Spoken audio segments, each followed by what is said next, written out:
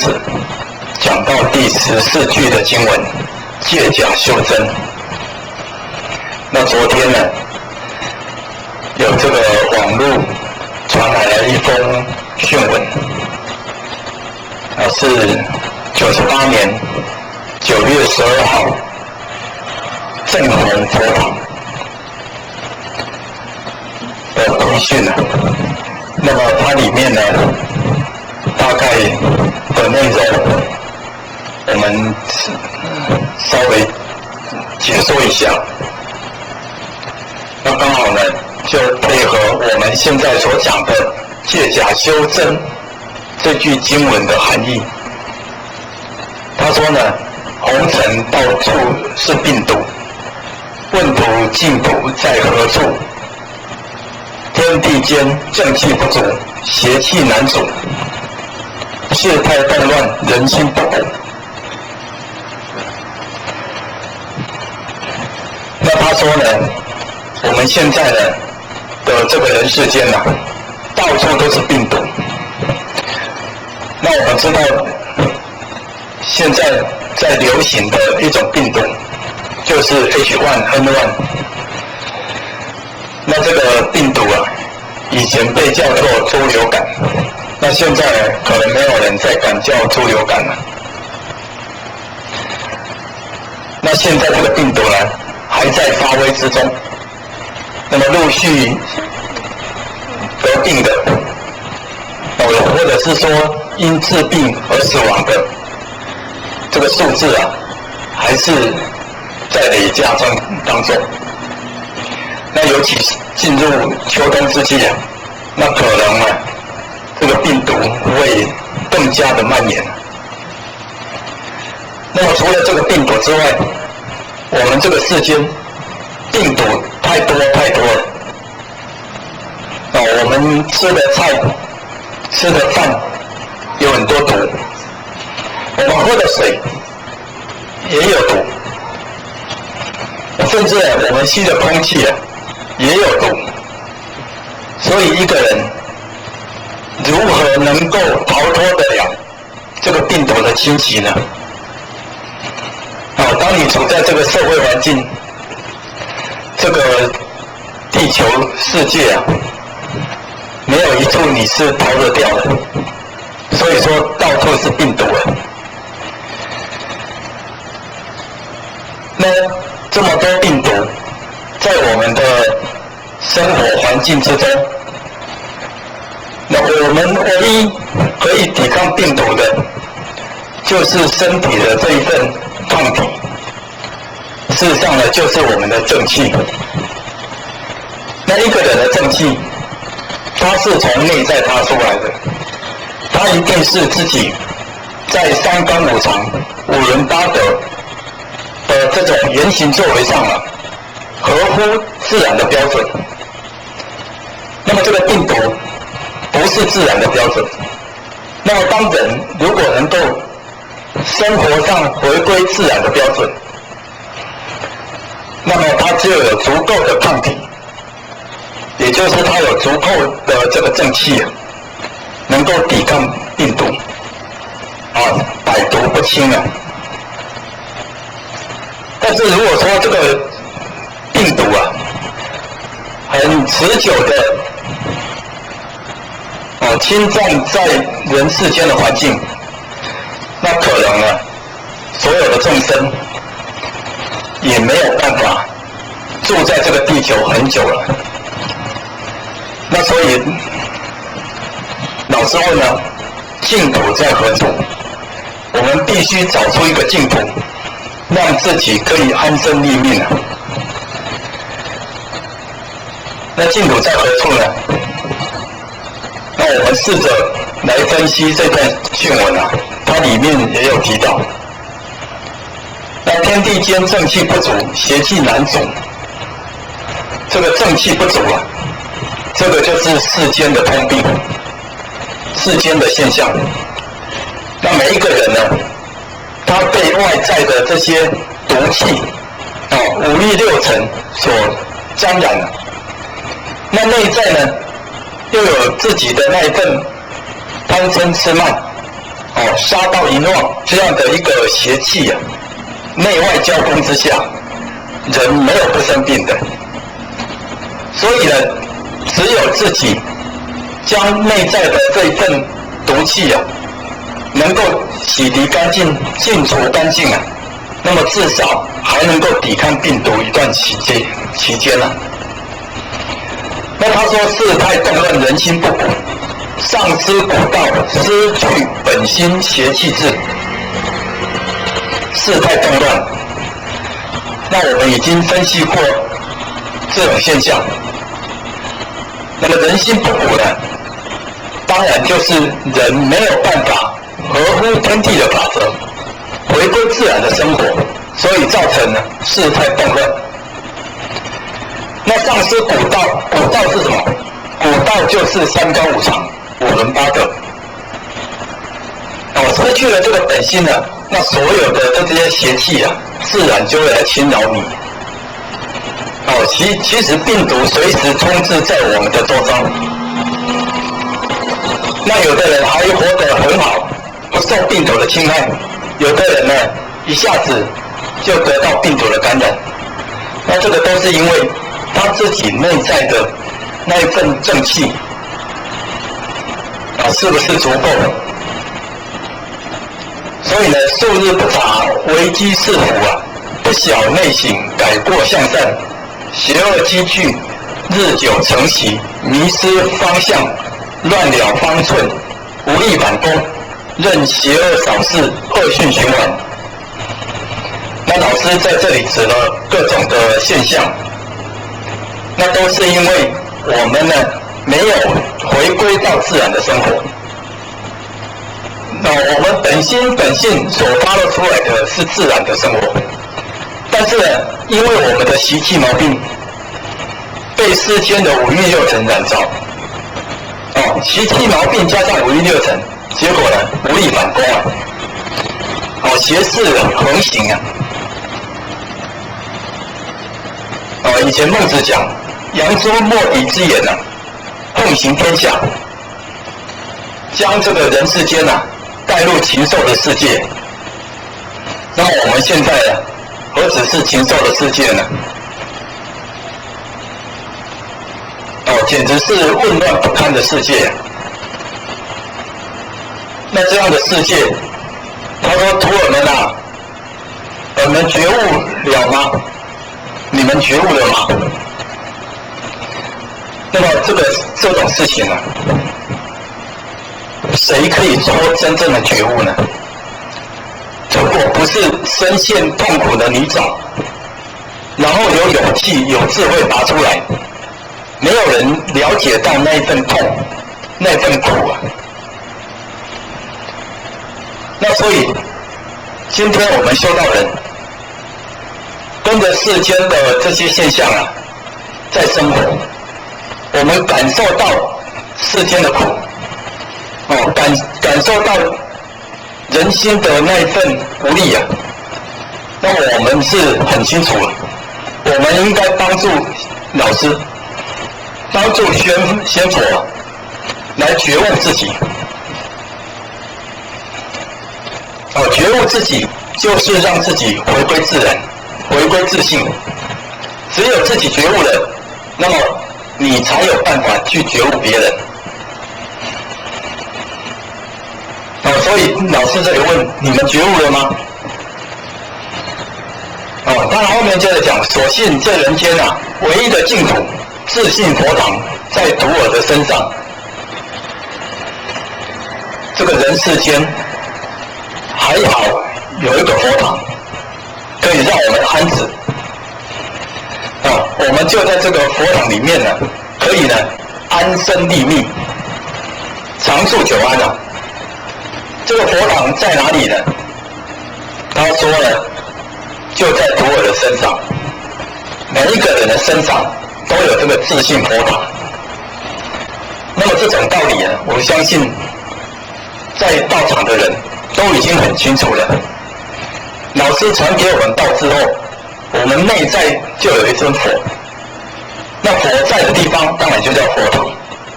这个佛会发光发亮，它会弥满整个世界。所以呢，这个会发光发亮的火，就是我们的自信。从自信呢来下功夫，从自信来解决所有的问题。可是呢，他又说，然而徒儿心中那盏明灯却忽明忽暗，那这个就麻烦了。明明知道佛在那里，可是呢，这个佛不灵啊。我们内在那份自信佛不灵光，不要说智慧神通了，我们连流露出一点那一份慈悲喜舍的心，这个是非真假的那个心啊，我们都很难去辨别清楚。孟子说，恻隐之心、是非之心、辞让之心、羞恶之心，那我们这些心呢，什么时候可以流露呢？都是在微乎其微的状况之下。那么所以呢，那一盏明灯啊，忽明忽暗。来到道场，听到了这个经文的道理，听到了人的讲述者的修办经验，也许他就可以发那一份勇猛精进的心。可是呢，离开这个讲堂之后，离开这个道场，那他那一份心呢，已经消去了一半。回到家，碰到家里面的种种的一切，境界现前了，结果呢，那一份道心已经没有了。这忽明忽暗啊，这忽明忽暗啊，就是我们修道人最大的警戒。他说：“一日修来一日空，一日不修一日空。”这个修就是让我们自信佛堂忽明忽暗的那个障碍，要把它修除掉。因为自信佛堂本是光明的，它是光烁烁的，它那个光呢是持续不断的。但是呢，今天忽明忽暗，是因为呢外在的障碍把它掩盖住了，所以你必须去修，把那个掩盖呢把它修掉。那见一风照而过，何时向前啊？抵达彼岸，徒儿们想过吗？见一个风，好不容易呢做一件善事，做一个好事，结果呢，接下来犯了2个过错，那么又退后2步了，进一步退2步，所以何时向前抵达彼岸？我们到底要到什么时候才可以真正的回归净土，回归理天呢？所以想想这个道理啊，我们真的要在戒慎恐惧当中我们每踏出一步，是不是就可以保证这一步呢不会再退后了？当我们有一份见性的力量，有一份智慧的发露，我们是不是呢可以常保住那一份见性，那一份这种智慧，那一份明明德的功夫啊，常常的保持住，26时中不离这个道，这个是修行的功夫。他说人人诚心受，人人把这个诚心拿出来，以诚心住持，在我们的生活当中啊，扫除贪嗔痴，赤子心怀常保持，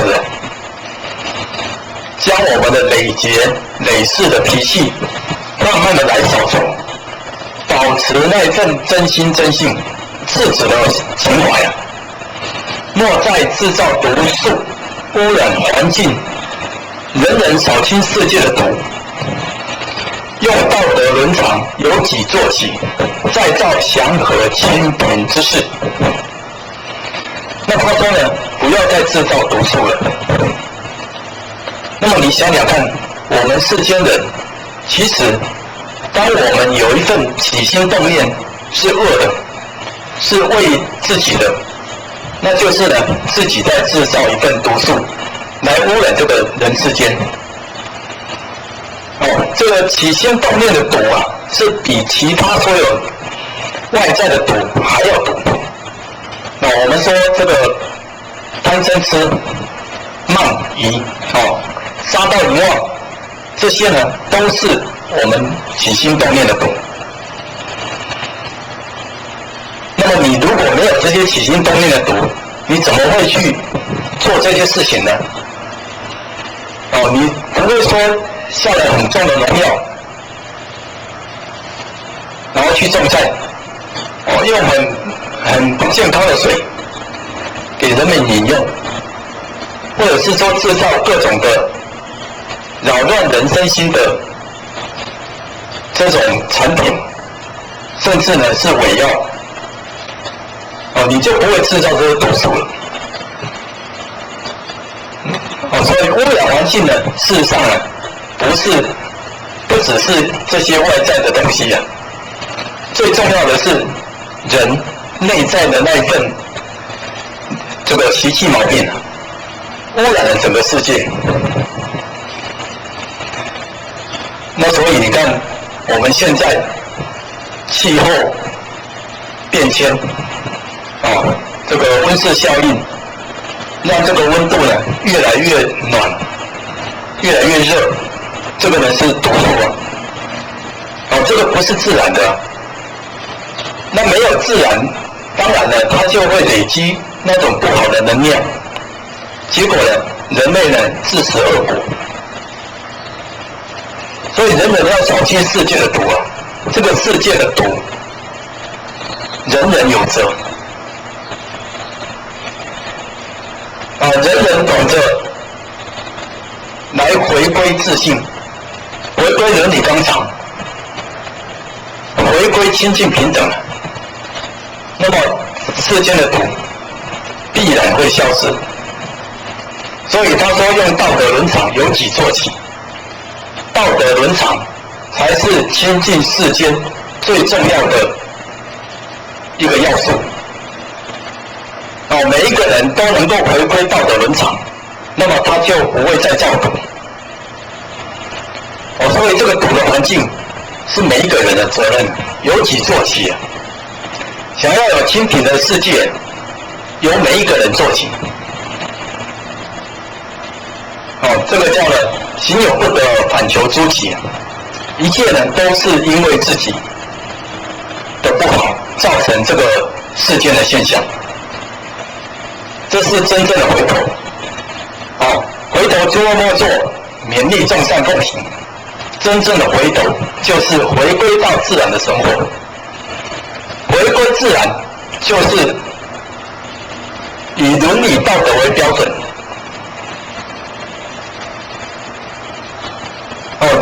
现在呢，我们不要说参禅打坐，我们不要说这个诵经念佛，那个都是一种手段而已。真正在生活之中运用的是道德伦理，是这些三纲五常的标准。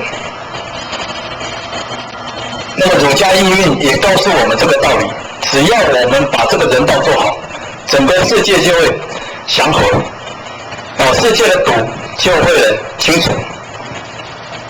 这个是从每一个人的生活下功夫啊。那所以由己做起，这是一件很重要的一个观念。我们不需要靠别人，不要再指责别人，不要再批评别人，不要再要求别人，一切呢从自己做起，这个是真知真见。如果说把心放在外面，不断的去抗争，不断的去对立，造成整个社会的混乱，这个就是毒素了。人人能够断恶修善，回归道德伦常，那么这样呢，世间真正都会达到世界大同。那这是最近一篇这个先佛的训文，老师的训文所告诫我们的。我们今天借着讲这个借假修真呢，来体会这个道理。那么借假修真，从刚才这篇训文，我们可以清楚了解，那什么是假，什么是真？假的就是我们看到的这些毒素，毒素是假的。我们所知道的这些贪嗔痴慢，这些杀盗淫妄，这些是假的。因为我们自信呢，本来清净，本来光明，清净光明的自信没有这些东西呀。那没有这些东西呢，我们怎么会受到这些东西的污染呢？这个是说不通的。那可是现象已经造成了，那可见呢，我们自信呢已经迷昧很久很久。那所以世间我们可以说看得到的一切，都是一种假象，都不是真的。你看，我们已经讲过很多次，这个世间的现象，是因为人心所感应出来的。我们今天看到这些山河大地，是我们人心的变现。这是佛在这个《楞严经》上就已经讲得很清楚。那我们知道说，当这些现象能够从我们的内心去感受到的话，那么这个外在这些现象都会因为你内心的变化而产生变化。我们知道有一个日本的博士，他做了一个水的实验。这个实验呢，因为在网络上已经流传很久了，那相信呢大家都有听过这样的一个消息。水它可以因为人的一个给他的一个讯息，然后呢它会呈现它那个喜怒哀乐的变化。水在他说呢，水啊，在那个装水的瓶子上，如果贴上这些正面的这个字啊，不管是什么字，哪一个国家的字，只要是正面的字，只要贴上去，那么这一瓶水呢，就有一个正面的磁场的一个元素。那它呈现的结晶呢，就会非常的漂亮。那如果说贴上一个负面的文字，仇恨、杀、死等等啊，这些负面的文字把它贴在这个水的瓶子的上面，结果里面的水呢，变得混乱不堪。它那个分子结构啊，可以说是丑陋不已啊。那所以水会看他会看懂的这些文字，不管是你是哪一个国家的他会感受得出来。这个真的是相当的灵啊。那水也会听。他会听啊。如果说你每天说我好爱你，我好喜欢你，我对你非常恭敬，用这些正面的话，每天的跟他讲，那么他的这个分子结晶啊，也是变成非常漂亮的结晶，就好像钻石一样。那你如果每天跟他讲这些恶言恶语，这些负面的话，那它的结晶呢就会变得非常的难看。不管你是用哪一国的语言，通通都是这样子。所以他会听，他会看，他会这个感觉，他会知道。你如果每天去看它，每天去关照它，它的这个水晶子啊，就一直保持在一种很好的状态。所以他们做了一个试验，在那个日本有一个琵琶湖，它曾经受到地震的影响啊，所以那个湖水呢浑浊不安。那把那个水举出来做化验啊，它里面的分子啊也是呢混乱不已啊。结果他就请了10几名的同事在这个湖水的附近呢来做这种祈颂祈祷的功夫就一直灌输这个水啊，我们希望你赶快好起来，赶快好起来，用这种祈祷的力量。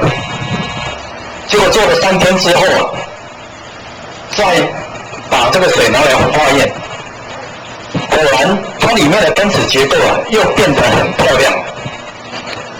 原本那个非常不安非常混乱的这个分子，已经呢回归到很安定祥和、很漂亮的结晶。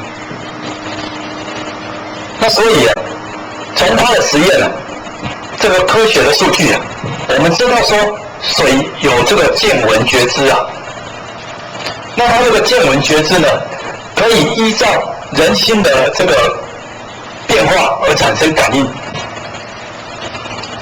那么水是属于矿物，还是属于植物，还是属于动物呢？如果认真的把它归纳起来，水应该是属于矿物。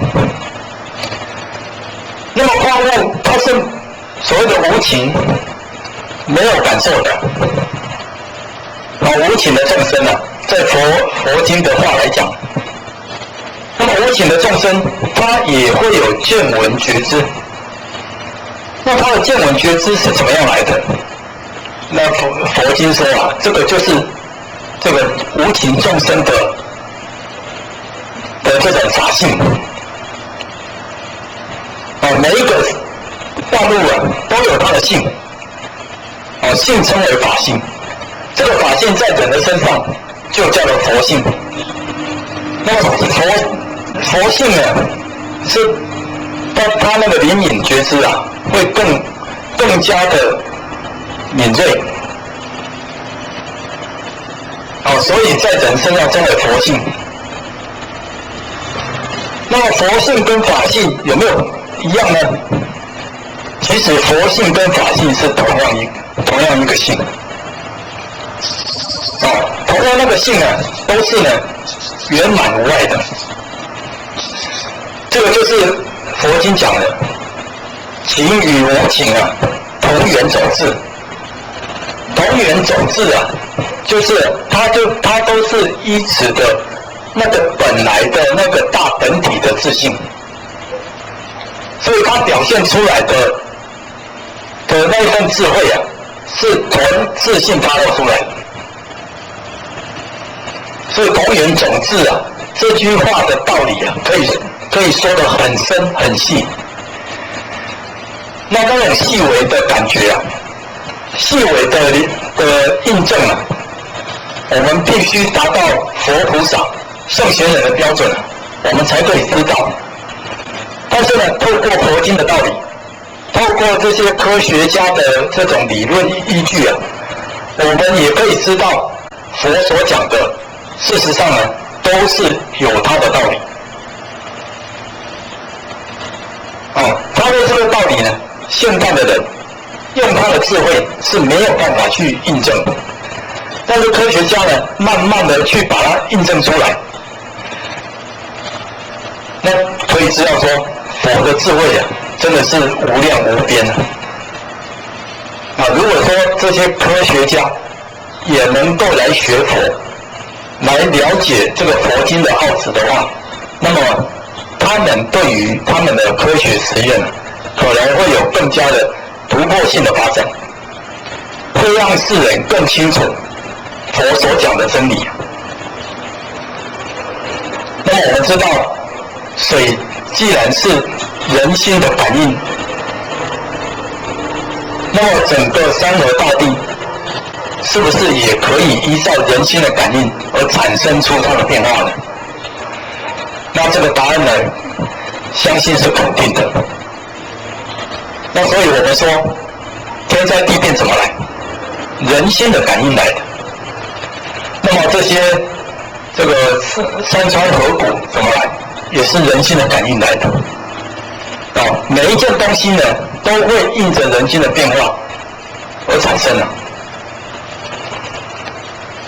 那所以我们看，现在这个政治，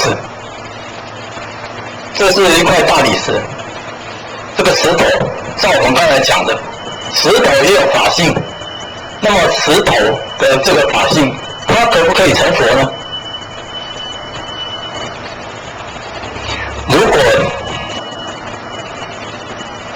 如果照我们刚才所讲的，法性跟佛性是同一个性，那么石头也可以成佛。那石头怎么成佛呢？石头是根据我们自己成佛之后，它就跟着成佛了。所以成佛不在石头，成佛在我们人身上，我们内在的自信身上。当我们的这个自信是一种圆满具足、清净平等的，那么我们看所有的大地、山河，整个天地的一切，都是跟我是一体的，都是我内在自信的印显。那么这些呢，通通包罗在我的身心之中就好像弥勒祖师把整个万国九州在包罗在它的大肚里面一样。所谓放之则米六合，卷之则退藏于密。那么这一个自信没有大没有小，没有方没有圆，没有外没有内，它通通都包括。所以大而无外，小而无内，那就是我们自信的变化。那这个自信我们必须去把它开启，我们才能够懂得这个道理。了解到法性与佛性是同一个性，那么你对于山河大地的这个呈现那个都是我内心的变化。整个宇宙大地就是我，就是我而已所以山河大地它是为了成就你来呈现这一项。那山河大地变坏了，也是因为你造恶你的脾气烦恼把这个本性染着了，所以造成了你看不到这些真相。所以你看，身体跟影子是一体的。那么我们看到的影子，其实是身体的假象。但是没有身体就没有影子。影子它的变化是从身体的变化产生的。那我们现在世间的一切也是这样子。世间一切的变化，其实就是我们心的变化。那么心的变化是这个刹那不可捉摸的。所以山河大地的变化也是刹那不可捉摸。只有回归到我们的本心本性那个圆满具足的本性我们才可以说它是永恒存在的。所以《金刚经》讲，凡所有相皆是虚妄。那影子是假的，山河大地是假的，我今天所看到的一切都是假象。真相只有一个，真相就是我们那个圆满具足如如不动的本性。所以想想，六道轮回怎么来？我们心的变化来的，心变化什么就产生了那一道的这种众生，你就会到那个众生那个国土上呈现出来。那你今天会在地球上呈现出来，也是因为你的心达到这个地球这样的一个境界。那所以你今天到这里看到的这个现象，都是自己的心所变现的。所以这个道理，佛菩萨不断的在告诉我们，不断的希望我们清醒。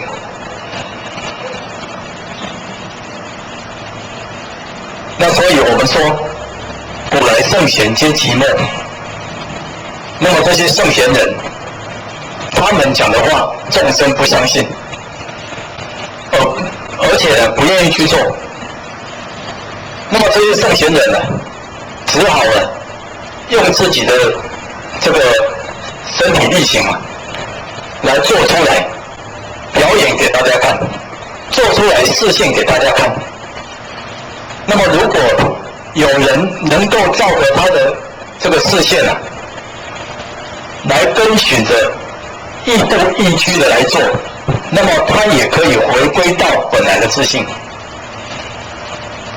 这个就是圣贤人寂寞的原因那寂寞的原因是因为他还有一个动作还没有做出来。那他这个动作呢，他在思索要怎么做，如何让更多的众生能够接受他所做出来的这个动作接受他所讲出来的这些话各种一言一行都能够让他们有所起悟。所以圣贤人他看起来是寂寞的，那事实上是因为众生不了解他众生跟圣贤人这个距离太远了差距太大了，以至于认为圣贤人都是特立独群都是为了自己的理想埋头苦干。其实这个是圣贤寂寞的原因，但是圣贤他不是这样，他内心一点也不寂寞，他内心希望所有的众生，所有的百姓能够走向圣贤之路，那这条路真正的带给他们生活幸福快乐圆满自在。那所以了知到世间一切都是假象，那么你的心还需要什么变化吗？那你不需要变化的你的起心动念也都是虚妄的比如说你想赚钱，你想拥有一个事业拥有一处豪宅拥有一份理想，事实上这个都是虚妄的，那都只是一种过程。当然这个过程有它的必要的经过，但是你不可以去执着，这些只是过程，过程完了就必须把它放下，所以你不需要太过于追逐当达到一定的程度的时候，你就可以放下，不要过度的去追逐过度的去追逐外在的这些东西反而让你忘了你内在本有的，内在本有的反而更加丰富，更加圆满，更加光亮只有向内参求的人才能够真正了解这种道理。那所以说，既然是现象都是假的这个天地是假的，那么我们这个肉身呢，肉身也是假的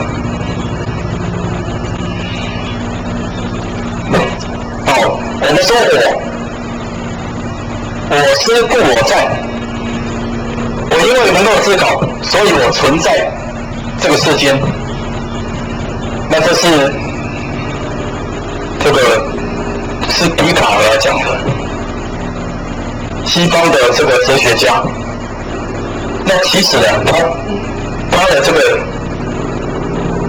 个说法也是不成立的。那我思故我在，我都没有了，我怎么会有思呢？你看思想这个思啊，它是心上有4个格子，有一个大田地在那里，大框架把它框住了，所以你只能够在这个田去绕、去思考、去运作。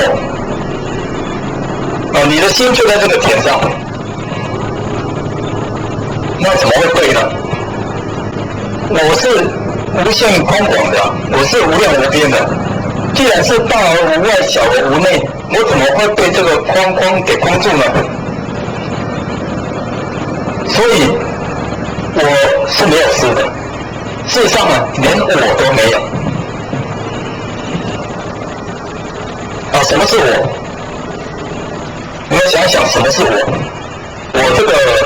我的家庭，我的事业，我的产品，我的公司，我这个身体，这都是我的。但是呢，你想想，真的是你的吗？你的家庭，随时可能会破灭啊。不管是什么因素，那随时都会不存在啊。事业也是一样啊。现在经济不景气，那么倒闭的就一大堆，所以事业也是不能够久住。那么我的身体是我的吧？我的身体也不是我的。如果身体是你的，你可以叫他不要生病啊。你可以叫他不要老，可以叫他不要死。那这个才是我的啊！我可以真的掌握住这一切，这个才是我的啊。最近有一个新闻，一个叫做大白鲨的这个艺人啊，他想要变成美人鱼，想要重回这个演艺界，那所以呢，他拼命的减肥，然后呢去做美容手术，希望让自己呢变成美人鱼，变成这种演艺的一个明星啊。那么在演艺圈必须用这种摄像来让自己立足，用这种摄像来迷惑观众。可是想想他的这些动作，他可以让自己久住到什么时候？如果说瘦了一圈了，然后呢把自己呢变年轻了，你可以维持多久呢？你有没有办法抵挡得住老化的现象，抵挡得住死神的牵引？那这个说起来啊，这个演艺界是没有办法去清楚了解的。只有修行人，当然演艺人员也可以是修行人。那只有修行人那种豁达的、那种清澈的那一份智慧，才有办法让自己觉知到这种事情。所以今天不是演艺界这样而已，整个世间的人都是这样子，向外追求，看这个外在的这种表象，所谓的皮相。那这个皮相呢，把自己呢，这个心更加更加的迷惑。原来为了追求这个皮相的美好，所以呢，你不惜一切去追逐它。那么你的心呢，本来是向内的，向内呢可以见到圆满，见到光明。结果呢，人一直不断的在向外。那在向外的结果呢？结果就造成自己的心迷惑住了，迷昧了，看不到本心本性。那结果追逐的假象啊，也是虚幻而不可捉摸。钱是你的吗？钱你也不可能带走啊。那我们知道，我们可以带走的只有功德，只有正业。那么我们下功夫，希望能够让自己带更多的功德。那希望以后能够脱离这种人身上的束缚，人生的束缚，我们可以回归到一个永恒的乐受，这个才是我们要追逐的。所以追求的是千秋名、万世利，那个才是有追求的意义啊。所以老子他曾经有一句话，他说呢：“无所以有大患，唯有无有生；即无生，无有何患。”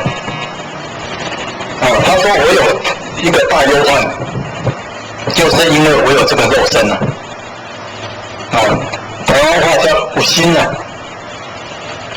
他说即无生，无有何患。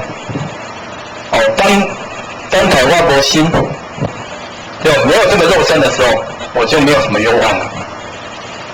那么这个老子这句话呢，表现了一些境界上的说法，那就是一种空无的一种观念。那么我的肉体都没有了，我自然就没有受到肉体的拘束了，那时我就可以逍遥自在。你看我们没有肉体拘束之后，我们马上具足五通、五种神通了。所以鬼他的这个神通的能力比人强，那是因为我们人本来也有，我是被肉体拘束住了，没有办法使用。那为什么没有办法使用呢？因为呢，你追求假象嘛。你不是借假修真啊，你这个放弃真的去追逐假的，结果你本来的就不断的在流失掉。我们说智慧、德能、相好，通通流失掉了。智慧是本来我们人人具足的，结果我们没有智慧了。人生最大的智慧，就是如何让自己呢回归自性，回归理天呢，回归这个永恒的生命，这个才是最大的智慧。那么拥有这种回归的力量之后啊，我们就可以看透一切世间的假象，看透一切人情世故的这些包袱啊。那么看透不是说离开它而是说呢，你如何知道圆人圆满的去面对它。那么你今天没有那个智慧，所以呢，你就被他所束缚，被六道轮回束缚，被公司家庭束缚，被妻恩子爱所束缚，所以一直在这个圈圈里面啊，轮回不已啊，不晓得什么时候可以跳出这个轮回。那你今天没有明示的告诉你，你没有好好的在功德上下功夫来修持，你怎么会懂得这些道理呢？所以我们今天借着这个肉身来修持这些真理啊，那是非常有必要的。刚才老子讲，即无物生，无有我患。我没有这个身体的时候，我就没有这种忧患了。那么老子的道理呢，他没有讲得透彻清楚了，那我们必须把它解释清楚。那么当我没有这个身体，我就没有忧患了。那是因为我从有身体的限制之中，已经超越出来了，已经拥有那个智慧，拥有那个德能。我超越了这些人世间的障碍，所以呢，我可以呢没有忧患，我可以逍遥自在。并不是说我只要没有身体，我就可以逍遥自在。所以你看鬼道它并不能逍遥自在。它虽然有五种神通，可是呢，它还是受拘束。它被拘束在鬼道，它也不晓得怎么脱离。那这个是什么原因呢？原因是因为他们的见闻觉知啊，没有办法体悟到我们自信本来光明，本质圆满，本来清净平等的那个大本体，他没有修行，没有明示的指引，所以呢，他不晓得。所以今天我们借假修真啊，那这个道理是很需要的。今天我们如果没有用这个肉体好好的来修持的话，那么我们到了鬼道，人死为鬼吗？到了鬼道，我们还是继续的沦落，继续的被束缚啊。所以了解老子所讲的这句话，那是真正的这个借假修真的一个方法。知道肉体的痛，世间的苦，知道眼前这一切的这种有限性啊，那么我努力的、坚定不懈的从这个困局之中啊脱身出来，那么我就可以回归到我的本心本性，回归到那个逍遥自在的原始面貌。这个是老子这句话它的真意。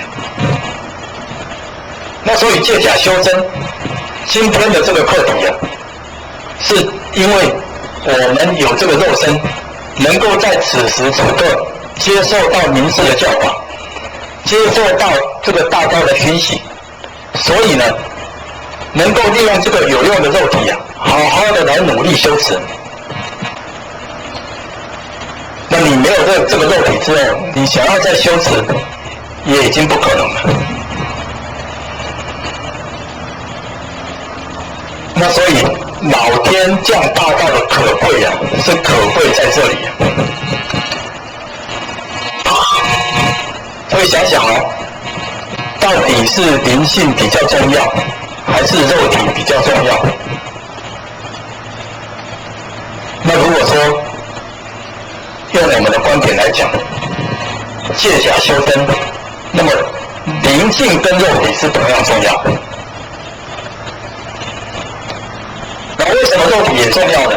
你刚才不是说肉体是假的吗？对啊。但是我们今天可以透过假的得到真的。那这个能够得到真的，那么这个假的重要是重要在这里。假的能够得到真的。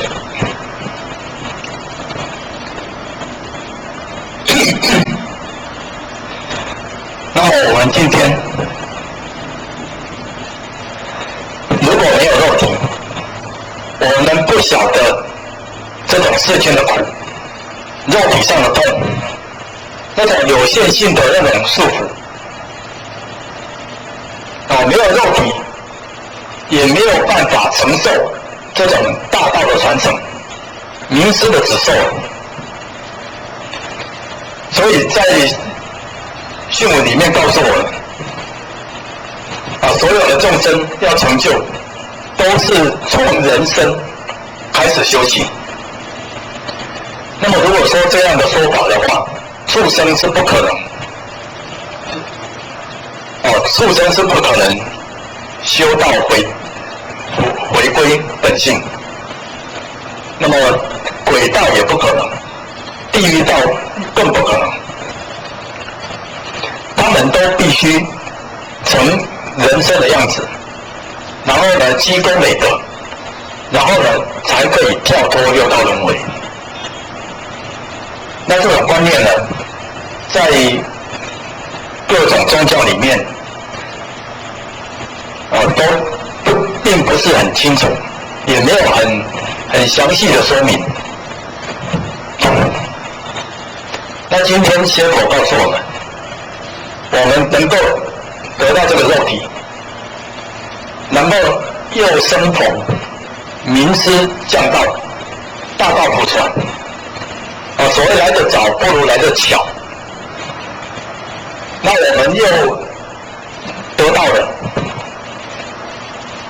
那么这么好的机缘都让你碰到了，你不好好的来修持，你不好好的努力的来跳出六道轮回，努力的回到我们原来的老家，那么你想想，你现在都不做了，你要等到什么时候？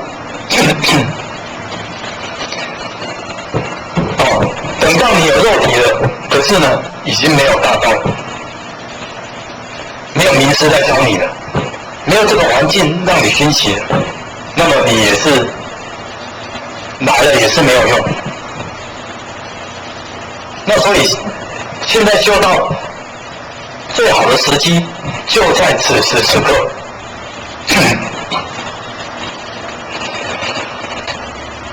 当你有幸能够听到这样的道理，你就应该呢好好的来痛下功夫，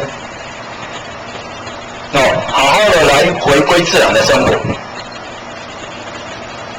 我今天呢是为了众生而活，我不是为了自己而活。因为呢我知道了这个道理，那我知道了众生的苦痛。如果说众生都能够跟我一样了解到这样的道理，那么大家一起回礼天，大家一起回归那个逍遥的本体，那这样不是很好吗？我可以从痛苦之中把它超拔出来，我可以知道这种痛苦的那一份觉受，所以呢，我更需呢这个慈悲喜舍，要来带领更多的众生来回归到他的本来面目。那所以呢，现在的众生呢不容易劝我们所谓的刚强难化，斗争坚固，不容易劝，而且现在的贪嗔痴慢越来越深重。那科技带给人类一时的方便，可是呢，带来更多的祸患。我们受制于科技所带来的，跟我们受到伤害所比起的，可以说呢得不偿失了。那没有办法，现在根本没有办法走回头路了。所以呢，我们必须在这样的环境下呢，取得一个平衡点。那科技虽然对我们伤害很大，可是呢，我们如何利用科技，好好的来弘法利生，好好的来帮助众生，这个也是一个思考点。虽然科技呢，毕竟把我们带到世界末日，但是呢，我们可以让这个世界末日无限的延续下去，让它不要到来。这个是我们办得到的，因为在佛讲所谓的时空的问题啊，它那个时空是没有意义的。他说几千万年，多远的这个国土，他这讲的都只是一种象征性的说法。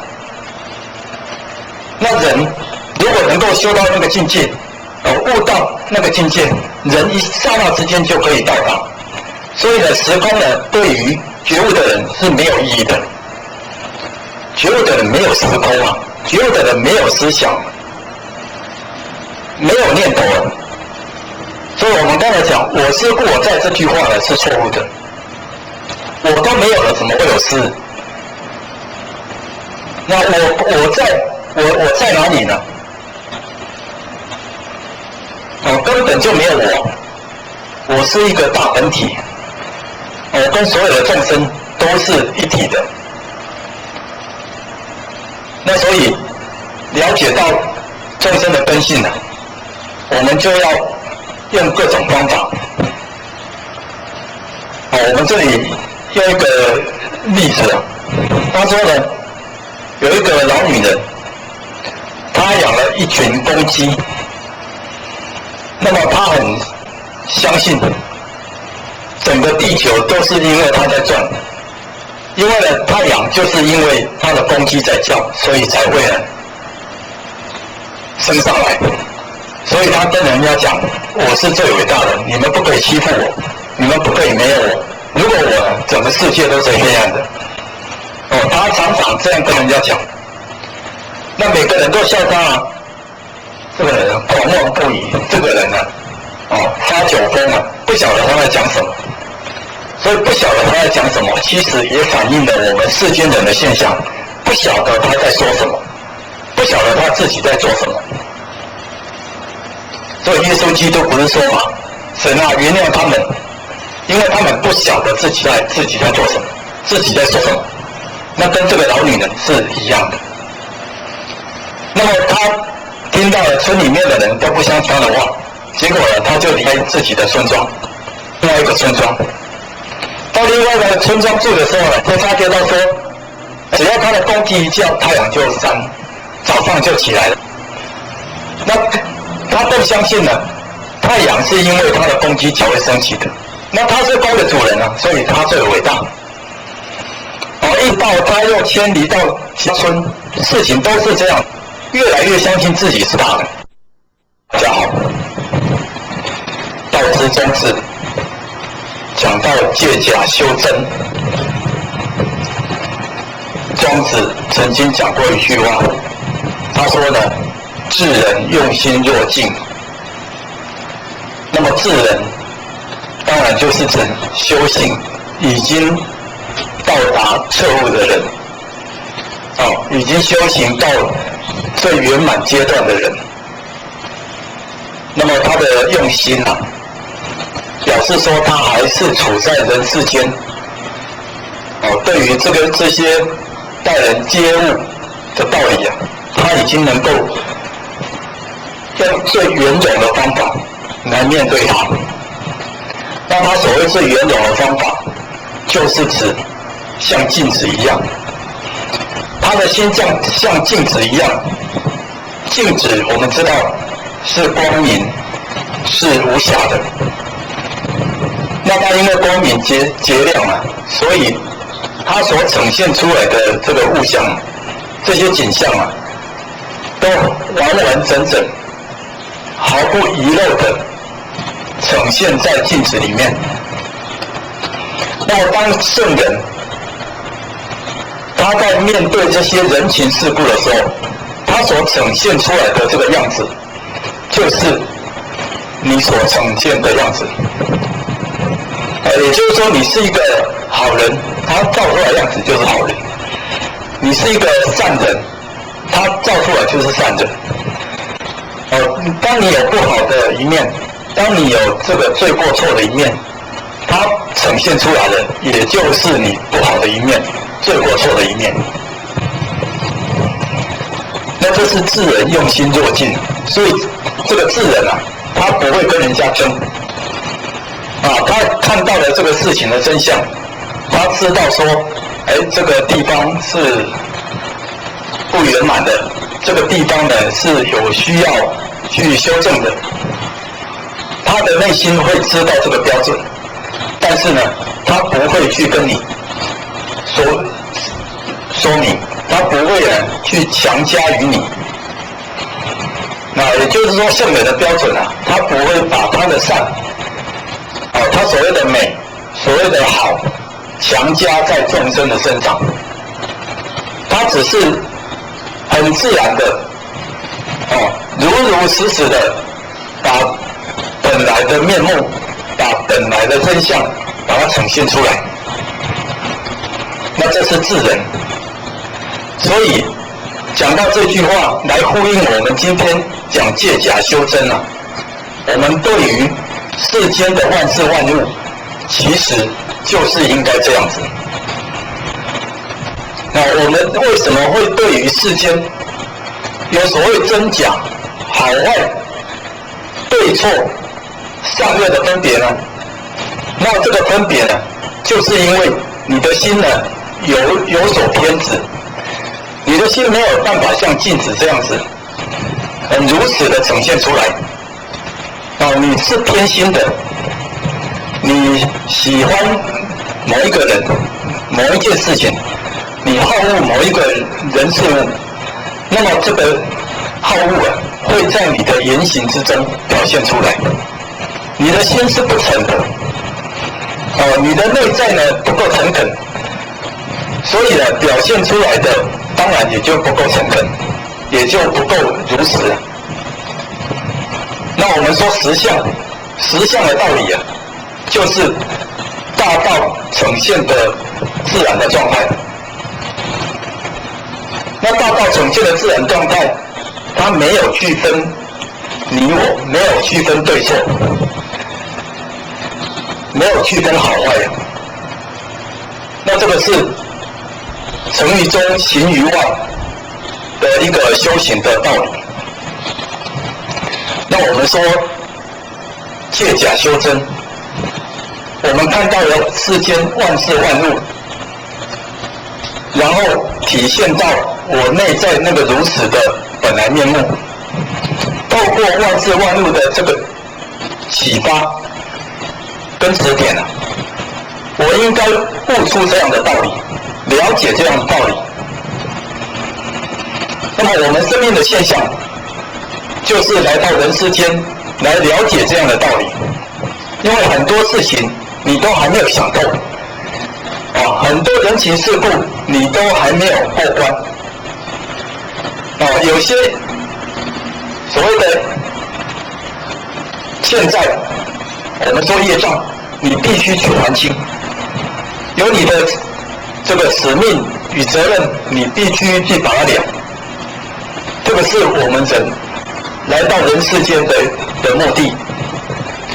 所以当你碰到各种障碍、各种境界现前的时候，那个绝对不是无缘无故现前的。无缘无故有一个人来诈骗你，无缘无故有的人呢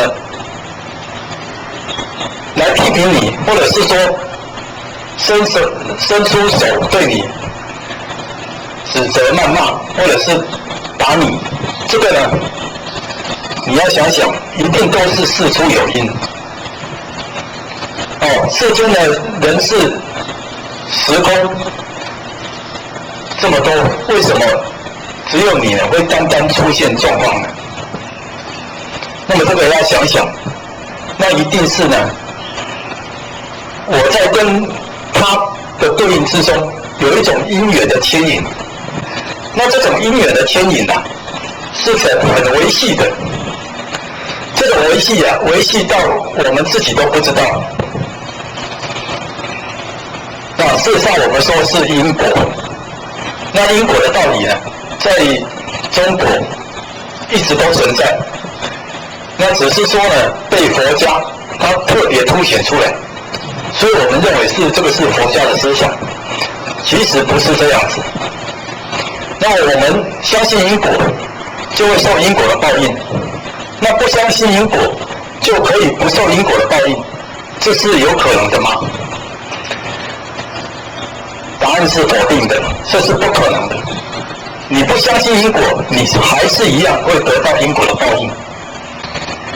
那么所以说，你面对各种的烦恼、障碍，你都一定要呢欢喜的去面对它，然后呢去把它解决这个问题。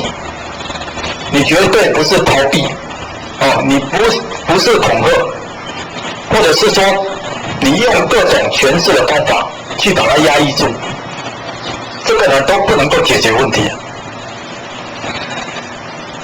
那么我们生活之中有太多这样的问题了，每一个人都有各种问题。那你在各种问题上，你有没有办法处理得了？你过关了没有？其实呢，这个都是公修公德，婆修婆德。你不能够靠父母，不能靠妻子儿女，不能靠这个丈夫，靠亲戚，都不可以。你必须自己去面对。你自己呢要去解决。如果没有办法解决这个事情呢，还是同样的会一而再、再而三的发生。会造成你更多的烦恼跟痛苦啊。那么唯有此时此刻，你当下去迎接它，去面对它，然后呢，去跟它化解。所以解铃啊，还须系铃人，就是这个道理。那这个是借假修真，最主要的真相。所以真假呢，我们可以说是一，不是二。为什么真假是一呢？因为呢，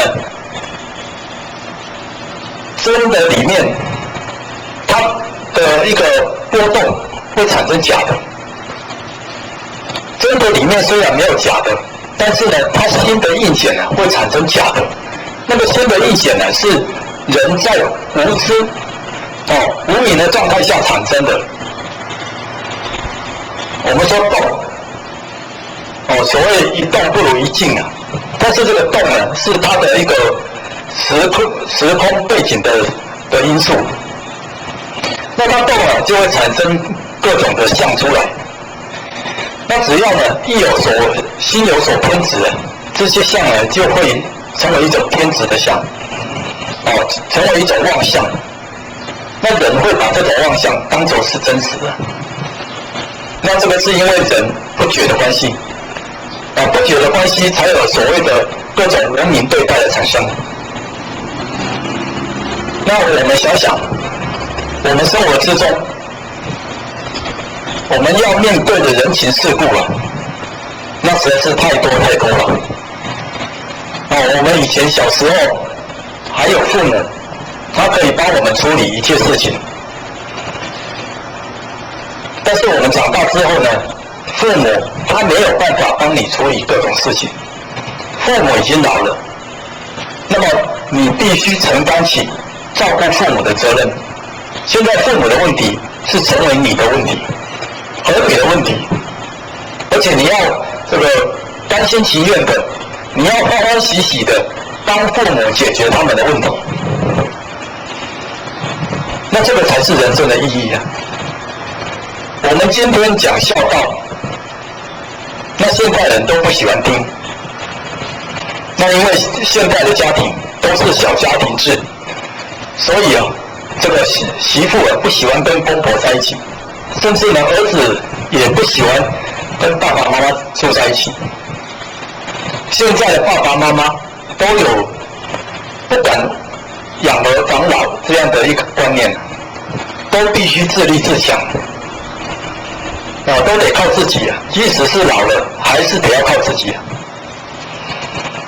那这个是因为时代混乱，人心扭曲啊，孝道沦落的一个社会现象。那么孝道沦落的整个社会的状态，它那个不安的状态、波动的现象会更加明显。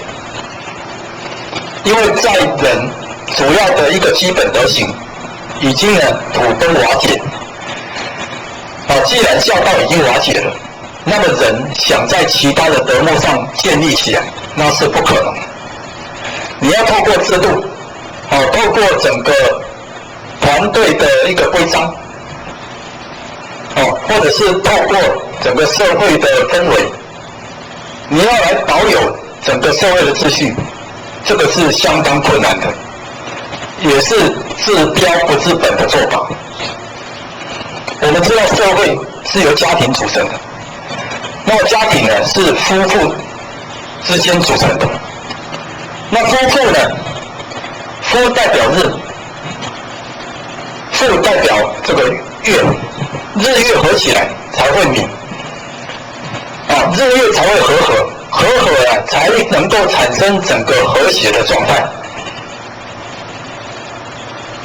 那夫妇和谐了，明了，他就懂得孝顺父母，他就懂得呢，能够在孝顺父母的这个过程之中来教化子女。所以教化子女是从孝顺父母开始做起。那么你说孝顺父母这一边的责任我不要管了，我只想顾我的儿女，把他顾好就好了。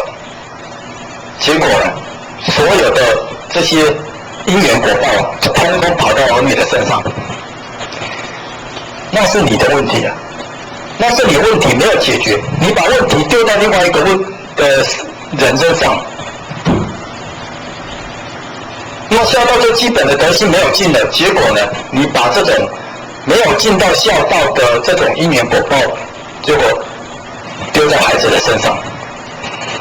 那孩子以后呢，用同样的方式对待你，你才会感受得到，你以前怎么会这么做？但是那个时候的后悔都已经来不及了。那除了说这个问题，家庭的问题之外，这个问题事实上呢是很多。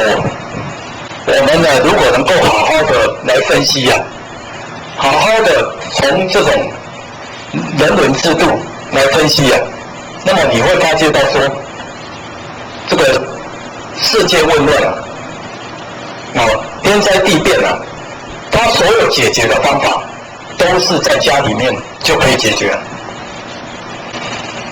我们现在举一个生命的例子，也就是说人都会有生老病死。那么人面对生老病死，通常都是被摆布的角色，被玩弄，被死神玩弄，人完全没有力量去对抗生老病死。尤其是现代人的这个毛病这种病越来越多，莫名其妙的病产生一大堆。那么现在的医院可以说是相当的发达，科技的文明也相当的发达。可是呢，对于这个病却常常束手无策，没有药可以医治它，你再好的设备也没有办法解决这种问题。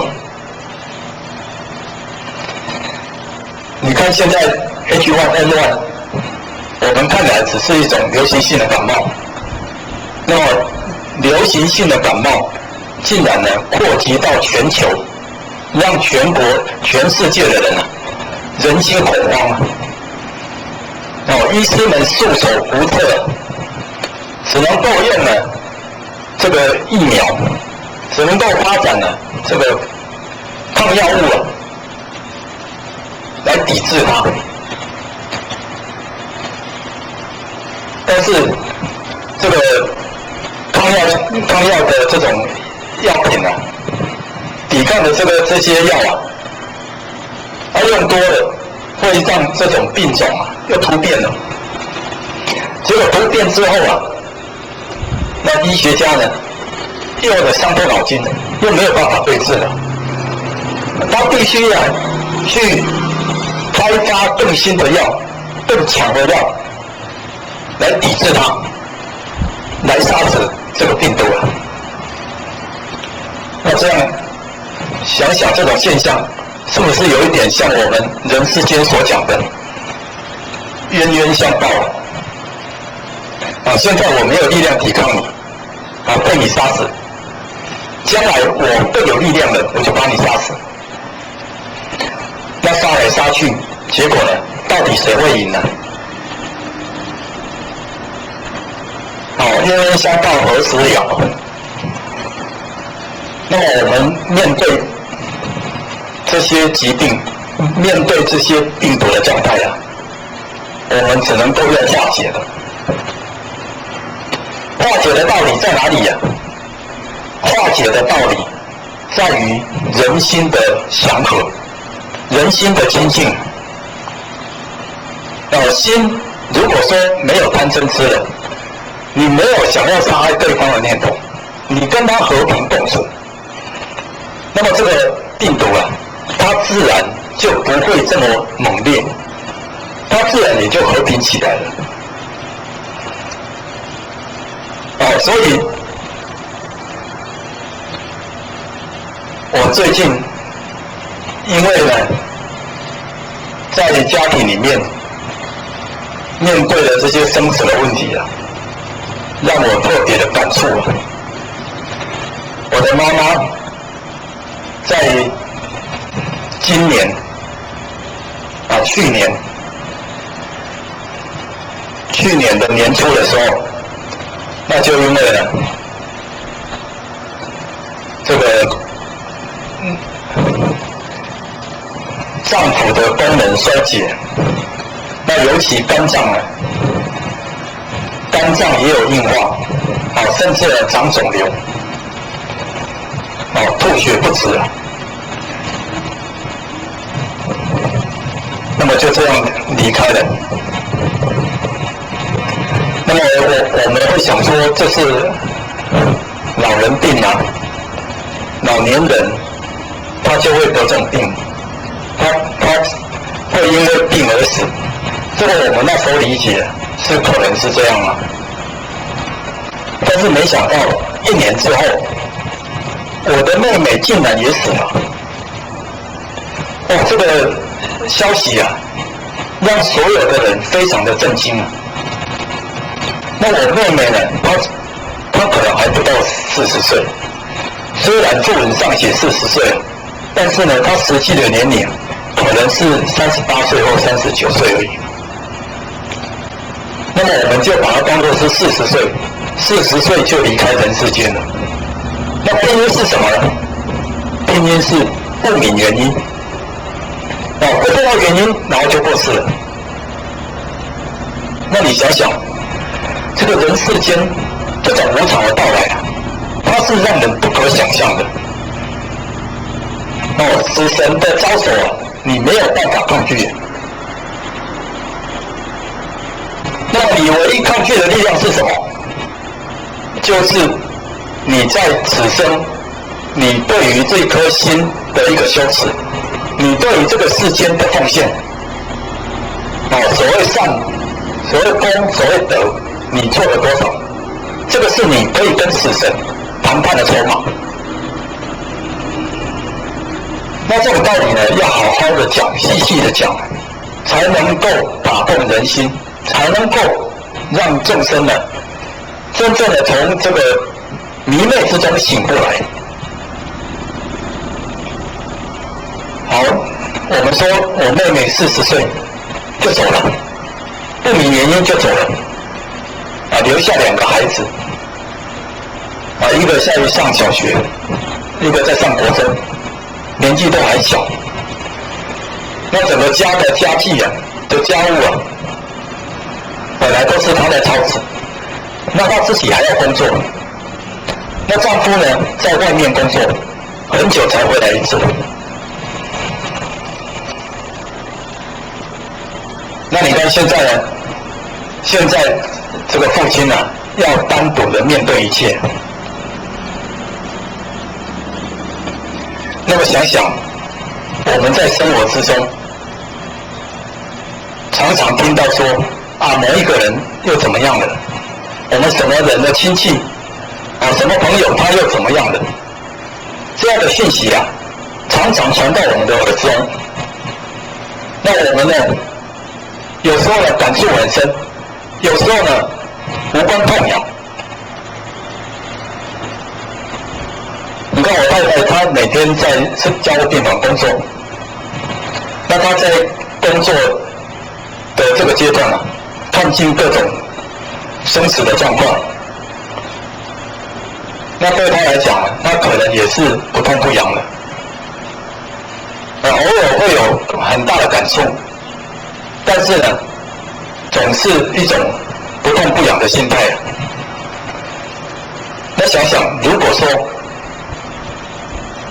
今天躺在我们面前的人是我们的家属，我们最挚爱的人，那我看着他，我束手无策，我不晓得怎么办。眼睁睁的，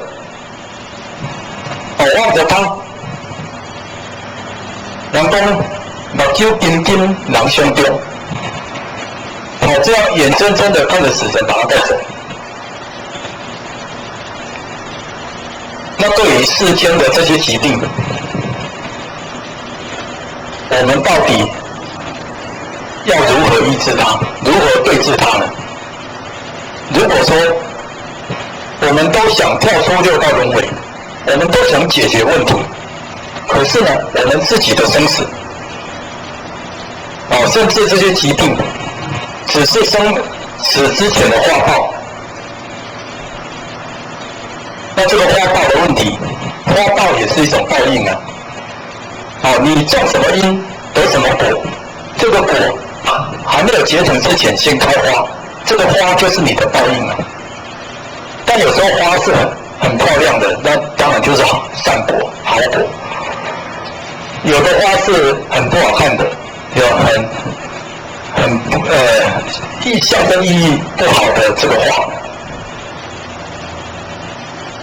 那可能就是恶果、坏果。那这个你都必须去承受。所以拓学就特别去研究王凤仪这个大善人，他当时他对于这个病的态度，以及呢他对于这个病的透彻的能力竟然可以透过用讲的，然后把这个病呢把它治好了，就一句话而已就把它治好了。那所以呢，从他的经验之中我们可以知道这个病的成因其实是有它的源头的。我们说病，第一个有可能是病从口入，我们吃的东西没有吃对，没有这个吃对营养，没有按照这种三餐比例的标准，你随便吃，胡乱吃，不定时定量的吃，结果就吃出病来。那你不按照你的体质，不依照了这个营养的这种成分，这个胡乱吃，这个也生病了。那么生病呢，那还有一种可能，那就是呢，夜感风寒，日感暑热，这种风寒暑湿燥火这种影响也会让人得病。那这个病的病因就是外因，是外在的因素所引起你的病。这外在因素是对现在我们来讲，外在因素太多了。这个太多了，是因为我们现在的饮食叫做饮苦食毒。饮的呢都是这个有毒的或者是有病菌的。食补呢，就是吃的东西呢都是农药，都是化肥，都是这些毒药。甚至我们吸的空气都有可能是不干净的空气。那就是整个大环境的动力所营造出来的。那么病从口入这个外因呢，那就得找医生了。你必须要靠医药。那这个医生呢，也要看你的因缘果报。你要找对医生，找出你的贵人，然后呢下对药，吃对了这个处方，那当然你的病呢就好了。这里面牵引着很多的这种因果细微的项目这个是没有办法一一论述。总之呢，吃药看医生病治好了，那这个就是呢，你有那个福分啊，不受到这个疾病的干扰。这是外因。再来就是内因，内因我们是讲心理的这个层次啊，你的心境影响到你的肉体，结果呢，肉体就生病了。你的这个火气，事实上火气就是指人的这种体温啊，上下流窜，体温升到脑了，你就脑热；体温下降了，那么你就积在腰了，你就会得腰的症状；积在脚了，脚肘就没有办法走路。气在那里也会得病，所以呢，有一种这个心理的病啊。那这个心理的病啊，这个就是中医他研究的范围。所以中医呢，它能够讲到这个层次啊，它是比西医呢还要更深入。那西医当然他没有办法讲述这种心理的层面。西医虽然也有心理医生啊，但是呢，他没有办法像中医，他讲到这个人的五脏六腑的变化，是因应了整个天地五行的变化。你看我们肝为什么会得病？木伤肝，这个我们最常听到的。你生气了。喜欢那个发火，喜欢骂别人，喜欢这个凶别人，这个木伤肝，你就会得肝病，肝发炎，会得到 B 肝、C 肝，得到呢这个肝硬化、肝肿瘤，肝胆相连，所以肝得病，胆也得病。这个是怒，一个人喜欢发怒，一个人没有办法控制自己这种冲动的这种情绪啊，他就会得肝病。那我们说肝属木，这个木啊是条直的，也就是说木是往上涨的。那木呢是欣欣向荣的。那木是呢，这个草木繁盛的，那么这个是正常的木，有健康的木，我们说阳木，阳木就是这样子。所以木呢，它的这个本质啊，就是人，仁义礼智的人。那所以木性的人啊，他是有仁慈之心，他对人呢非常的柔和。对万物呢，他也有这个慈爱帮助的心。但是呢，如果是阴木的话，如果说这个人呢，他没有这种修养，常常生气，常常发怒，就会让自己的这个木性啊，会成为阴木。阴木呢，就是喜欢抗争。喜欢不服从，喜欢呢去做一些为非作歹的事情，我就是故意要跟你不一样。那现在很多年轻人都是这样子，所以现在很多年轻人都有肝病。那为什么？因为呢，他就是喜欢跟人家不一样，标新立异的。他喜欢发怒，喜欢呢有自己的个性，他有个性呢，结果呢就是造成阴木，就伤肝了。所以我们现在说的肝的药是最多的，我们都知道火气大，火气重，那这个是肝火旺，所以呢要调肝火。那现在这种药最多，是因为现在得这种病的人也是最多。那台湾的肝病病啊，那更战是可以说是国家的病啊，国人的病啊，更是占第一位。那所以这个要懂得去降服它。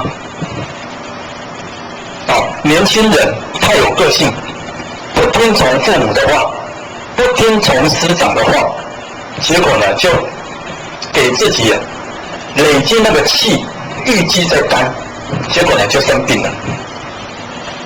这个病呢，你只要能够柔心顺气，接受这个父母师长的调教，孝顺父母，恭敬师长，那么这个病呢就会慢慢的化走。那我们说到心脏的病，心脏是由什么升起的？我们说爱恨情仇，心是爱恨情仇所升起的。你喜欢一个人，喜欢到了这个无以复加，用尽各种的手段，用尽各种的方法，就是想要得到这个人。那得到的时候呢，看到这个人的缺点，结果因爱生恨，或者是说你没有得到，结果呢就恨对方，恨女方，恨了所有的人。谁造成你今天没有办法得到这个人，那你就会恨谁，就爱恨交加。这种恩怨情仇造成你的心得病。那心病现在也是很多，心脏病、心肌梗塞，心血管发生病变，各种高血压，血液缺乏，这种血的问题都是属于心的问题。那我们在社会上也听到很多人，有一些都是这个很有名的人，然后呢就走到外面，结果呢一下子心肌梗塞走了。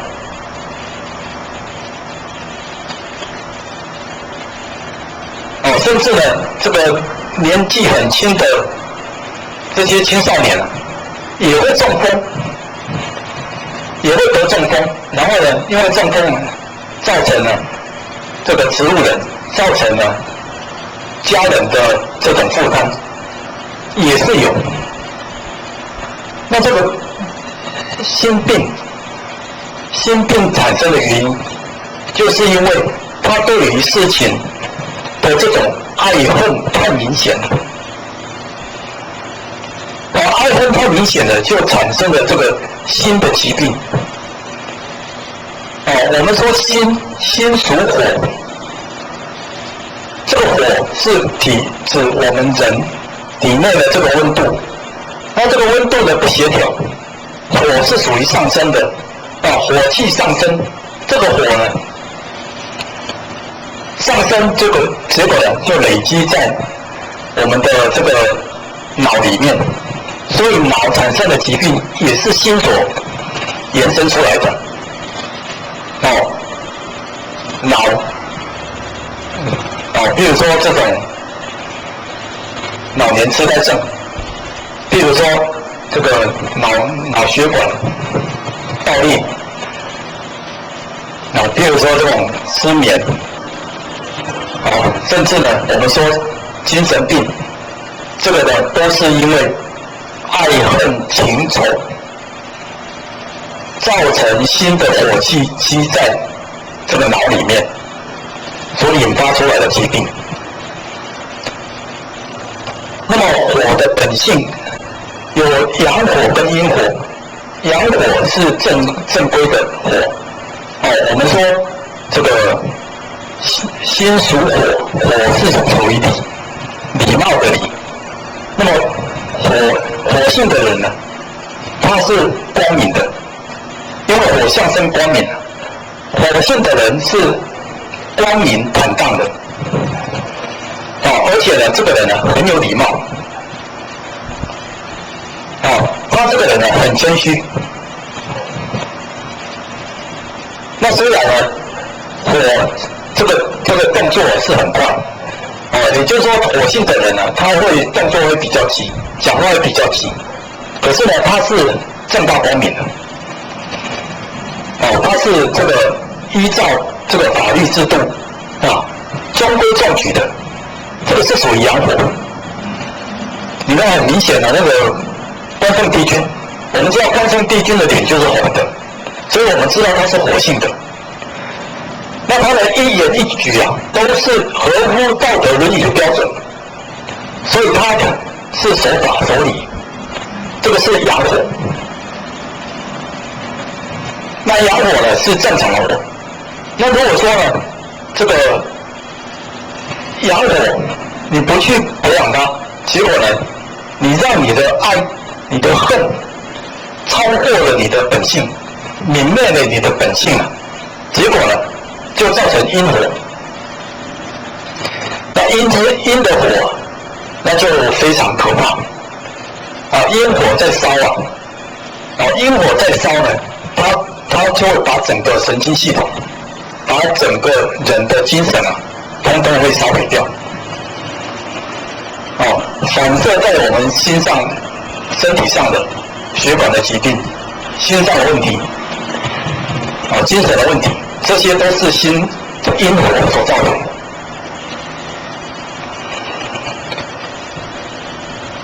那所以说，对于这种人世间的变化，你必须用淡然处之那我们讲到脾胃是互相表里的。那脾呢？脾的病脾胃的病就是怨恨、忧思所产生的。埋怨，你那个怨呢是埋在心里面的。那埋在心里面呢，当然呢就累积就是病，就会堵在那里。所以胃会发堵，你就这个排泄呢就不正常，你的代谢呢就变得相对的弱，胃肠的功能呢就相对的减轻。我们说脾胃不好或者是说胃不好，那有时候胃太好，胃的功能太强也会造成病。这个人呢，就是因为呢，他想太多了。事实上，没有这些现象。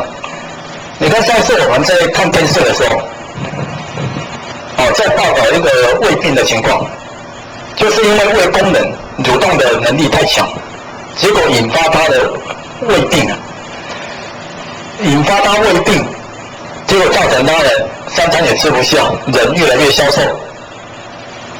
可是去检查的时候，你的胃什么病也没有你的胃很正常很健康那为什么会得病呢？因为呢，一时的这种怨气忧思也想太多，烦恼太多忧郁沉重，郁气积结在那里，所以造成了一时的那种脾胃它的这个运作不正常。那它的运作不正常，把这种脾胃的症状传送到脑，结果脑就下命令现在脾胃开始不正常了，所以呢，我们呢要好好的去固守。结果就是因为脑不断的在下命令说脾胃是不健康的，其实是自己认为自己的脾胃是不健康的，所以这个专家这些医生他们对治这样的病他们就是用科学仪器来帮他们诊疗，而且呢让这些病人看着他们诊疗的结果譬如说这个扫描，那超音波扫描，就让他看，你看啊，我现在帮你做超音波扫描，好，一边做一边让他看着荧幕，你看你的病、你的胃都没有什么毛病，你的脾没什么毛病，肠胃也很好，做这个断层扫描，做这个 X 光什么的一大堆的检查，通通让他知道你的病是没有问题的。他自己知道病没有问题之后，他就释然了，就放开心怀了。他就也不再去想东想西的，也不再去埋怨东埋怨西的，结果呢，病渐渐就好了。我们知道脾属土，那土呢就是阳土跟阴土，阳土是正常的土，这个阳土啊，它表现在我们的德性上的我们说仁义礼智信，这个脾土啊就是代表信。那信是什么道理呢？信就是说人言为信，你讲的话就是你的这个心意，你的诚意啊。那你讲的话你要做到啊。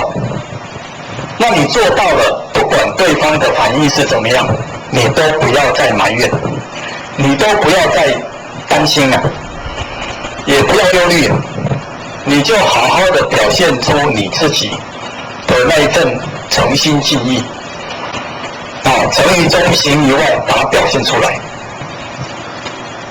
这个是信用。所以没有信用的人，常常也会产生脾胃之病。你看脾胃的病、胃肠的病，在我们现在好像更多因为胃呢很容易出毛病尤其是一些乡下的一些农人老年人，常常因为埋怨儿女这个担心儿女担心家庭，结果呢常常脾胃出状况消化不良胃阻酸或者是说胃溃疡、十二指肠发炎、小肠、大肠吸收不正常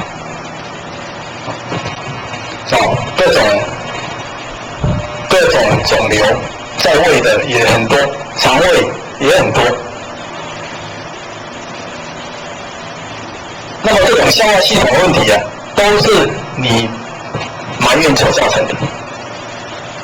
你的一股气堵在脾胃里面所以呢没有办法消化，造成整个肠道的消化系统都形成问题。那么这个是在肠、在脾、在胃，我们好像都连着讲。其实呢，它里面还有细分的道理。如果说是在这个五脏属阴，那阴呢就是比较是属于你面对的这种小辈、你的平辈所造成你的这种伤害。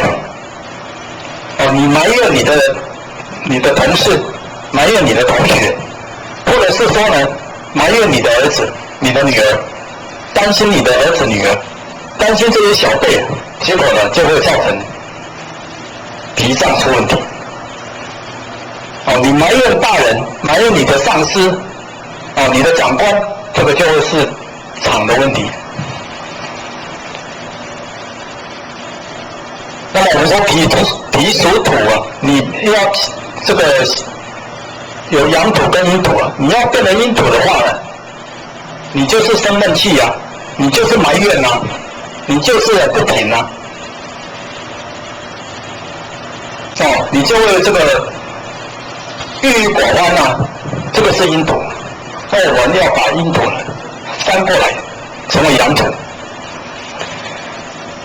那我们再讲肺脏的病，肺脏的病就是呼吸系统。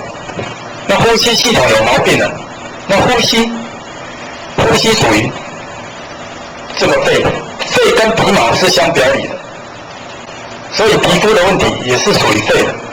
那肺脏怎么引起的呢？肺脏是因为你喜欢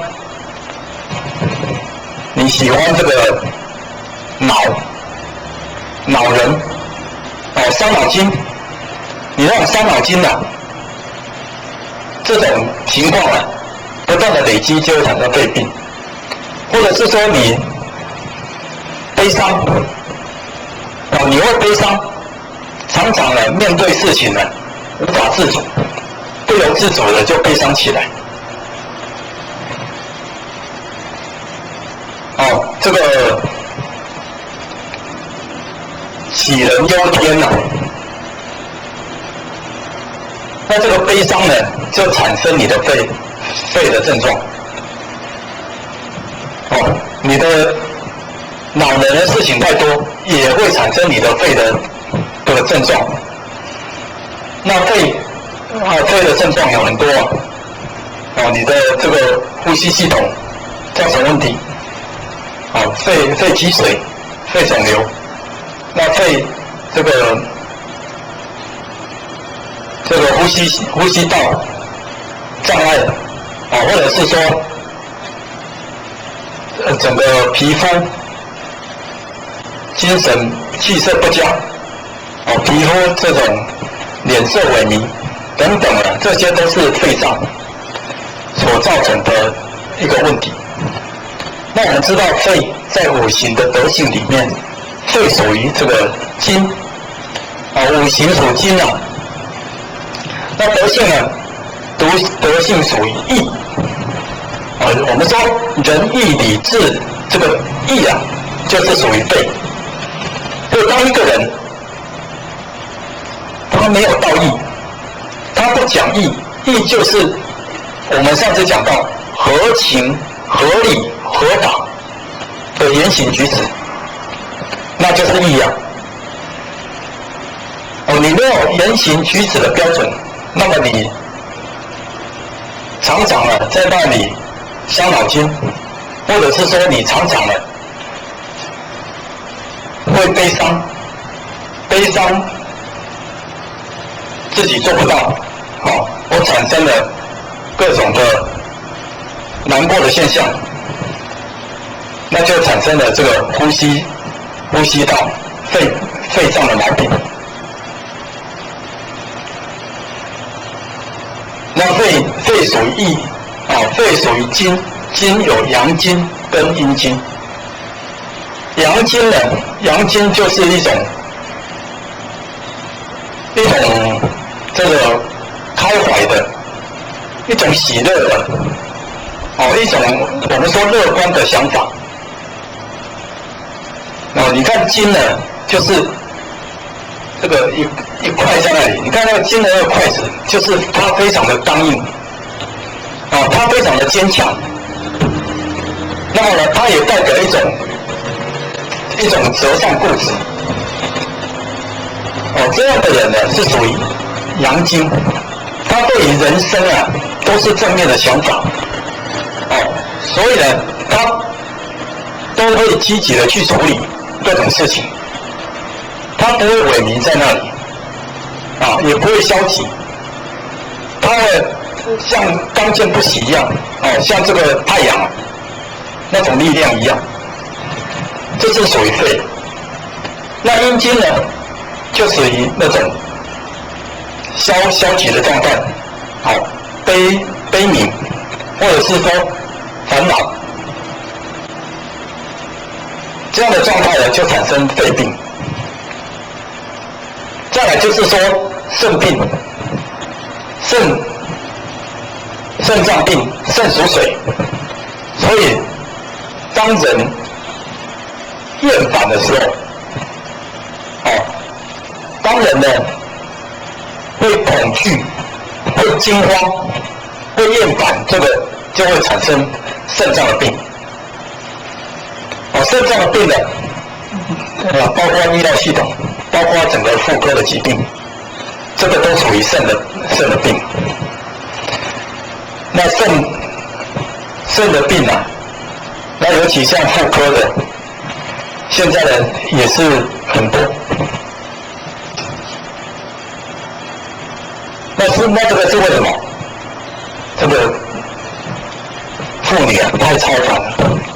现在妇女啊要走出家庭，要超凡家庭，要超凡事业，要超凡这个儿女，超凡的事情太多了，所以现在妇科的病啊很多。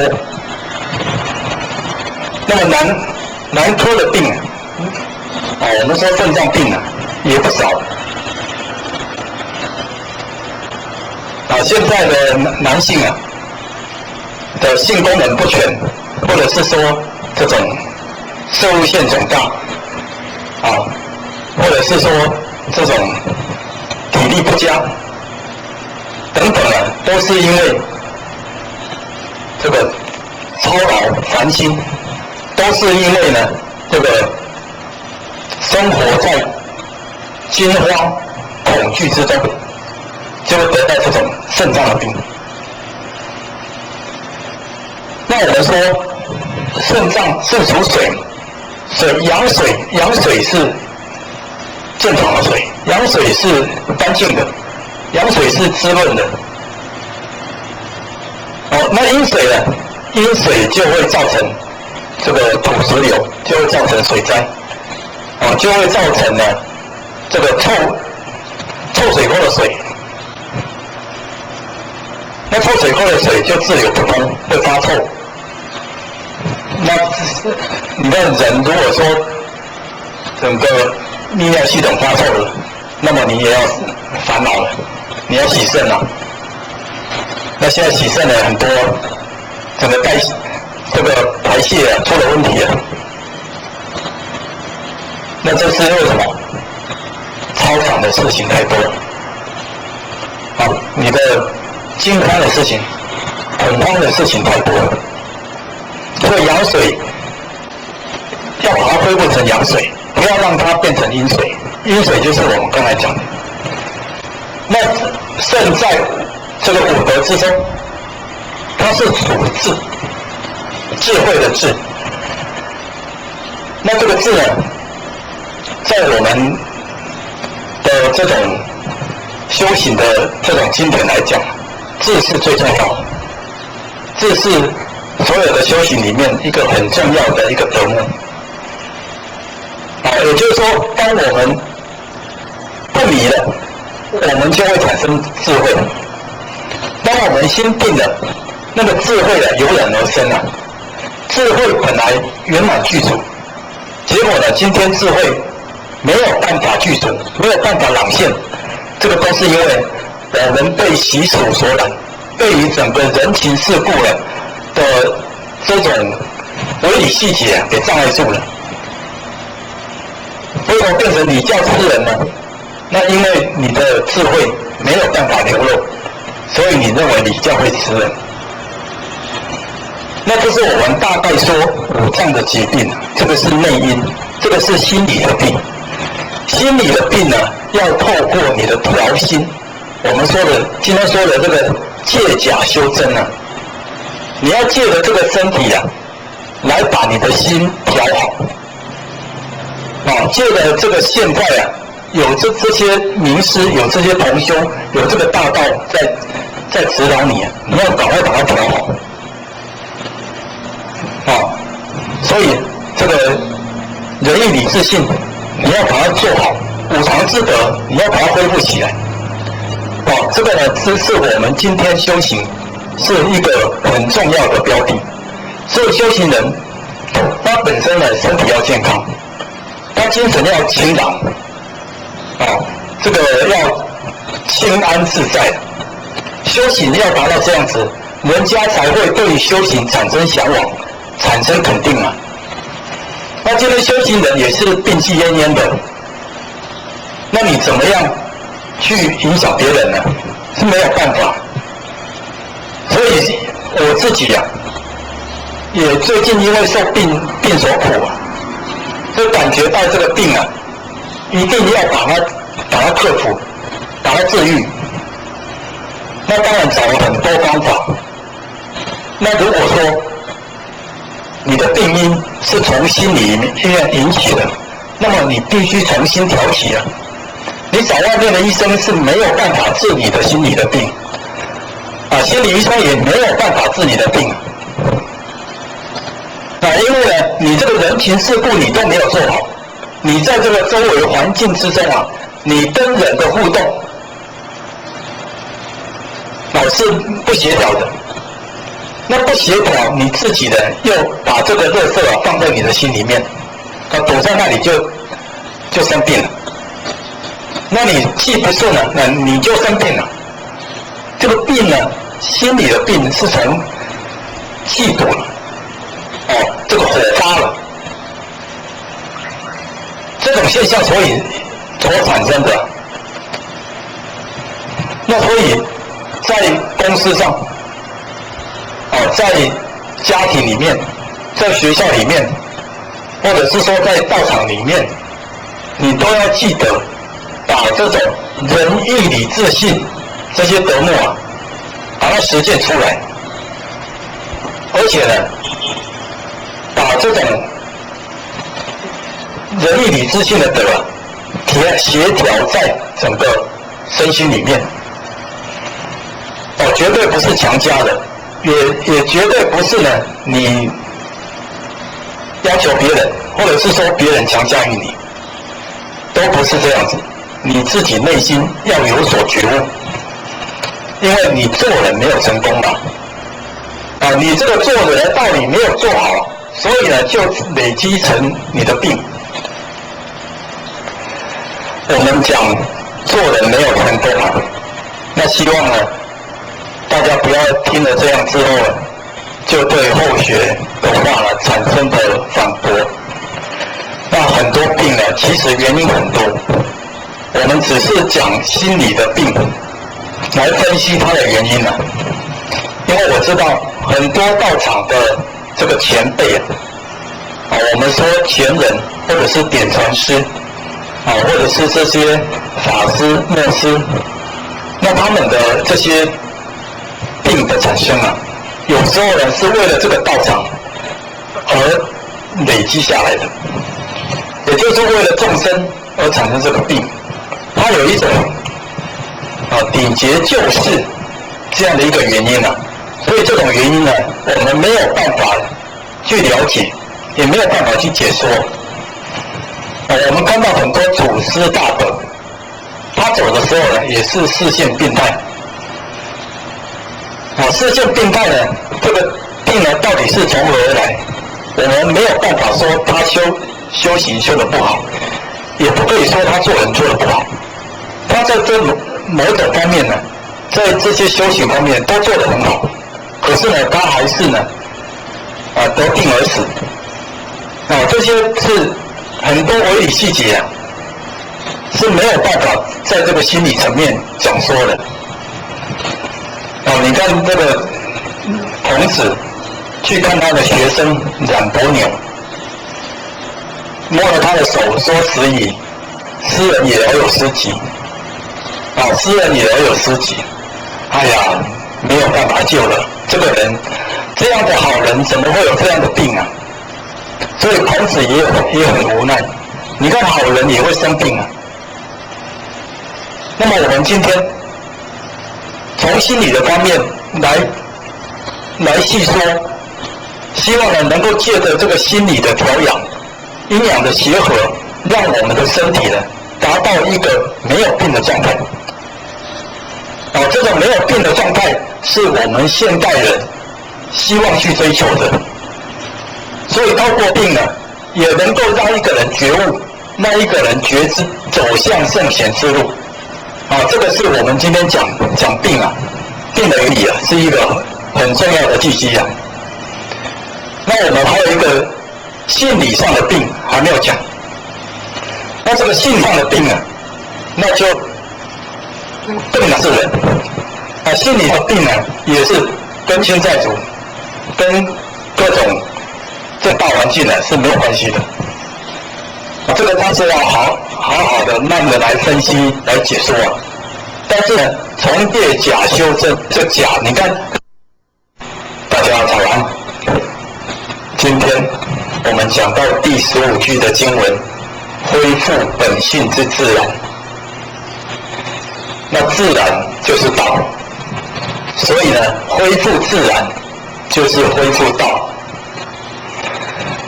在庄子的寓言里面，他曾经提到，他说有些人啊，他的这个修行方法很奇怪。那很奇怪是我们后人在说，那庄子把它提出来，他说呢，有的人刻意高尚自己的行为啊，那表现的与世俗不同，那这种作为啊，他是刻意这么做的。那还有一种人呢，发表公论，抨击社会的黑暗，表达心中的不平，或者是说不满。那这只是愤世嫉俗者的做法。所以愤世嫉俗的人呢，他用这种公论，用这种跟别人不一样的言行，来作为自己这个处事修行的方法。那还有一种人呢，提倡了济世救人、施财舍物啊，以便修养自身，或者是教诲别人，或者是说呢，在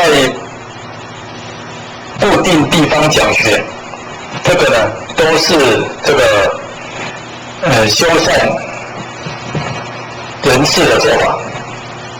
那还有一种呢，就是讲大公立大民、定君臣的礼节，以治天下，这是富国强兵、兼并土地者的做法。还有一种就是在山林有水草的地方，闲暇钓鱼，或者是放下心里的羁绊，这个是呢避世讨清闲者的做法。那还有一种就是练习呼吸、做导引，学熊挂在树上，学鸟伸长脖子，那这只是呢磨练身体、想要长寿者的做法。那他列举了这5种人的做法，他说呢，这些做法都是有伤大道。那他后面呢还有一个比喻啊，他说有一个人啊，在这个养生方面做得很好，做的呢可以说是呢，功夫非常的彻底啊，把自己保养的啊像小孩子的皮肤啊，那头发乌黑亮丽啊，那看起来呢还很年轻呢，所谓鹤发童颜呢。那么结果有一天呢，在山上走路的时候呢，就被一只老虎抓去了，把它吃掉了。那他就怀疑了，这为什么会这样呢？他不是养生养得很好吗？把自己养到这样，身体健康，皮肤光滑，很年轻的样子，结果呢，竟然发生意外。所以庄子在讲养生啊，他说这个养生也要包括进去啊，这个意外呢你也要考虑进去。那意外什么时候会发生呢？我们不知道啊，24小时随时随地都有可能发生啊。我们说无常啊，所以庄子才说啊，以上的这些人啊，通通不是养生的方法。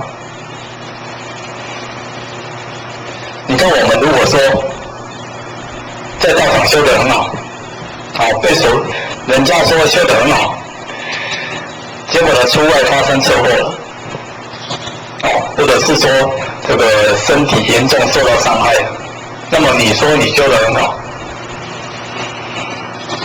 那这样呢对庄子来讲，你也达不到养生的标准。那所以说庄子说达到养生的标准就是要回归自然。那当然庄子有他回归自然的标准，那么呢，回归自然都离不开人的心性，人世间的伦常的道理。因为你不可能跟离群所居啊，你要跟人住在一起，那跟人住在一起，你就会跟人发生各种互动，所谓人情世故啊。那这种人情世故啊，就会产生我们这个思想上、行为上，在修行上有不同的变化，就会有产生不同的应对。那只有恢复自然的人，那么他是随顺自然之道，那他才能够跟这些人，跟人相处的时候，能够圆融自在，和乐逍遥。这个是庄子在他的这个书里面所强调的养生的标准。那呼应我们今天所要讲的这句经文，恢复本性之自然。人因为秉着天地阴阳五行的气而生啊，所以呢，这个大地滋养着我们，万物滋养着我们，所以人呢可以行天地之功，可以呢采天地的精华，那可以呢这个为天地立心呢。那所以人在这个天地之中，它的作用呢是相当的大。那人讲到心性，只有人有办法说来修炼这个心性，来体悟这个心性，来证得这个心性。所以在万物之中，人为万物之灵，只有人，那他才可以说呢，恢复本性之自然。那可见呢，人的智慧，它是可以透过一种修炼的行为，来达到所谓天清地明，达到这种天地合一的标准。那我们讲到，上次我们讲到借假修真，借着这个病的分析来说明这个借假修真的道理。那因为上次我们还没有讲完，而呼应到这句恢复本性之自然呢，我们今天要讲这个性理的病。那性理怎么会有病呢？性是圆满具足，性是清净平等的。性是这样如如不动的，那它怎么会生病呢？那么说到这个性理的病我们就知道说性不会生病。那生病的是因为你性没有彰显出来，你的视神把你的性给掩盖住了，所以你没有办法让你的性德完完全全的流露。所以说我们说智慧、德能、相好，这些呢都是我们性德完全的流露。智慧是清楚，是清朗的，是具足的，是圆满的。德能就是我们的道德，也是圆满的。能就是我们的能力，我们的技术，我们的这个才学，也是具足的。相好就是我们外在的这个长相，身体的健康与否，这个呢就是智慧德能相好的流程。那对于这个自信在我们身上圆满的具足，那么智慧德能相好自然就会具足。所以我们是应该是不会生病的，不会老，不会死。那我们应该是呢，可以随意的驾驭这个肉体，生死自在什么时候要离开，什么时候不离开，都是由自己控制。现在人没有办法这样。那么想到有一本书叫《旷野的声音》，好像后学也有提到过。这个旷野的声音，它里面呢是一个西方的学者去采访当地的这个原住民，是澳洲那边的原住民。那么跟他们生活，从他们的这个生活经验之中啊，他了解到什么才是恢复本性之自然，人要回归自然。那这个回归的道理，就在他们这些原住民的身上就看得到。那么原住民他们呢，自称为真人，他把这个西方这些人原住民以外的这些人，就称为变种人。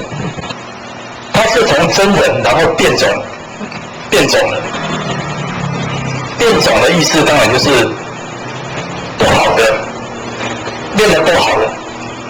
那他们真人的样子啊，是完好的，是那个神的样子。现在变种了，当然你就没有神那种智慧德能相好。那这个西方的科学家当然不予认同了，所以不置可否。那就问这些原住民的长老，你说我们是变种人，那你说看看我们是怎样变种，你们是怎样不变种？然后他就说举一个例子就好了，你们的身体跟我们的身体那个能力就不一样。那怎样不一样呢？我们的身体啊，对抗这些天然的这种现象啊，我们都可以很自在的来应对，你们不行啊！你们要穿衣服，你们会感冒会生病。那原住民就不会感冒吗？他说原住民这个虽然有一些小病但是很快就可以痊愈，那也不是常常会生病。那他举一个例子他说呢，我们可以这个在大雨之中不穿衣服，3天3夜都不会感冒。在雨中这样生活3天3夜。那么你们现代的人有办法这样吗？你们所谓的文明人有办法这样吗？这个科学家想说没办法。3天3夜在雨中不会感冒，不会得病，这个是不可能的。那他们呢？他们本来就没有穿衣服，他们就是住在这个森林里面。那所以呢，这个下雨中住3天，对他们来讲只是家常便饭。那他这个例子还不足以说明他们是真人的原因直到有一次他们这些原住民到山上去打猎，去采果实，结果呢，在这个半路上就有一个原住民从山顶摔到山谷了。那他整个这个大腿的骨头骨折，而且呢是整个凸出来的，已经刺破了表皮穿出来了。哇，到那里这个是现代的科学家看了哇，这个不得了这个还得赶快送医才行但是原住民他们哪来的医院呢？哪来的医师呢？他们不需要医院，也不需要医师。那他们把他想尽办法把他抬到了这个巫师的家里面。那巫师做法那可真奇了。巫师呢，他就在用他的手就在他的伤口上面这样平行的抚摸，手也没有碰到伤口然后呢念念有词念的意思呢，就是希望呢他这个腿部的细胞能够赶快恢复你的本位回归到你的自然的生活，让这些细胞呢都回归本位。那这样安抚一下呢，也没有敷药，那也没有吃药，没多久，大概半小时的时间呢，他那个凸出来的那个骨头啊，竟然自己缩回去了。这真的是太奇了哈！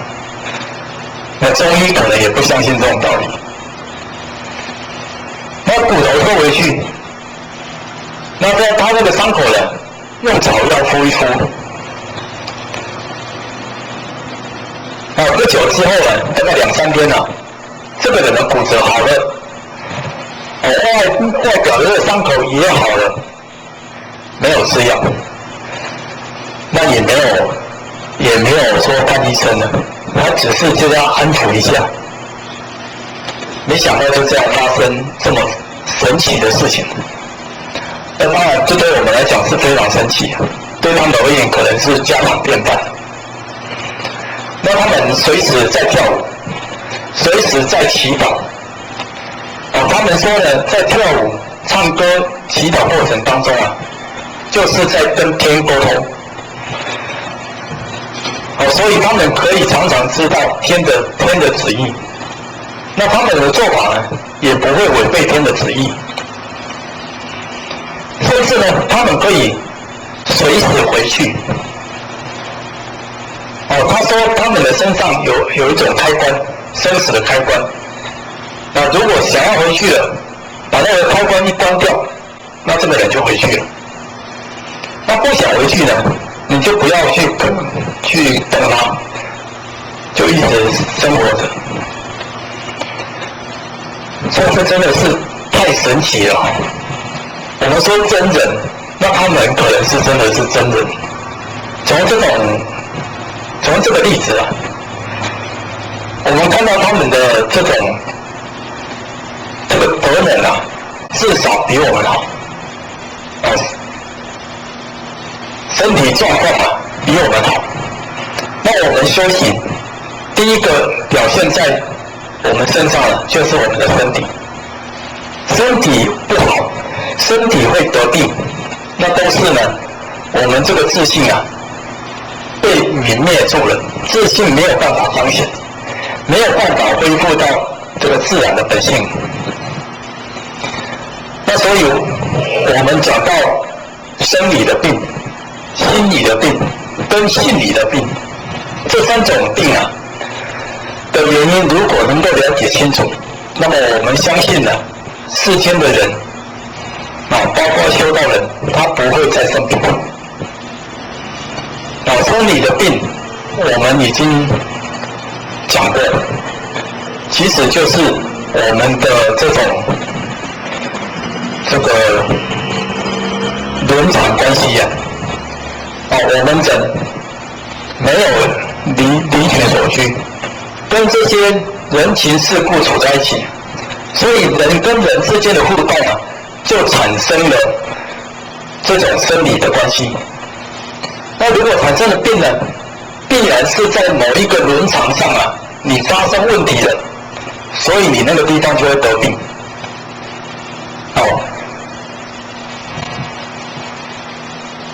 比如说我们说父子关系，父子关系发生问题啊，这个儿子不孝顺父亲，那么这个儿子啊，他的身体的病是怎样呢？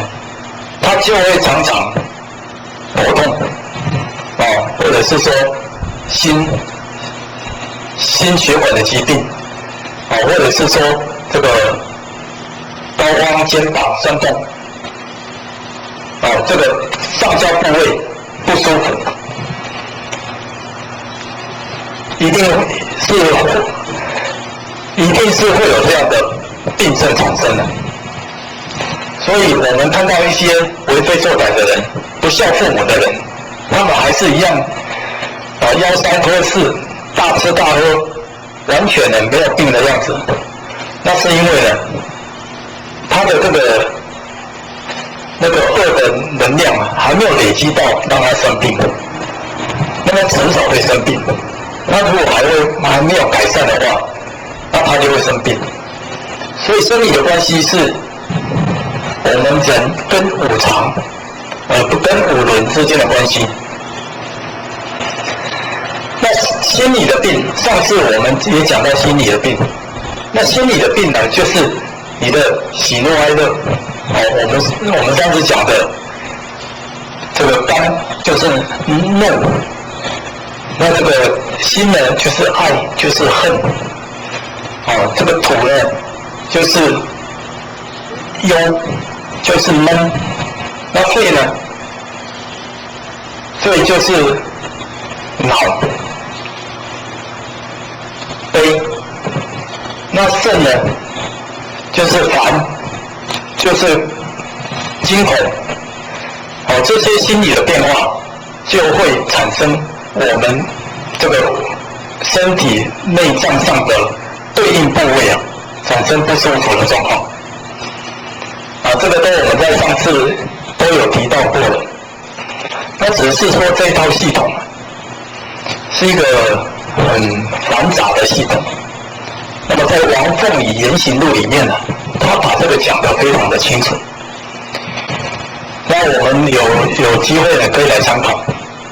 我们今天要讲心理的病是我们的这个自信被泯灭住了。你在哪个地方被泯灭住了，就会产生那个地方的病。那这个自信本来具足，自信怎么没有办法圆满呈现呢？那我们只能够说，这个就是累劫累世我们所造下来的这些习性，这些业障，我们累积了太多的这种不善的能量。佛经讲贪嗔痴慢疑，这些恶的能量让我们的自信没有办法彰显。我们儒家讲五常的关系，五常的这种道德，你没有流露，你没有办法彰显，所以呢，在那一方面就会得病。五常我们说仁义礼智信，我们刚讲完这个各遵四维纲常之古理。这个纲常里面呢，这个常就是一种常道，常道就是五常的道理。这五种这个常道是每一个人都必须的去遵循的。那么有的人偏另外一种，偏这一种那一种，但是这个偏呢没有关系，你只要好好的做，在你偏的这一种把它做到圆满，那你其他的四种就会渐渐的圆满。比如说你这个人做得好，那其他的做得不好，那么你就在人上面好好的下功夫，把人做到淋漓尽致，做到圆满，那么其他的四种常道你就会做到圆满。那如果缺忍的人，缺忍就是没有人心。我们说残忍，我们说不慈悲我们说这个酷刑那这样的人呢，他会喜欢抗争，他会忤逆，他的这个做事情呢，总是呢就这样用各种取巧的手段那这种人不忍，他就会造成他的这个身体上单方面的这种病变。所以没有人心的人，常常会有这种口干舌燥，常常会呢这个怒气上升所以没有办法得到了一种很好的滋养。这个就是性里肝不忍的人所产生的这种肝病。那我们讲到这个仁、义，义是属于金。那一个人呢，他有这个义啊，他一定呢，这个做事果决，做事明快爽朗，不拘小节，这个人呢，一定呢很有义气，跟朋友呢可以两肋插刀毫不顾自己的安危，能够为朋友呢，能够仗义直言赴汤蹈火，这个是义气。所以我们中国人很喜欢重义的人，重义的人一向呢被人所歌颂。那么如果说义方面没有办法自然流露，义的性德被掩盖住了，那么这个人呢，就会有这个肺脏方面的疾病。义属金，金属于肺，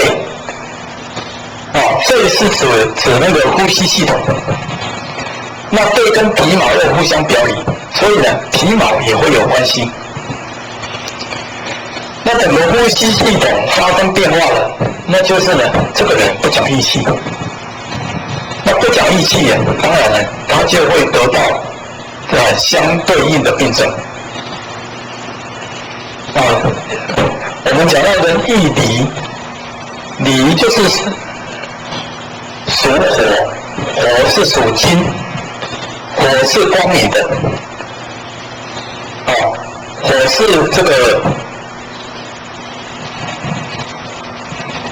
给人温暖的，那火是明理所以有礼貌的人，为人正直的人，为人符合这个标准的人，守规矩的人，守法守戒的人，那这个人呢，就是属于有礼之人。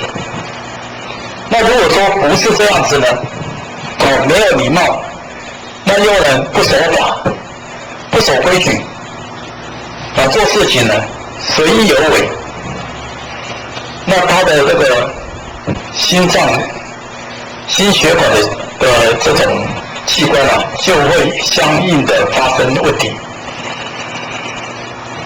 所以心脏的问题、血管的问题、神经的问题，这都是属于这个理没有做圆满，理呢有所欠缺。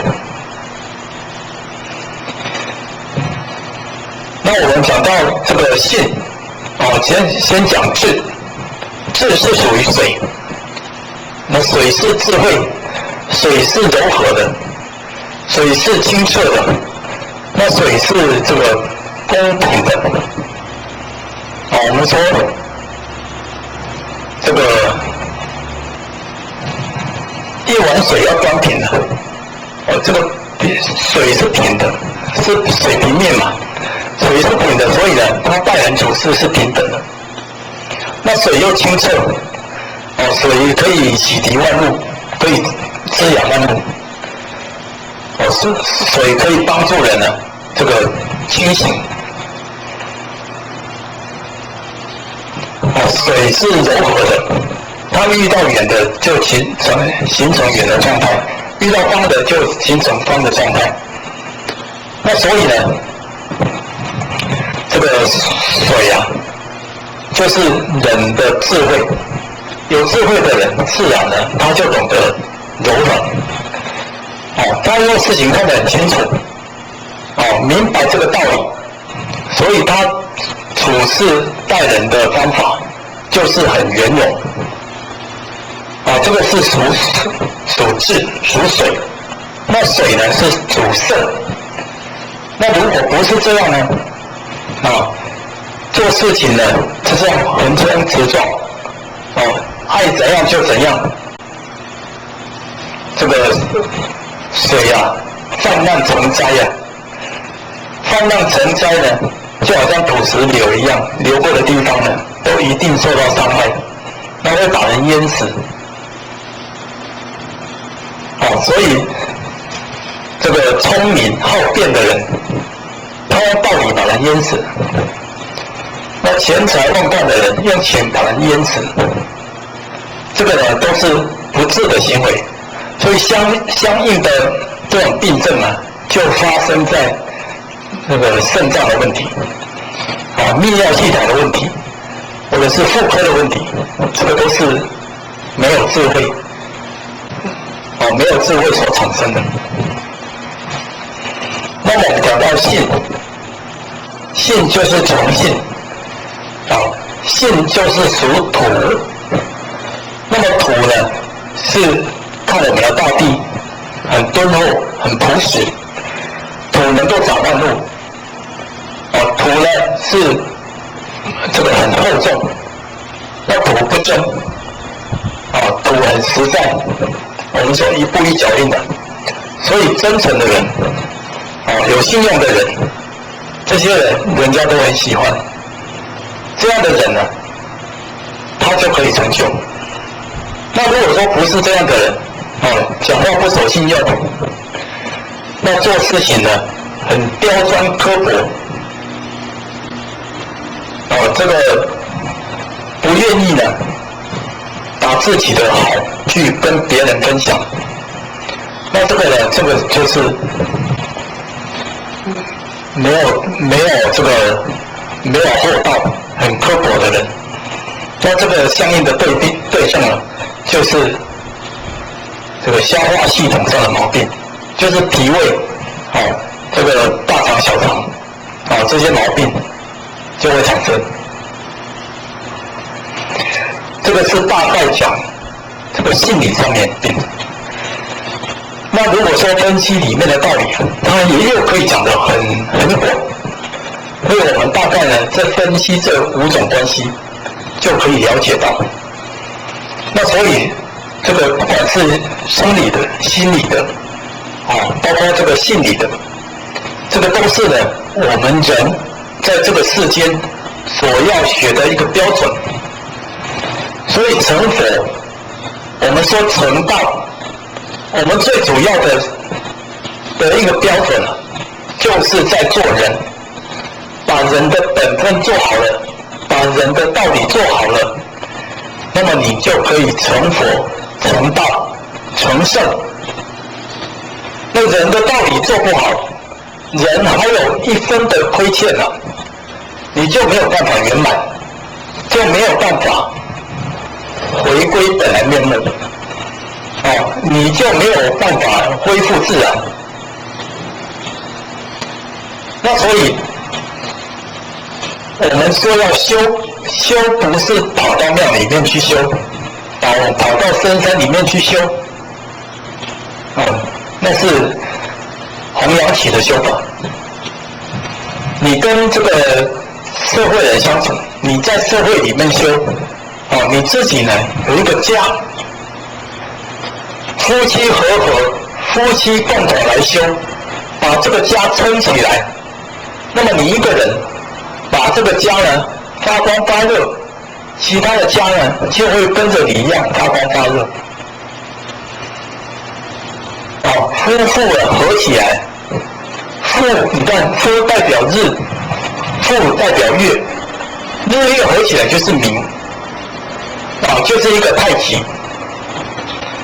单单日不行，单单月也不行，一定要呢这个夫妇和合。所以君子之道，造端乎夫妇。人伦之常也是从夫妇开始。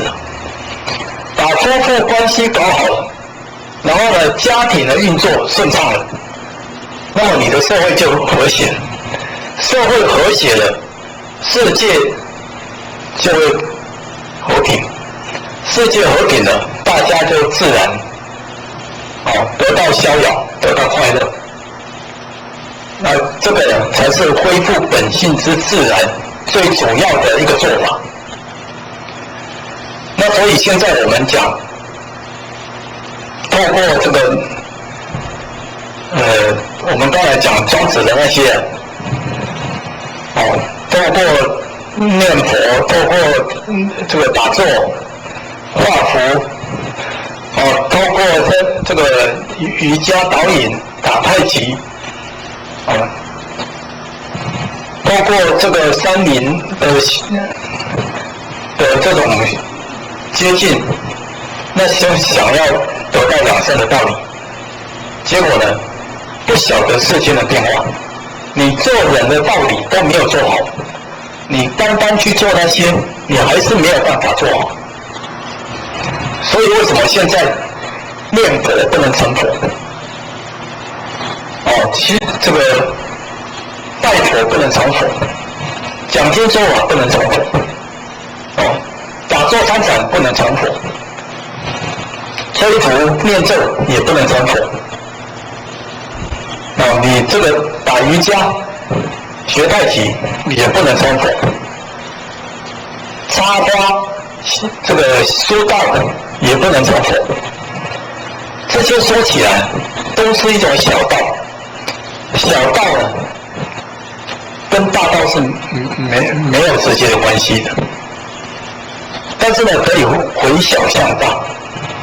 我们如果立下心志啊，我就是要成佛成圣，我就是要超生了死，那么你今天呢可以回小向大，你可以透过你平时的那个修养，你可以达到那种这个亲近的这种心态，平等的心态，真诚的心态，你把这种心拿在人伦之上，拿到我们这种社会上各个层面去跟人家这个处事接物，那么呢你就可以恢复本性之自然，你就在这里面成佛，成道就在这里面成圣。所以为什么不这样去做呢？为什么单单去找这些名师啊，找这些方法，结果呢人的问题啊一点也没有解决。那所以先前我听到一个人他讲一个故事，说有一个台湾的尼姑跑到泰国去当尼姑，然后呢这个人呢在泰国遇到这个尼姑，然后就问他说你怎么跑到泰国来做尼姑了？他说这个泰国的尼姑比台湾的尼姑好那怎么个好法呢？他说泰国的尼姑不用煮3餐他只要去托钵就行了。那台湾的尼姑还要去照顾大众，还要去煮3餐很烦还不如在泰国那托钵可以好好的修行那他就问他说，那你这样子真的就可以好好修行吗？对我的心呢就比较清净了。可是你没有跟人结缘，你怎么会有功德呢？然后这个尼姑就跟他讲他的意思只要问他说，你没有去行功立德你单单托钵，那你怎么可以行功立德呢？你没有做这些功德，怎么可以成就呢？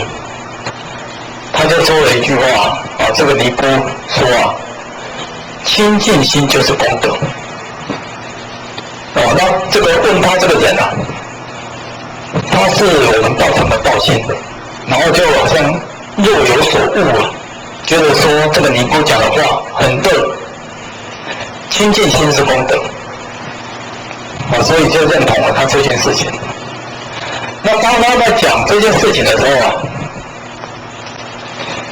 后学自己在想，奇怪这件事情总是感觉哪里不对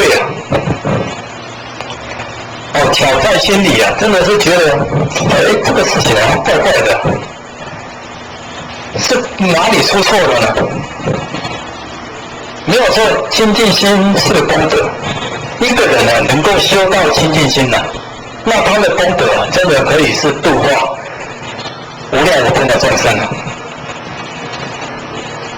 但是后来想一想，一个人要修到清净心那是何等的难啊。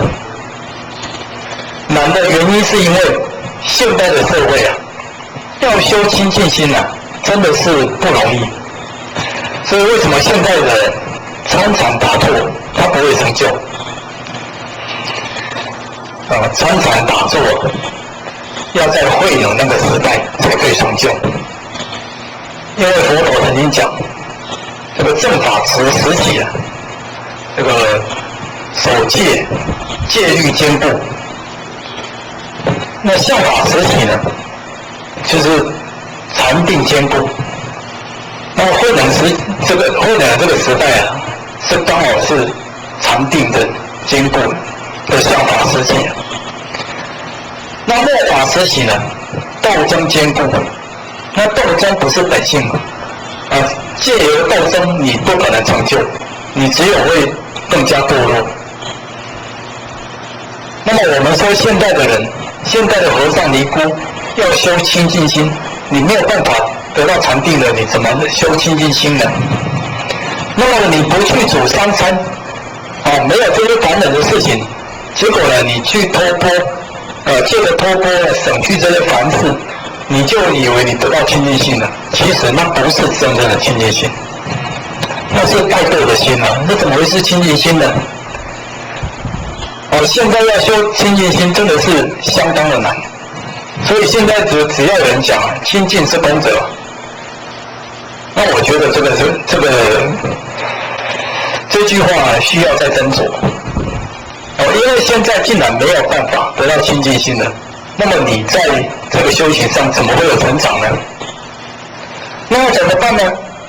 你必须在人世上好好的历练，好好的修行，你才可能会有尊崇的心，才有平等心，进而才会有清净心。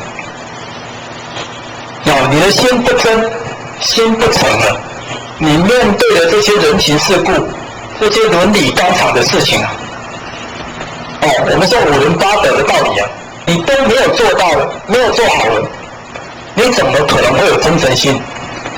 你怎么可能会有平等心，会有清净心呢？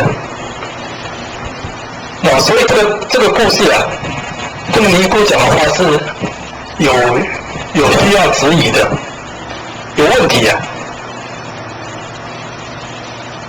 你别抛除一切，然后呢，你在那里这个不用管事，不用管人，那你就是得清净心了，这是大大的错误。你看我们以前的祖师大德，哪一个不是从厨房出来的？哪一个不是从这些多灾多难历尽千辛万苦之中证悟出来的？那我们现在仙佛告诉我们，我们现在修行的课题就是儒家为主，儒家的课题就是三纲五常，就是五伦八德，所以恢复本性之自然，就是恢复三纲五常、五伦八德，这个才是我们本性的自然。你现在得清净心，你在那里参禅打坐，你在那里呢，这个拜佛念经，你在那里拜忏、学密咒，这些人都没有办法成就了。时代不一样了，现在人心太乱了，人心混乱，整个世界乱。那么这么乱的世界，你想要得清净，结果呢，让大家都下地狱。那么你怎么可能会成就呢？不可能成就。台语有一句话说“卖公啊”，我们要有这个智慧啊，我们要懂得道理。你的父母你都没有度化，兄弟姐妹，你的这些亲属好友，你的这些这个邻居，社区都没有办法度化了，你自己哪有办法去修清净心呢？你这些这个做人的道理你都没有做好了，你怎么可以做佛做圣呢？不可能啊！所以不要再用弘扬起来道理。在山林里面修行，在丛林这些寺庙里面修行，这已经不符合天慈了。修行就是讲做人的道理。我们说敬天地理神明，天地其实呢，在儒家讲，父亲就是我们的天，母亲就是我们的地。我们敬天地呢，就是从孝顺父母做起。礼神明，神明是我们的自信的流露。我们要带我们的这个自信，天就是性，地就是心。这个敬天地就敬我们的心性。因为应用到人世间就是父母。神明就是我们的师长，我们的这个长辈，我们的这些这个同修道友，这个都是提醒我们的神明啊。在我们的自信里面，我们没有对立的人，只有成就我们的人。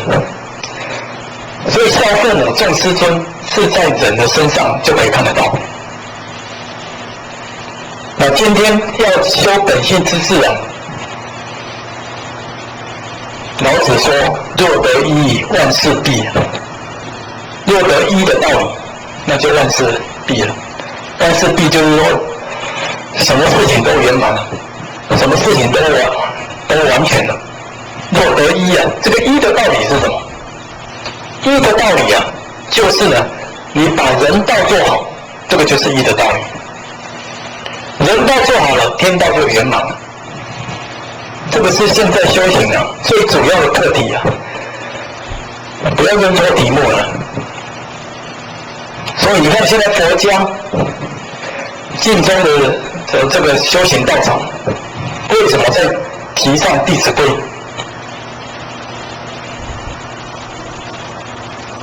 为什么在大陆呢弘法，他弘的法是《弟子规》？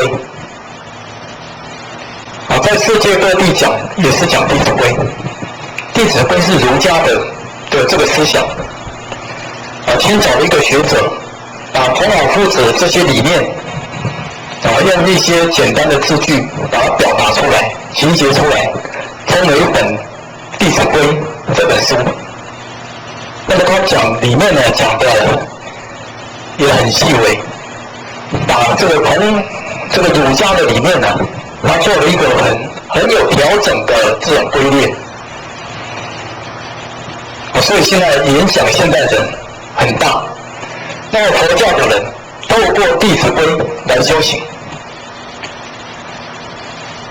真的有志之士啊，能够知道这些修行的和尚尼姑，你在人道上都没有做好，你一下子要到那种超越世间的修法、出世间的修法，在现在来讲是修不好。你住在这个社会环境之中，住在这个世界里面，你就是跟人相处，人就会有事。所谓人事，人事不是问题，人事是修行的方法。透过人事，让你了解到我们的五常之德，我们的这种道德的本分，就叫敦伦敬分。敦就是这个注重，伦就是伦常。你在这个世间呢，有一种伦常的关系。不管你走在哪个位阶，走到哪一个环境，你都有一个伦常的关系。不管你是做同事的、做朋友的、做父亲的、做儿子的、做领导人、做被领导人，当中有一种关系在，有一种伦常在，你就是要在这个伦常好好的尽你的本分，所以叫尽分。你的本分就是做被领导人的关系，那你就是要尽忠，尽忠把你的本分做好。做领导关系，你就要尽你的这个伦这个礼，把礼做好，把礼教好，把这个君亲师的本色本分做好，那就是自然之道。那所以了解生命的本质啊，我们今天要极力呼吁啊，希望大家都要知道做人的道理。只有了解做人的道理，你才可以真正的了解生命的本质。那生命是什么？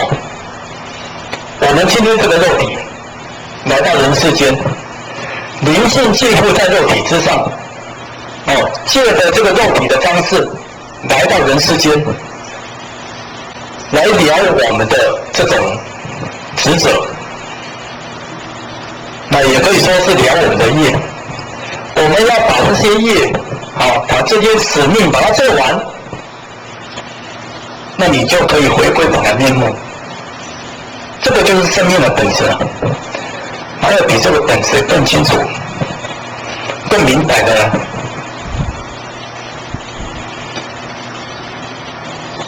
那所以在本质上都没有搞清楚，没有搞正确的，那么你是不可能了解生命的本质。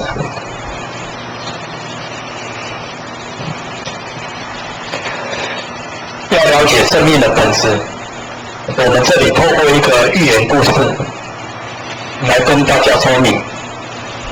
那有一个弟子啊，每天都问师父，什么是人生真正的价值？那这个师父啊，也不晓得怎么说弟子才会清楚，所以师父就用了一个方法，他就随手拿了一颗石头，就交给弟子，你把这颗石头拿到市场去卖，但是呢，你不要把它卖掉，你要看呢这个石头在现在市场的行情是怎么样，那你再回来报告，看能够卖多少钱。那么你就说这个石头啊是经过大师兄之加持过的。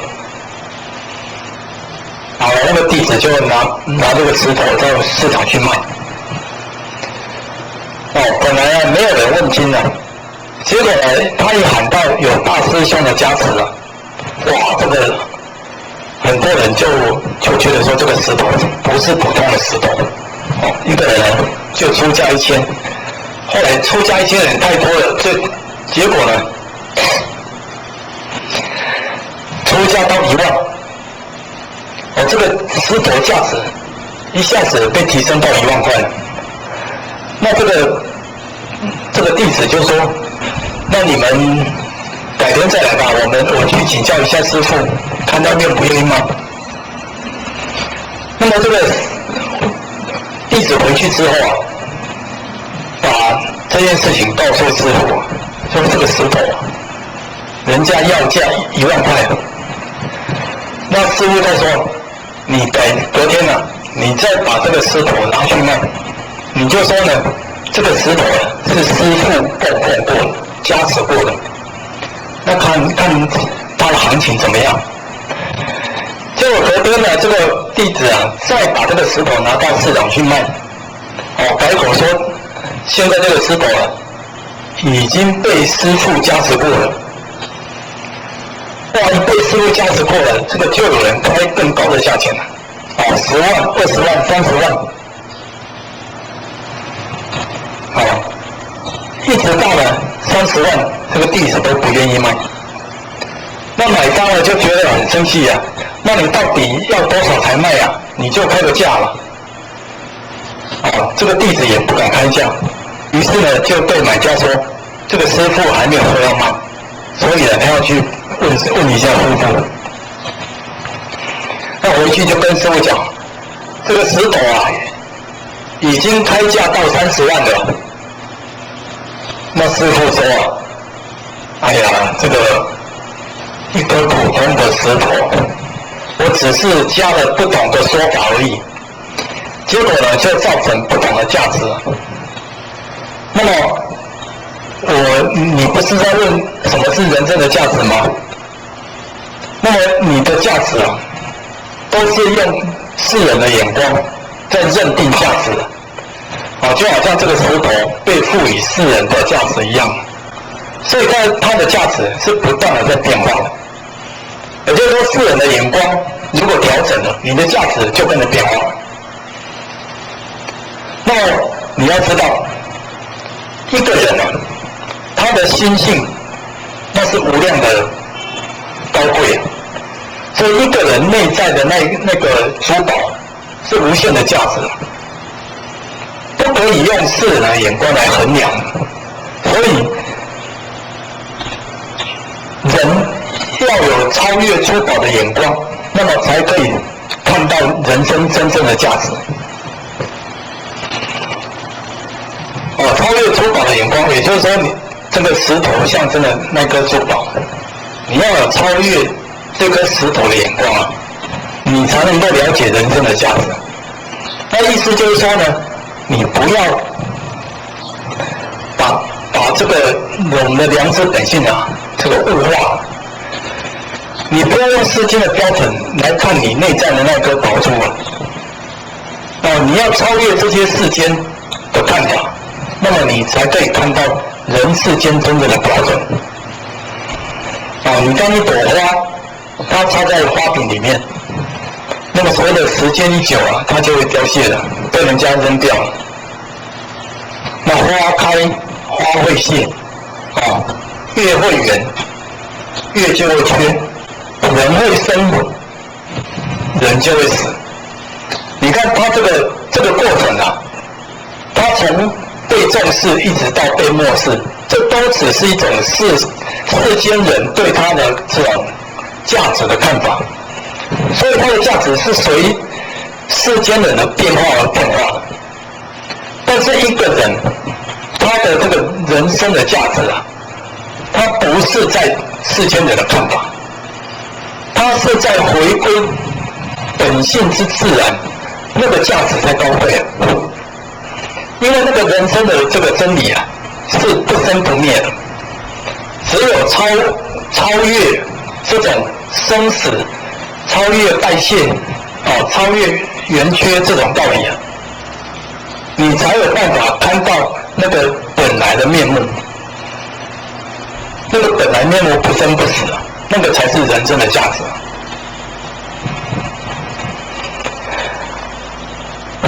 那他说呢，人生的价值在于知道人的心就是佛。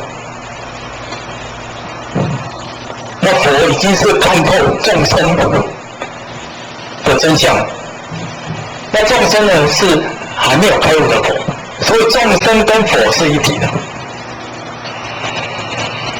那这个弟子呢，当然后来就透过修炼，就清楚自己人生的价值。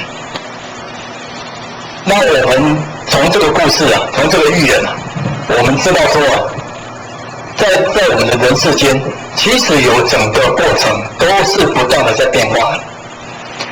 那在这个过程当中啊，你有一个不变的那个真理，这个真理呢，就是我的良知本性，就是我的这个良知良能本来至善。那这个本来至善，它是没有分别，没有对待，没有妄想执着的，所以它用在这个五轮纲场上啊，它是直行而无碍的，所以你也会自然懂得孝道、悌道，懂得这个忠孝的道理。这个是不需要人家教的，兼并忠孝、孝悌这些道理啊，需要人家来教，需要人家来推动。那么可见呢，人的那个价值啊，都已经被掩盖住了，被迷灭住了。那我们今天就是要来呼吁大家，就是回归到纲常伦理，你就可以透过这个人生的修行，透过生活上的修炼，就可以知道人生的价值，就可以恢复本来的面目。这个就是古圣先贤他要告诉我们的道理。所以其实说来，他没有很深奥，他没有很虚无，很空泛的，就实实在在就是做人的道理而已。把做人的道理做好，那一切人都是圆满，一切人都是至善。做人的道理都做不好，那么其他的这个心性的道理都不用谈，所以讲再多也没有用。习来千句多，悟者一句少。就是说学习的人讲千句没有悟也是一样。你真正开悟的人，一句话就够了，一句话就把你点通了。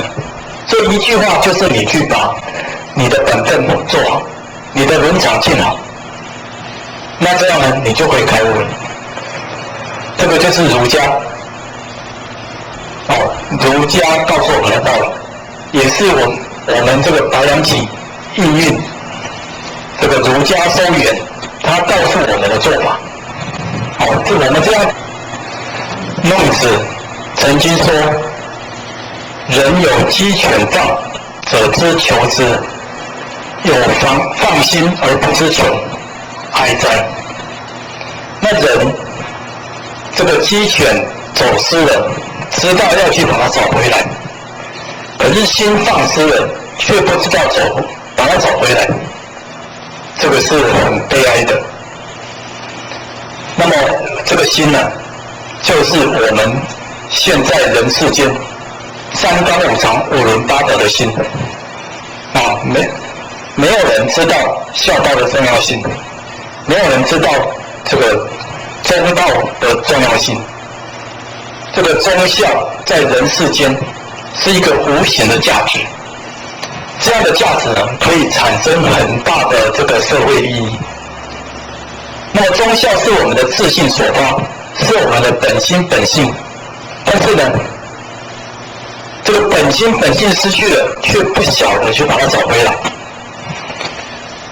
那所以现在的众生这个舍本逐末孟子认为说这样的事情相当的悲哀所以可见孟子已经看到了本心本性只有人从本心本性下手，到知宗旨讲到恢复本性之自然。本性本来是自然，那么我们为什么今天要强调恢复本性呢？如果本性是自然，那么本性应该是自然拥有、自然圆满、自然具足才对。但是今天却不是这么一回事。我们要借着老师传道给我们，指引我们一条回归本性之路。那么这些现象、这些原因，如果探究起来，无非是佛陀讲的，只因妄想、分别、执着而不能证得。那么所以诸天仙佛、万仙菩萨纷纷下来，要来普度收圆，大方助道，都是为了这件事情。要告诉众生如何恢复本性之自然，就是恢复自然的本性。但是呢，众生不一定会接受，也不一定听得懂，甚至呢不愿意去力行。那我们上次讲到，仁义礼智信就是我们的本性。那么人行仁义礼智信，就是在行自然之道。道力放之于这个生活之中那就是德。所以说道德充斥在我们的26中。那这些五常之德本来具足在我的身心之中，那么我们今天会因为环境的变化，而对于五常之德，对于这种自然之道会有时流露，有时不流露。那么对于这个境界人事，会有时候流露，有时候不流露。那这个原因呢，都是因为妄想分别执着。那妄想分别执着又是哪里来呢？这个就是我们一念不觉所产生的。所以人为什么会有轮回，都是因为我们的这个念头产生的妄想，然后呢分别执着，妄想就已经很大的错误了，结果呢加上坚固的执着，还有呢这个是非不明的这种分别，那所以我们不断的在累劫累世在轮回，我们不晓得什么是我们安止之道，都不晓得我们本来面目是什么。所以一念3000念一念万年根人的念头这个一念有3000，能够画3000那这个3000当然也是一个代表说明而已根据佛经讲，何止是3000呢？弥勒菩萨都有128万兆这个一弹指有这么多的念头，这些念头的这种变化，我们自己都没有办法察觉，那就是因为一念不觉所以呢，这一念呢就种下了万年根。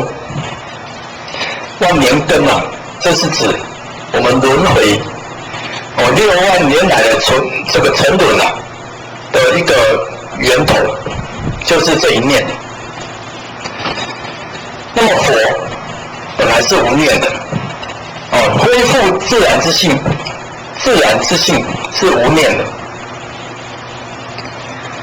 他无念，所以呢所做出来的是没有分别执着的，完全是这个利益众生的。但是今天呢，有了这个念头，有了这个念头，所以呢你会想要达到你的目标你会想要达到你所希望的结果呢，这个就造成了这个所谓的执着。那么要修行，要达到真佛一般无念，念就会生出我们的这个念头，就是我们的魂魄，我们的生命，我们这个肉身所以中国人讲克念成圣，克念当然就是要克服这个念头，能够把这个念头把它克服住，把它降服住的人，那么他可以成神、成圣、成佛。那妄念呢复邪神妄念没有办法克服，结果呢这个妄念纷飞妄念呢这个思绪不断就会附上沾染这些邪神。邪神当然就是指一些5欲6尘的染烧贪嗔痴爱的这些病毒在内功外感结果呢人当然就会得病人的智慧德能向好，当然就会渐渐失去。所以老子讲多言所穷不如守中守中呢就是让我们试着来恢复自然的本性，直指这个中道，回归到这个自信的本来面目。所以恢复自然之性不是在那里言语不是在那里做表面功夫而是实实在在的干，要真正的实学。所以实在之学，朴子的这个步伐，一步一脚印。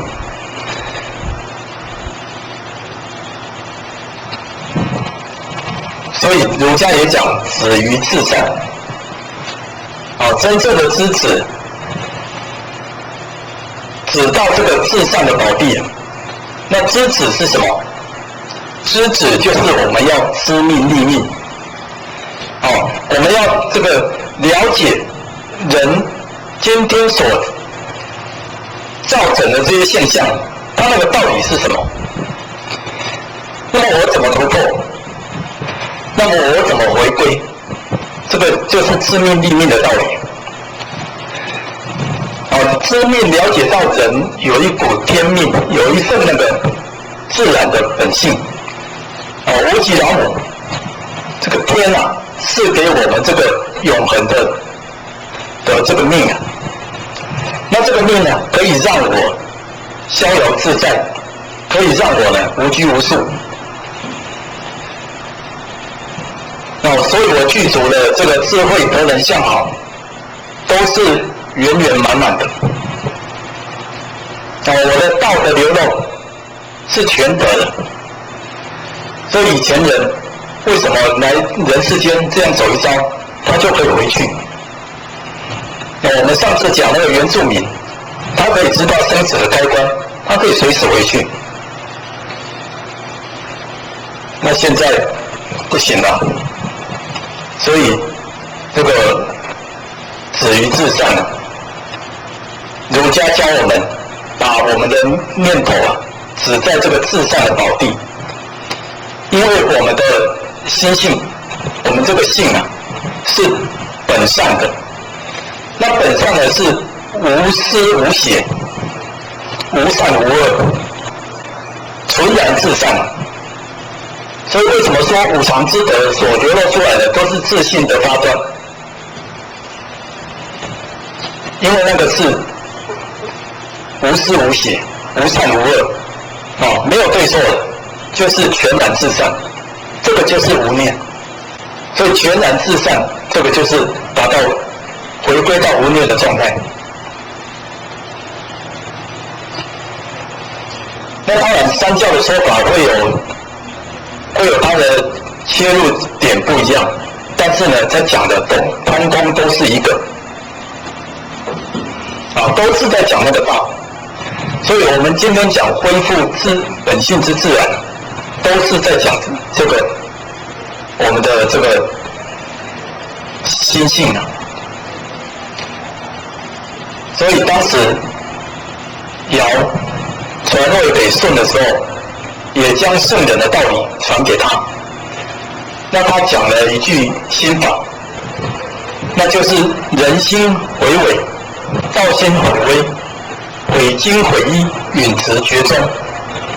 那相信大家呢都听过这一首诗。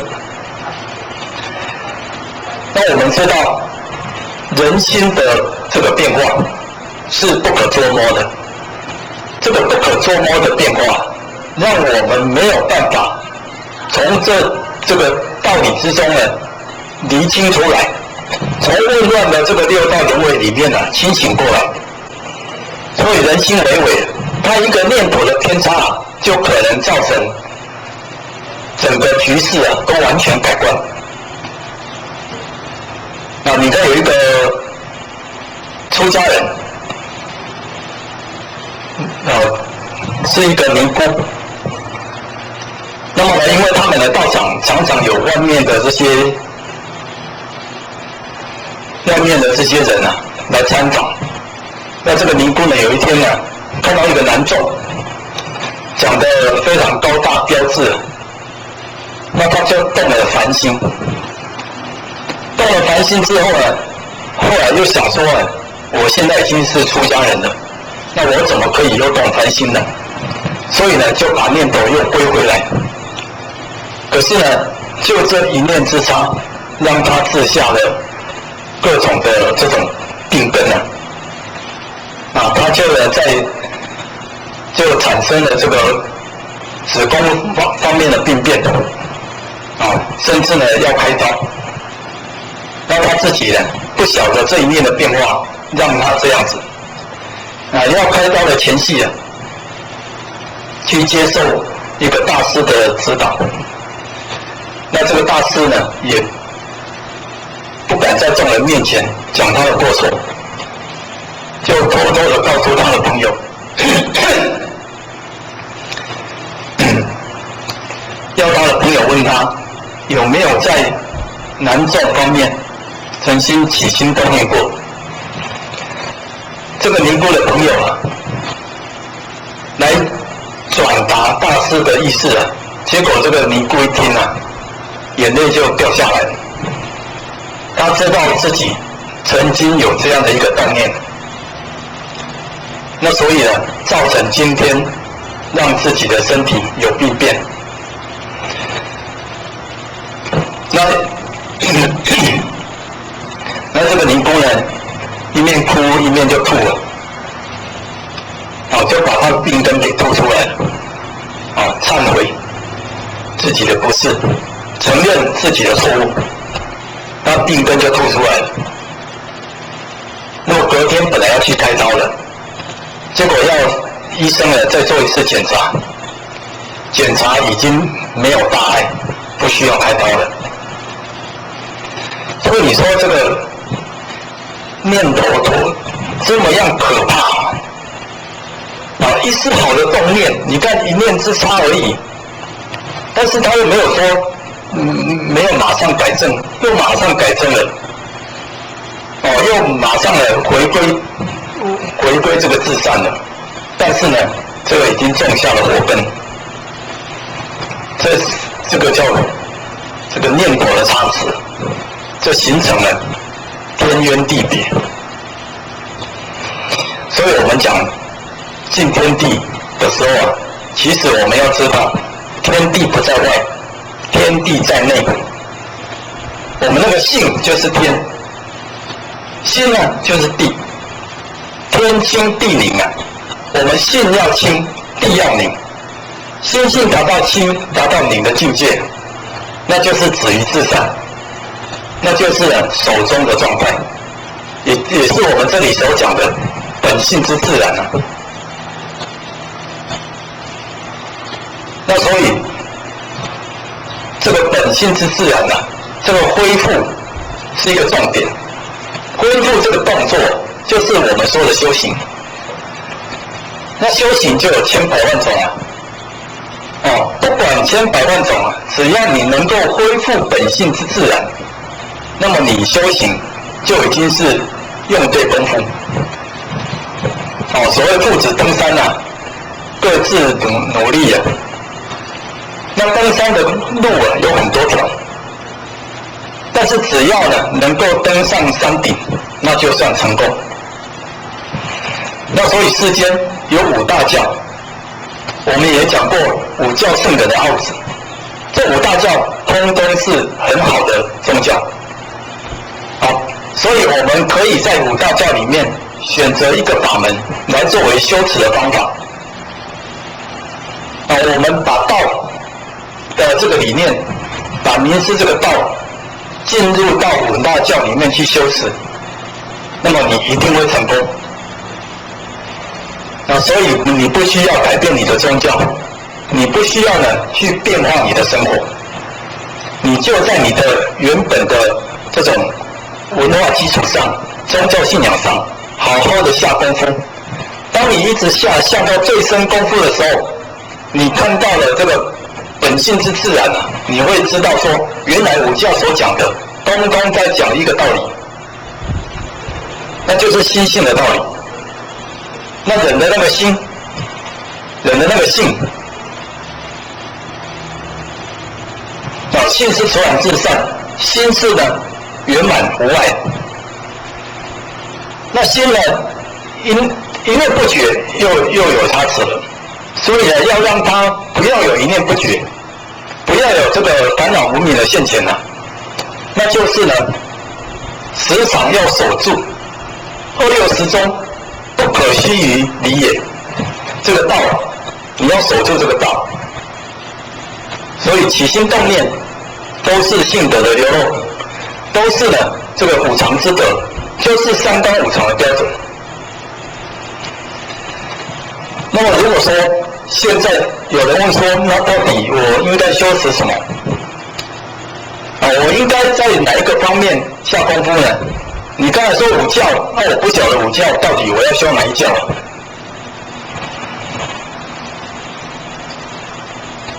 仙佛告诉我们，名师告诉我们，我们不要刻意去选，因为呢，种在遇缘不同，每一个人的成就啊，都有他的缘不一样。但是呢，重点是你真的要想爬到山顶，你真的要这个恢复本性之自然，真的要止于至善，这个真正的这个力量，那才是最主要的。所以不知道你就好好的在生活上好好的下功夫。所以儒家就是生活上的修行，儒家就是最好的方法。你在公司，你就把公司的这个本分做好。我们说敦伦敬等，敦就是敦就是加持，敦就是一种厚重，把这个伦常啊，把它下功夫下得深。伦就是伦常，所以在这个伦常之内呢，下功夫，深下功夫啊。你在公司，你要对老板尽忠，这个就是你的本分，你要尽你的本分。在公司你也是一个领导人，那么你要对这些被领导的人，你要有理，你要有仁。你要把你这个领导者的角色做好。那么你有你的同事之间的这个诚信要做好，同事之间的这个道义、情义，这个要做到。那么这个就是最好的修行。那所以不要再去找特别的法门，生活就是你最好的修行。家就是道。你看我们这个社会是由一个家一个家组成的，那么社会的秩序当然就是由一个家一个家所建立出来的。那么你说我出去公司啦，我出去什么样的团体啦，但是你总要回家吧。所有的整个社会的秩序都是绕着家在转的。家如果不成家了，社会秩序就不成社会秩序了。整个公司团体，整个国家也都不成秩序了。所以家是最重要的。所以家就是一个道场。今天谁能够知道家就在道场呢？家就是道场呢。想到道场这两个字，这个场要有道才叫道场。不是说开一间佛堂，设一间庙，就把它叫道场。如果说这里面的人没有道，那么你这个庙再漂亮、再大间，你还是一样零零落落，显不出道风啊。那你这个家也是一样啊，你这个家呢，不守纲常，父不父，子不子，家不成家啊，那么你这个家没有道，没有道呢，就家庭破坏，家庭混乱，家庭混乱之后啊，每个家庭都这样，社会就败亡，国家就要毁灭，世界就到了末日，这个就是一定的道理。所以当现在科学家在拯救世界末日，今天我来看了那个 Discovery 科学频道，他说呢，现在的天气越来越热，温室效应越来越明显，那很多的动物都会渐渐的绝迹啊，很多的动物会灭种，还有人呢，也渐渐的会受不了，因为气候异常，天灾地变不断。那我们知道，最近这几天，在南太平洋传出了这个地震，伤亡也是很严重。菲律宾，他们呢遇到了台风，结果呢40多人因而死亡，那更多的人呢流离失所，无家可归啊。那么这个台风所造成的范围啊，还不止在菲律宾，还在印尼、这个泰国、越南，甚至马来西亚，通通有波及到。你看这个我们88水灾之后，这个国际间另外一个灾难就是这一次，这灾难很多。那灾难很多，科学家把矛头指向了这个气候的暖化。气候的暖化就是因为这个地球的这个人啊，产生了太多的碳的排放量，加速了这个温室的效应，让它产生了更大的一种气候的异常啊。也就是说，整个气的对流啊越来越快，因为热嘛，那热的那个气流呢就会跑到这个热的这边来。那整个地球都是这样，所以呢，现在南北极的冰融化了一年比一年快，所以冰棚呢也一年比一年少。那现在有一个科学家，他发明了一个方法，那就是呢，把太阳光的折射到地球以外，也就是说，太阳光呢不要那么强，不要那么直接的照射到地球，把部分的太阳光呢把它折射出去，那这样呢，地球就不会产生这么高的温度，降低这个地球的温度啊，那当然呢就可以延缓这种气候暖化的现象。那它怎么样折射太阳光呢？它把这个1兆多片的这种玻璃放到太空之中，然后呢，这个玻璃就会反光嘛，它把这个太阳光啊，这个反射到其他的地区，就是不会直接照射到地球，那这样的地球就不会受到太阳光这么强的照力。那结果如果呢？当然还没有结果，因为他所提出的这个理论呢，它是一种实验的阶段了，正在报道。有太多的科学家都在这方面努力，这个我们之前也有讲过。那他现在呢，这个方法也是一个阻止太阳光照射的方法，但是它那个成本，它那个制作，还有花下去的人力，都是相当的庞大，甚至呢要把这些玻璃啊，再到这个天空啊，就把它放在那个轨道上，这件事情呢就相当的难。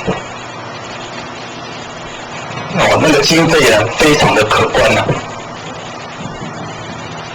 所以你想想看，人哪有那个力量可以阻挡大自然的力量呢？所谓孤城无力可回天呢，人哪有办法对抗大自然？所以人定胜天这种说法，这是以前鼓励人的一种名词而已啊。如果现代的人面对大自然，我们都知道人不能够胜天，天一定胜人。在天的面前，我们就是要保持谦卑，保持恭敬。那天是什么？天我们刚才讲的，就是我们的性。我们的性如果能够恢复自然，那么天的灾难就没有了，天的灾难就减少了。我们的心能够回复到这个地一样，你看这个地，大地给我们滋养，给我们不抚育，然后呢，它也不求回报，让我们见大，让我们污秽它，它还是如如不动，就是说地灵。那我们的心呢，如果能够像地这样子如如不动，任人批评，任人见大，那么有更大的包容力来包容各种的罪过错，那么地就宁了，我们的心就宁了。那天清地宁，心性清宁。那心宁之后，我们当然，我们人就表现在外，智慧德能向好就会表现出来。我们家呢就会家道圆满，社会呢就会和谐，世界呢就会和平。那所以一切呢都是从我们的心性下功夫了。但是呢，你要想想，我们的心性了解了，我们还有这个外在的环境，我们住在这个地球，有跟人之间的互动。那么跟人之间的互动，这变成了这个成就我们的心性最主要的一个环境啊。你看你家里夫妻，你有父子，有这个兄弟，你在外有君臣，有朋友，那么人跟人之间的互动，就产生你的这种修行上的这种功力啊。你在心性上下了多少功夫，你回复多少自然之性，那就在人身上看得到。你对待你的妻子，对待你的丈夫，你是不是用妻子之道、丈夫之道来对待呢？对待儿女，你有没有用对待儿女之道？对待父母，有没有尽该尽的孝道？这个呢，都是我们必须去了解、必须去实践的地方。这个微理细节啊，真的是太多太杂，但是每一个环节都是从心性出发，所以呢，一个懂得心性修持的人，他在每一个地方呢都会做得很好。所以为什么说忠诚一定出自孝子之门？那么这个孝子啊，他一定是天清地宁的心性，也就是说他的心性啊，没有太多的杂乱，没有各种的烦恼妄想，他就是性德的流露，他就是呢好好的把他的孝道尽好。那孝子在家庭一定呢能够这个引导妻子把这个家治好。丈夫是领妻啊，妻子是帮夫啊。如果说丈夫妻子能够这样子和融相处，那么夫妻和合起来，那就是明啊。我们说日月嘛，日月就明起来，整个家就光明了。你这个家光明，也会照亮到其他的家。你这个地方有这样的一个圆满的家，你就照亮附近的家，你这个社区的家，或者是说你这个家族的家，都被你照亮起来了。所以一个人影响是非常重要的。我们人来到人世间，我们不是就是要做这个吗？如果我们不是来照亮别人的，那么我们来社会上、来世界上添乱子，造成更多人的混乱，造成更多事情的混杂，那你哪有办法回天呢？你哪有办法恢复本性之自然呢？那你来人世间到底它的意义是什么？你的作用是什么？所以从今天起，我要想办法让自己发光，我要照亮别人。你照亮别人，你就要懂得回归心性。你的心性既然是具足的，既然是清净的，既然是圆满的，那么呢，你就应该从这个心性出发。你这个圆满具足、清净平等的心，把它呢流露出来，把它做出来，在每一个人事物上都要有作用。在妻子身上，在儿子身上，在朋友身上，在这个老板身上，还有在父母身上，你都要让它起作用，你都要让它发光发热，让大家都知道人世间的温暖，知道了这个做人的可爱。那么这世间不就是一片光明了吗？家庭不就是快乐的家庭吗？我们所看到的不就是天堂吗？哪有什么天灾地变呢？哪有什么这个地狱呢？有什么世界末日呢？没有啊，这都是人搞出来的嘛。那人搞的世界这样乌烟瘴气的，那么大家都乱，结果呢，你自己也跟着乱。那你想想，你有没有责任呢？今天我们要说，你如果是一个觉悟的人，你必须要清楚，世界混乱，责任在我，不在于别人是因为我没有做好，我没有修好。那就是因为我没有做好，我没有修好，那所以世界混乱，家庭混乱，人世间混乱，天灾地变混乱，一切都是个人引起的。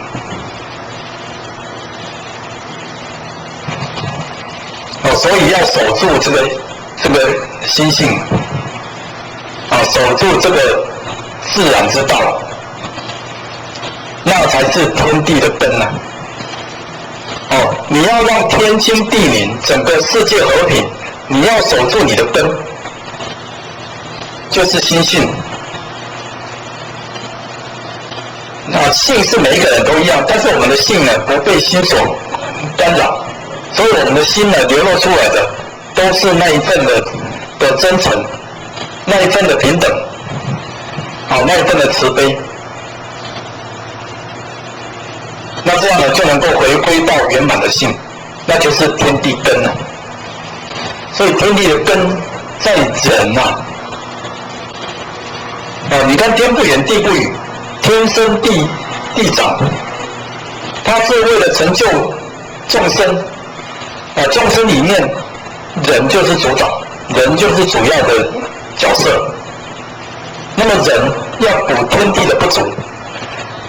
补天地的不足，就是把天地的大德呢，把它实践出来，把它讲述出来，把它做出来。你看天地的大德，人哪有办法去承受得了这种德呢？我们说天同覆，地同载，天这样覆是覆盖的意思，天。有好像一个盖子，把我们这个地球，我们这个空间给盖住，那就是一个无形的保护伞，让我们可以安居乐业在这个大地上。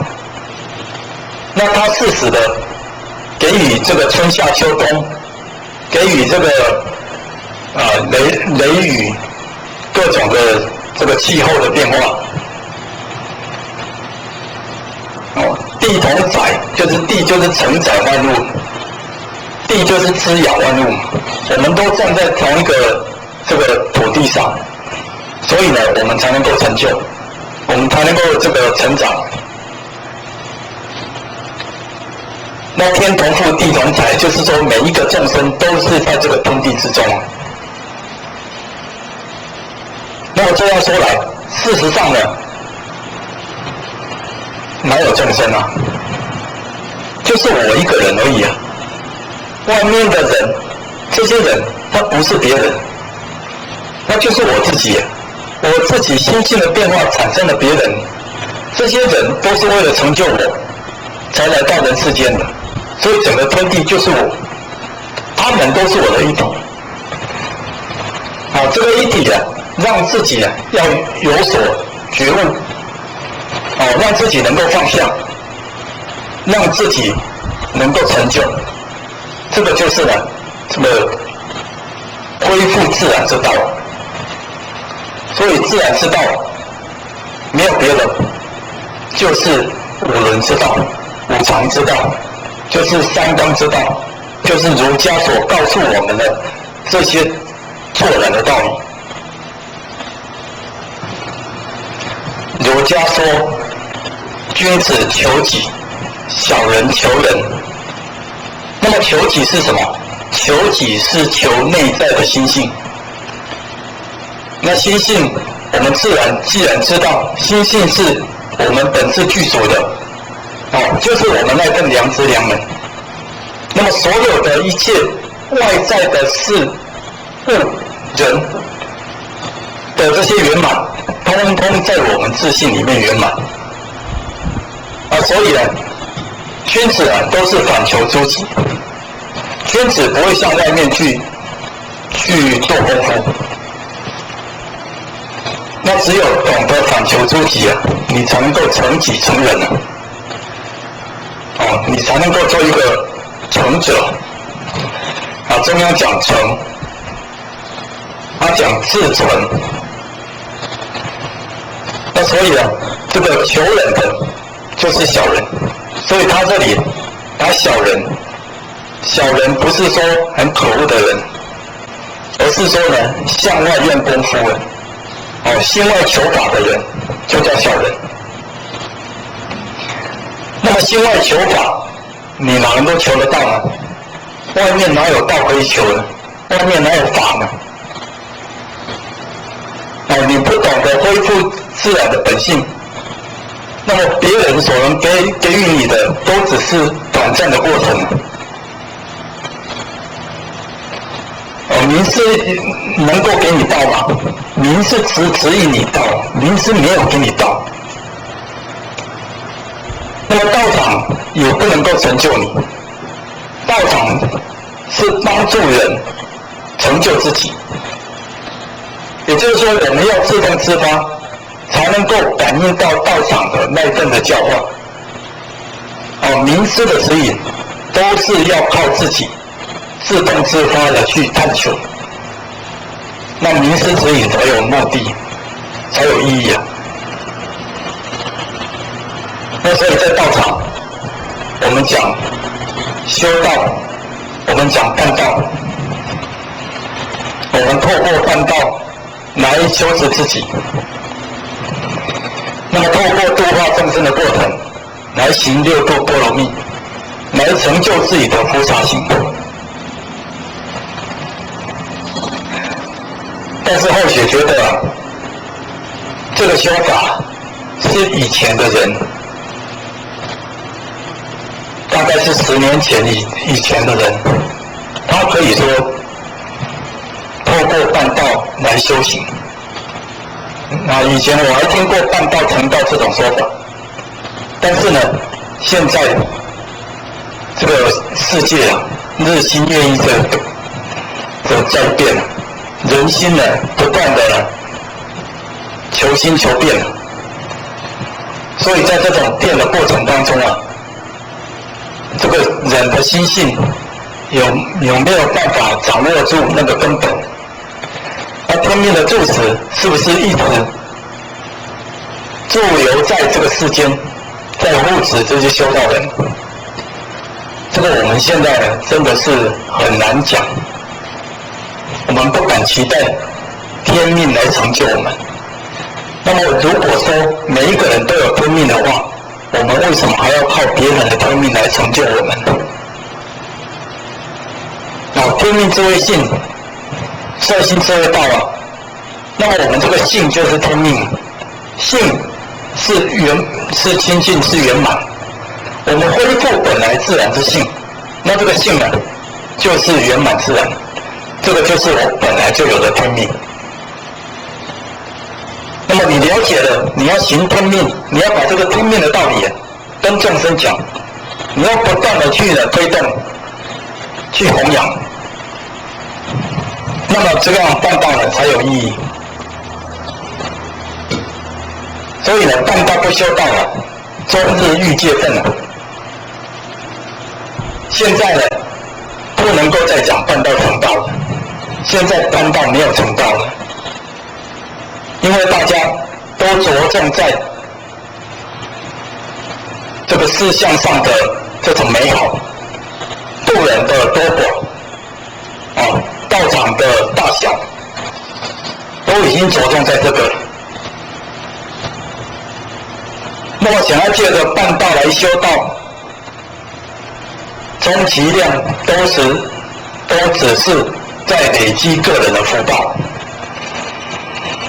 当你在办道的过程，你没有了解到自己心性的圆满，心性的这种真诚与清净嘛，那么你这个办道都没有见性，没有见性都是成就福报而已，也就是说不是功德，那是福报啊，福报不是功德，福报不能帮助我们这个掉出六道轮回，福报只能让我们投生到天道比较好的环境，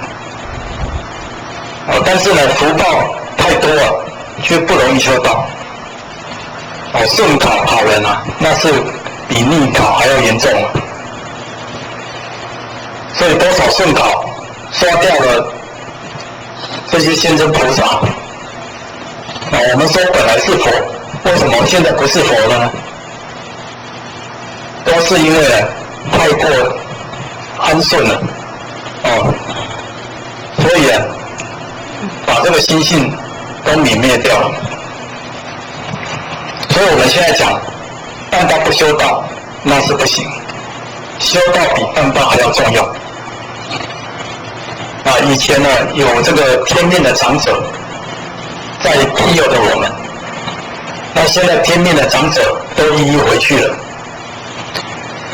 那一回去了，当然我们人愿意相信天命还是在世间，可是呢这些长者不见了，我们依什么作为修持，依什么作为指导？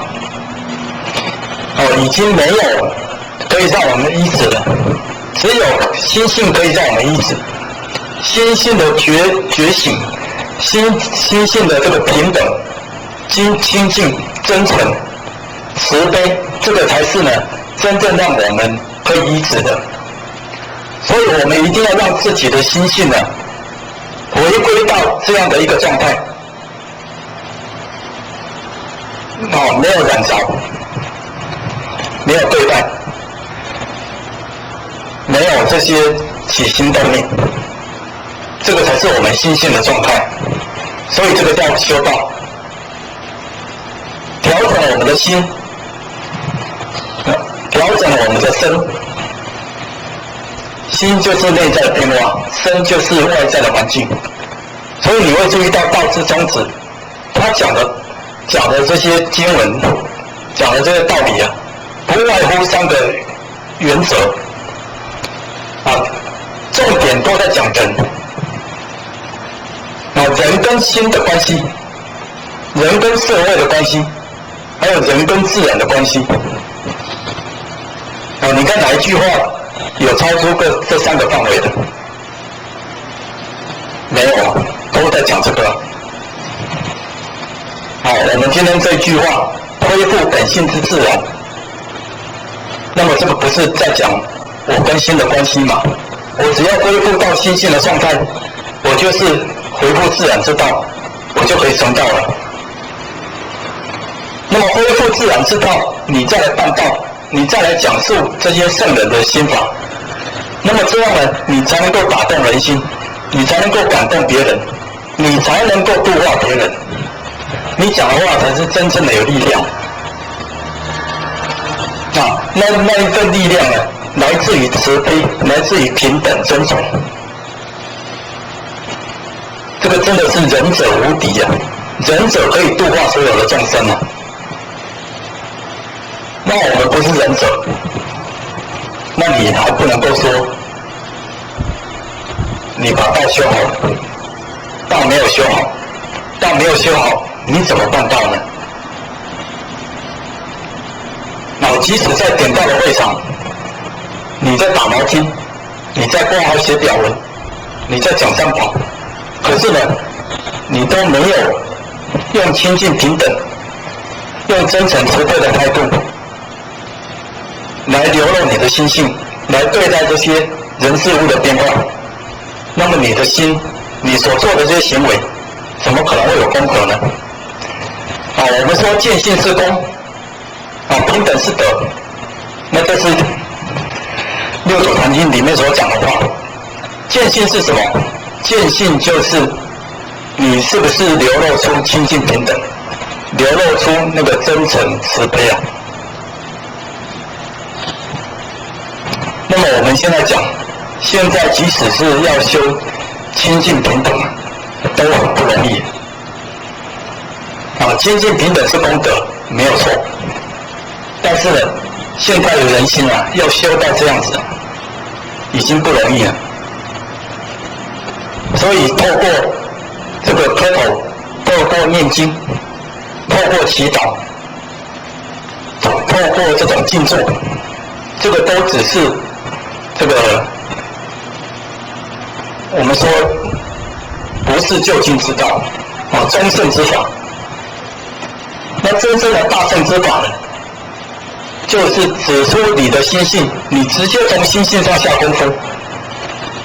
那心性上怎么下功夫呢？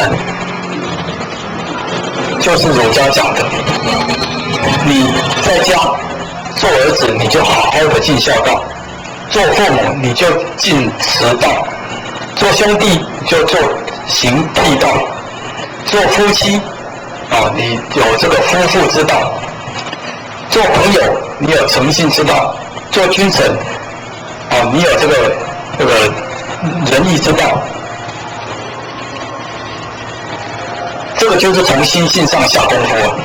你要反省你自己做到没有，在每一个环节你是不是做到100%？心性是圆满的，所以做出来的一定都是100%。你说我没有办法，我只能够做到80%，那不行。你还有一品生相无明没破，你就不能够回归本来的面目，你就不能够恢复本性之自然了。自然的状态你还没有完全达到，只有100%，所以圣人是100%，佛是100%。这些这个大罗金仙他们那个是100%。那么我们现在不是100%，所以呢，要修道，要修道。以这个觉悟为师，以这个清净为师，平等为师。从这个觉悟之中来了解到我们的起心动念都是要圆满我们的自信所以我们在于各种的起心动念上都不能够有一丝一毫的偏差。那是真正的战战兢兢临渊履薄，这样才在走这个修道这条路他这里讲办道不修道，终日欲界分。终日就是每天在这个欲界，在这个欲望的这个范围里面他在那里生气在那里起心动念，在那里贪嗔痴慢欲界就是我们的红尘世界，还红尘世界就是因为人有各种的起心动念，才会产生各种的欲望。那这种欲望呢，让自己呢堕落这个无底的深渊呢，让自己不知道怎么样回归到这种本性的自然，回归到清净的状态。那所以终日欲界分呢，我们今天一碰到各种天灾地变，我们看到人民就是谩骂，就是呢这个要求，就是指责，说别人怎么样，政府怎么样，国家怎么样，每一个人都是这样子。哪一个人真正的想到这些天灾地变是我造成的？我自己要这个反躬自省啊！我今天做不好，所以我今天受到这种天灾地变的惩罚。天灾地变不但惩罚我，还惩罚了跟我住在一起的这些众生。我这个罪人啊，唯一要担罪的人就是我。那么我们今天修道人看到这些天灾地变，看到这些受苦难的众生，我们也没有办法去挽化这种结束。那么可见呢，我们修道人也修道不得力，修道没有功夫啊。我们说要发光发亮啊，你发亮的程度只是照应到你这一家，那不行。你要照庇到整个社会、整个国家，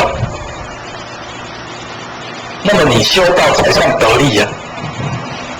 你修道自己成就，那有什么意义呢？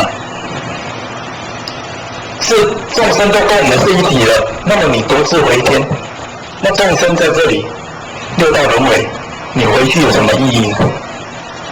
所以为什么白水老人他的愿是无始无终的愿？这个无始无终的愿，他就是体悟到这个道理：众生跟我是一体的，众生不回天，我也不回天。那么我现在呢，可以超越六道，我当然要帮助众生来超越六道。那所以要修道，要办道。我们现在讲的办道，是要从你修道的功夫上来办。修道没有功夫啊，你没有办法办道。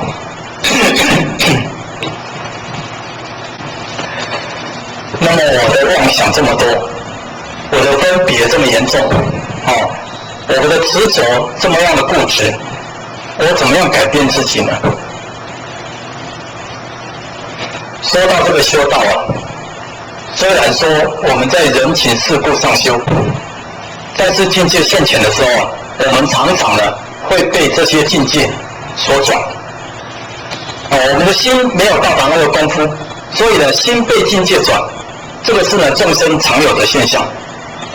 我们的这个修学之人啊，常常也会这样子，所以我们会让自己从这个戒的功夫来下手。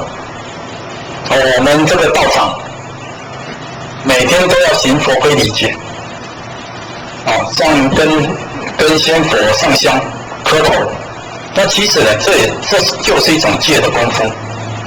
透过这个磕头献香的仪式啊，让自己回归心性，让自己呢得到一份的这个清净安宁。在那刹那之间见到自己的本性啊，那这样呢就有达到作用。当然你可以给自己下更多的功夫。你虽然没有办法在这个境界现前的时候就流露出心性了，但是呢，你给自己戒律，给自己下功夫。虽然那不是究竟之法，但是呢，透过这种戒律，你就能够在里面入定，你就会生智慧。那我记得以前我们在火师团的时候，那么这个火师团是学生的修道团体，那学生总是很天真嘛，那学生总是有各种招数那学生就只能够说了这个一样画葫芦了，那不算在修道，就是一股冲劲了。但是那个时候呢，扎下的这个基础可以为后来的这个修行奠定这种很深的这种道力那我以前呢是用这种拖地、扫地，每天去佛堂拖地、扫地，用这个功夫来让自己得定，用这个戒律来让自己进入一种这种修心的状态。所以当这样在扫地、在拖地的时候看到这个地面因为你的这个扫、你的拖就变得干净了，你这个庄严佛堂让佛堂变得清净让众生来到佛堂身心心生喜悦，那这个就是一种很好的一种功行。那我就每天这样做，有时候呢这个太累了不想去做，那一天呢就睡不着觉。你一定要去佛堂把这个地扫干净，你才可以算是今天做了功夫所以这样每天要求自己。刚开始并没有那么勤奋，那因为做久了，大家就会来要求你都会来问你你今天有没有去扫佛堂你昨天怎么没有来扫佛堂都会来这样来问。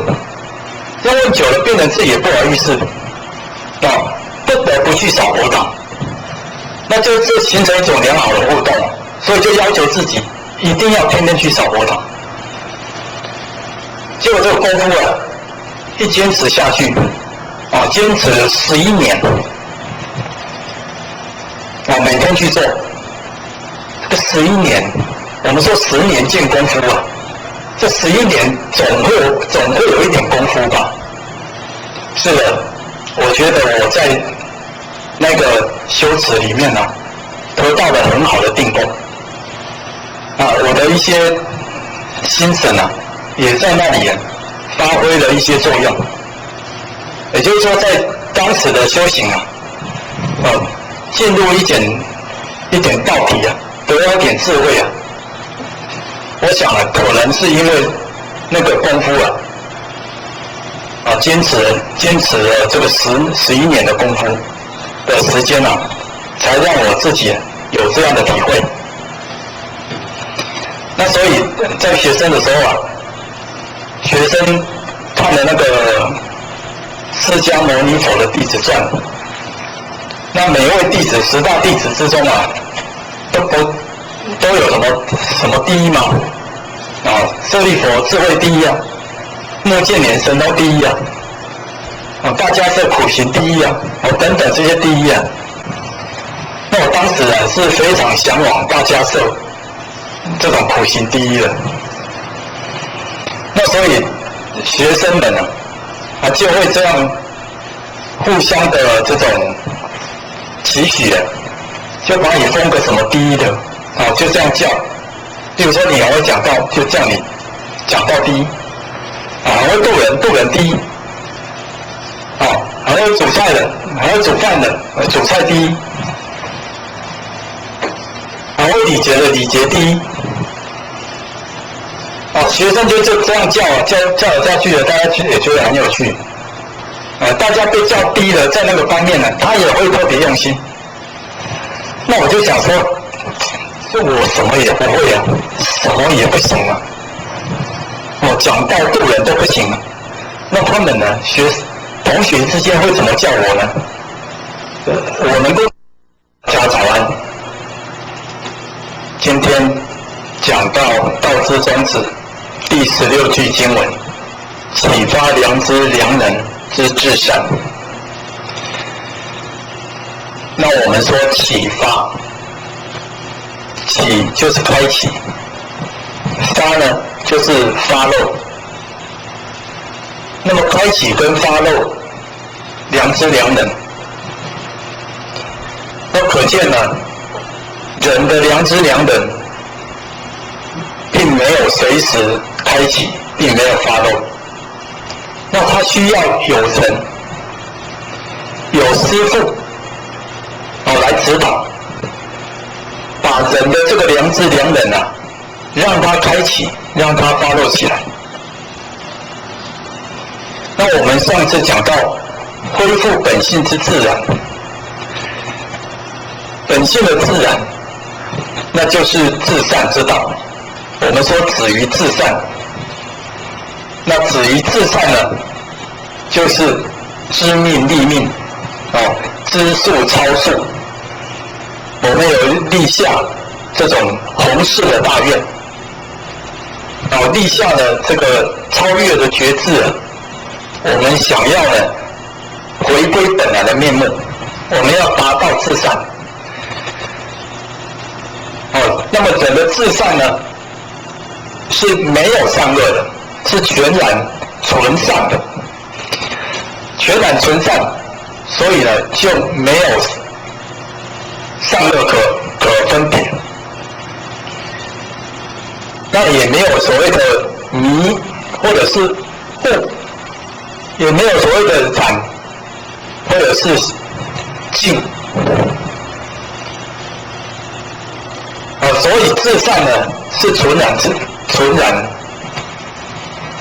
圆满的这种心善。那我们要讲那良知良能呢？良知良能在孟子的解释，他是这么讲：人之所不学而能者，其良能也；所不立而知者，良知也。他说人不必学就能够做的，那么就是良能。那么他不用经过思考就可以知道的，这个呢就是良知。那这两句话呢，把它简单的解释起来，我们说的良知良能，良知其实就是我们说的道，良能就是德。道跟德把它合起来，那就是良知良能。那道跟德要付诸实践才可以看得到，所以呢，这个良知就是道，良能就是德，把这个德显现出来，把它开启出来，发露出来，实践出来，那么人家呢就可以看到你的德，就可以呢知道你的这个良能，所以这是良知良能。那所以呢，仁义礼智根于心仁义礼智信这五常之德都是根于我们的这个性德，所以这个呢是不学不虑就能够有的，所以不虑而知是良知。那么我们本来就知道，这个不用去思考，不假思索，不需要学习，这个是良知。所以仁义礼智信，它所统贯的这些德目，它所包括了这个各项的这种道德行为这个都不需要思考，不需要去学习，人的性德自然就可以流露出来。那么了解这样的道理，我们把这个性德落实在生活之中，落实在世故人情里面，待人处事里面，那么呢，这个也不需要透过学习，你就能够知道了，你就能够做了。所以我们如果说用简单的这个比喻来讲，我们今天讲孝道，那孝道呢是不需要学习的，所以孝道是一个人从小在家里面看到父母亲，他对长辈所做的一切，然后呢耳濡目染来教化了这些子弟。子弟呢在这个敬教的过程当中那他就知道，他就自然也会流露那个孝道的性德。所以呢他在家庭之中对父母就会讲孝道，做孝道，对长辈呢也会恭敬，对同辈呢也会懂得谦虚。那到了这个社会，孝的德性衍生出来，那他们会忠于领导人，这个忠于他的公司、他的团队，那他会对朋友讲信用，讲诚实，讲谦虚，这些德性呢，其实都是一个道理，那就是信德，那就是良知所以这个良知呢，在不用这个思考、不用学习的状态之下，它可以自然而然，所以这个叫做本质具足，本质圆满，本无动摇那本质具足的性德，透过我们后天的环境把它表现出来。那所以我们会发觉到说，现代的这个人心就差在这个表现出来这个动作。那么那为什么不能够表现出来呢？这个最大的原因就是因为没有人把它启发，因为呢，它本质具有的那一份良知被环境、被整个世间的污染给掩盖住了。那没有人启发的自信那他的这个行为，那就跟这个动物没有两样。我们人称为万物之灵灵是临在人的那份智慧，人的那份道德。那人如果说没有智慧道德，那么行为不就像动物一样吗？所以为什么当时孟子他批评杨朱墨翟这种无父无君的这样的一个思想是将人民推到这种动物的国度里面。那所以他要极力提倡这种良知良能。所以良知良能的提出呢，在孟子这个时代就已经有这个口号了。那么良能，我们要知道，一定是透过良知所发露出来的。那透过良知所发露出来的，那个就是这个道德的原貌。那么如果说没有透过良知所发露出来这些行为，那它不能够叫做良能。那可能是人的习性、人的秉性所做出来的这些动作那么在至善里面呢，在我们的性德里面呢，没有这些动作，没有这些负面的行为，也没有这些的这个污染的这种文字自信是充满祥和，充满至善，充满了一切和平的。所以照理讲，人所生存的这个环境应该也是这样一片祥和的，充满着人世间的爱，充满大家的这个情谊但是呢，现在不是这样子，那可见呢，我们的良知已经被掩盖住很久很久了，以至于良人无法流程。那良人没有办法流程，整个世间呢就按照习性来做事。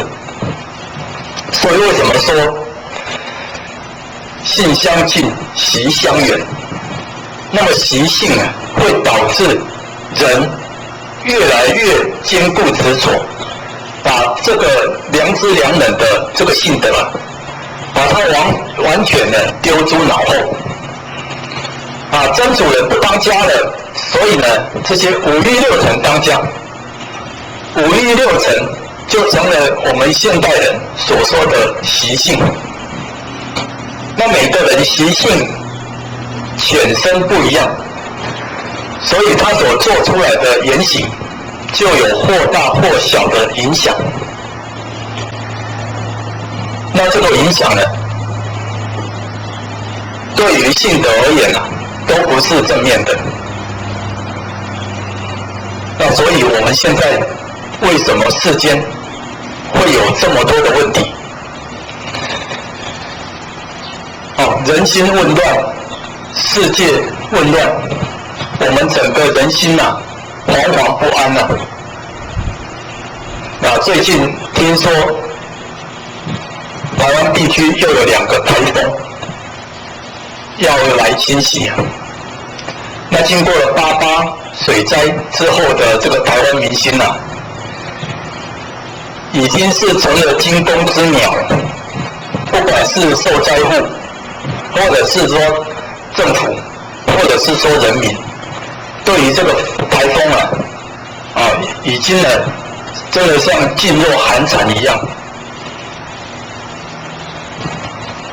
不希望呢有这个水灾再次产生，但是又来了2个台风，后续的发展怎么样？我们呢也很惊慌要祈求这些天灾不要降临，不要呢这个影响到我们的生命财产。那么人必须修德来应天，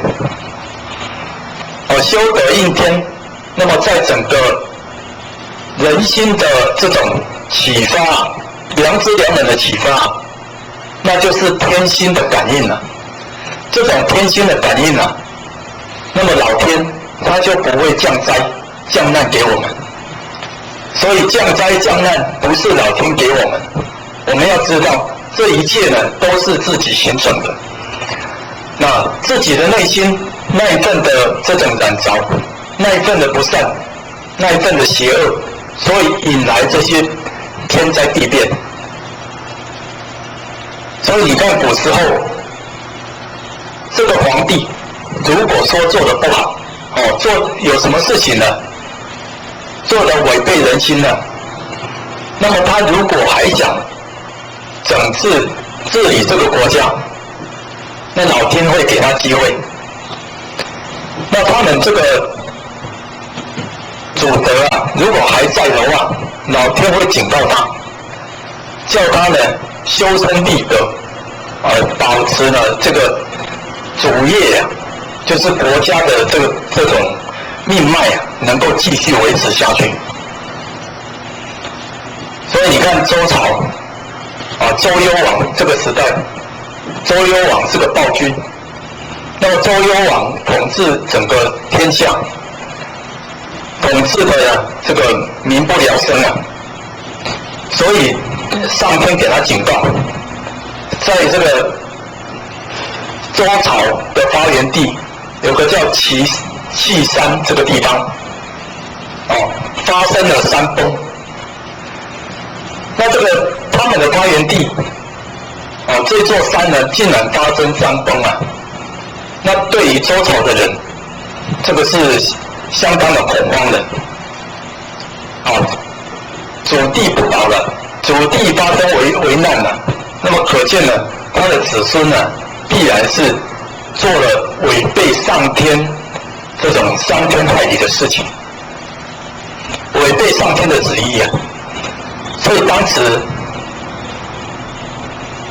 人家要赶快告诉周幽王，希望他能够赶快忏悔，斋戒沐浴，来祭祀上天来求上天降罪给自己，降罪给这些文武百官那也要皇帝带头做起希望老天不要降更大的灾难在人民的身上。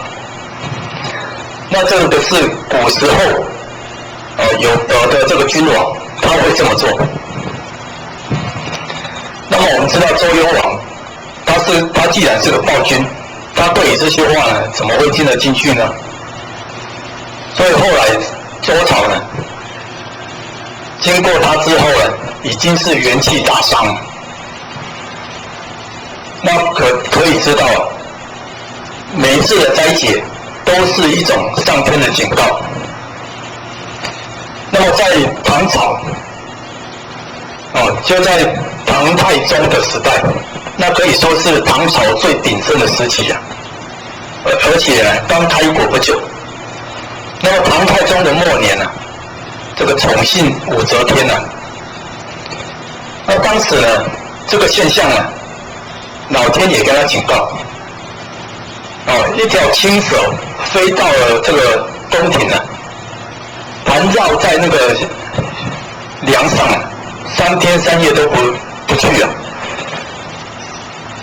那么这个天文官就赶快去占卜到底发生什么事然后就说明会有这个女祸或女人作乱，皇帝要赶快斋戒沐浴扬其这个天福希望能够得到上天的谅解。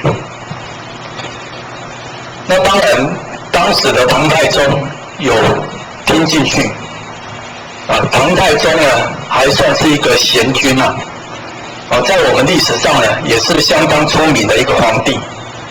那当时他就把这个武则天把他发配到这个庙里面当尼姑不要让他留在宫廷。但是武则天的力量毕竟已经隐藏着形成了，在这个唐氏的这个子弟当中那他也应用了他的这个手腕，应用他的人脉后来在唐高宗之后他还是占据了唐朝的这种基业。那所以在历史学家里面把武则天称帝的这段历史他还是把它归到唐朝里面去。虽然武则天改国号为周，但是历史学家并没有承认这个周这个朝代。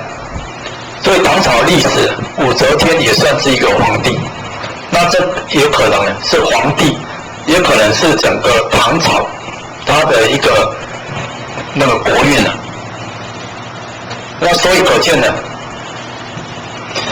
我们人在每一个这个生活的时空之中那一份道德的呈现那才是可以长治久安的依据你看一个国家是这样子，一个家庭也是这样子，一个人也是这样子当人有什么错误那么老天会用各种方法来警示你。那当你这个做的不如法的时候，那么老天还会用各种的人情世故来点醒你如果你不是毁道败德的人那么老天都会让你有这个反省的机会，改过的机会。那我要说一个我个人的故事。那我这个故事当然是发生在我的身上。我们家在我大概30岁的那一年，我们家的这个家族决定呢把祖产卖掉。那因为祖产呢就是一大片田地啊，已经变更为这种建筑用地。那后代的子孙呢，也都没有人在种田了，所以趁那个变更为建筑用地的时候，把它脱手啊，那正是最好的时机啊。所以就把祖产卖掉了。那每一户呢，人家呢都有分到一笔祖产。那分到我们这一家我爸爸是最大的。那我爸爸他有7个兄弟，所以每一户呢，大概都有大概1000万的祖产。那分到我们这一家之后呢，我们家又有3个小孩子，有4个小孩子，1个是女的，女的不分家产，所以呢，这1000万呢，就由我们3个这个兄弟啊，把它平分掉。那当时呢，我母亲呢，她也不懂。那她呢，是一个不识字的农人啊，家乡的妇女，她也不懂事，也不晓得怎么样处理。那所以她就赶快的把这笔财产分给我们3个兄弟。那3个兄弟，我大哥他不要财产，他要房子，所以呢，我母亲就把这种祖先分配给他的这个祖地跟这个房子啊，过继到他的名下。那我个人呢，分到300万，我弟弟也分到300万。那剩余的钱呢，就留给我妈妈。那这个女儿已经嫁出去了，但是女儿我听说好像也是有分到50万。那后来呢，分到钱的这些兄弟啊姐妹啊，下场都很凄惨。所以我真正的体验到这个祖产是赌这句话。为什么祖产是赌呢？因为人看到眼前的利益，没有一个不贪的。你看贪这个字，它本身的写法，金贝，金就是现钱嘛，贝就是钱嘛，现钱的利益，所以就成了贪了。现钱的利益哪有人不贪的？那我当时当兵回来，突然有这笔钱，那我也没有智慧，当时呢还没有受过社会的洗礼，所以呢也尽量的挥霍，也被朋友呢拖去啊，要投资什么，投资那个，投资那个。当然不久之间呢，这笔钱就挥霍殆尽了。那我又不敢跟家人讲。那道场呢，虽然当时在道场，我有意愿跟这个道场一起买佛堂。那时候田呢是没有答应，他说呢那个是我的祖产，我们不敢动，所以呢就放任我自己去处理。那我当时没有人生的经验，刚退完伍的一个小伙子，拿了这笔钱可以干什么？当然就是尽量挥霍。虽然一度有去买房子，可是呢没有余力缴款，所以后来呢这笔钱呢就在不知不觉之中投资被骗了。然后呢这个为了准备考试，准备了好几年也都没有得志，所以呢，这笔钱就这样消耗光了。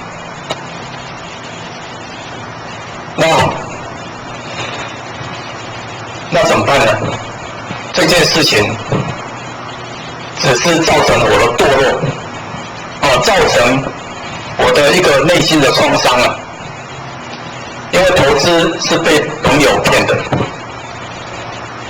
那个投资没有成功，后来也不了了之，也被朋友借了一笔钱，也在归还上也发生问题，跟朋友的就撕破脸。那么整个运势啊，就整个人生的前途就这样荡落下来，郁郁不得志啊！考试考不上，要去找工作，你年纪已经太大了。挥霍到35岁以后，你要再找工作，那更是难上加难。那所以一直到现在都是这样子。所以这个赌啊，影响很深啊，影响很深啊，让我对这件事情啊，实在是耿耿于怀。那后来呢，还好，就是我后来结婚来到云林结婚之后，娶妻生子，能够呢跟太太一起努力啊，买到一个房子，总算可以安身立命了。那么算是对于祖先做个勉强的交代。现在回想起来，那也是20年前的事情了。年少轻狂，不懂的事情，那么也没有这个良朋益友，尽是一些狐群狗党来诱惑你。那这个道场的这些前辈啊，也这样放任不管，所以呢，造成今天也没有一个基础，尤其在经济的生活上，一直都是呢处于非常穷困的状态。现在即使创办了春秋学会，创办这个春秋学会啊，可以说惨淡经营，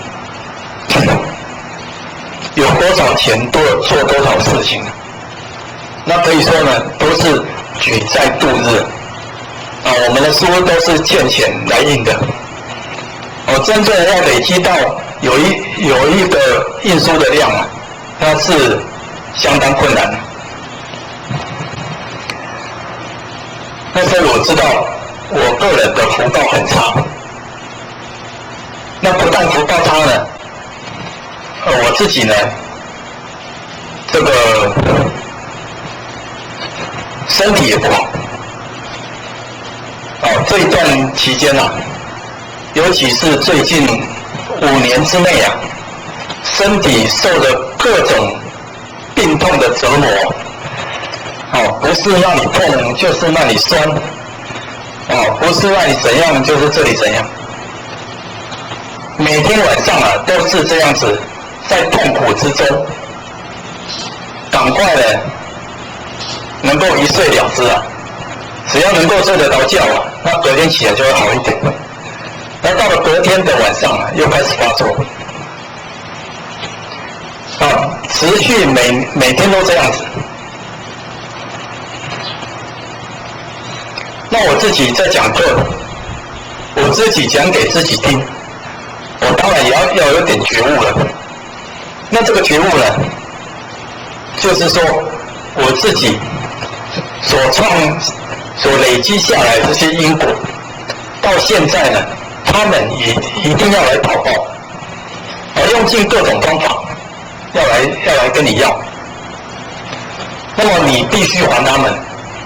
你如果不还他们那么你只有增加自己的痛苦，增加自己的那份难受所以这个身体我就放任它了。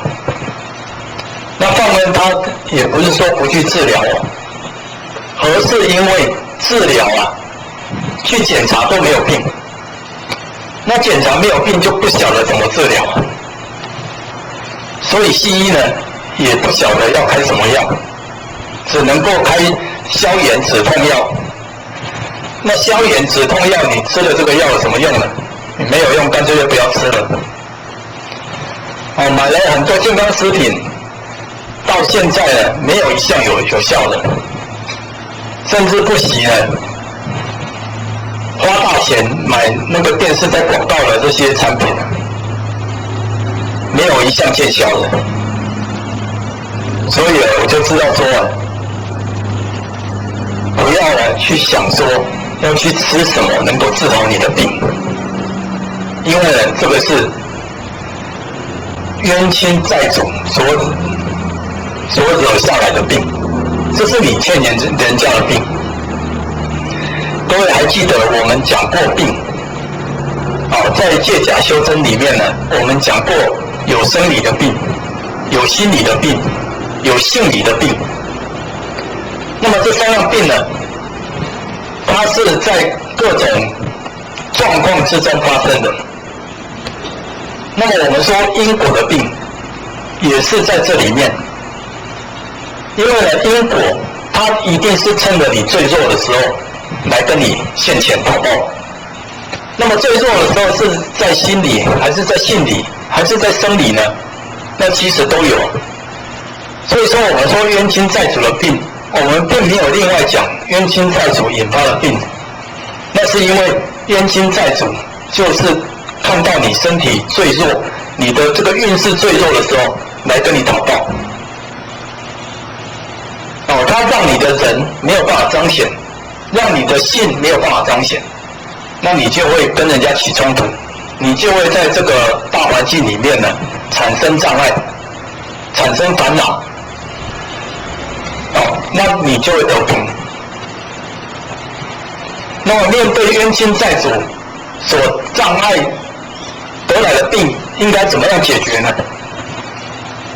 那只有这个忏悔，只有沟通你认错，你不断的要去认错，知道自己呢累劫累世所留下来的这些因果实在是太深重了。我们不晓得来世曾经杀过人，害过人，偷过人，骂过人。那么这些因果累积到这一世，好，你现在想要修道了，你现在想要学好了，那正是机会正是冤亲债主来跟你讨报的时候他不趁现在讨，他什么时候讨？当你在为非作歹的时候，他也没有办法讨，因为你根本没有功德给，你根本没有功德他怎么讨？那你有办法为非作歹，那还没有受到世间人的惩罚，那表示你的这个福气正盛你的福报还没有消完所以他们也没有办法来讨报。你福气消完了你想要学好了，那这个时候呢，冤亲债主就来了。那他们来是不管3721管你现在怎么样，你现在呢可以让我逮到机会了，你就要想办法还我。所以上次我们讲过清明节扫墓的故事，那就是这样子。你让我逮到机会了，你就要想办法还我，这是你欠我的，所以没有错，这个就是我欠他的，我必须去还。那我要还，我也要有能力还。那没有能力还没关系，他就待在那里，他就让你痛苦，让你的前途不顺，让你的身体呢这个感觉到不如意，那里酸那里痛，那里堵那里胀，让你感觉到不舒服。有时候痛苦到了觉得说呢，如果能够早一天往生，也不晓得该多好。像我妹妹这样子，20岁走了，年纪轻轻就这样走了。我当时呢，跟我太太讲了，我也是希望这样子。所以说这样走了，其实这也未尝不是一件好事。避免这种脱模，避免这种苦难了。但是现在想起来，这是完全错误的想法。因为我的业还没有了，我的愿还没有了，这些业、这些愿还没有了之前你就走了，那么你还要承受一次的业，还要再去了一次的愿，你还得再轮回啊！我怎么会有这种念头呢？我不想再轮回了，净搞这些六道轮回的事情了，那我是愚痴了。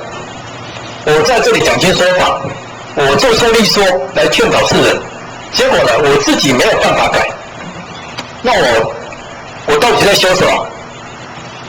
你根本就没有修嘛，所以人家会不信你的。你讲的话没有力量，因为不是你亲证的。你只是表面功夫啊！你讲的这些都是记问之学，记问之学啊，不足以为人师啊。那所以我讲，透过这种 DVD 来讲课，那这个呢，也是因应道场的整个环境，因为像我这样的人，在道场。也没有名声，也没有了这种道场的地位，那好像过街的老鼠，走到哪里人家排挤到哪里，走到哪里人家障碍你到哪里，你根本没有机会来表达你自己，你的这个修行的这样的一个经验。那所以啊，后来我知道说这一切都是我欠下来的，所以我必须呢努力去还。只有努力去还，那呢才能够把这个业了干净啊。那怎么努力去还呢？那就是启发良知、良能是至善。我要把我的道德启发起来，那一份至善的本性啊，要把它恢复起来。既然我已经得了道，那么我就应该行道，我应该把道呢，把它落实在生活上。那落实的方法，就是在每一个环节上。每一个这个伦理份上啊，你要下好功夫，秉着一颗这种谦卑的心啊，来学习啊。那所以说，我们上次讲到在火师团。因为在火师团有一段扎根的功夫了，让自己现在呢相当的受用。在这个佛堂扫地拖地，持续了11年的功夫，让我现在呢感觉到了这个修道了就必须这样子，一门深入啊，长时熏修，那你才会有成就。那11年也算是一段功夫了，所以我现在有那种可以得定的功夫来学习这些圣人的经教，所以这个因缘也可能是在那时候所降下来的。那今天透过这个光碟来在这里跟大家讲课，那可能也都是呢有其因，然后有其果。我现在呢，只希望呢能够尽量回馈。在忏悔之中，在实践之中，来将自己的业赶快还清。我欠人家的，我希望能够赶快还清。那你没有机会，要自己找机会。那么我只会著书立说，我只会讲经说法，其他的我什么也不会。你叫我去煮饭，叫我去指挥交通，叫我去这个文书挂号，这个我都不会。我只会讲经说法，只会呢这个写文章写书。那这个就是我在道场的专责了，我就必须在这个方面好好做啊。那我本来是台北道场学界，在台北道场呢，就是因为一大堆障碍当然呢，跟刚才讲的那个主场的赌遗害以至于后来没有办法待在台北道场。那后来来到云林，到了云林之后呢，也是一大堆障碍在前面，受到了排挤呢，那个力道更大，所以我没有办法在其他道场发挥，我只有呢自己在自己的道场发挥。自己的道场在哪里就是我们现在看得到的，在这个光碟里面，在这个书本里面，这个就是我能够发挥的。那我希望呢，也能够透过自己的这种解说，自己的印证，把圣人的经教把它阐述的更加的淋漓尽致，更加的明白清楚。那所以常常有一些这个年老的这个点燃师，他们已经没有办法这样逐一逐字的这样来看这个文字，所以看到我的书这么厚，他们就发愁了。我常常建议我说你这个书不要写得这么厚为什么你的书都这么厚呢？你看一本注解，道之宗旨才23句，你看我就写了这么厚的书，这一本这么厚的书，就注解了那么多。那《桃园名圣经》《百孝经》也是厚厚一大本。一些老的道亲收到这种书摇头感叹他们感叹不是因为赞叹，而是因为这么多不晓得从何去看起。那有一些有心的人他会就觉得很受用，所以我们的书呢，是对于某一部分的人会得到受用。但是后学这个著书那后学的这个原理原则，就是古人所讲的长经要短述，短经要长述。短的经你要写得清楚，写得明白，你要讲得更详细那如果短经如果长经长经你就要简单的扼要的把它指出来。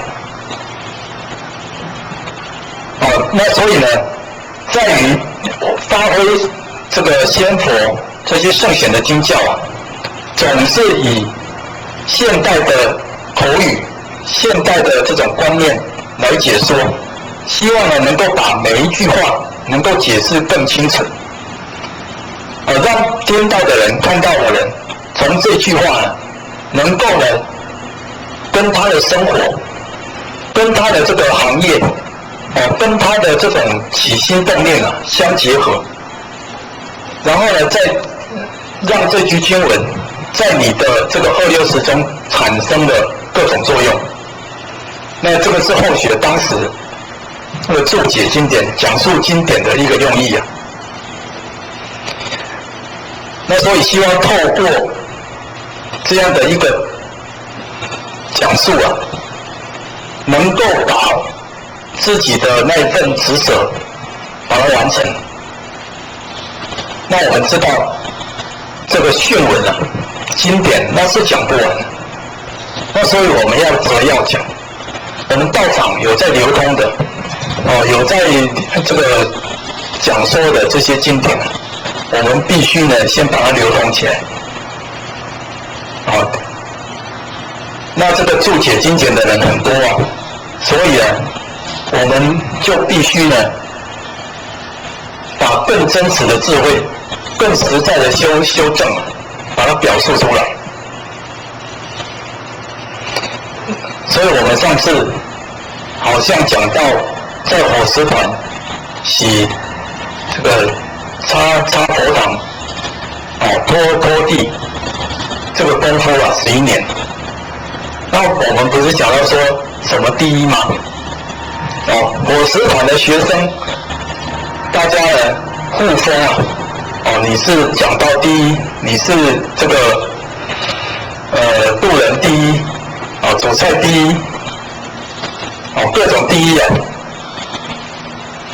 后来我被人家封了，是什么呢？诚者第一，诚信的诚啊。当我听到同学们封我这样的一个封号啊，我那种感觉从来没有那么高兴过，真的从来没有那么高兴过。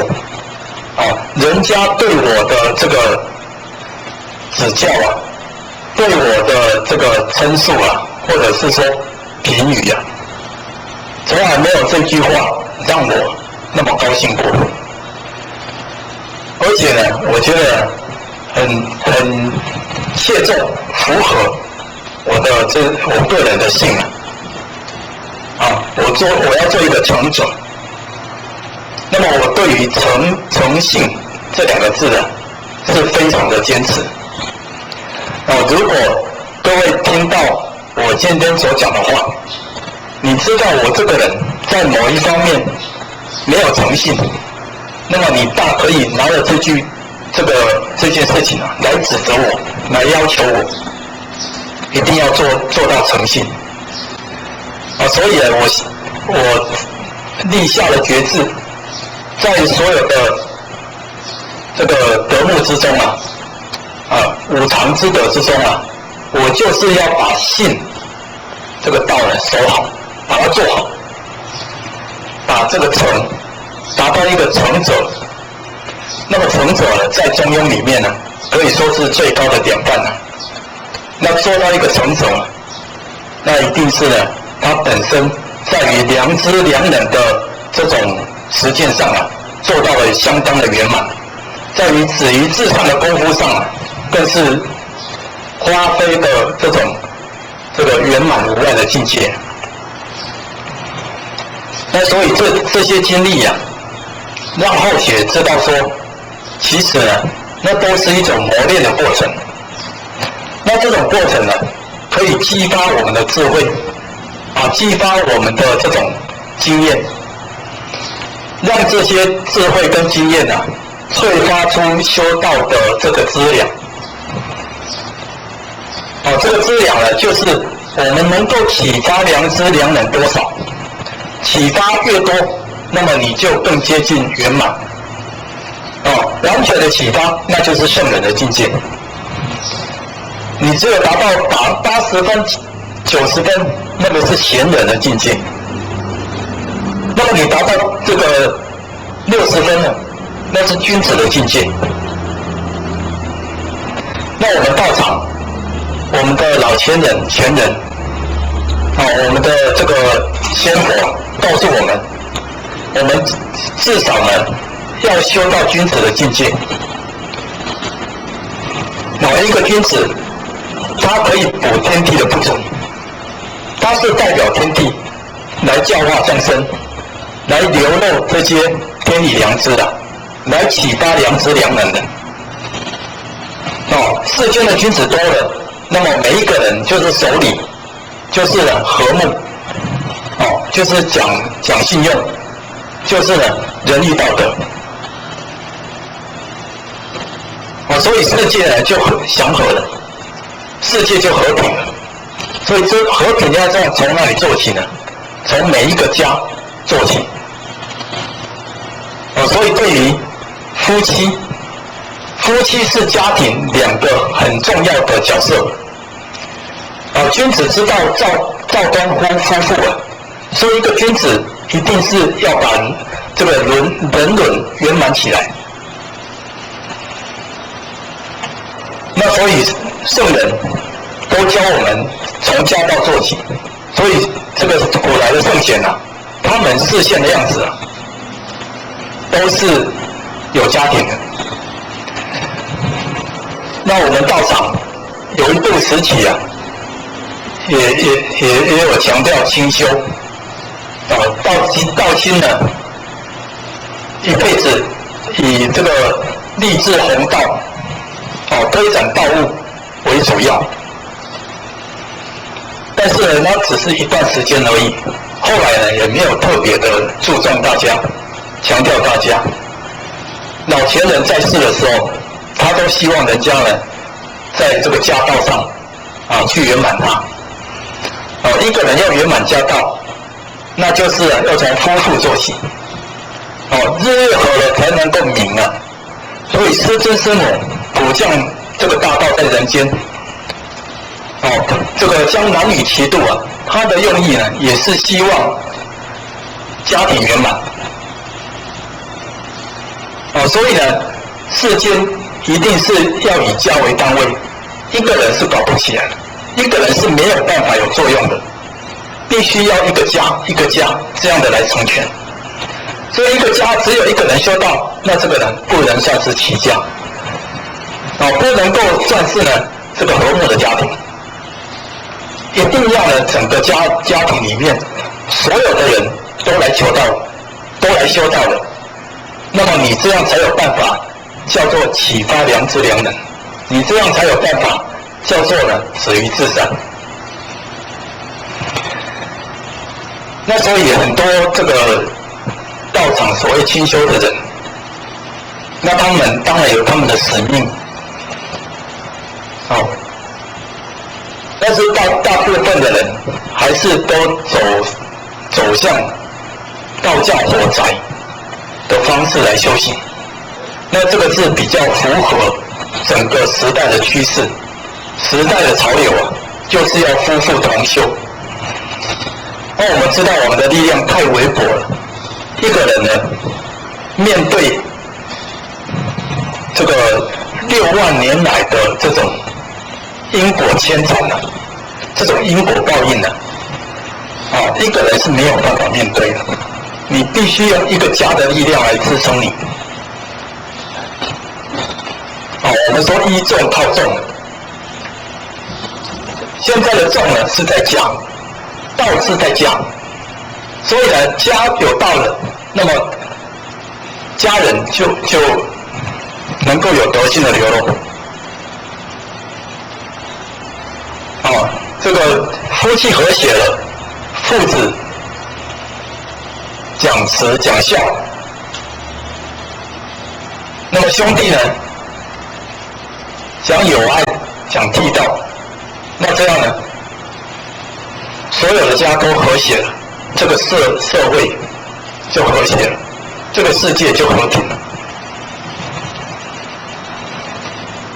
所以你看联合国他讲了世界和平，提倡世界和平已经30多年了，甚至呢，他还在很多的大专院校，世界的各国知名的这个学府啊，开创这个世界和平的科系，希望呢这些学子、这些学者专家能够研究出一套真正的推动世界和平的原理原则啊。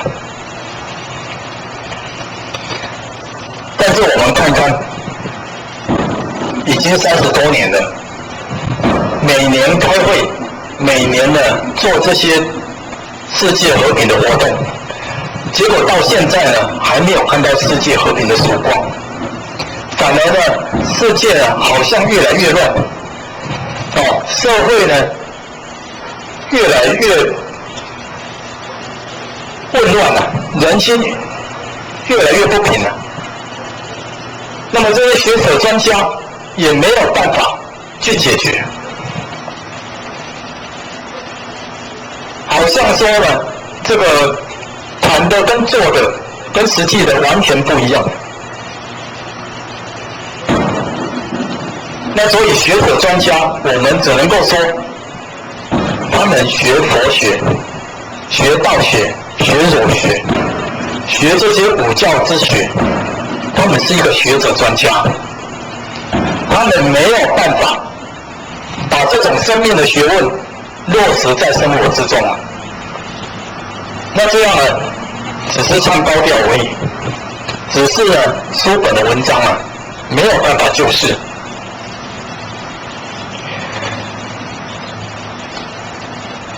所以我们要把这种学啊，把它转过来。道学把它变成学道，儒学把它变成学儒，佛学把它变成学佛，那才是真正的有智慧、有道德。所以我们讲启发良知、良人之至善，无一不是从圣贤的教化里面去得到这个智慧。你把佛的这种道理啊，把它实践出来，把儒家的道理、把道家的道理、把儒教的这些道理经教，把它实践出来，不是真正的修行。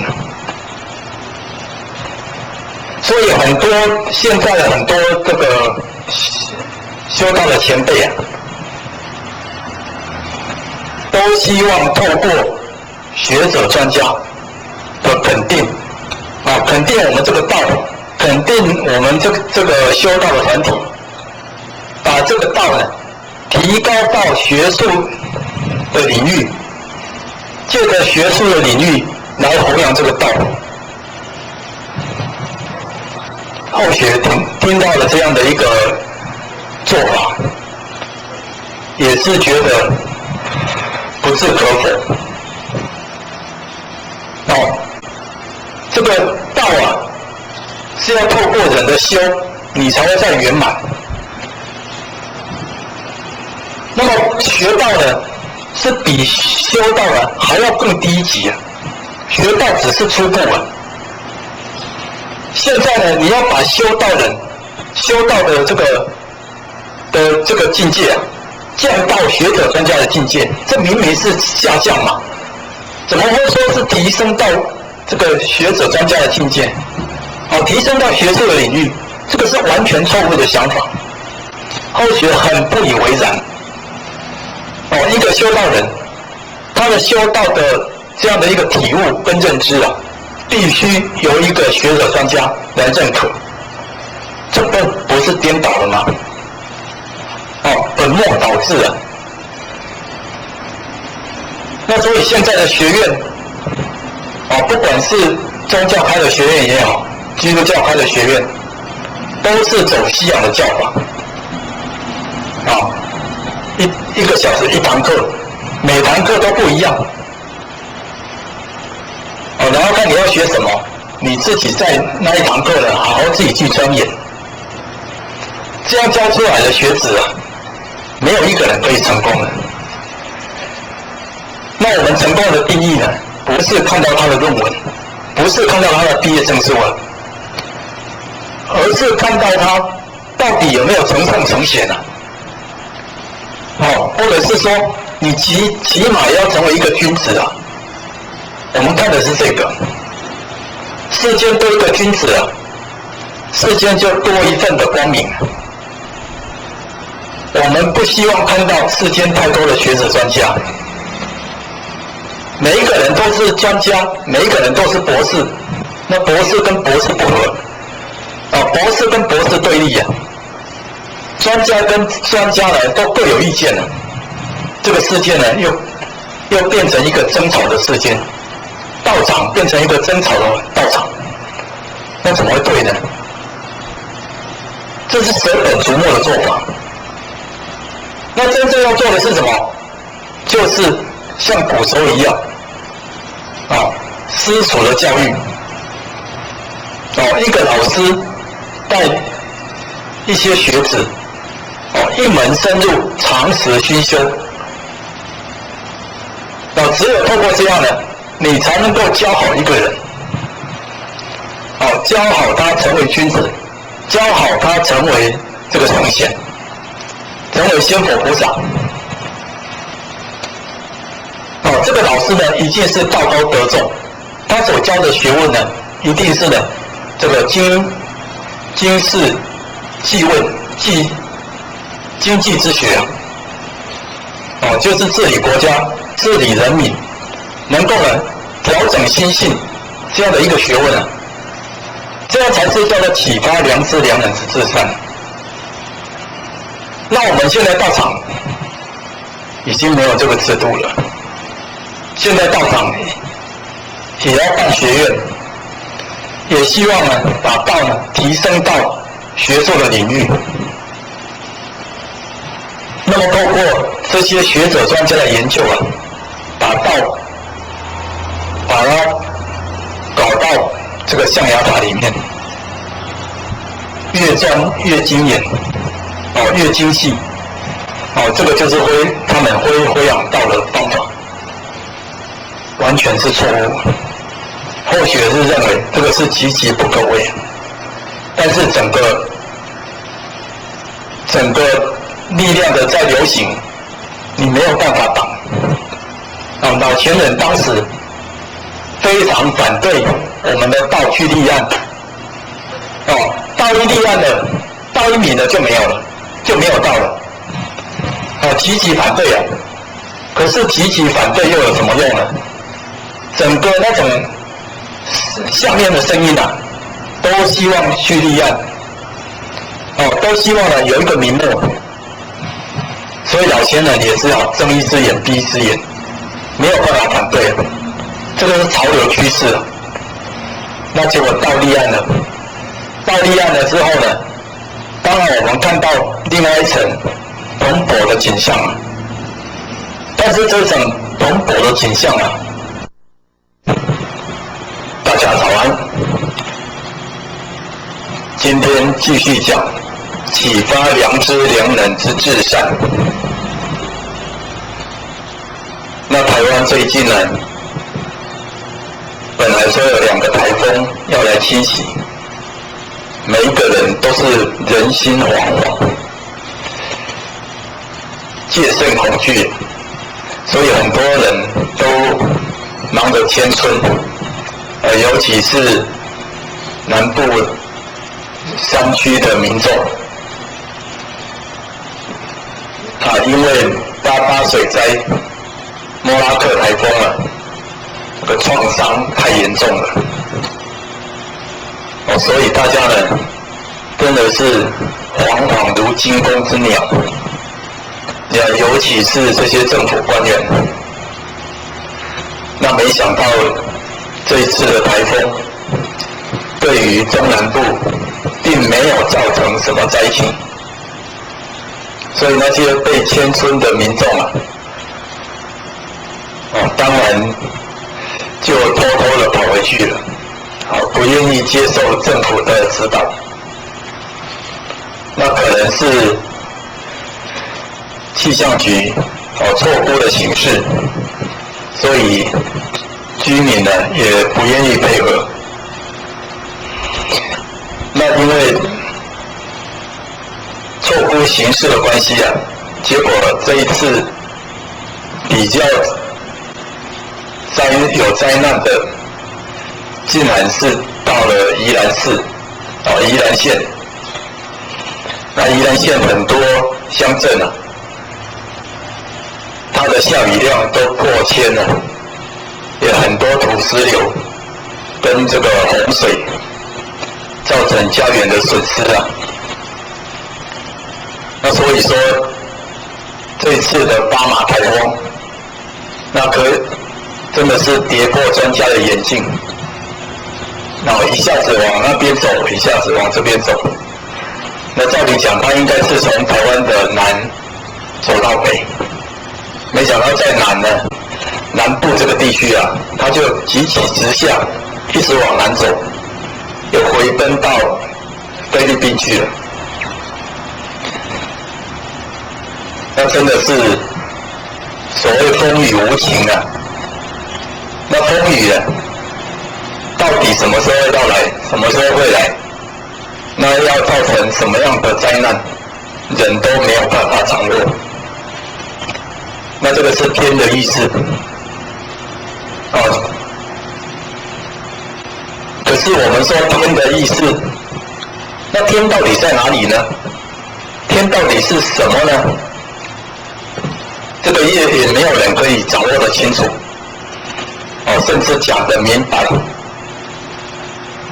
那么说清楚、说明白，其实呢，天就是我们的心。我们还记得以前在国中的课本常常听到的“天听自我明听，天视自我明视”。那所以老天他所听到的，他所看到的，就是众生的心所表现出来的样子。所以我们先前讲过，天灾地变的产生啊，完全是人的心现事变所造成的。那心产生什么样的一个境界？那它的这个事啊，所谓意念啊，就会变化什么样的境界？所以完全是心现事变。那整个众生所营造出来的这个环境啊，那就是每一个人的心念所造成的。那所以说，这个叫做共业啊。所以你看我们现在在讲，昨天还看到这个新闻，有人专门在论世界灾难可能快要到来了。据说呢，这个玛雅文化，在我们知道在南美洲有一个玛雅文化，玛雅的文明，那他们的科学技术啊相当的高，在他们的天文学的记载里面呢，他们把人类的年代记录到2012年，那以后就没有再记载了。所以是不是在他们的文明，或者是说在他们的这种预测科学家的认知当中啊，人类的文明到了2012年就会产生一个很大的变动？那这个变动呢，可能导致人类有灭绝的危机啊。然后呢，在美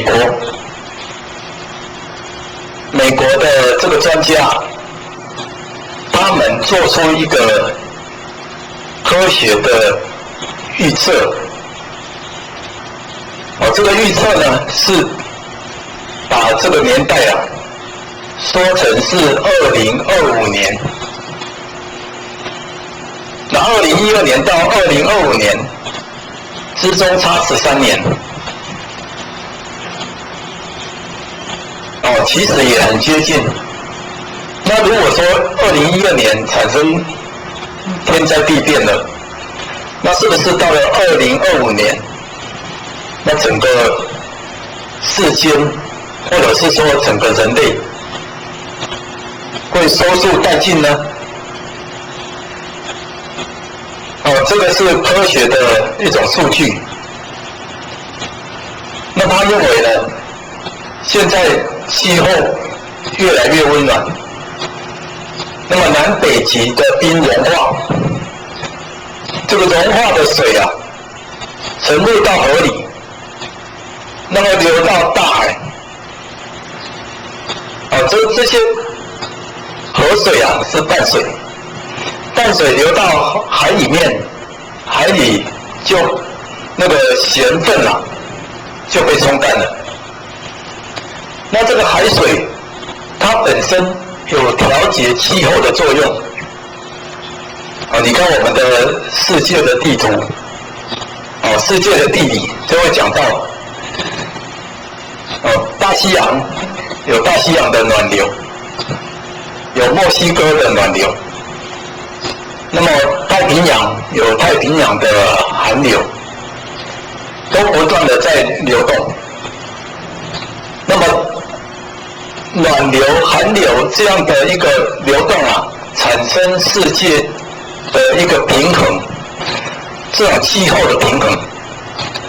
你看海占我们地球70%，所以它的流动啊，它的变化势必产生我们整个地球很大的一个巨变。但是呢，平常呢，大家这样这个暖流啊、寒流这样互相交汇啊，就形成一种平衡的状态，所以呢，可以相安无事。那现在呢，这个淡水大量的流到了海里面，就造成海的这种密度啊，就降低了。海水比淡水比较重，所以我们说密度。那比较重呢，它是比较有力量，也就是说它在海流在动的时候啊，它那个力道比较大。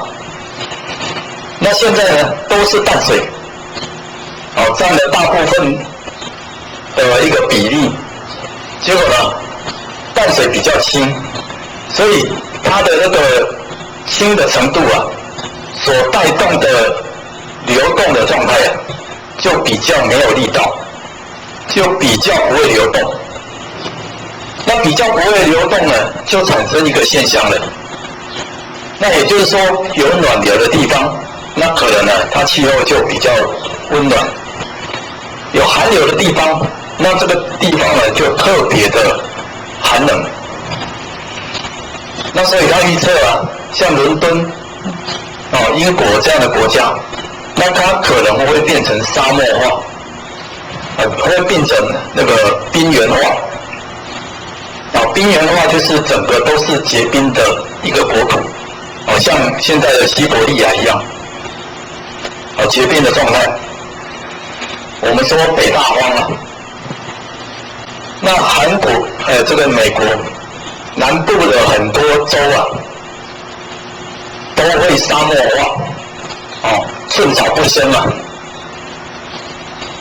因为寒流没有来了，所以越来越热。所以冷的地方特别冷，热的地方特别热，就产生的这种极化的现象。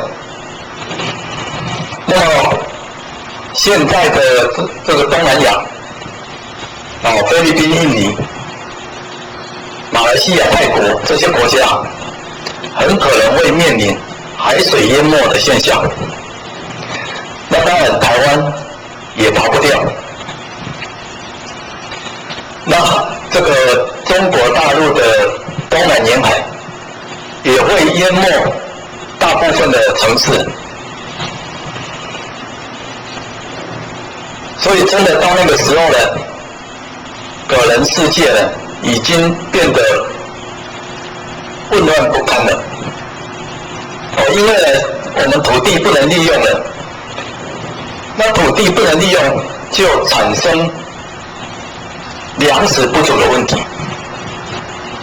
那人需要粮食，动物也需要粮食。那时候呢，人已经不会管动物了，所以动物呢可能一一会被灭绝。那人呢，只好跟有粮食的人去抢，去攻去打，直接呢就把它抢过来，所以造成了世界大乱，造成了整个国与国之间战乱不已。像这些强国，他们没有粮食了，他当然就要向邻近的国家去伸手了。那伸手也没有钱了，所以当然用抢的。因为他力量比较大，所以小国输了。小国输了，那没办法，小国的人民就会不断的抗争，愤怒，怨恨。那这个种族的对峙就越来越严重。那到后来呢，连大国也没有粮食吃的，那就是人吃人了。在我们中国历史上发生人吃人的状态那这个已经是兵荒马乱的，已经是饥不择食了，所以会发生人吃人。那现在呢，科学家的预言，到了2025年，整个世界有可能会发生这个样子。那科学家呢，是不是危言耸听呢？这个我们也没有办法证实。总之，他们有他们的理论依据。但是我们现在呢，最重要的就是要来想，难道都没有解决的办法吗？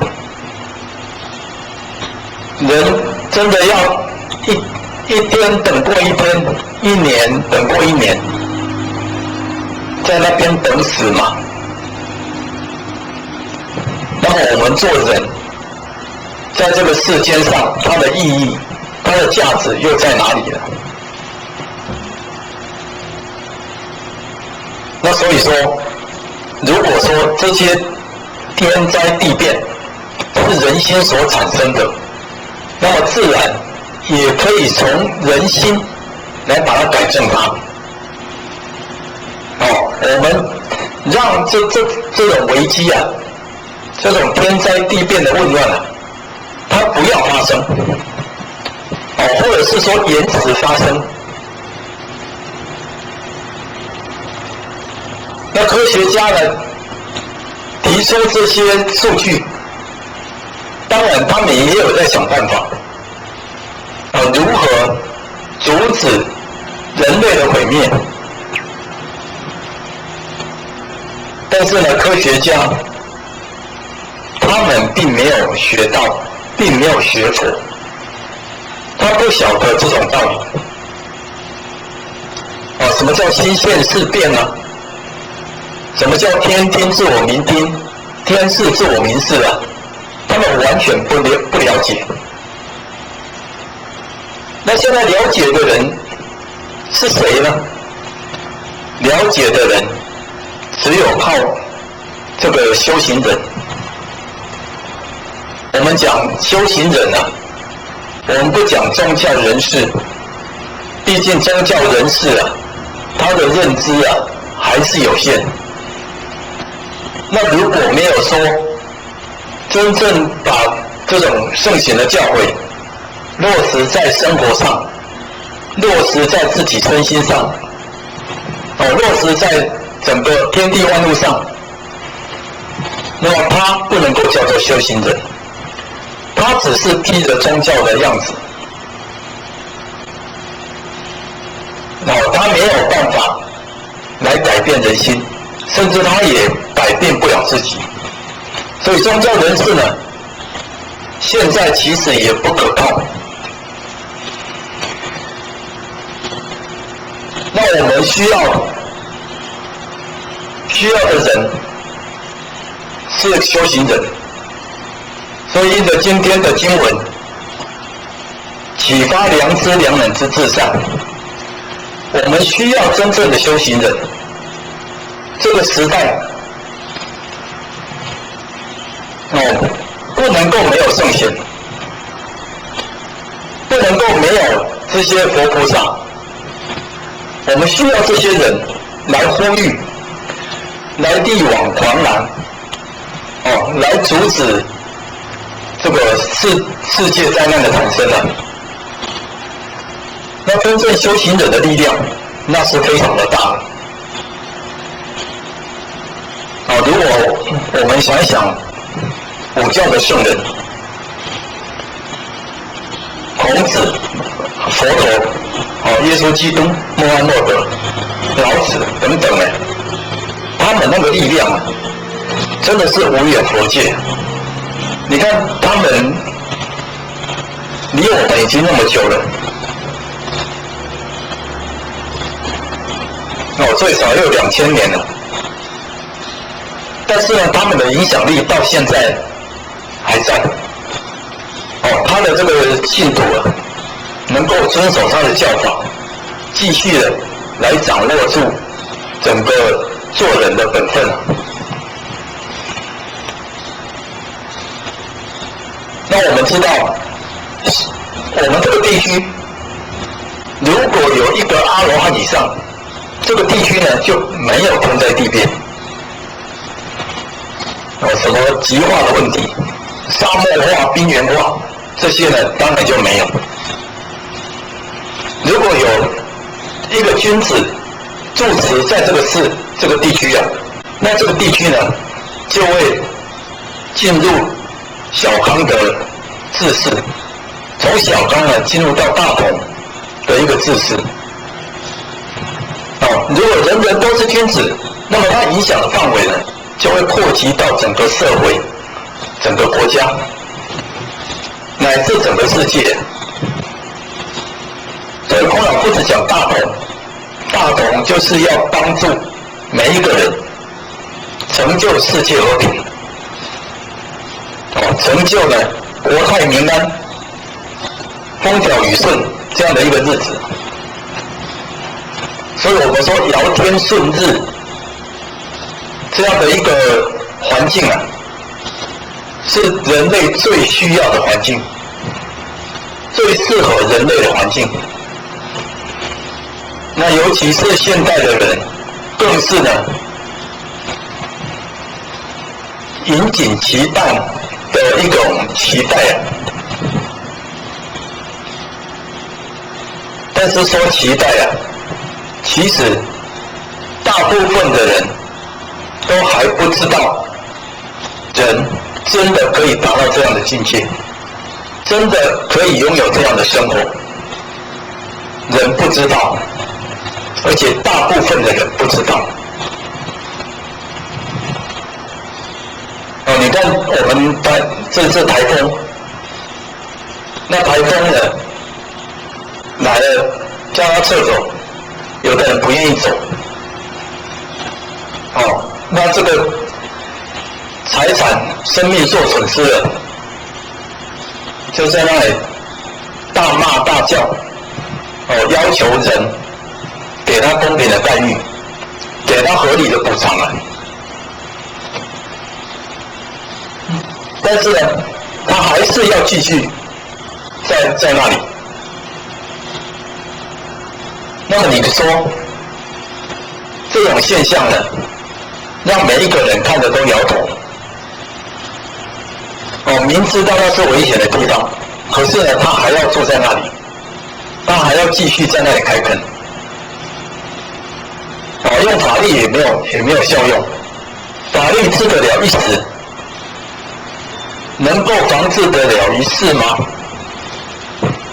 没有办法。只有警察呢能够劝你死，那么能够呢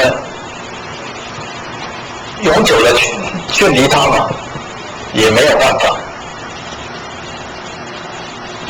那所以有的学者专家认为啊，就再来一个台风啊，就把它吓得七荤八素啊，吓得这样人心惶恐啊，那他就不得不学乖了，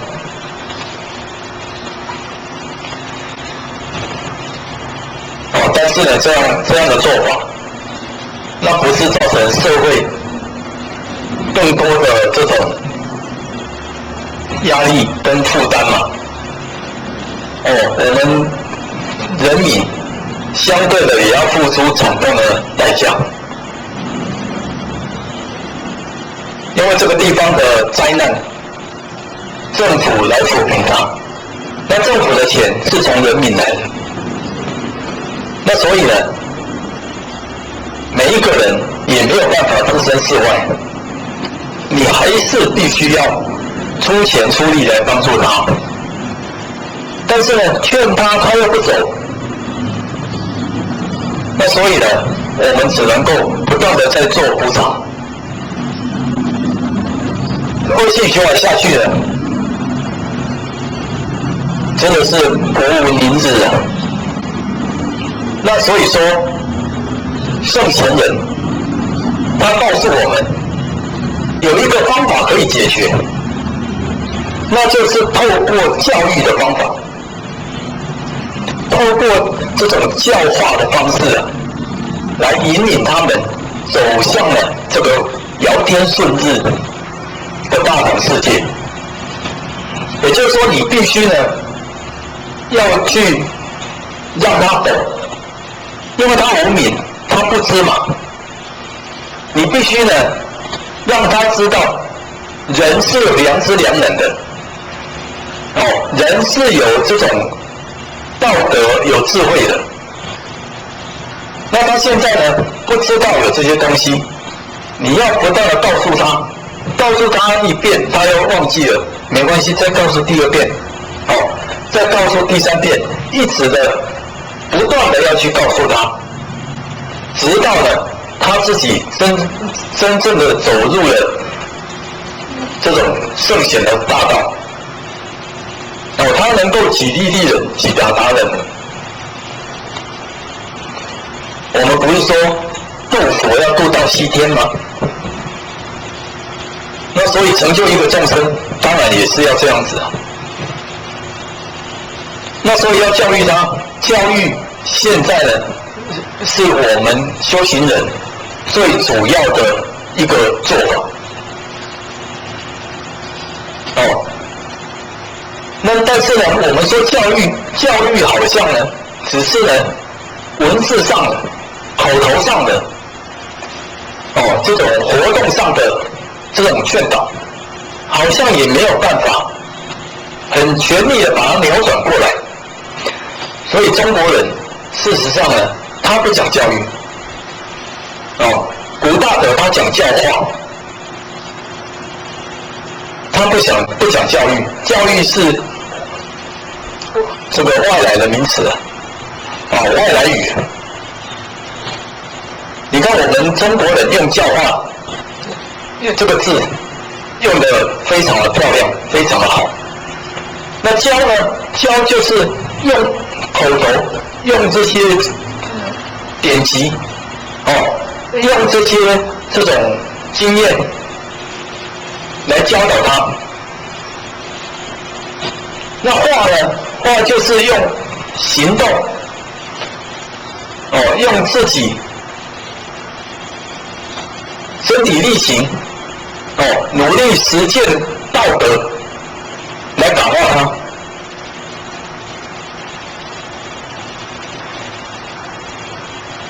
所谓潜移默化，这种圣人的经教啊，在透过这种行为的这种教化之下，那众生的心啊，就会产生潜移默化的效果。那大家就会去反省。那如果我也想像这位圣贤人样子，我应该怎么做？我如果想要求得我的这个生活上的安宁，社区的平静，世界的大同，那么我应该怎么做？这是透过圣贤人的这种言教跟身教来达到一个落实的目标啊，这样呢才能够说启发良知良能啊。所以启发良知良能呢，单单我们在这里讲是没有作用的，那个作用呢是有限的。你看现在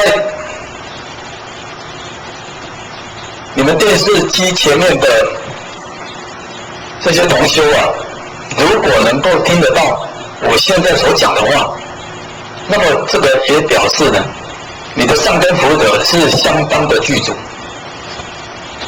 你才会呢这样定下来，一遍一遍的来听受我们讲道之宗旨的奥旨啊。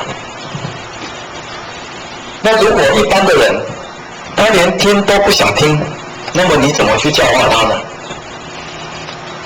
那所以只有透过这个身教，透过你的身体力行，你表现出来的这样的一个影响力，这样的一个道德行为啊，就会产生一种力量，这样的力量呢，可以呢带领众生呢，带领更多的众生，更多的这个社会国家，能够呢有所觉知，走向觉悟之路了。至少呢，他们也愿意让自己做一个君子，做一个君子呢，帮助自己啊，在生活上，在这个起心动念上，起码呢都是善念，都是为别人着想，不再自私自利，不再呢名闻利养，也没有贪嗔痴慢，这样呢才是真正的解决我们现在这个世界末日的危机啊！这个灾害所形成的这样的一个恐慌的世界，才能够真正的化解。所以化解全世界的灾难，需要靠谁呢？真的，现在有发生一点作用的，那就是修行人。这个修行人呢，是要真正的修行，真正的把道德归在自己的身上，行在自己的生活上，那才能够发生一点作用啊。否则，真的是要教化这么多众生啊，已经没有人有那个力量。圣人不在了，名师也过去了。那么在这样的一个时期啊，有的人有把握住了，那也只是一部分的人了。那这个大部分的人怎么办呢？他还是要去面对啊，他还是存在的恐慌，存在的不安。那么我们的这个圣训，我们的教义，我们的这个道德，还要替师呢传布到人间。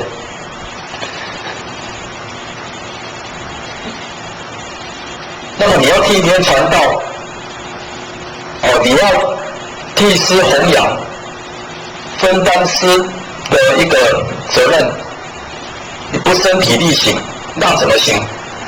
那怎么够呢？所以我们是用教化这个名词啦，是不是只讲口头功夫，而是讲身体力行？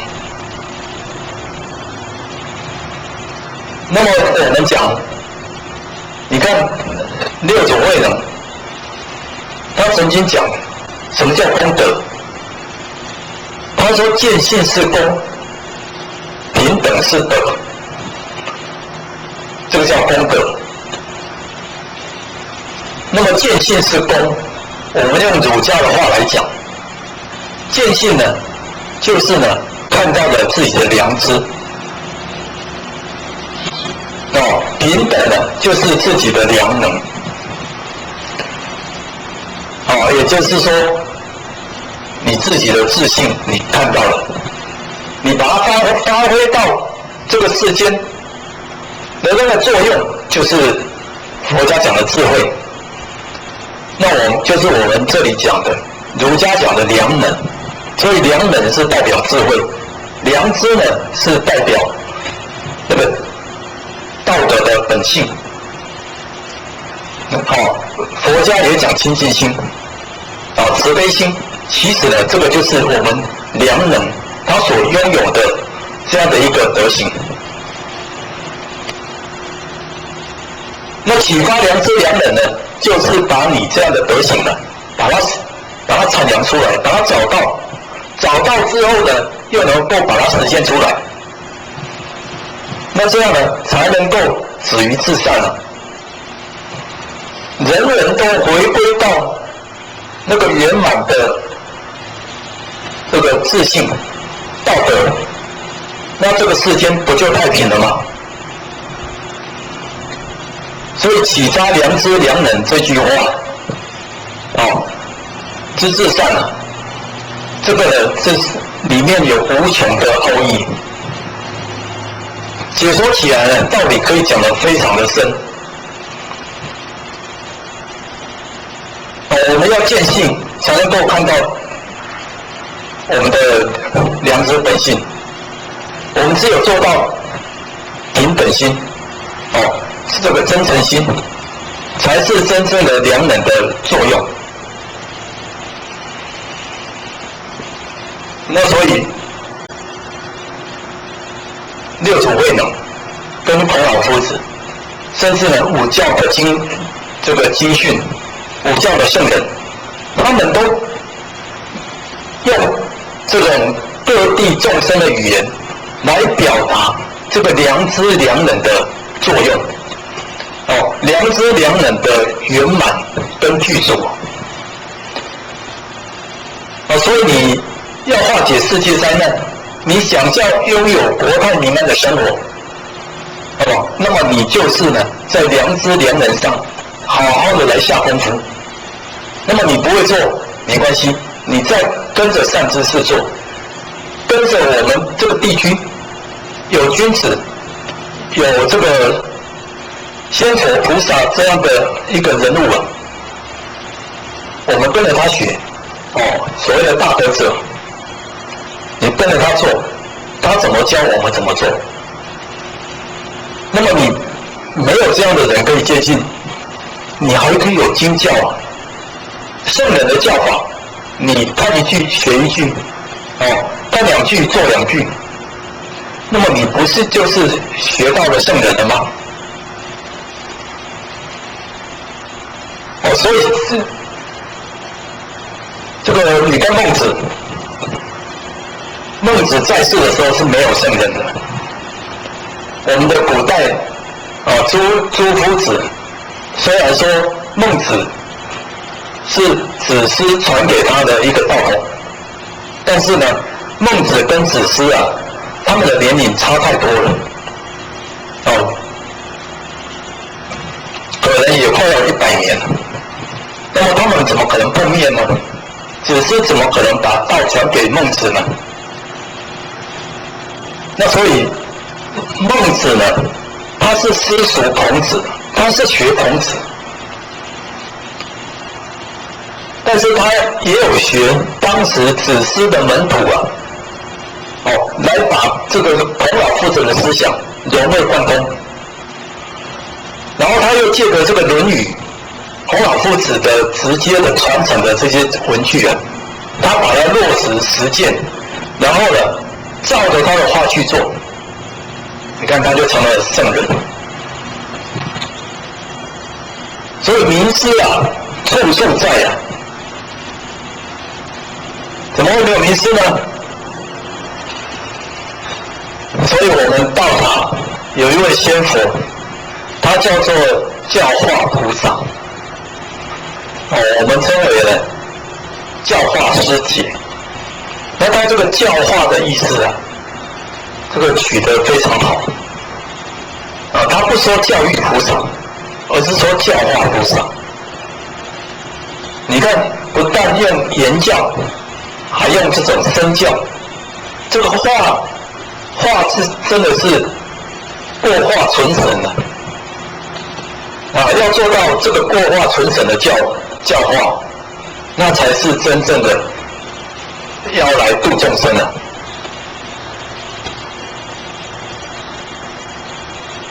虽然说这个其他家的一种说法，说要教育人民，让人民呢进入到佛菩萨的知见。当然他们的这个讲法也没有错。教育的确是现在非常需要的一个课题啊。那么现在的人民呢，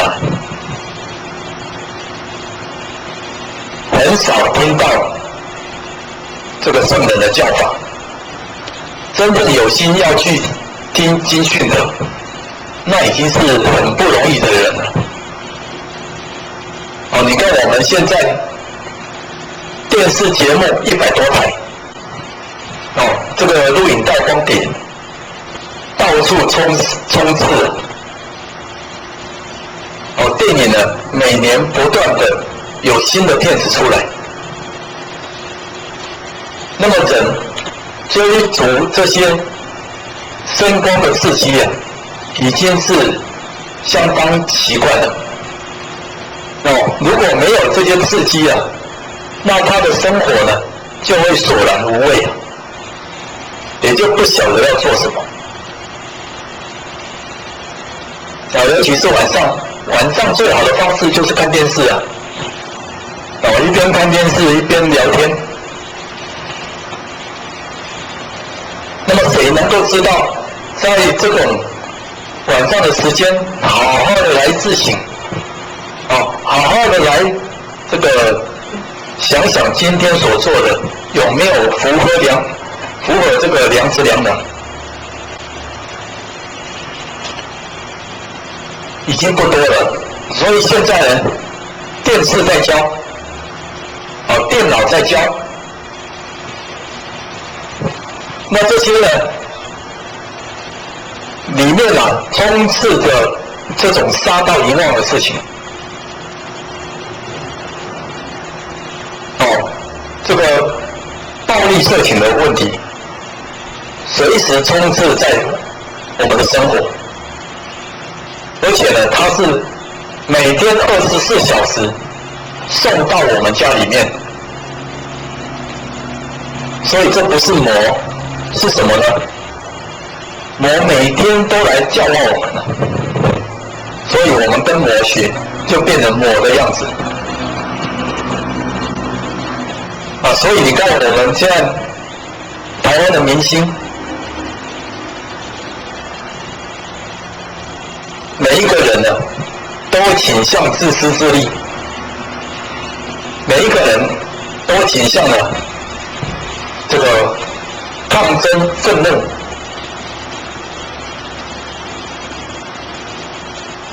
每一个人呢都不知不觉大家都倾向这样子的。真正的有知有觉的，或者是说先知先觉的这样的人物呢，在台湾要不断的去教化众生。那所以我们知道现在为什么不能够是弘扬起的这种弘教的方式，因为弘扬起在从这个孔老夫子之后一直到这个民国初年这一段时间也可以说整个中国的历史最精彩的这个部分这个戏码是不断的在强化。那所以呢，这段期间在孔老夫子的时代就已经是礼坏乐工了那孔子的出世还能够出来勉强维持一个小康的局面，那是圣人的教化。所以那个时代的人遇到这样的圣人，那个时代的人有福气呀。其实当时是2位圣人，这个我们已经讲过了。还有一位老子，他在做无为的教化，那个教化的影响力量啊，也不输于孔子，所以两者的力量呢是互相的配合的。那后来呢，师儒这边的道呢，转到了佛家，转到了这些祖师大德，佛家的教化。那么佛家是出家的教化，出家人他们所作所为，当然就是出家的事情，所以他劝人离开世间，他劝人呢要这个不争不贪，用出世间的教法，所以他们自己呢选择在山里面，选择在偏僻的地方来修行。那他们教化的方式呢，是他自己修行有了成就，那么会影响当地的民众，民众会认为这里有一个有道的高僧啊，所以民众会来接近，他就借着这个机会教化民众。没有说出去教化民众的，他们都是躲在山里面的。但是呢，当时的运，这种法运啊，就是这样子。因为当时的民心啊，还很纯良，还很淳朴啊。他没有这种网际网络，没有这种有线电视的干扰。这些报章媒体的熏陶啊，他们的心呢，还能够安止在一个平静的状态。你看我们以前谁敢去抗争呢？谁敢对政府叫嚣呢？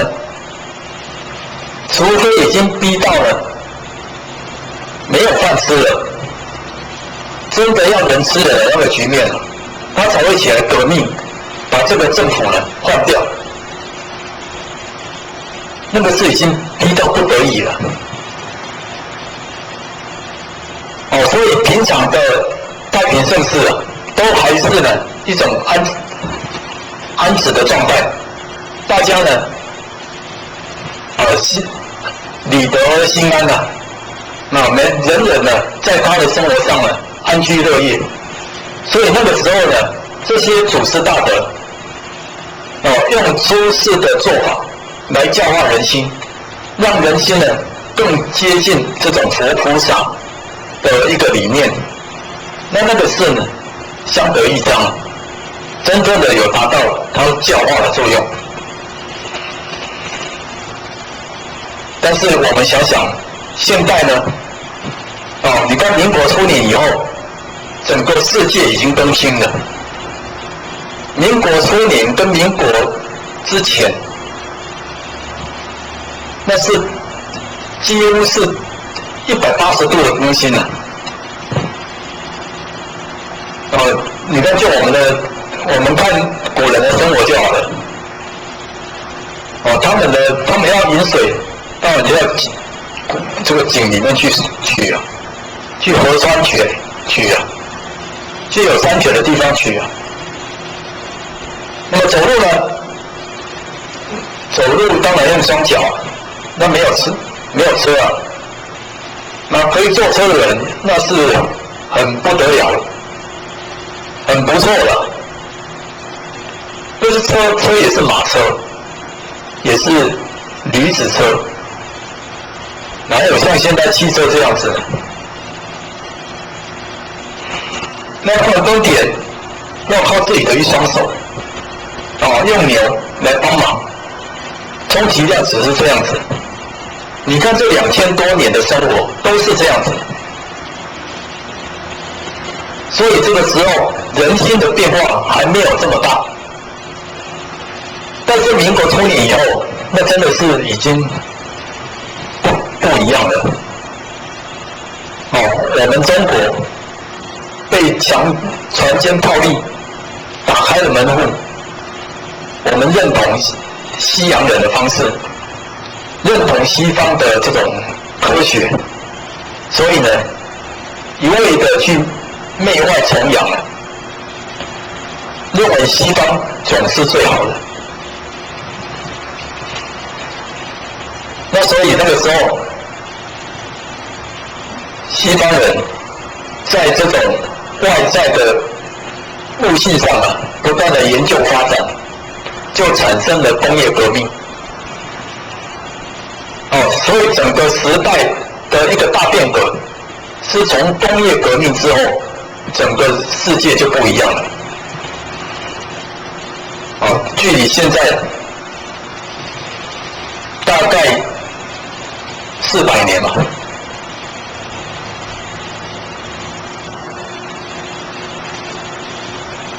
可是呢，到中国是民国初年真正的受影响。民国初年以后，我们接受了全盘的西化，所以中国人的民心呢也跟着变化。那影响呢也快要100年了。那100年里面呢，大概已经隔了3代了，3代都没有受过这种圣贤人的教化，祖师大德的教化。你看我父亲这一代，就很少。我爷爷那一代也很少。我祖父那一代可能还有沾到一点边，但是呢，我想大概也没有。因为我的爷爷他是一个农人，他虽然认识一点字可是知识程度也不是很高。那隔了这个3代之后，一直到我们现在，我们还想能够有这个机会，能够恢复圣教，能够帮助众生启发良知良人之至善。所以中国人脱离这个经教，脱离祖师大德的教法，也已经隔了1个世纪之久了。所以现代的人心要教化，要启发他，那更是难上加难。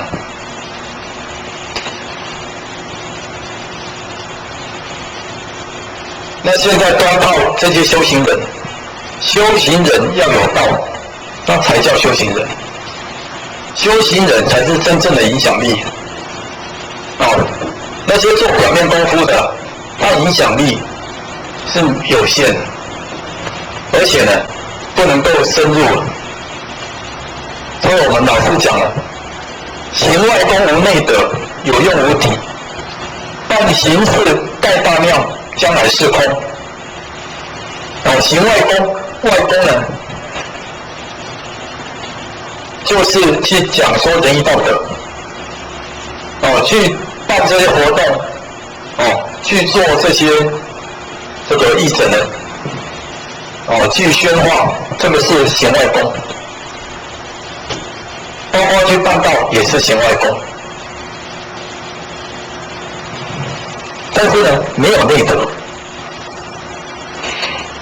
你办道的人没有内德，没有自己的道德涵养，没有启发良知良能，那么你行的这些事情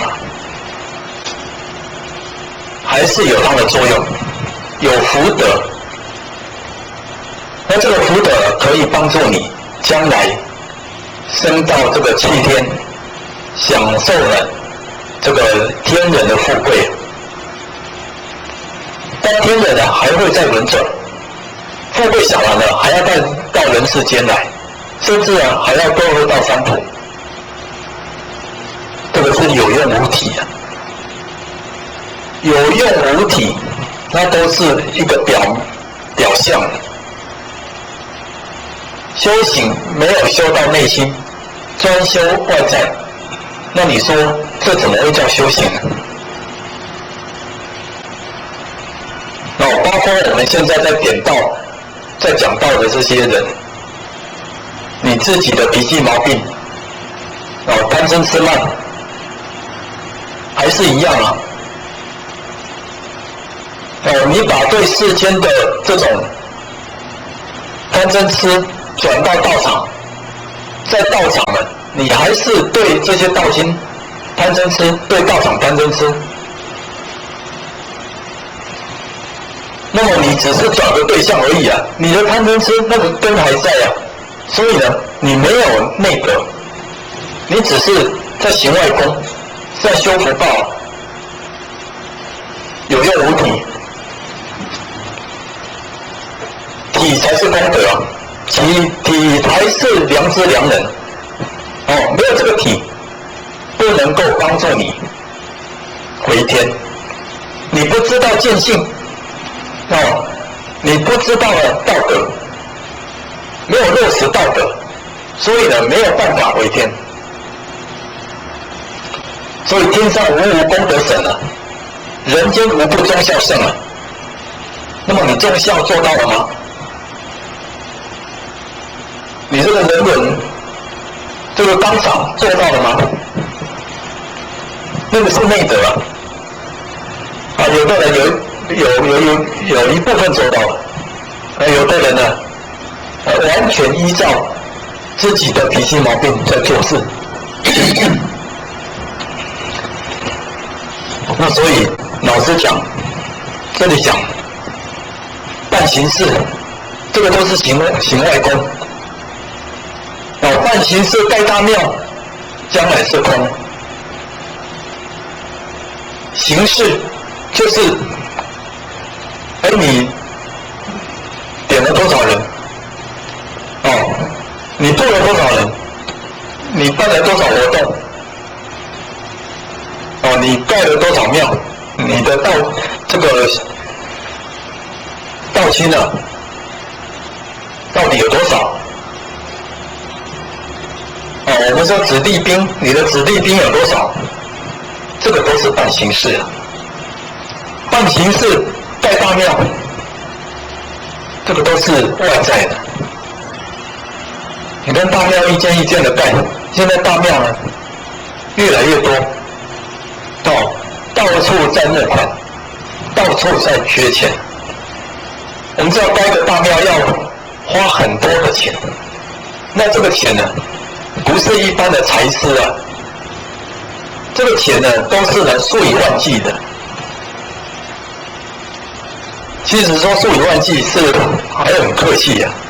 现在你要盖一间大庙，都要上千万啊！你看上千万，我们一个人一生的福报，有可能还存不到1000万。他要上千万的这种钱财来盖大庙，到处去募款，到处呢希望道亲捐款。庙是盖了很多了，盖了越来越多了，但是呢，老实讲，将来是空。你这个主持人回天了，就传承下来的人呢，有没有办法将你的道继续传承下去呢？将师尊师母的法继续弘扬开来呢？这个不得而知啊。那会不会为了这个庙呢，来互相争夺呢？这个呢也是很有可能。所以老实讲，将来是空了，一切都是空。你盖的庙呢，终究会是别人的，或者是说别人收过去，或者是说政府把你强行征收，或者是说毁于天灾地变，这个庙呢累积了上千万的财产就这样化为乌有，这个是非常有可能的啊。那我们修道人大部分的时间都花在这种用这种心思上了，那他怎么可能会有成就呢？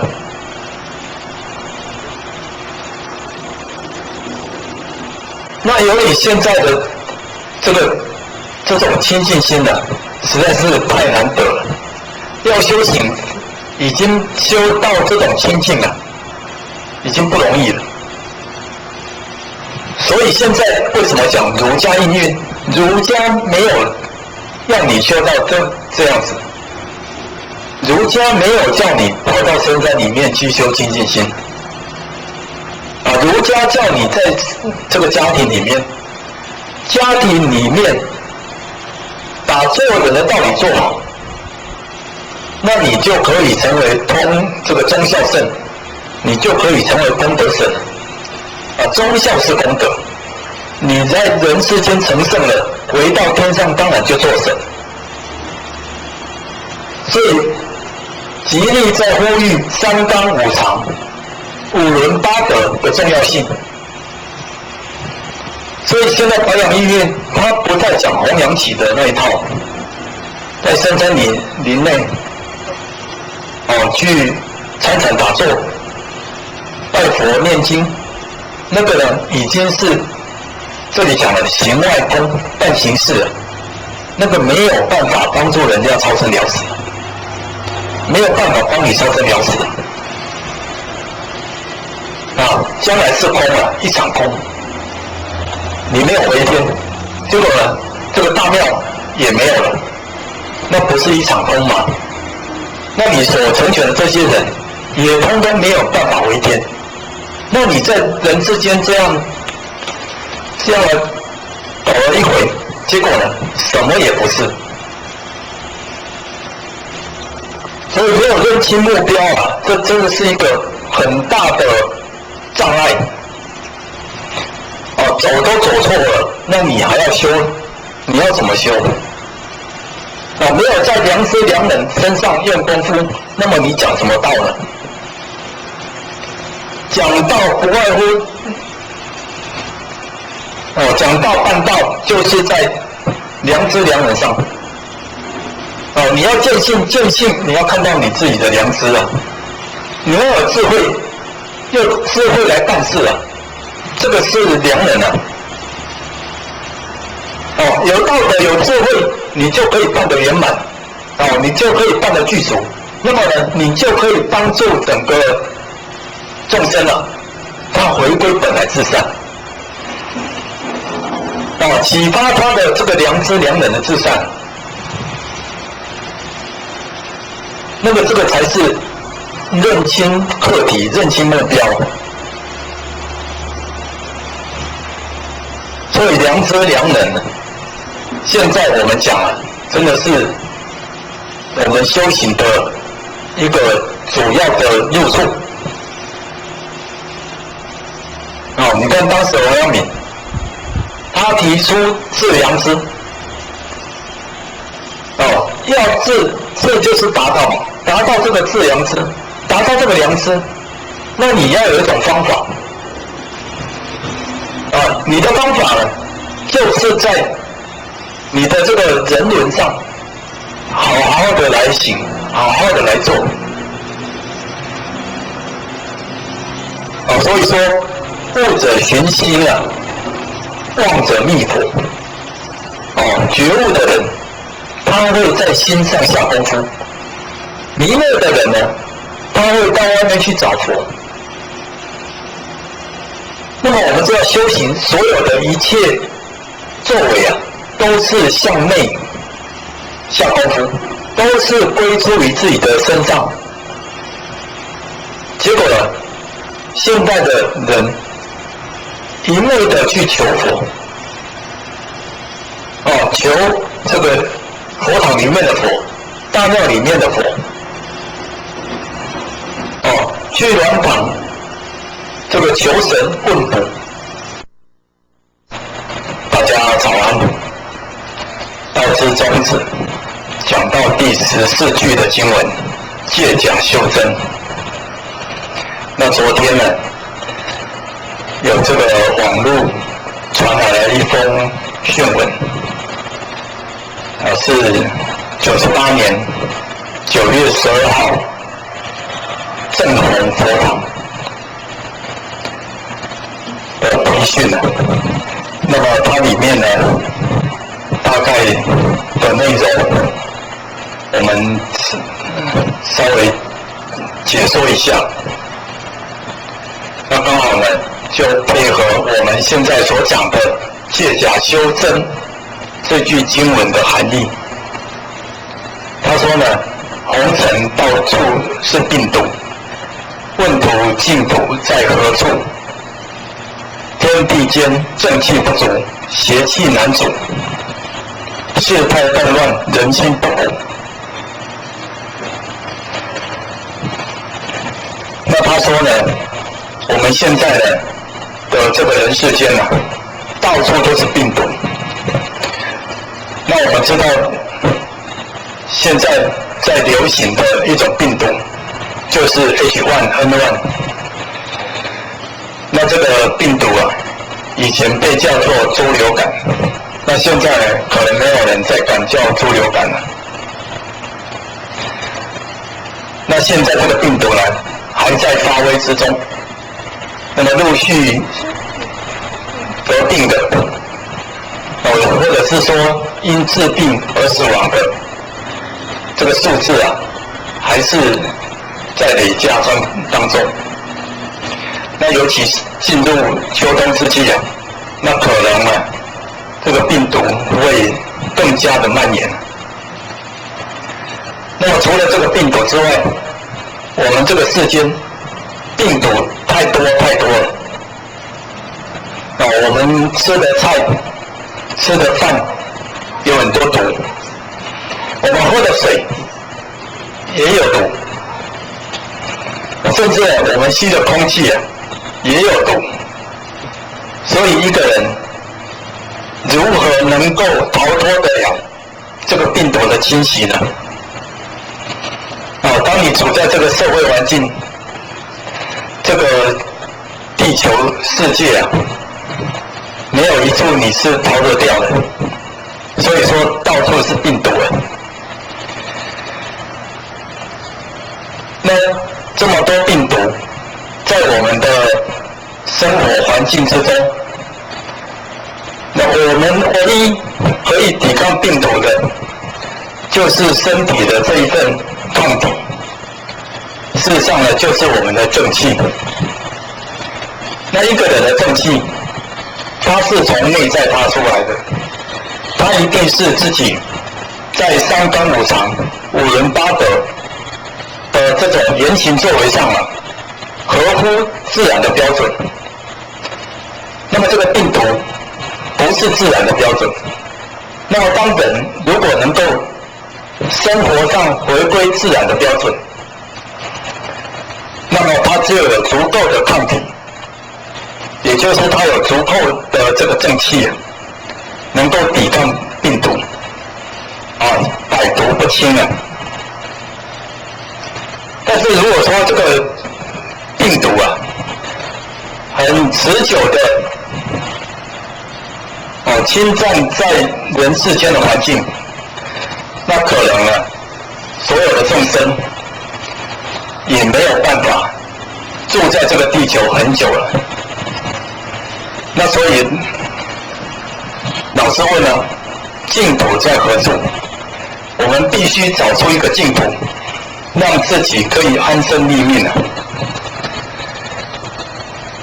那净土在何处呢？那我们试着来分析这段讯文啊，它里面也有提到，那天地间正气不足，邪气难阻。这个正气不足啊，这个就是世间的通病，世间的现象。那每一个人呢，他被外在的这些毒气，五欲六尘所沾染，那内在呢，又有自己的那一份贪嗔痴慢，杀盗淫妄这样的一个邪气啊，内外交通之下，人没有不生病的。所以呢，只有自己将内在的这一份毒气啊，能够洗涤干净、净除干净啊，那么至少还能够抵抗病毒一段期间啊。那他说事态动乱，人心不古，丧失古道，失去本心邪气质。事态动乱，那我们已经分析过这种现象。那么人心不古呢，当然就是人没有办法合乎天地的法则，回归自然的生活，所以造成了事态动乱。那丧失古道，古道是什么？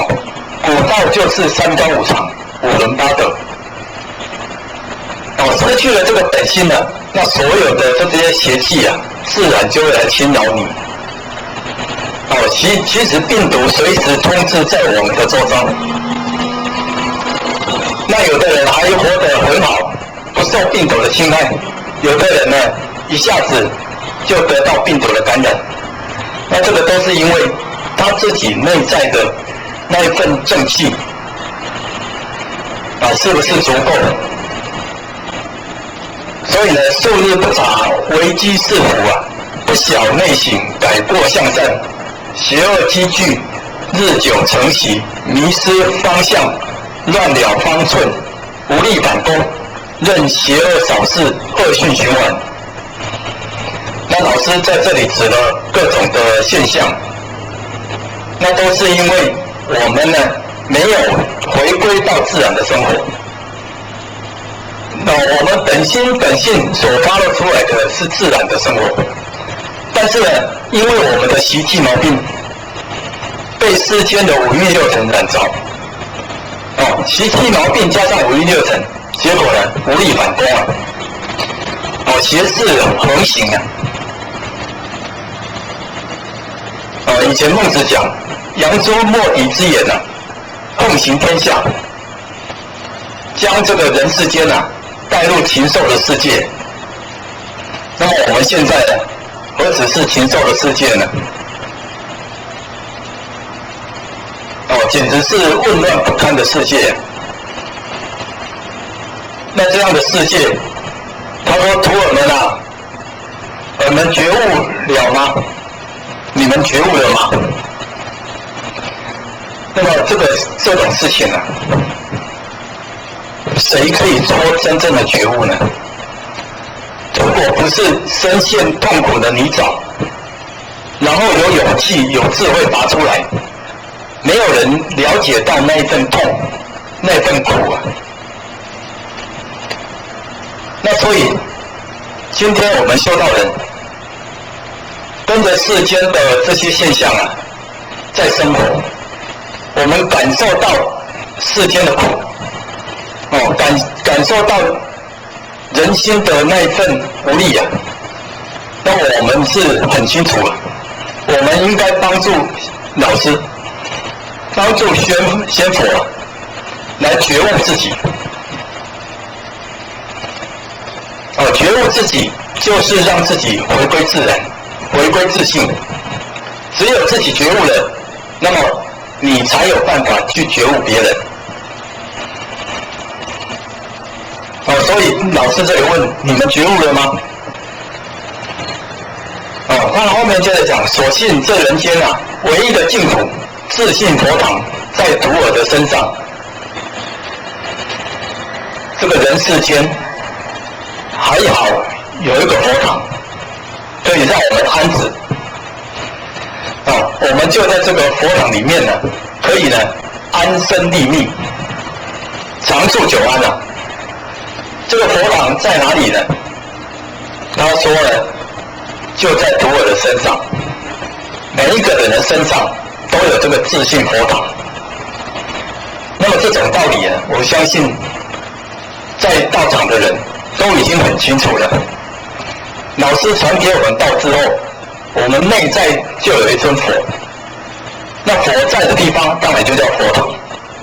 这个佛呢会发光发亮，它会呢弥满整个世界。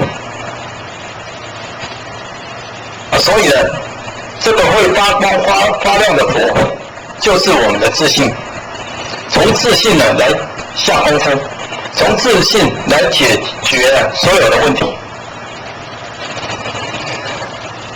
可是呢，他又说：“然而徒儿心中那盏明灯，却忽明忽暗。”那这个就麻烦了。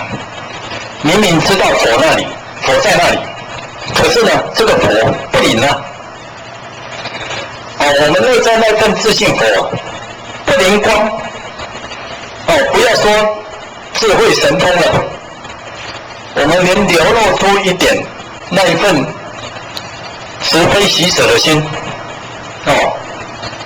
这个是非真假的那个心啊，我们都很难去辨别清楚。孟子说：恻隐之心、是非之心、辞让之心、羞恶之心。那我们这些心呢，什么时候可以流露呢？都是在微乎其微的状况之下。那么所以呢，那一盏明灯啊，忽明忽暗。来到道场，听到了这个经文的道理，听到了人的讲述者的修办经验，也许他就可以发那一份勇猛精进的心。可是呢，离开这个讲堂之后，离开这个道场，那他那一份心呢，已经消去了一半。回到家，看到家里面的种种的一切，境界现前了，结果呢，那一份道心已经没有了。这忽明忽暗啊，这忽明忽暗啊，就是我们修道人最大的警戒。他说：一日修来一日功，一日不修一日空。这个修就是让我们自信佛堂忽明忽暗的那个障碍，要把它修除掉。因为自信佛堂本是光明的，它是光烁烁的，它那个光呢是持续不断的。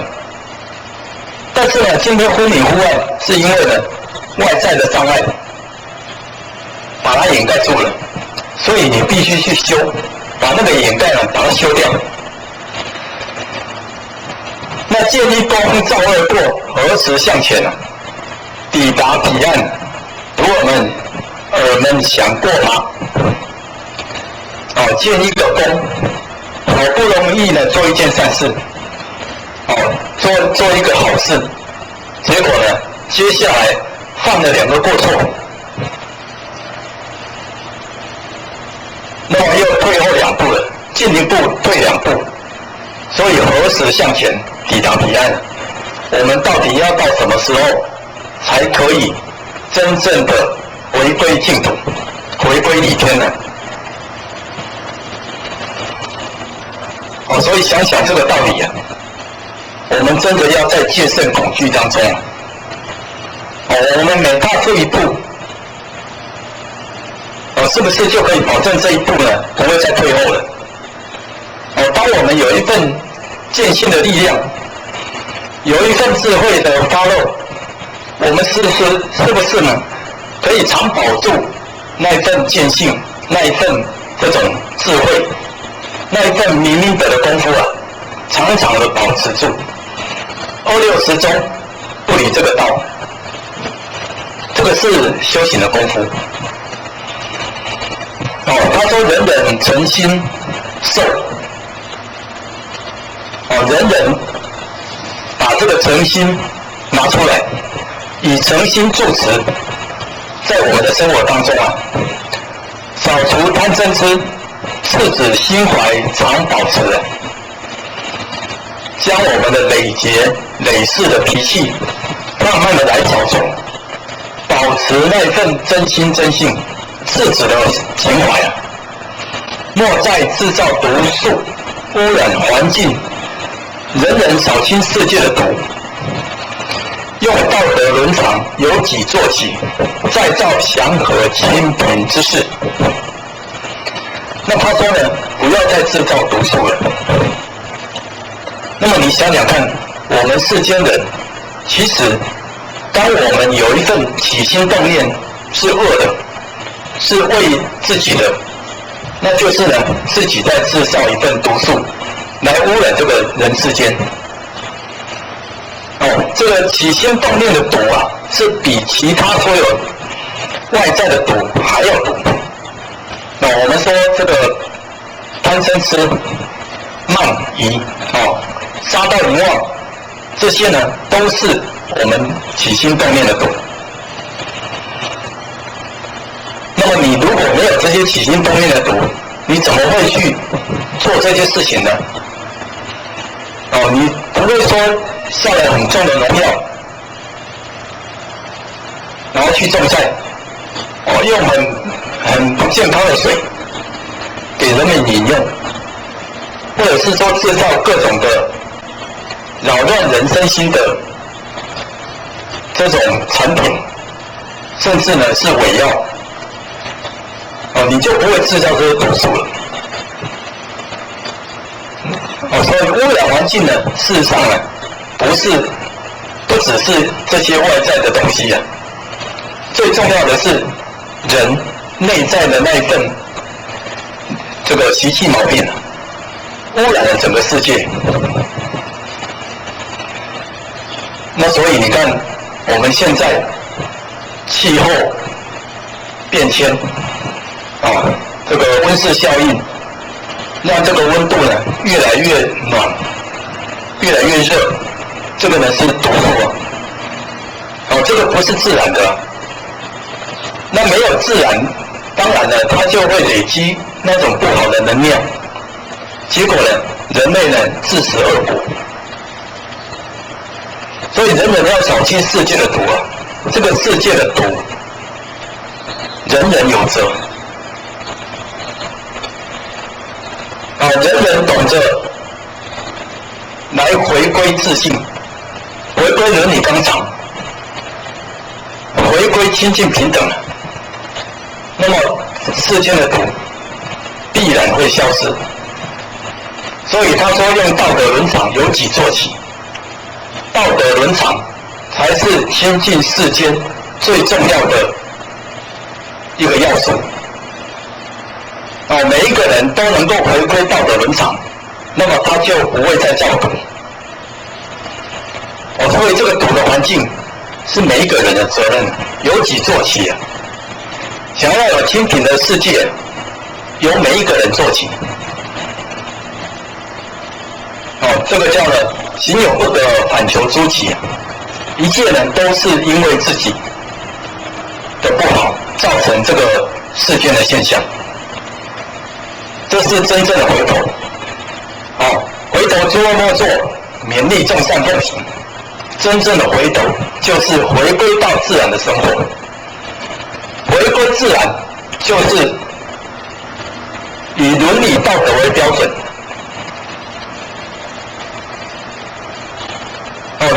现在呢，我们不要说参禅打坐，我们不要说这个诵经念佛，那个都是一种手段而已。真正在生活之中运用的是道德伦理，是这些三纲五常的标准。那么儒家应运也告诉我们这个道理，只要我们把这个人道做好，整个世界就会祥和，世界的毒就会清除。这个是从每一个人的生活下功夫那所以由己做起，这是一件很重要的一个观念。我们不需要靠别人，不要再指责别人，不要再批评别人，不要再要求别人，一切呢从自己做起，这个是真知真见。如果说把心放在外面，不去抗争，不断的去对立，造成整个社会的混乱，这个就是毒素了。人人能够道德修善，回归道德伦常，那么这样呢，世间真正的会达到世界大同。那这是最近一篇这个先佛的训文，老师的训文所告诫我们的。我们今天接着讲这个借假修真啊，来体会这个道理。那么借假修真，从刚才这篇训文，我们可以清楚了解，那什么是假，什么是真？假的就是我们看到的这些毒素，毒素是假的。我们所知道的这些贪嗔痴慢，这些杀盗淫妄，这些是假的。因为我们自信呢，本来清净，本来光明，清净光明的自信没有这些东西呀。那没有这些东西呢，我们怎么会受到这些东西的污染呢？这个是说不通的。那可是现象已经造成了，那可见呢，我们自信呢已经迷昧很久很久。那所以世间我们可以说看得到的一切都是一种假象，都不是真的。你看我们已经讲过很多次，这个世间的现象是因为人心所感应出来的。我们今天看到这些山河大地，是我们人心的变现。这是佛在这个《楞严经》上就已经讲得很清楚。那我们知道说，当这些现象能够从我们的内心去感受到的话，那么这个外在这些现象都会因为你内心的变化而产生变化。我们知道有一个日本的博士，他做了一个水的实验。那这个实验呢，因为在网络上已经流传很久了，那相信呢大家都有听过这样的一个消息。水它可以因为人的一个给他的一个讯息，然后呢它会呈现他那个喜怒哀乐的变化。水在他说呢，水在那个装水的瓶子上，如果贴上这些正面的这个字不管是什么字，哪一国家的字，只要是正面的字，只要贴上去，那么这一瓶水呢，就有一个正面的磁场的一个元素。那它呈现的结晶就会非常的漂亮。那如果说贴上一个负面的文字仇恨杀死等等这些负面的文字把它贴在这个水的瓶子的上面，结果里面的水呢变得混乱不堪，它那个分子结构可以说是丑陋不已那所以水会看它会看懂了这些文字，不管是你是哪一个国家的文字它会感受得出来。这个真的是相当的灵那水也会听他会听如果说你每天说我好爱你，我好喜欢你，我对你非常恭敬用这些正面的话每天的跟他讲，那么它的这个分子结晶也是变成非常漂亮的结晶。就好像钻石一样。那你如果每天跟他讲这些恶言恶语、这些负面的话，那它的结晶呢就会变得非常的难看。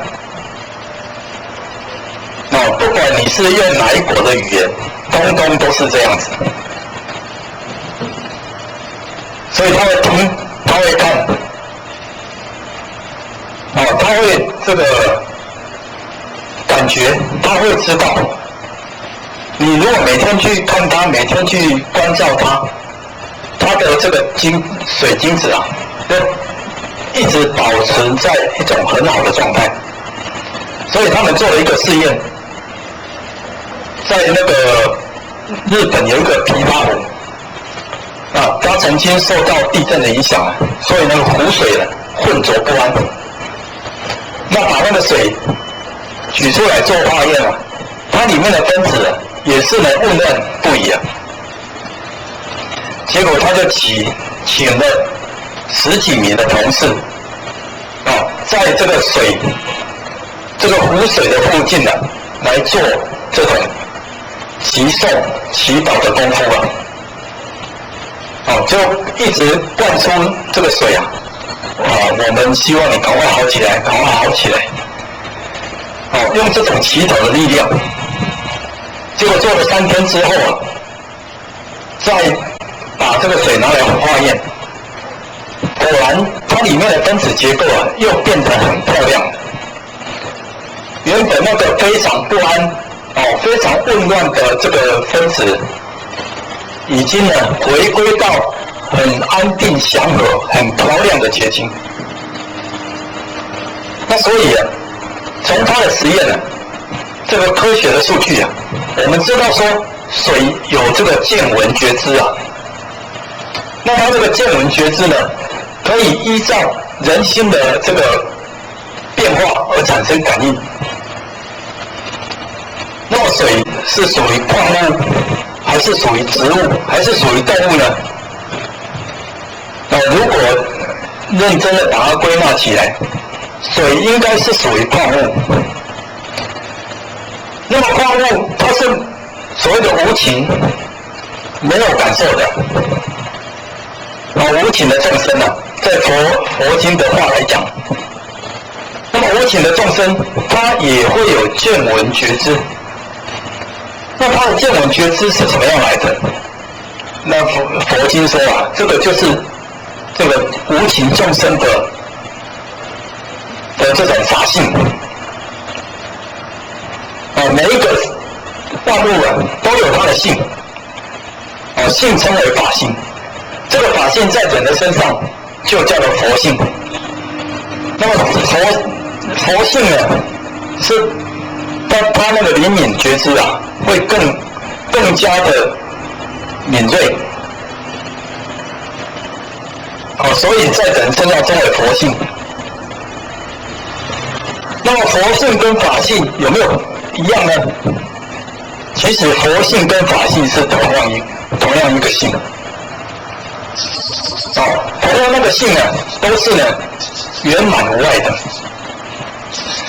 这个就是佛经讲的情与无情啊，同源种质。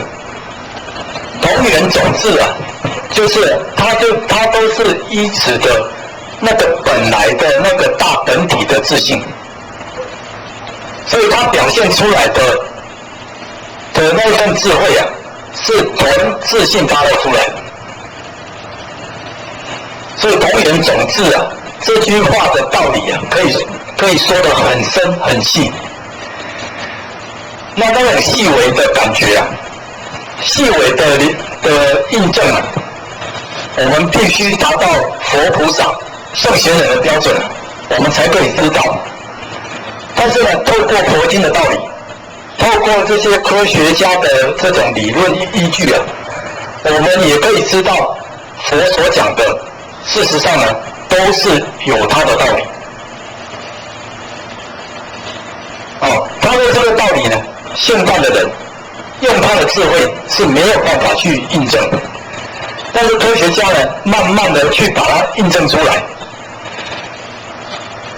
那可以知道说，佛的智慧啊，真的是无量无边如果说这些科学家也能够来学佛，来了解这个佛经的奥旨的话，那么他们对于他们的科学实验可能会有更加的突破性的发展，会让世人更清楚佛所讲的真理。那我们知道，水既然是人心的感应，那么整个山河大地是不是也可以依照人心的感应而产生出它的变化呢？那这个答案呢，相信是肯定的。那所以我们说，天灾地变怎么来？人心的感应来的。那么这个山川河谷怎么来？也是人心的感应来的。每一件东西呢，都会应着人心的变化而产生的。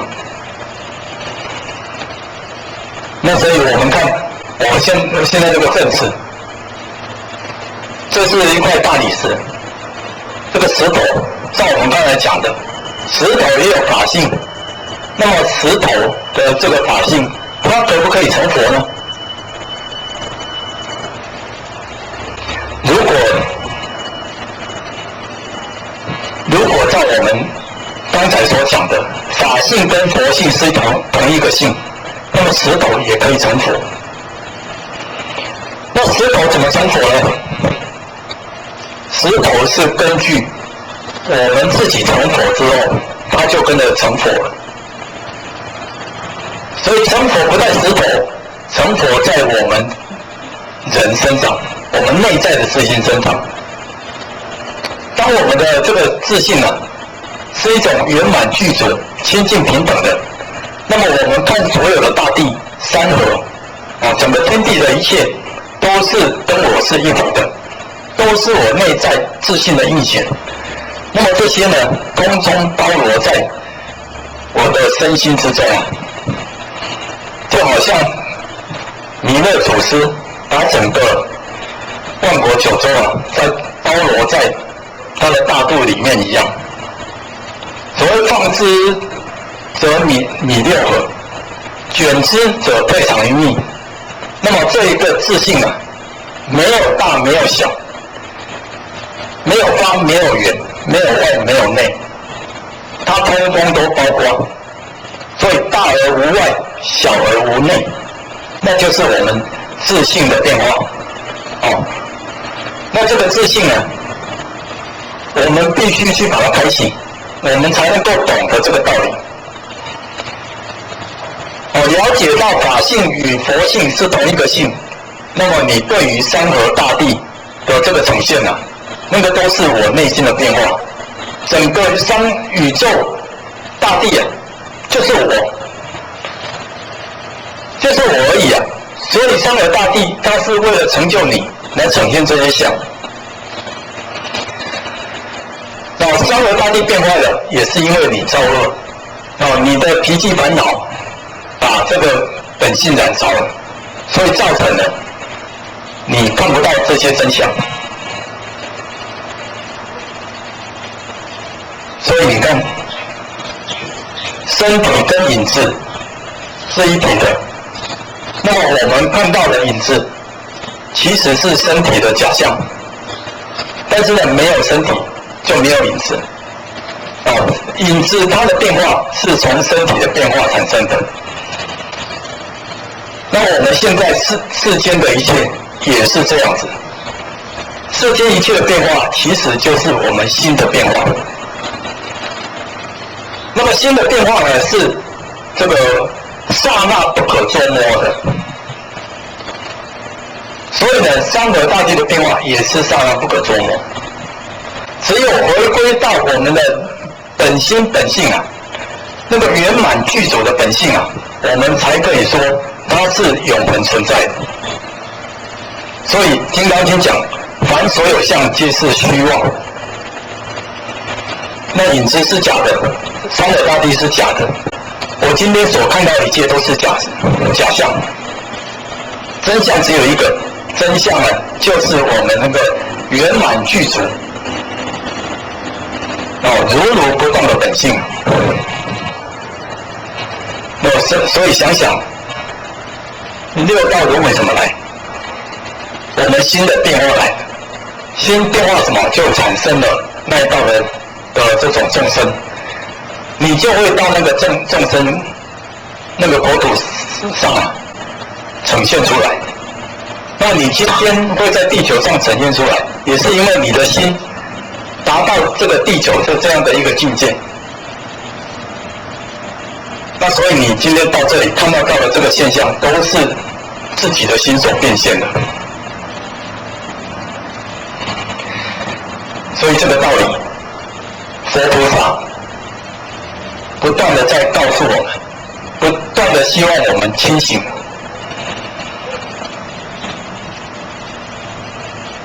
那所以我们说，古来圣贤皆寂寞。那么这些圣贤人，他们讲的话，众生不相信，而且呢，不愿意去做。那么这些圣贤人呢，只好呢，用自己的这个身体力行来做出来，表演给大家看，做出来示现给大家看。那么如果有人能够照着他的这个示现来遵循着亦步亦趋的来做，那么他也可以回归到本来的自性。这个就是圣贤人寂寞的原因那寂寞的原因是因为他还有一个动作还没有做出来。那他这个动作呢，他在思索要怎么做，如何让更多的众生能够接受他所做出来的这个动作接受他所讲出来的这些话各种一言一行都能够让他们有所起悟。所以圣贤人他看起来是寂寞的，那事实上是因为众生不了解他众生跟圣贤人这个距离太远了差距太大了，以至于呢认为圣贤人都是特立独权都是呢为了自己的理想埋头苦干。其实这个是圣贤寂寞的原因，但是圣贤他不是这样，他内心一点也不寂寞，他内心希望所有的众生，所有的百姓能够走向圣贤之路，那这条路真正的带给他们生活幸福快乐圆满自在。那所以了知到世间一切都是假象，那么你的心还需要什么变化吗？那你不需要变化的你的起心动念也都是虚妄的比如说你想赚钱，你想拥有一个事业拥有一座豪宅拥有一份理想，事实上呢这个都是虚妄的，那都只是一种过程。当然这个过程有它的必要的经过，但是呢你不可以去执着，这些呢只是过程，过程完了就必须把它放下，所以你不需要太过于追逐当达到一定的程度的时候，你就可以放下，不要过度的去追逐过度的去追逐外在的这些东西反而让你忘了你内在本有的，内在本有的反而更加丰富，更加圆满，更加光亮只有向内参求的人才能够真正了解这种道理。那所以说既然是现象都是假的这个天地是假的，那么我们这个肉身呢，肉身也是假的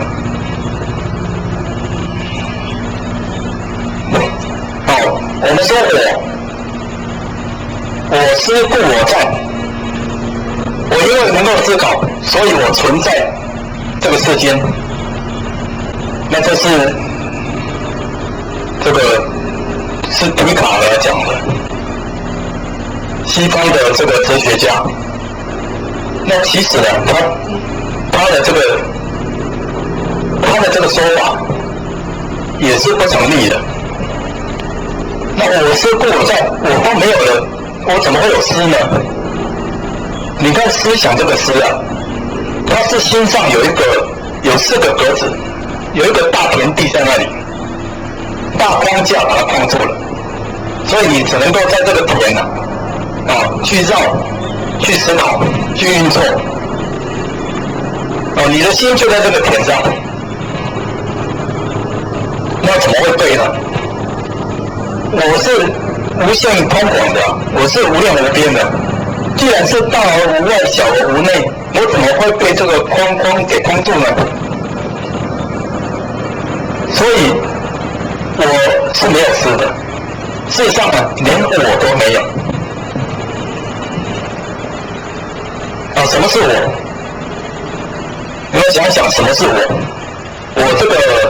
我的家庭，我的事业，我的产品，我的公司，我这个身体，这都是我的。但是呢，你想想，真的是你的吗？你的家庭，随时可能会破灭啊。不管是什么因素，那随时都会不存在啊。事业也是一样啊。现在经济不景气，那么倒闭的就一大堆，所以事业也是不能够久住。那么我的身体是我的吧？我的身体也不是我的。如果身体是你的，你可以叫他不要生病啊。你可以叫他不要老，可以叫他不要死。那这个才是我的啊！我可以真的掌握住这一切，这个才是我的啊。最近有一个新闻，一个叫做大白鲨的这个艺人啊，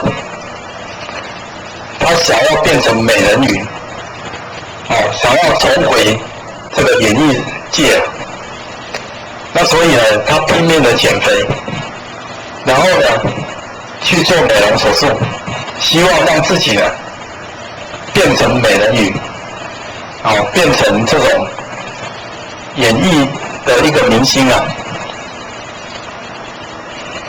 那么在演艺圈必须用这种色相来让自己立足，用这种色相来迷惑观众。可是想想他的这些动作，他可以让自己久住到什么时候？如果说瘦了一圈了，然后呢把自己呢变年轻了，你可以维持多久呢？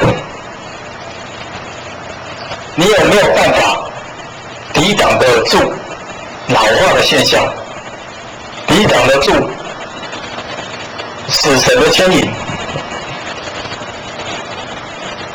那这个说起来啊，这个演艺界是没有办法去清楚了解的。只有修行人，当然演艺人员也可以是修行人。那只有修行人那种豁达的、那种清澈的那一份智慧啊，才有办法让自己觉知到这种事情。所以今天不是演艺界这样而已，整个世间的人都是这样子，向外追求，看这个外在的这种表象，所谓的皮相。那这个皮相呢，把自己呢，这个心啊，更加更加的迷惑。原来为了追求这个皮相的美好，所以呢，你不惜一切去追逐它。那么你的心呢，本来是向内的，向内呢可以见到圆满，见到光明。结果呢，人一直不断的在向外。那在向外的结果呢？结果就造成自己的心迷惑住了，迷昧了，看不到本心本性。那结果追逐的假象呢，也是虚幻而不可捉摸。钱是你的吗？钱你也不可能带走啊。那我们知道，我们可以带走的只有功德，只有正业。那么我们下功夫，希望呢能够让自己带更多的功德。那希望以后能够脱离这种人身上的束缚，人生的束缚，我们可以回归到一个永恒的乐受，这个才是我们要追求的。所以追求的是千秋名，万事利，那个才是有追求的意义。所以老子他曾经有一句话，他说呢：无所以有大患，唯无有生，即无生，无有何患。他说我有一个大忧患，就是因为我有这个肉身了。台湾话叫有心了。他说即无生，无有何患。当台湾国心没有这个肉身的时候，我就没有什么忧患了。那么这个老子这句话呢，表现了一些境界上的说法，那就是一种空无的一种观念。那么我的肉体都没有了，我自然就没有受到肉体的拘束了，那是我就可以逍遥自在。你看我们没有肉体拘束之后，我们马上具足五种神通啊。所以鬼他的这个神通的能力比人强，那是因为我们人本来也有，我是被肉体拘束住的，没有办法使用。那为什么没有办法使用呢？因为呢，你追逐假象了。你不是借假修真啊，你这个放弃真的去追逐假的，结果你本来的就不断的在流失掉。我们说智慧、德能、相好，通通流失掉了。智慧是本来我们人人具足的，结果我们没有智慧了。人生最大的智慧，就是如何让自己呢回归自性，回归理天呢，回归这个永恒的生命，这个才是最大的智慧。那么拥有这种回归的力量之后我们就可以看透一切世间的假象，看透一切人情世故的这些包袱那么看透不是说离开它而是说呢，你如何知道圆人圆满的去面对它。那么你今天没有那个智慧，所以呢，你就被他所束缚，被六道轮回束缚，被公司家庭束缚，被妻恩子爱所束缚，所以一直在这个圈圈里面轮回不已不晓得什么时候可以跳出这个轮回。那你今天没有明示来告诉你你没有好好的在功德上下功夫来修持，你怎么会懂得这些道理呢？所以我们今天借着这个肉身来修持这些真理那是非常有必要的。当然老子讲，即无生无有而患。我没有这个身体的时候，我就没有这种忧患了。那么老子的道理呢，他没有讲得透彻清楚啊。那我们必须把它解释清楚。那么当我没有这个身体，我就没有忧患了。那是因为我从有身体的限制之中，已经超越出来了，已经拥有那个智慧，拥有那个德能。我超越了这些人世间的障碍，所以呢，我可以呢没有忧患，我可以逍遥自在。并不是说我只要没有身体，我就可以逍遥自在。所以你看轨道它并不能逍遥自在啊。它虽然有五种神通，可是呢，它还是受拘束。它被拘束在轨道，它也不晓得怎么脱离。那这个是什么原因呢？原因是因为他们的见闻觉知啊，没有办法体悟到我们自信本来光明，本自圆满，本来清净平等的那个大本体，他没有修行，没有明示的指引，所以呢，他不晓得。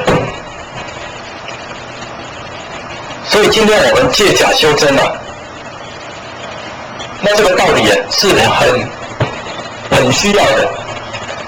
今天我们如果没有用这个肉体好好的来修持的话，那么我们到了轨道，人死为鬼吗？到了轨道，我们还是继续的沦落，继续的被束缚。所以了解老子所讲的这句话，那是真正的这个借假修身的一个方法。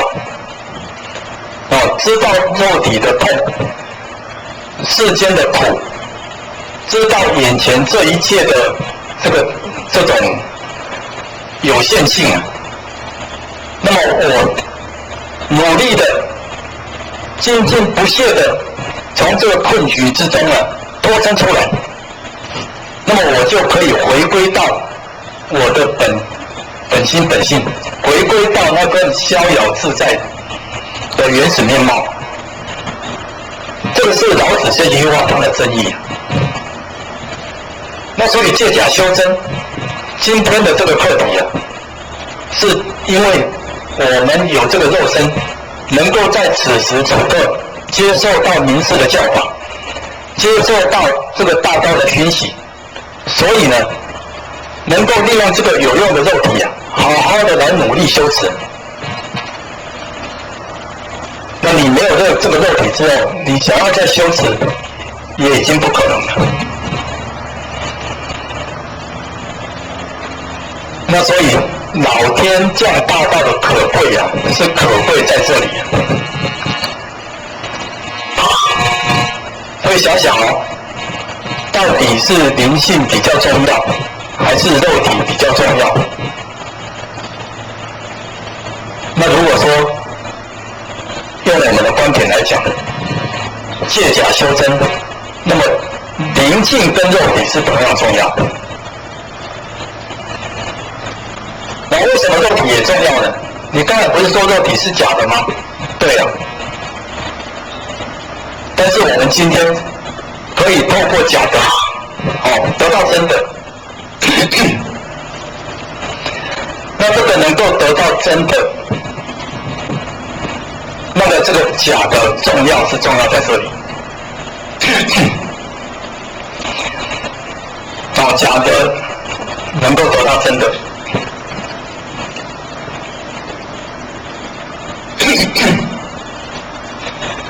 那么我们今天如果没有肉体，我们不晓得这种世间的苦，肉体上的痛，那种有限性的那种束缚，没有肉体也没有办法承受这种大道的传承，名师的指授。所以在训文里面告诉我们，所有的众生要成就，都是从人生开始修行。那么如果说这样的说法的话，畜生是不可能，畜生是不可能修道回归本性。那么鬼道也不可能，地狱道更不可能。他们都必须成人身的样子，然后呢积功累德，然后呢才可以跳脱六道轮回。那这种观念呢，在各种宗教里面，都并不是很清楚，也没有很详细的说明。那今天仙佛告诉我们能够得到这个肉体，能够又生逢名师降道，大道普传。所谓来得早不如来得巧，那我们又得到了，那么这么好的机缘都让你碰到了，你不好好的来修持，你不好好的努力的来跳出六道轮回，努力的回到我们原来的老家，那么你想想，你现在都不做了，你要等到什么时候？等到你有肉体了，可是呢，已经没有大道，没有名师在教你了，没有这个环境让你熏习了，那么你也是来了也是没有用。那所以现在修道最好的时机就在此时此刻。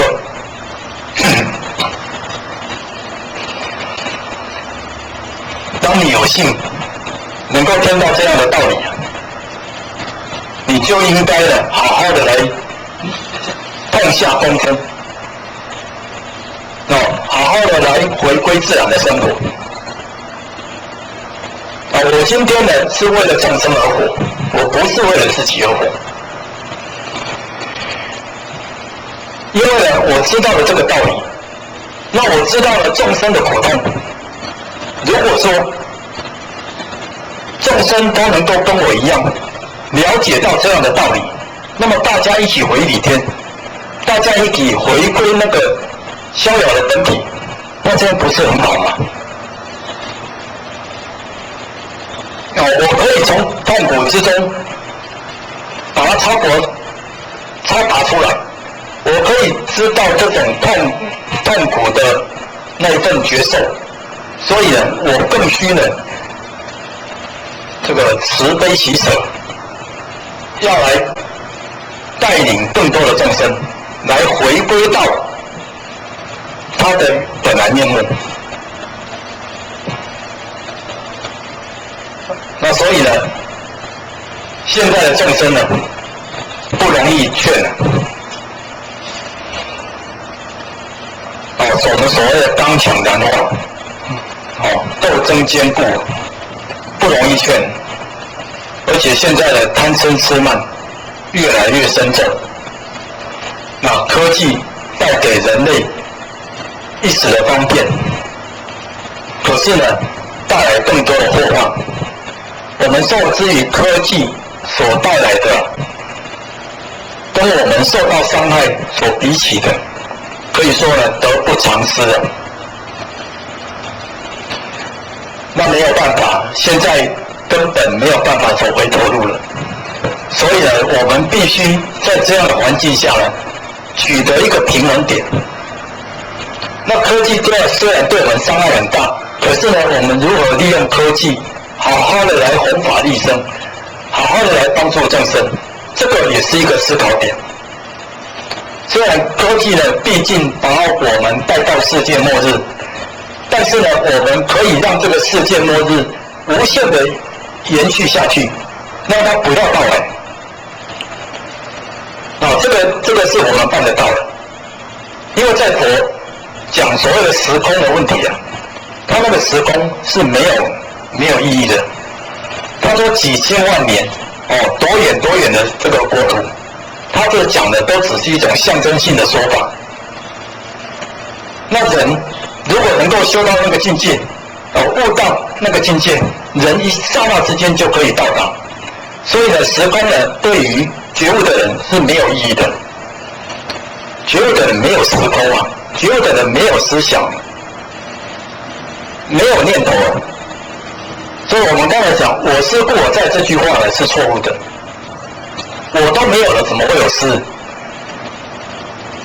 那我在哪里呢？根本就没有我，我是一个大本体，我跟所有的众生都是一体的。那所以了解到众生的根性呢，我们就要用各种方法。我们这里用一个例子啊，他说呢，有一个老女人，她养了一群公鸡，那么她很相信整个地球都是因为她在转，因为呢太阳就是因为她的公鸡在叫，所以才会呢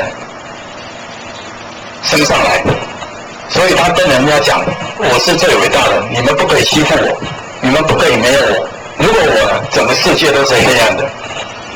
他常常这样跟人家讲，那每个人都笑他啊，这个人狂妄不已，这个人呢，发酒疯了，不晓得他在讲什么，所以不晓得他在讲什么，其实也反映了我们世间人的现象，不晓得他在说什么，不晓得他自己在做什么。所以耶稣基督不是说嘛，神啊原谅他们，因为他们不晓得自己在做什么，自己在说什么。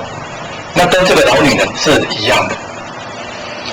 那么他听到了村里面的人都不相听的话，结果呢，他就离开自己的村庄，另外一个村庄。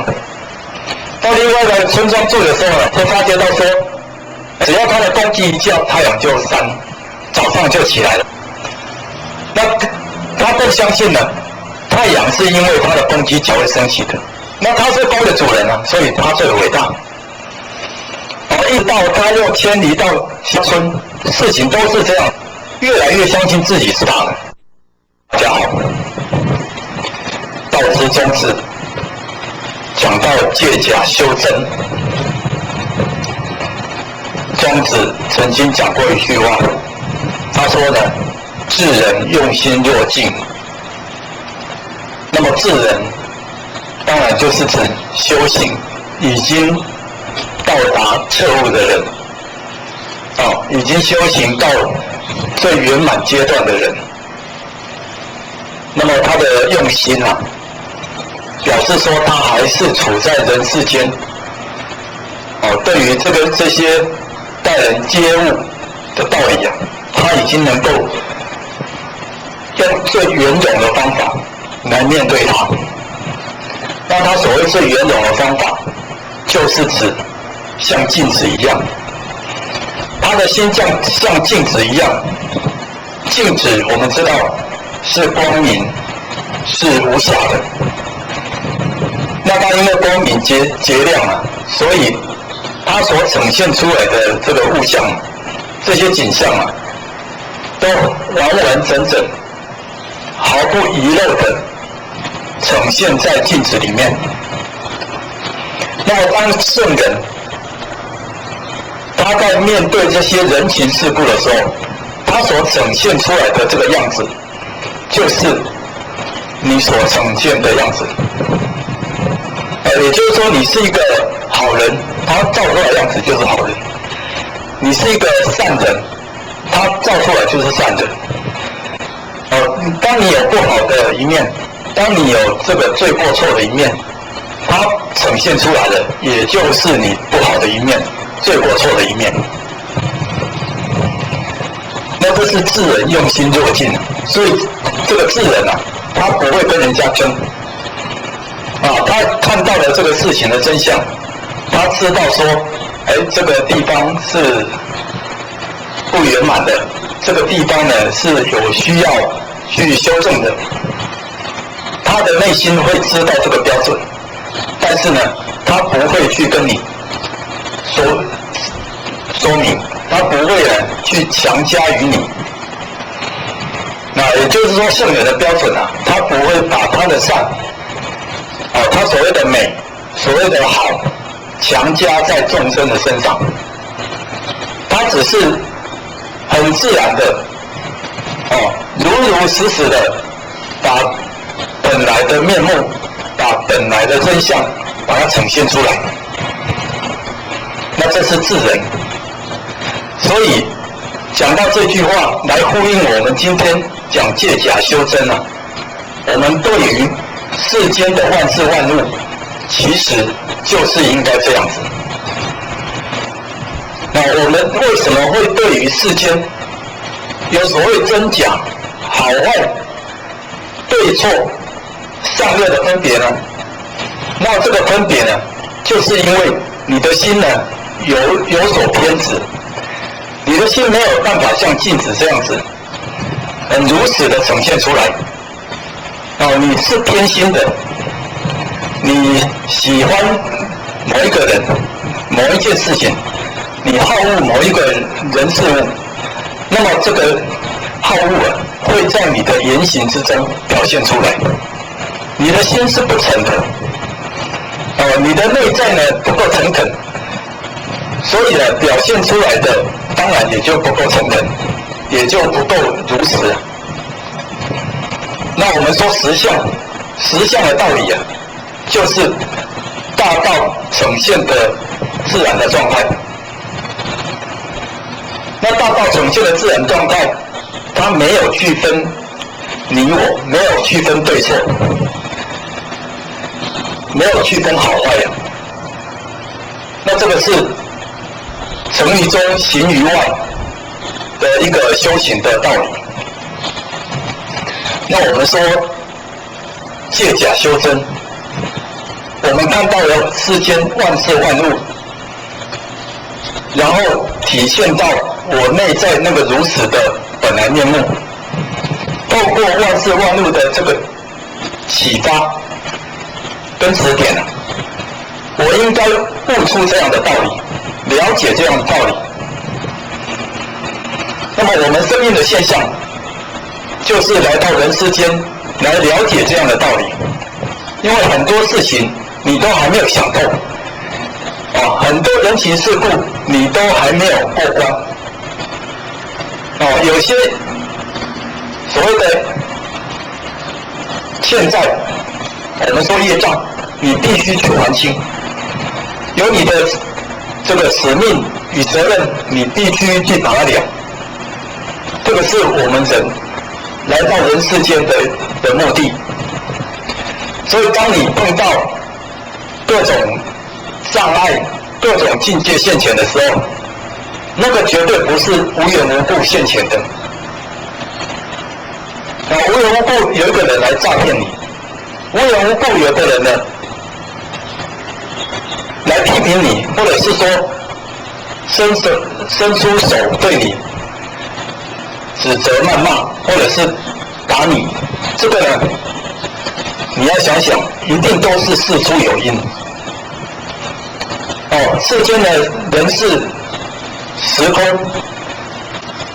这么多，为什么只有你呢会单单出现状况呢？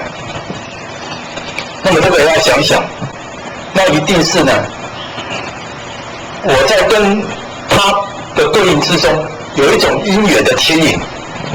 那这种因缘的牵引啊，是很维系的。这种维系啊，维系到我们自己都不知道。那事实上我们说是因果。那因果的道理呢，在中国一直都存在。那只是说呢，被佛家它特别凸显出来，所以我们认为这个是佛家的思想，其实不是这样子。那我们相信因果，就会受因果的报应；那不相信因果，就可以不受因果的报应，这是有可能的吗？答案是否定的，这是不可能的。你不相信因果，你还是一样会得到因果的报应。那么所以说，你面对了各种的烦恼、障碍，你都一定要呢欢喜的去面对它，然后呢去把它解决这个问题。你绝对不是逃避，你不是恐吓，或者是说你用各种权势的方法去把它压抑住，这个呢都不能够解决问题。那么我们生活之中有太多这样的问题了，每一个人都有各种问题。那你在各种问题上，你有没有办法处理得了？你过关了没有？其实呢，这个都是公修公德，婆修婆德。你不能够靠父母，不能靠妻子儿女，不能靠这个丈夫，靠亲戚，都不可以。你必须自己去面对。你自己呢要去解决。如果没有办法解决这个事情呢，还是同样的会一而再、再而三的发生。会造成你更多的烦恼跟痛苦。那么唯有此时此刻，你当下去迎接它，去面对它，然后呢，去跟它化解。所以解铃啊，还须系铃人，就是这个道理。那这个是借假修真，最主要的真相。所以真假，我们可以说是一，不是二。为什么真假是一呢？因为呢，真的里面它的一个波动会产生假的，真的里面虽然没有假的，但是呢，它新的印显呢会产生假的。那个新的印显呢是人在无知无明的状态下产生的。我们说动。所谓一动不如一静啊，但是这个动呢，是它的一个时空背景的因素。那它动了，就会产生各种的相出来。那只要呢，心有所偏执，这些相呢，就会成为一种偏执的相，成为一种妄相。那人会把这种妄相当作是真实的。那这个是因为人不觉的关系。不解的关系才有所谓的各种无明对待的产生。那我们想想，我们生活之中，我们要面对的人情世故那实在是太多太多了。我们以前小时候还有父母，他可以帮我们处理一切事情，但是我们长大之后呢？父母他没有办法帮你处理各种事情，父母已经老了，那么你必须承担起照顾父母的责任。现在父母的问题是成为你的问题，儿女的问题，而且你要这个甘心情愿的，你要欢欢喜喜的帮父母解决他们的问题，那这个才是人生的意义啊。我们今天讲孝道，那现代人都不喜欢听。那因为现代的家庭都是小家庭制，所以这个媳妇不喜欢跟公婆在一起，甚至呢儿子也不喜欢跟爸爸妈妈住在一起。现在的爸爸妈妈都有不敢养儿防老这样的一个观念，都必须自立自强。都得靠自己即使是老了，还是得要靠自己那这个是因为时代混乱，人心扭曲孝道沦落的一个社会现象。那么孝道沦落了，整个社会的状态，它那个不安的状态、波动的现象会更加明显。因为在人主要的一个基本德行已经土崩瓦解。既然孝道已经瓦解了，那么人想在其他的德目上建立起来，那是不可能的。你要透过制度，透过整个团队的一个规章，或者是透过整个社会的氛围，你要来保有整个社会的秩序，这个是相当困难的，也是治标不治本的做法。我们知道社会是由家庭组成的，那家庭呢是夫妇之间组成的。那夫妇呢，夫代表日，父代表这个月，日月合起来才会泯，日月才会和合才能够产生整个和谐的状态。那夫妇和谐了，明了，他就懂得孝顺父母，他就懂得呢，能够在孝顺父母的这个过程之中来教化子女。所以教化子女是从孝顺父母开始做起。那么你说孝顺父母这一边的责任我不要管了，我只想顾我的儿女，把他顾好就好了。结果呢，所有的这些因缘果报就通通跑到儿女的身上，那是你的问题啊，那是你问题没有解决，你把问题丢到另外一个人身上。那么孝道最基本的德性没有尽了，结果呢，你把这种没有尽到孝道的这种因缘果报，结果丢在孩子的身上。那孩子以后呢，用同样的方式对待你，你才会感受得到，你以前怎么会这么做？但是那个时候的后悔都已经来不及了。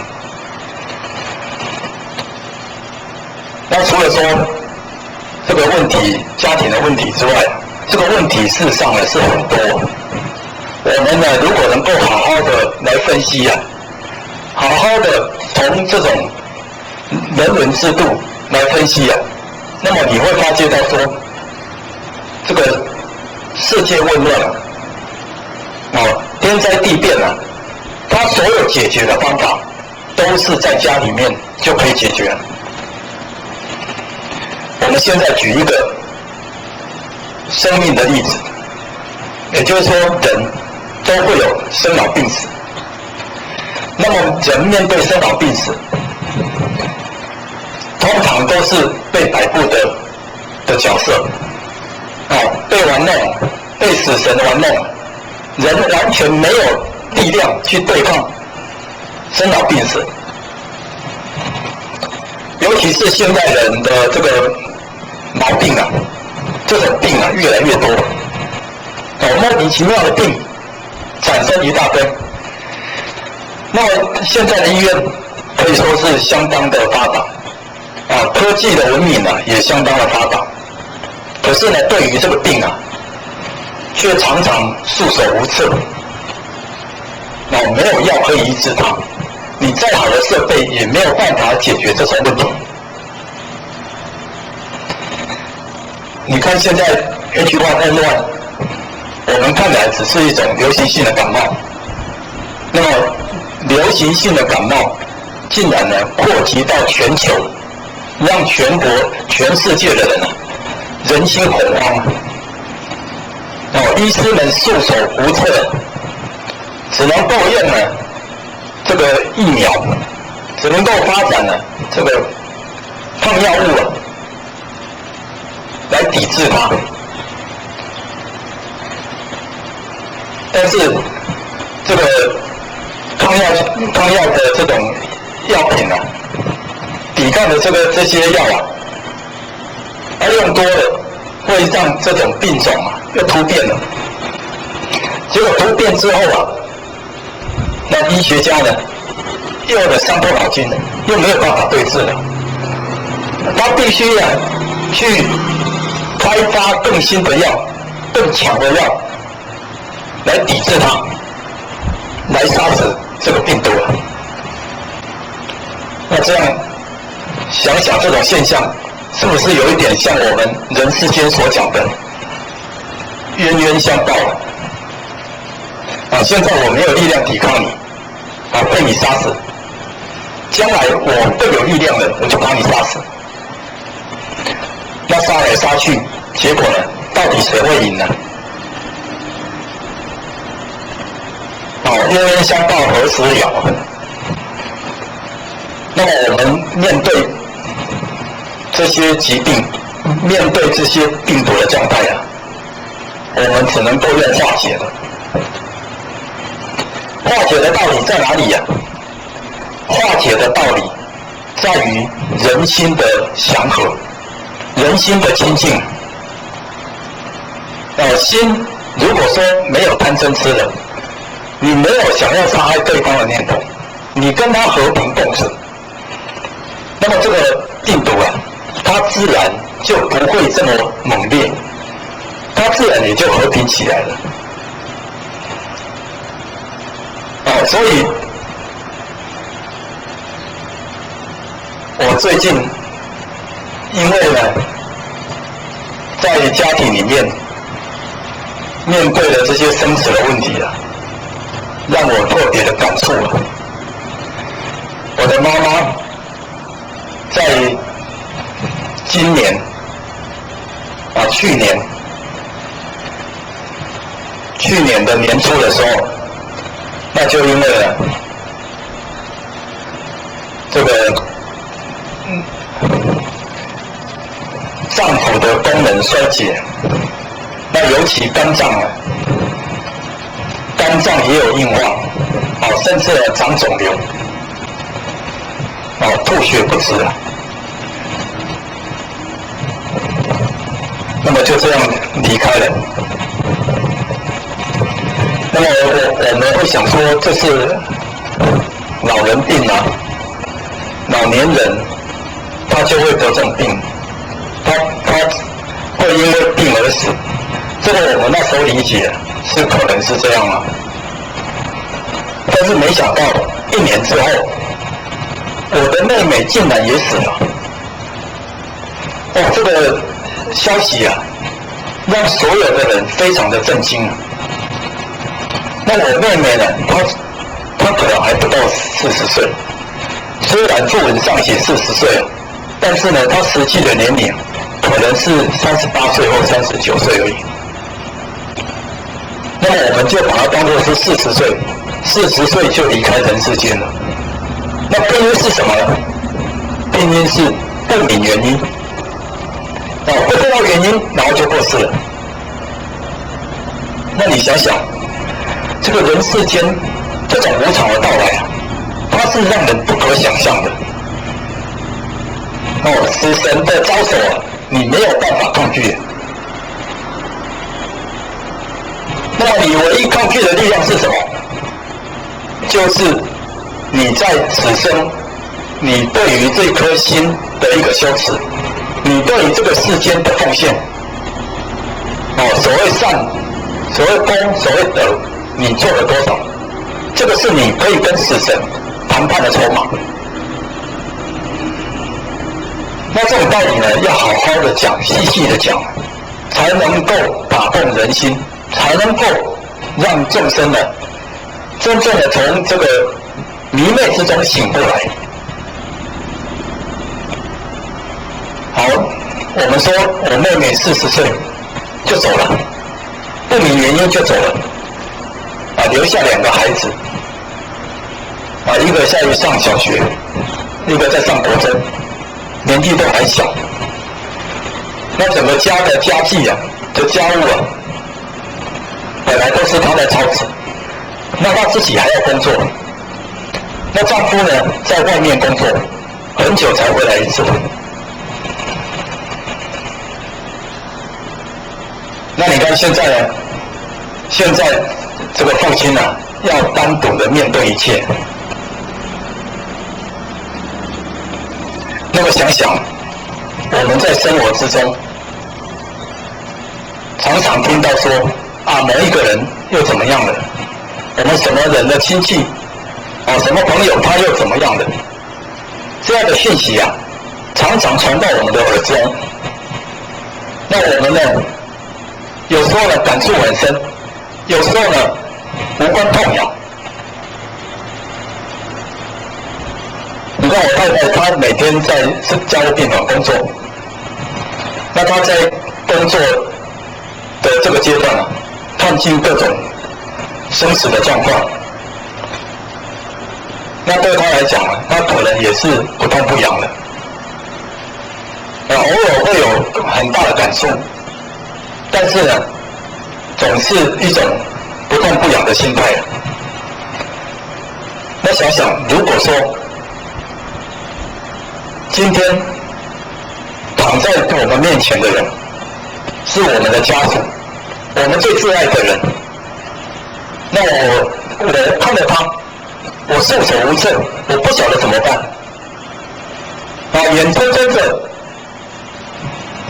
望着他，人讲目睭金金，人相中。这样眼睁睁的看着死神把他带走。那对于世间的这些疾病，我们到底要如何医治它？如何对治它呢？如果说我们都想跳出六道轮回，我们都想解决问题，可是呢，我们自己的生死，甚至这些疾病，只是生死之前的花报。那这个花报的问题，花报也是一种报应啊。你种什么因得什么果，这个果还没有结成之前先开花，这个花就是你的报应啊。但有时候花是很漂亮的，那当然就是善果、好果。有的花是很不好看的，有象征意义不好的这个花，那可能就是恶果、坏果。那这个你都必须去承受。所以破学就特别去研究王凤仪，这个大善人，他当时他对于这个病的态度，以及呢，他对于这个病的透彻的能力竟然可以透过用讲的，然后把这个病呢，把它治好了，就一句话而已，就把它治好了。那所以呢，从他的经验之中我们可以知道这个病的成因其实是有它的源头的。我们说病，第一个有可能是病从口入，我们吃的东西没有吃对，没有这个吃对营养，没有按照这种三餐比例的标准，你随便吃，胡乱吃，不定时定量的吃，结果呢就吃出病来了。那你不按照你的体质，不依照了这个营养的这种成分，这个胡乱吃，这个也生病了。那么生病呢，那还有一种可能，那就是呢，夜感风寒，日感暑热，这种风寒暑湿燥火这种影响也会让人得病。那这个病的病因就是外因，是外在的因素所引起你的病。这外在因素是对现在我们来讲，外在因素太多了。这个太多了，是因为我们现在的饮食叫做饮土食毒。饮的呢都是这个有毒的或者是有病菌的。食毒呢，就是吃的东西呢都是农药，都是化肥，都是这些毒药。甚至我们吸的空气都有可能是不干净的空气。那就是整个大环境的共业所营造出来的。那么病从口入这个外因呢，那就得找医生了。你必须要靠医药。那这个医生呢，也要看你的因缘果报。你要找对医生，找出你的贵人，然后呢下对药，吃对了这个处方，那当然你就病了就好了。这里面牵引着很多的这种因果细微的项目这个是没有办法一一论述。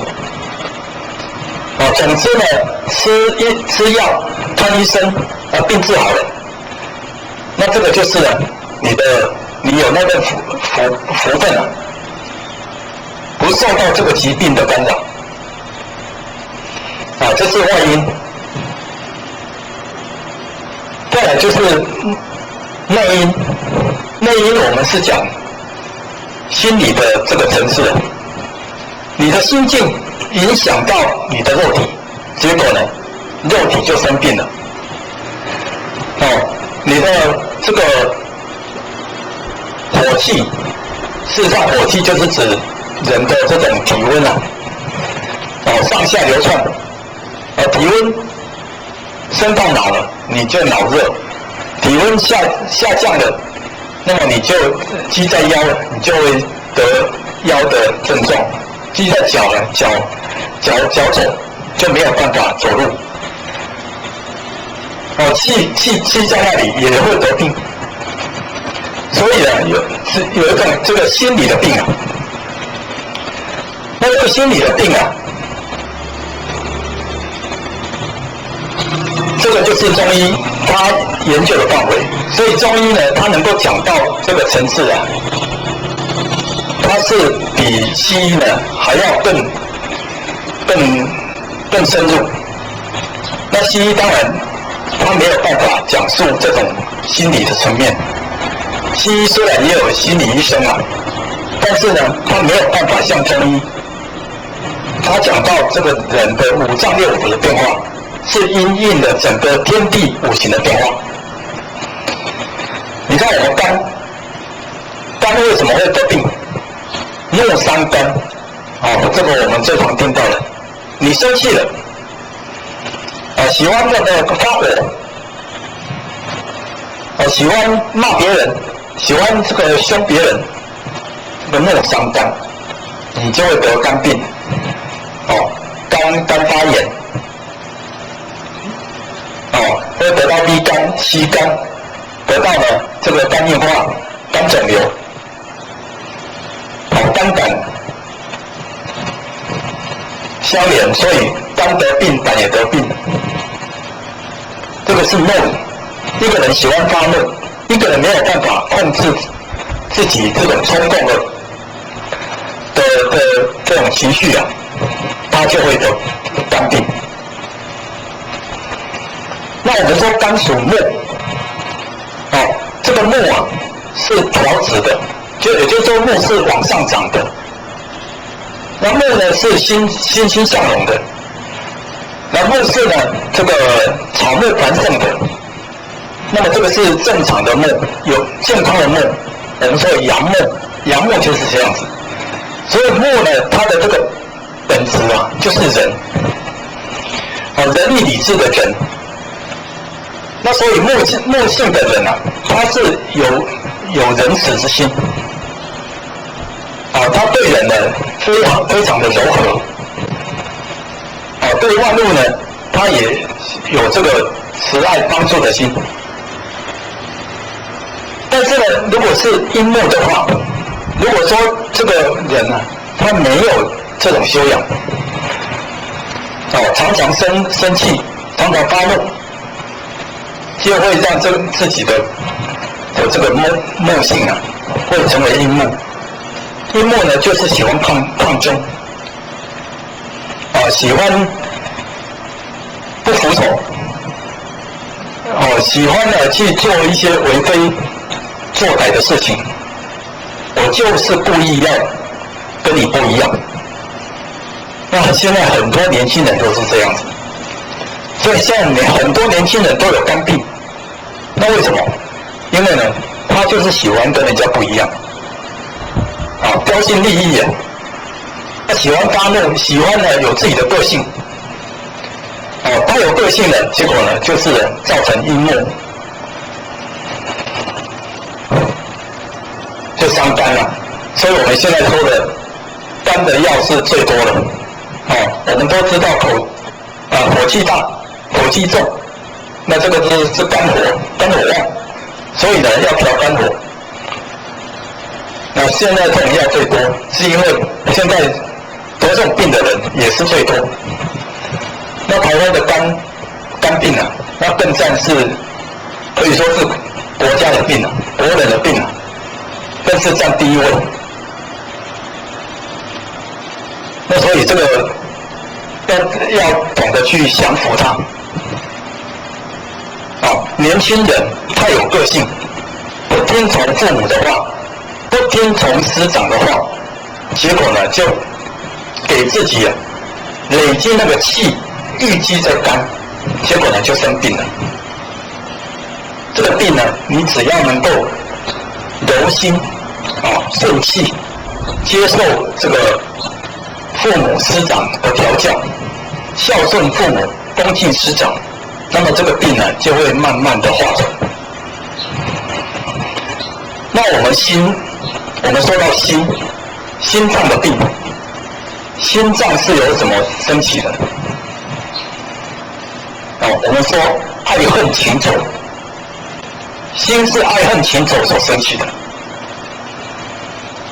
你喜欢一个人，喜欢到了这个无以复加，用尽各种的手段，用尽各种的方法，就是想要得到这个人。那得到的时候呢，看到这个人的缺点，结果因爱生恨，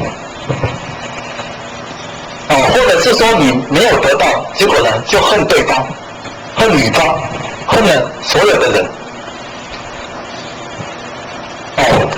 谁造成你今天没有办法得到这个人，那你就会恨谁，就爱恨交加。这种恩怨情仇造成你的心得病了。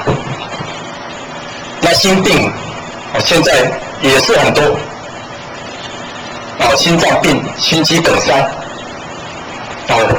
心血管发生病变，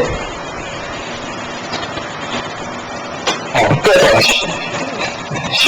高血压，血液缺乏，这种血的问题都是属于心的问题。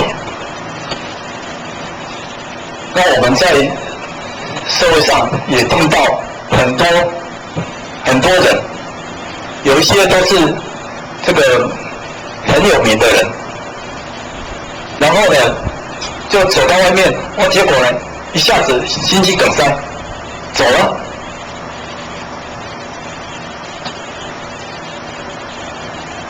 甚至呢这个年纪很轻的这些青少年也会中风，也会得中风，然后呢因为中风造成了这个植物人，造成了家人的这种负担，也是有。那这个心病产生的原因，就是因为他对于事情的这种爱恨太明显了，爱恨太明显了，就产生了这个心的疾病。我们说心属火，这个火是指我们人体内的这个温度，那这个温度的不协调，火是属于上升的，火气上升，这个火呢上升，这个结果呢就累积在我们的这个脑里面，所以脑产生的疾病也是心所延伸出来的。脑，比如说这种老年痴呆症，比如说这个脑血管爆裂，比如说这种失眠，甚至呢我们说精神病，这个呢都是因为爱恨情仇造成心的火气积在这个脑里面，所引发出来的疾病。那么火的本性有阳火跟阴火，阳火是正规的火，我们说这个心属火，火是属于礼貌的礼。那么火性的人呢，他是光明的，因为火象生光明，火性的人是光明坦荡的，而且呢，这个人呢很有礼貌，他这个人呢很谦虚。那虽然呢，火这个动作是很快，也就是说火性的人呢，他会动作会比较急，讲话会比较急，可是呢，他是正大光明的，他是这个依照这个法律制度中规中矩的，这个是属于阳火。你看很明显的那个关圣帝君，我们知道关圣帝君的脸就是红的，所以我们知道他是火性的。那他的一言一举都是合乎道德伦理的标准，所以他是守法守礼，这个是阳火。那阳火呢是正常的火。那如果说呢，这个阳火你不去培养它，结果呢，你让你的爱、你的恨超过了你的本性，泯灭了你的本性了，结果呢，就造成阴火。那阴的火，那就非常可怕阴火在烧阴火在烧呢，它就会把整个神经系统，把整个人的精神通通会烧毁掉。反射在我们心上、身体上的血管的疾病、心脏的问题、精神的问题，这些都是阴火所造成的。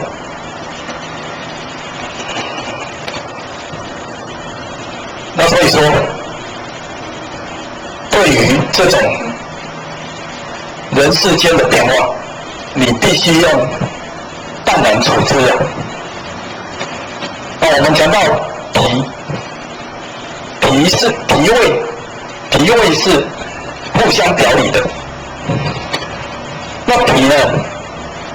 脾的病脾胃的病就是怨恨、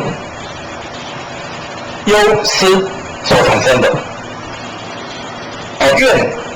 埋怨，你那个怨呢是埋在心里面的。那埋在心里面呢，当然呢就累积就是病，就会堵在那里。这个胃会发堵，你就这个排泄呢就不正常，你的代谢呢就变得相对的弱，胃肠的功能呢就相对的减轻。我们说脾胃不好或者是说胃不好，那有时候胃不好，胃的功能太强也会造成病。那这个人呢，就是因为呢，他想太多了。事实上，没有这些现象。你看上次我们在看电视的时候，在报道一个胃病的情况，就是因为胃功能蠕动的能力太强，结果引发他的胃病引发他胃病，结果造成他的三餐也吃不下，人越来越消瘦。可是去检查的时候，你的胃什么病也没有你的胃很正常很健康那为什么会得病呢？因为呢，一时的这种怨气忧思也想太多，烦恼太多忧郁沉重，郁气积结在那里，所以造成了一时的那种脾胃它的这个运作不正常。那它的运作不正常，把这种脾胃的症状传送到脑，结果脑就下命令现在脾胃开始不正常了，所以呢，我们呢要好好的去固守。结果就是因为脑不断的在下命令说脾胃是不健康的，其实是自己认为自己的脾胃是不健康的，所以这个专家这些医生他们对治这样的病他们就是用科学仪器来帮他们诊疗，而且让这些病人看着他们诊疗的结果。譬如说这个扫描，超音波扫描，就让他看，你看哦，我现在帮你做超音波扫描，好，一边做一边让他看着荧幕，你看你的胃都没有什么毛病，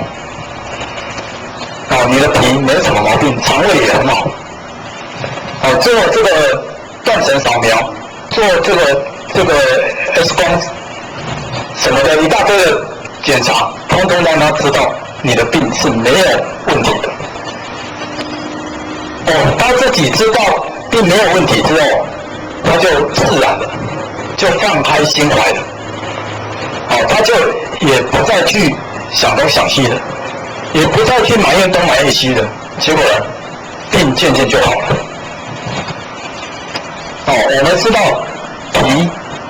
脾属土，那土呢就是阳土跟阴土，阳土是正常的土，这个阳土它表现在我们的德性上的我们说仁义礼智信，这个脾土就是代表信。那信是什么道理呢？信就是说人言为信，你讲的话就是你的这个心意，你的诚意那你讲的话你要做到那你做到了，不管对方的反应是怎么样，你都不要再埋怨，你都不要再担心也不要忧虑你就好好的表现出你自己的那一份诚心敬意诚于中行于外，把它表现出来这个是信用。所以没有信用的人常常也会产生脾胃之病。你看脾胃的病，胃肠的病，在我们现在好像更多因为胃呢很容易出毛病尤其是一些乡下的一些农人老年人，常常因为埋怨儿女这个担心儿女担心家庭，结果呢常常脾胃出状况消化溃疡胃阻酸或者是说胃溃疡、十二指肠发炎、小肠、大肠吸收不正常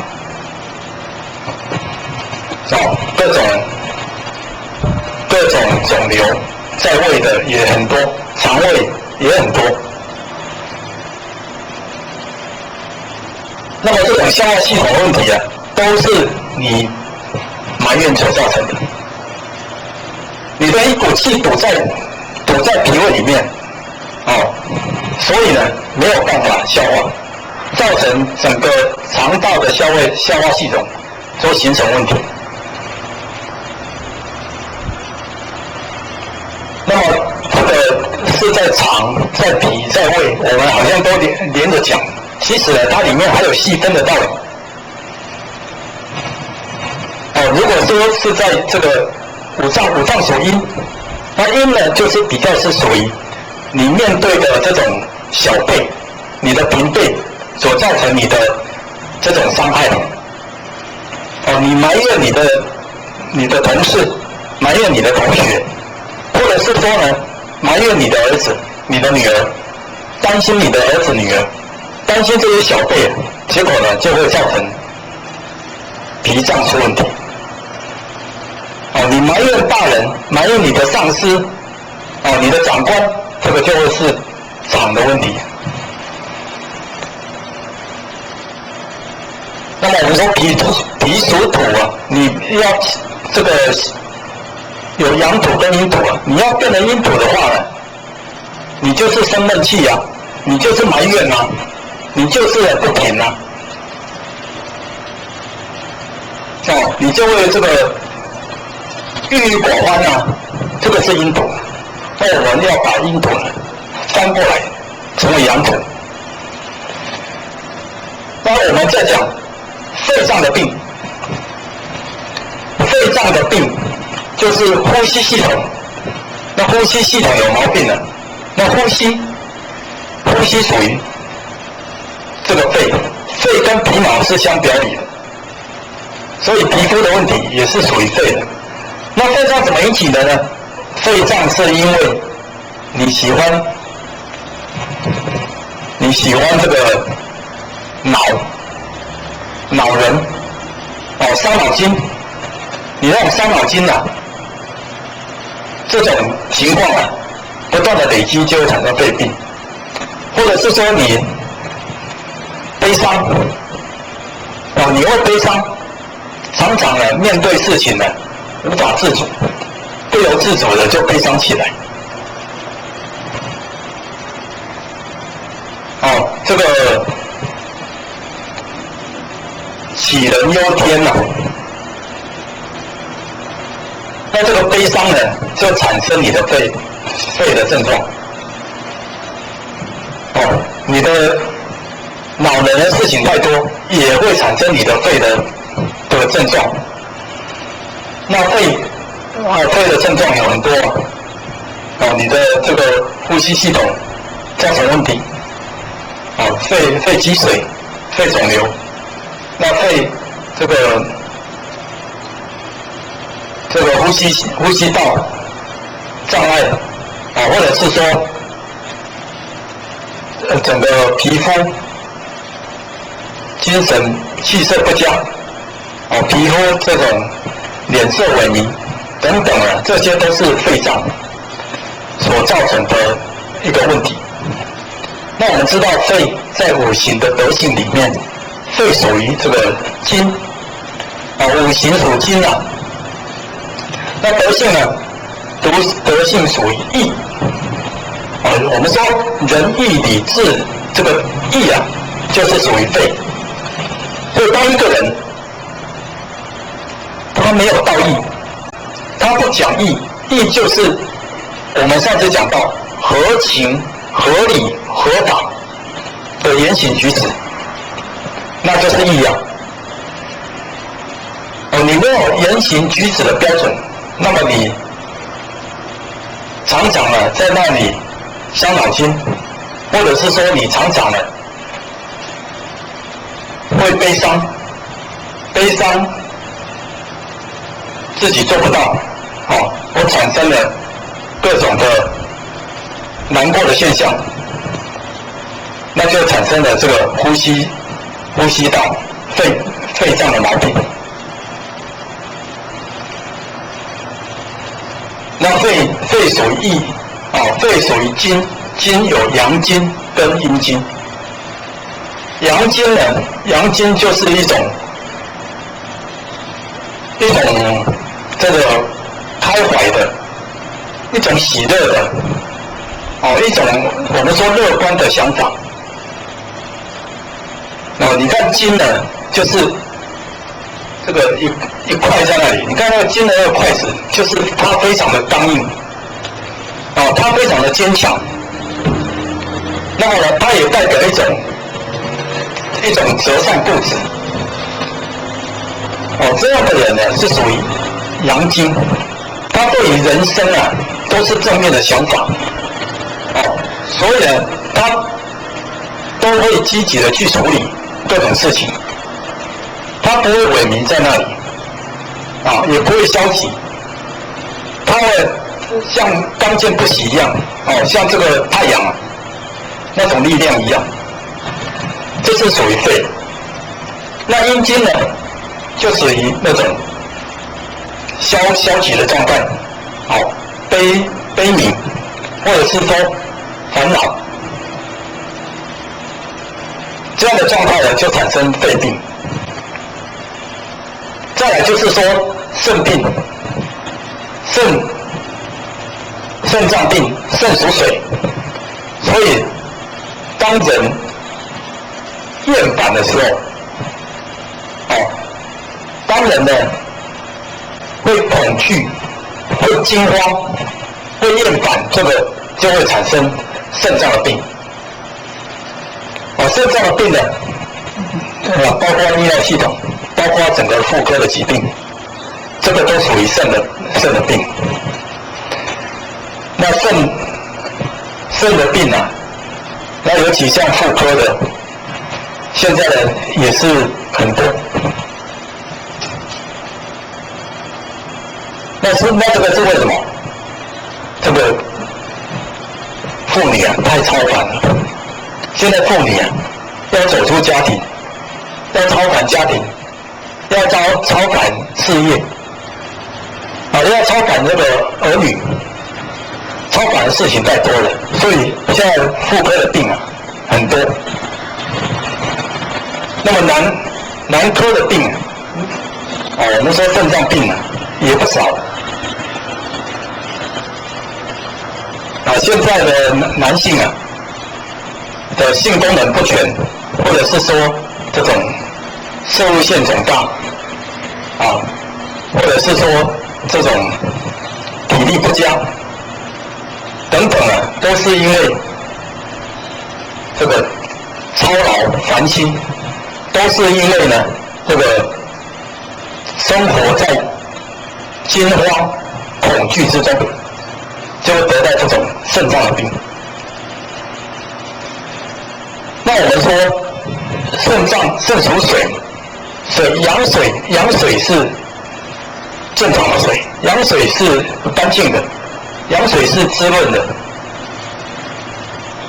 那阴水呢？阴水就会造成这个土石流，就会造成水灾，就会造成呢这个臭水沟的水。那臭水沟的水就自流不通，会发臭。那你看人如果说整个泌尿系统发臭了，那么你也要烦恼了，你要洗肾了。那现在洗肾的很多，整个这个排泄出了问题了。那这是为什么？超凡的事情太多了。你的惊慌的事情、恐慌的事情太多了。所以阳水要把它恢复成阳水，不要让它变成阴水。阴水就是我们刚才讲的。那肾在这个五德之中，它是属智，智慧的智。那这个智呢，在我们的这种修行的这种经典来讲，智是最重要的。智是所有的修行里面一个很重要的一个德目。也就是说，当我们不迷了，我们就会产生智慧。当我们心定了，那个智慧油然而生啊。智慧本来圆满具足，结果呢，今天智慧没有办法具足，没有办法朗现，这个都是因为我们被习俗所染，对于整个人情世故的这种微理细节给障碍住了。为什么变成礼教吃人呢？那因为你的智慧没有办法流露，所以你认为礼教会吃人。那这是我们大概说五脏的疾病，这个是内因，这个是心理的病。心理的病呢，要透过你的调心，我们说的今天说的这个借假修真啊，你要借着这个身体啊，来把你的心调好。借着这个现在啊，有这些名师，有这些同修，有这个大道在指导你，你要赶快把它调好。所以这个仁义礼智信，你要把它做好，五常之德，你要把它恢复起来。这个呢，是我们今天修行是一个很重要的标的。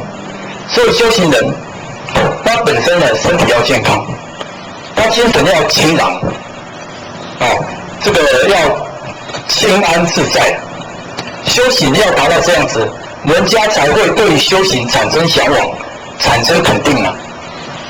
那今天修行人也是病气奄奄的，那你怎么样去影响别人呢？是没有办法。所以我自己啊，也最近因为受病所苦啊，就感觉到这个病啊，一定要把它克服，把它治愈。那当然找了很多方法。那如果说你的病因是从心里面引起的，那么你必须重新调起啊。你找外面的医生是没有办法治你的心理的病，心理医生也没有办法治你的病。因为呢，你这个人情世故你都没有做好，你在这个周围环境之中你跟人的互动是不协调的。那不协调，你自己呢又把这个垃圾放在你的心里面，躲在那里就生病了。那你气不顺了，那你就生病了。这个病呢，心理的病是从气堵了，这个火发了，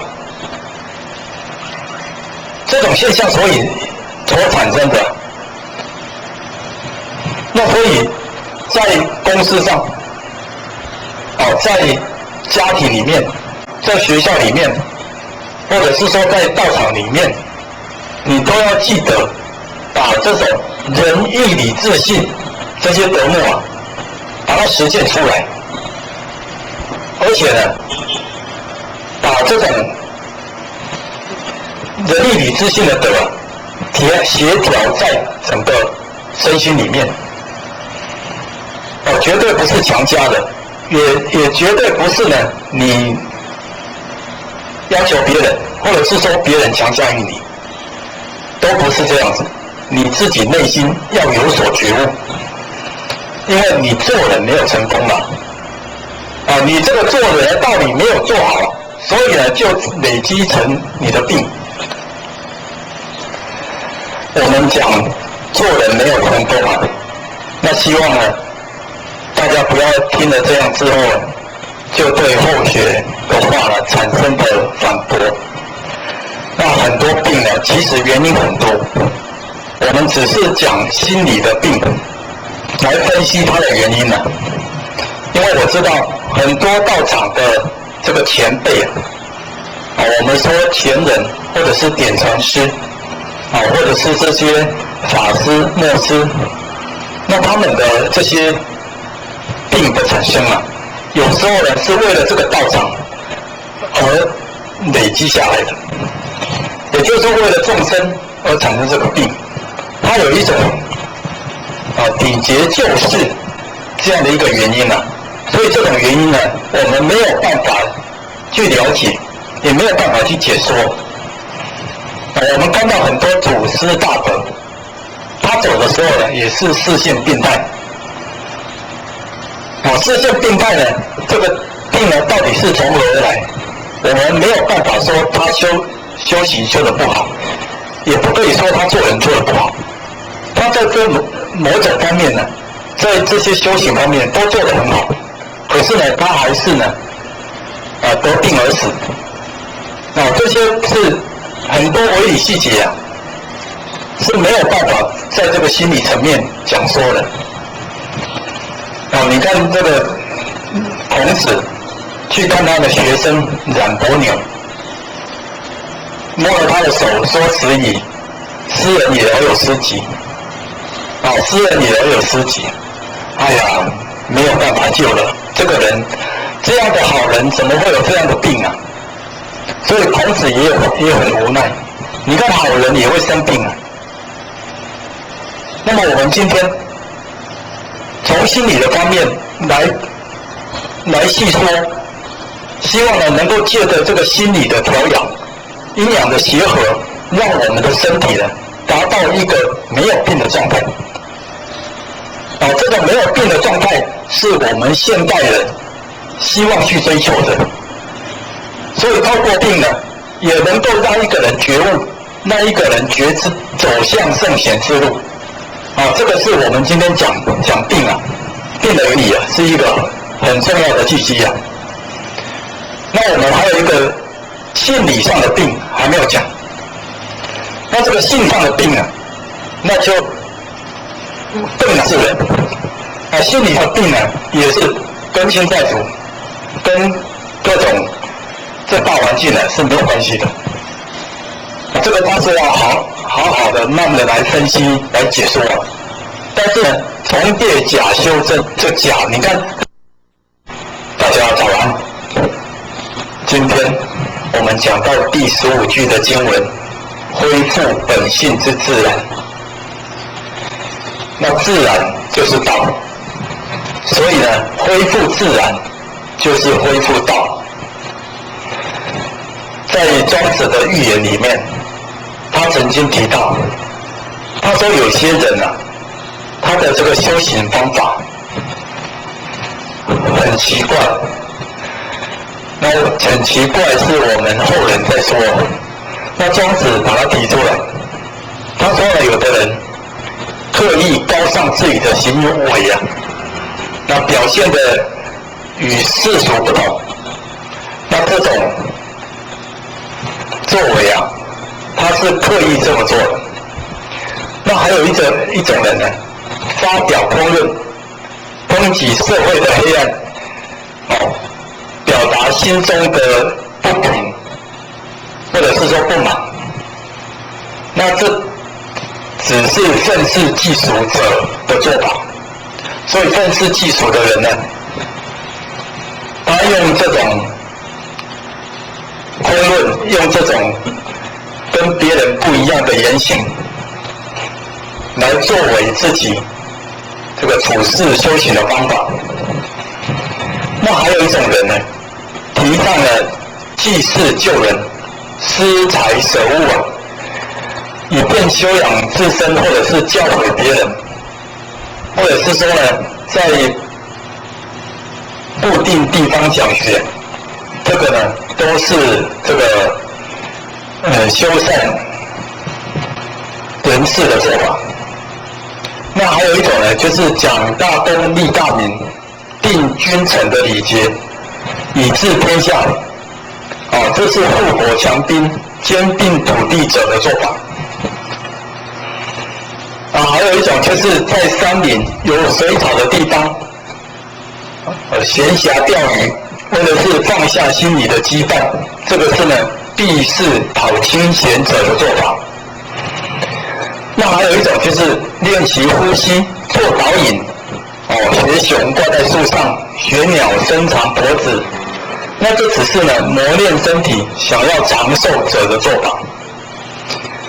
那他列举了这5种人的做法，他说呢，这些做法都是有伤大道。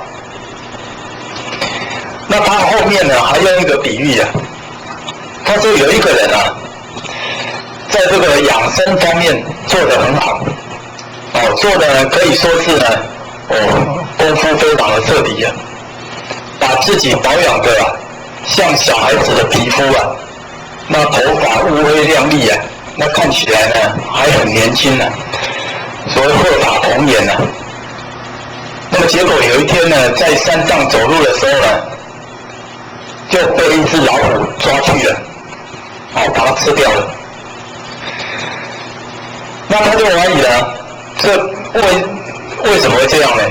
他不是养生养得很好吗？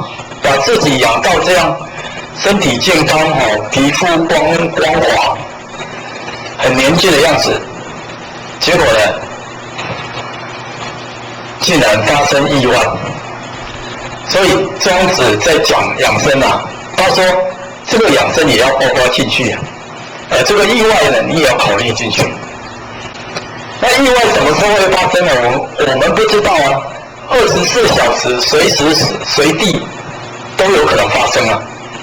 我们说无常啊，所以庄子才说啊，以上的这些人啊，通通不是养生的方法。你看我们如果说在道场修得很好，人家说修得很好，结果呢出外发生车祸了，或者是说这个身体严重受到伤害，那么你说你修得很好，那这样呢，对庄子来讲，你也达不到养生的标准。那所以说，庄子说达到养生的标准，就是要回归自然。那当然，庄子有他回归自然的标准。那么呢，回归自然都离不开人的心性。好，人世间的伦常的道理，因为你不可能跟离群所居的，你要跟人住在一起，那跟人住在一起，你就会跟人发生各种互动，所谓人情世故啊。那这种人情世故啊，就会产生我们这个思想上、行为上，在修行上有不同的变化，就会有产生不同的应对。那只有恢复自然的人，那么他是随顺自然之道，那他才能够跟这些人跟人相处的时候，能够圆融自在，和乐逍遥。这个是庄子在他的这个书里面所强调的养生的标准。那呼应我们今天所要讲的这句经文啊，恢复本性之自然。人因为秉着天地阴阳五行的气而生啊，所以呢，这个大地滋养着我们，万物滋养着我们，所以人呢可以行天地之功，可以呢采天地的精华，那可以呢这个为天地立心呢。那所以人在这个天地之中，它的作用呢是相当的大。那人讲到心性，只有人有办法说来修炼这个心性，来体悟这个心性，来证得这个心性。所以在万物之中，人为万物之灵，只有人，那他才可以说呢，恢复本性之自然。那可见呢，人的智慧，它是可以透过一种修炼的行为，来达到所谓天清地明，达到这种天地合一的标准。那我们讲到上次我们讲到借假修真，借着这个病的分析来说明这个借假修真的道理。那因为上次我们还没有讲完，都呼应到这一句恢复本性之自然。我们今天要讲这个性理的病。那性理怎么会有病呢？性是圆满具足，性是清净平等。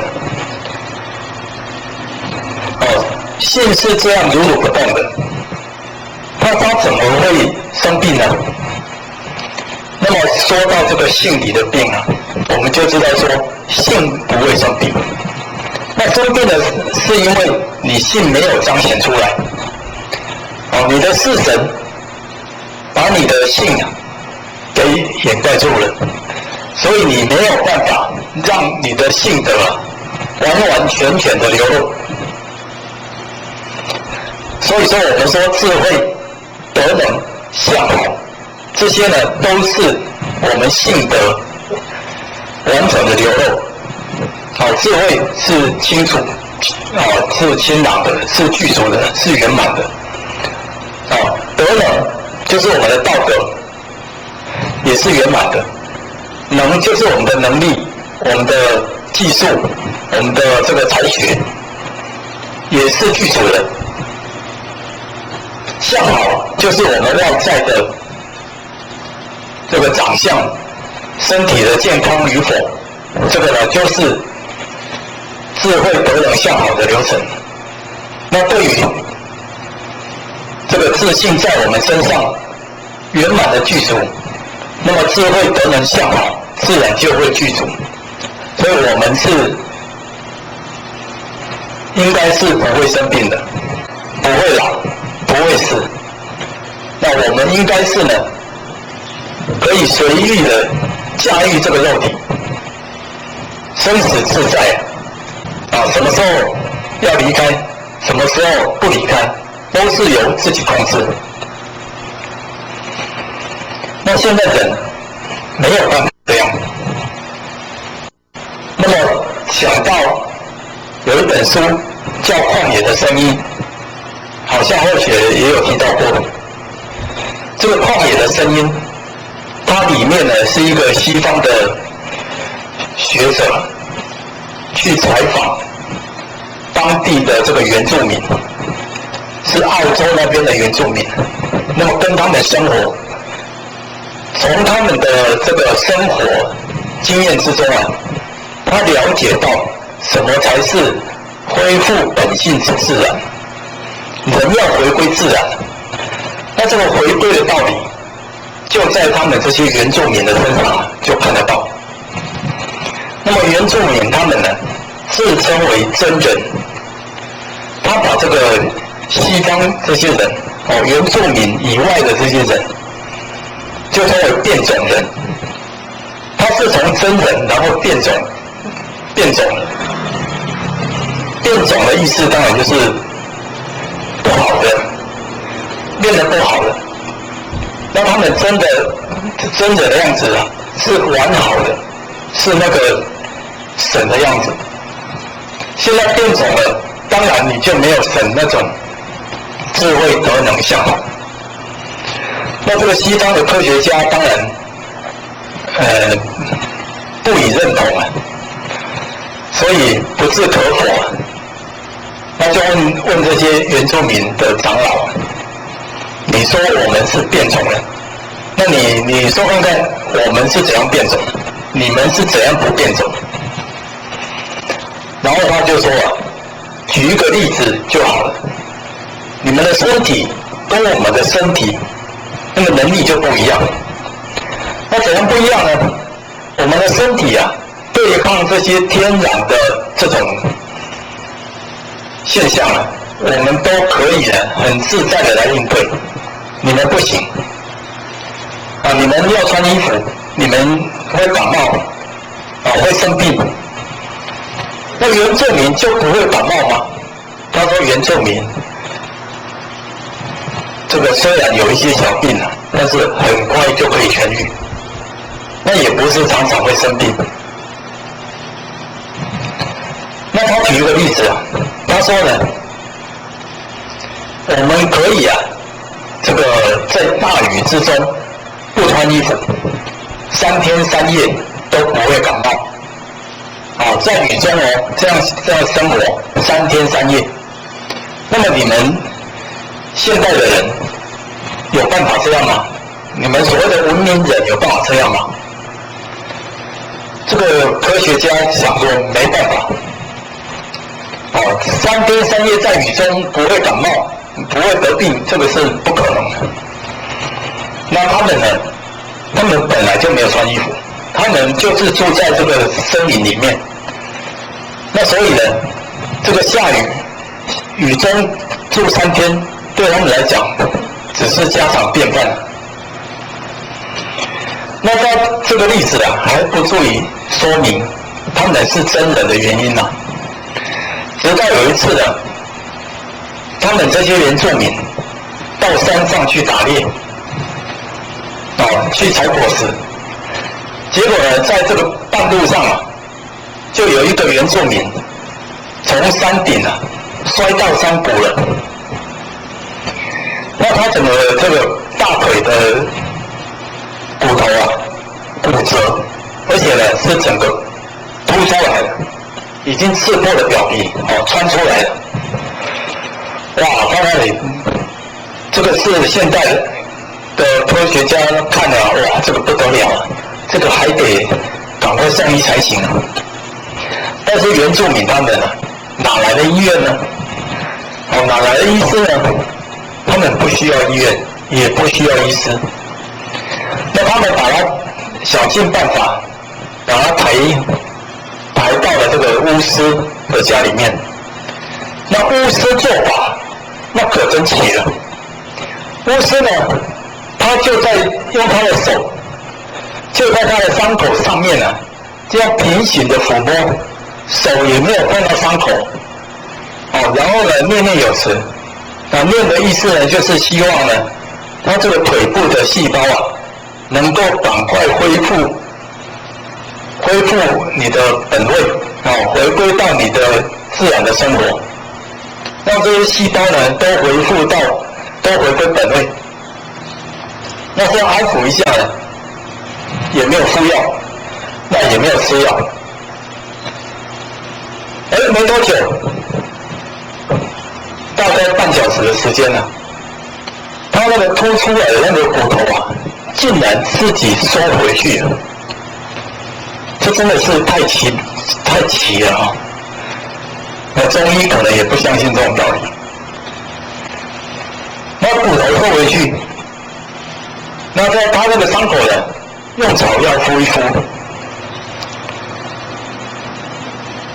不久之后呢，大概2-3天了，这个人的骨折好了，外表的伤口也好了，没有吃药，那也没有说看医生了，他只是这样安抚一下，没想到就这样发生这么神奇的事情。那当然，这对我们来讲是非常神奇，对他们而言可能是家常便饭。那他们随时在跳舞，随时在祈祷。他们说呢，在跳舞、唱歌、祈祷过程当中啊，就是在跟天沟通。所以他们可以常常知道天的旨意。那他们的做法呢，也不会违背天的旨意。甚至呢，他们可以随时回去。他说他们的身上有一种开关，生死的开关。那如果想要回去了，把那个开关一关掉，那这个人就回去了。那不想回去呢，你就不要去等他，就一直生活着。所以这真的是太神奇了哈！我们说真人，那他们可能是真的是真人。从这个例子啊，我们看到他们的这个德能啊，至少比我们好，身体状况啊比我们好。那我们修行，第一个表现在我们身上的就是我们的身体。身体不好，身体会得病，那都是呢，我们这个自信啊被泯灭住了，自信没有办法彰显，没有办法恢复到这个自然的本性。那所以我们讲到生理的病、心理的病跟性理的病，这3种病啊的原因，如果能够了解清楚，那么我们相信呢，世间的人包括修道人，他不会再生病。生理的病我们已经讲过，其实就是我们的这个伦常关系呀，我们人没有离群所居，跟这些人情世故处在一起，所以人跟人之间的互动啊，就产生了这种生理的关系。那如果产生了病呢，必然是在某一个伦常上啊，你发生问题了，所以你那个地方就会得病。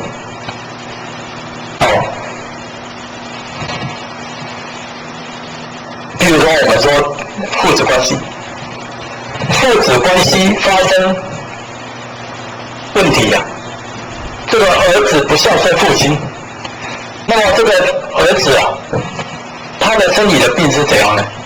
他就会常常头痛，或者是说心血管的疾病，或者是说这个膏肓、肩膀酸痛，这个上焦部位不舒服，一定是会有这样的病症产生的。所以我们看到一些为非作歹的人、不孝父母的人，他们还是一样吆三喝四、大吃大喝，完全的没有病的样子。那是因为呢，他的那个恶的能量还没有累积到让他生病，那么迟早会生病。他如果还没有改善的话，那他就会生病。所以生理的关系是我们人跟五常，不跟五伦之间的关系。那心理的病，上次我们也讲到心理的病。那心理的病呢，就是你的喜怒哀乐。我们上次讲的这个刚就是怒，那这个心呢就是爱，就是恨。这个土呢就是忧，就是闷。那肺呢？肺就是恼、悲。那肾呢，就是烦，就是惊恐。这些心理的变化就会产生我们这个身体内脏上的对应部位产生不舒服的状况。这个我们在上次都有提到过了。那只是说这一套系统是一个很繁杂的系统。那么在王凤仪言行录里面呢，他把这个讲得非常的清楚。那我们有机会呢，可以来参考。我们今天要讲心理的病是我们的这个自信被泯灭住了。你在哪个地方被泯灭住了，就会产生那个地方的病。那这个自信本来具足，自信怎么没有办法圆满呈现呢？那我们只能够说，这个就是累劫累世我们所造下来的这些习性，这些业障，我们累积了太多的这种不善的能量。佛经讲贪嗔痴慢疑，这些恶的能量让我们的自信没有办法彰显。我们儒家讲五常的关系，五常的这种道德你没有流露，你没有办法彰显，所以呢，在那一方面就会得病。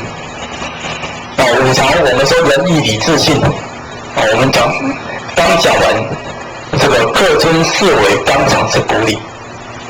这个纲常里面呢，这个常就是一种常道，常道就是五常的道理。这五种这个常道是每一个人都必须的去遵行的。那么有的人偏另外一种，偏这一种那一种，但是这个偏呢没有关系，你只要好好的做，在你偏的这一种把它做到圆满，那么你其他的四种就会渐渐的圆满。譬如说你这个人做得好，那其他的做得不好，那么你就在人上面好好的下功夫，把人做到淋漓尽致，做到圆满，那么其他的四种常道你就会做到圆满。那如果缺忍的人，缺忍就是没有人心。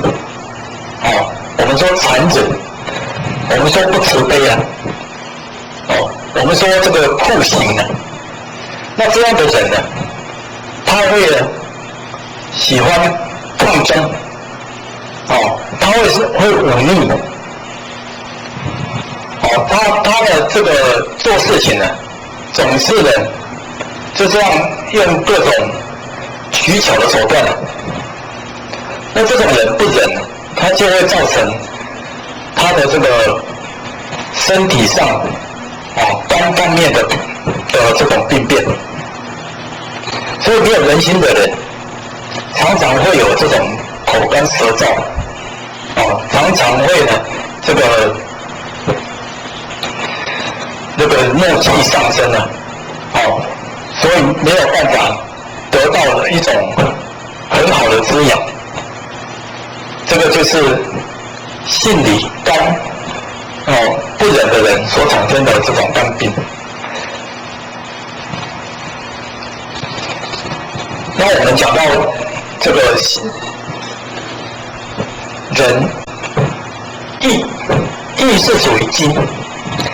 那一个人呢，他有这个义啊，他一定呢，这个做事果决，做事明快爽朗，不拘小节，这个人呢，一定呢很有义气，跟朋友呢可以两肋插刀毫不顾自己的安危，能够为朋友呢，能够仗义执言，赴汤蹈火，这个是义气。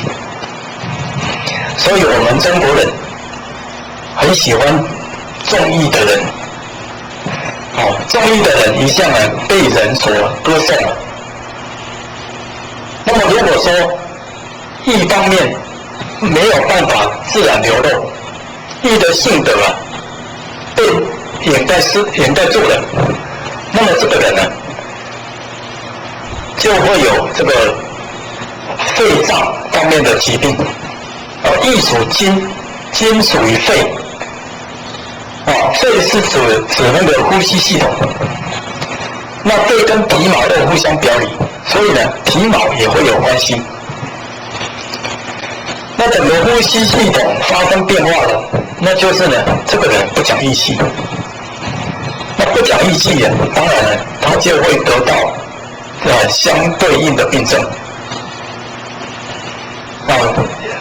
我们讲到的义理，理就是属火，火是属金，火是光明的，火是这个给人温暖的，那火是明理所以有礼貌的人，为人正直的人，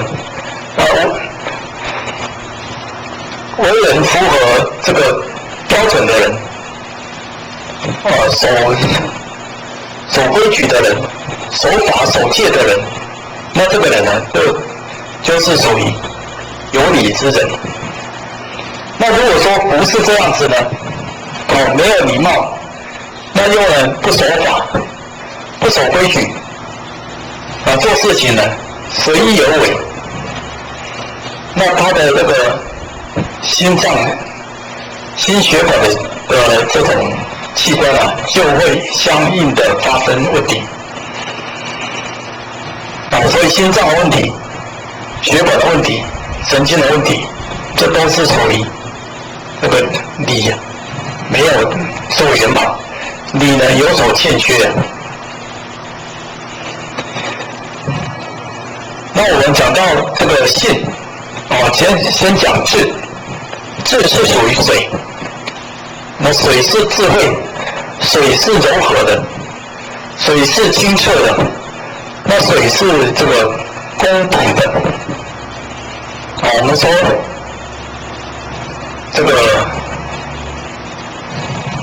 一碗水要端平的，这个水是平的，是水平面嘛，水是平的，所以呢，它待人处事是平等的。那水又清澈，水可以洗涤万物，可以滋养万物。水可以帮助人呢，这个清醒。水是柔和的，它遇到圆的就形成圆的状态，遇到方的就形成方的状态。那所以呢，这个水就是人的智慧，有智慧的人自然呢，他就懂得柔软，他因为事情看得很清楚，明白这个道理，所以他处事待人的方法就是很圆融，这个是属智属水，那水呢是属肾，那如果不是这样呢，做事情呢，就这样横冲直撞，爱怎样就怎样。这个水泛滥成灾泛滥成灾呢，就好像土石流一样，流过的地方呢，都一定受到伤害，那会把人淹死。所以这个聪明好辩的人，他用道理把人淹死，那钱财万贯的人用钱把人淹死，这个呢都是不智的行为，所以相应的这种病症啊，就发生在那个肾脏的问题，泌尿系统的问题，或者是妇科的问题，这个都是没有智慧，没有智慧所产生的。那么我们讲到性，性就是从性，性就是属土，那么土呢是看我们的大地很敦厚、很朴实，土能够长万物，土呢是这个很厚重，那土不争，土很实在，我们说一步一脚印的，所以真诚的人，有信用的人，这些人人家都很喜欢，这样的人呢，他就可以成就。那如果说不是这样的人，讲话不守信用，那做事情呢很刁钻刻薄，这个不愿意呢把自己的好去跟别人分享，那这个呢，这个就是没有这个没有厚道、很刻薄的人。那这个相应的对象呢，就是这个消化系统上的毛病，就是脾胃，这个大肠、小肠，这些毛病就会产生。这个是大概讲这个心理上面病。那如果说分析里面的道理，它也有可以讲得很广，所以我们大概呢，在分析这5种关系，就可以了解到。那所以这个不管是生理的、心理的，包括这个性理的，这个都是呢我们人在这个世间所要学的一个标准。所以成佛，我们说成道，我们最主要的一个标准，就是在做人，把人的本分做好了，把人的道理做好了，那么你就可以成佛、成道、成圣。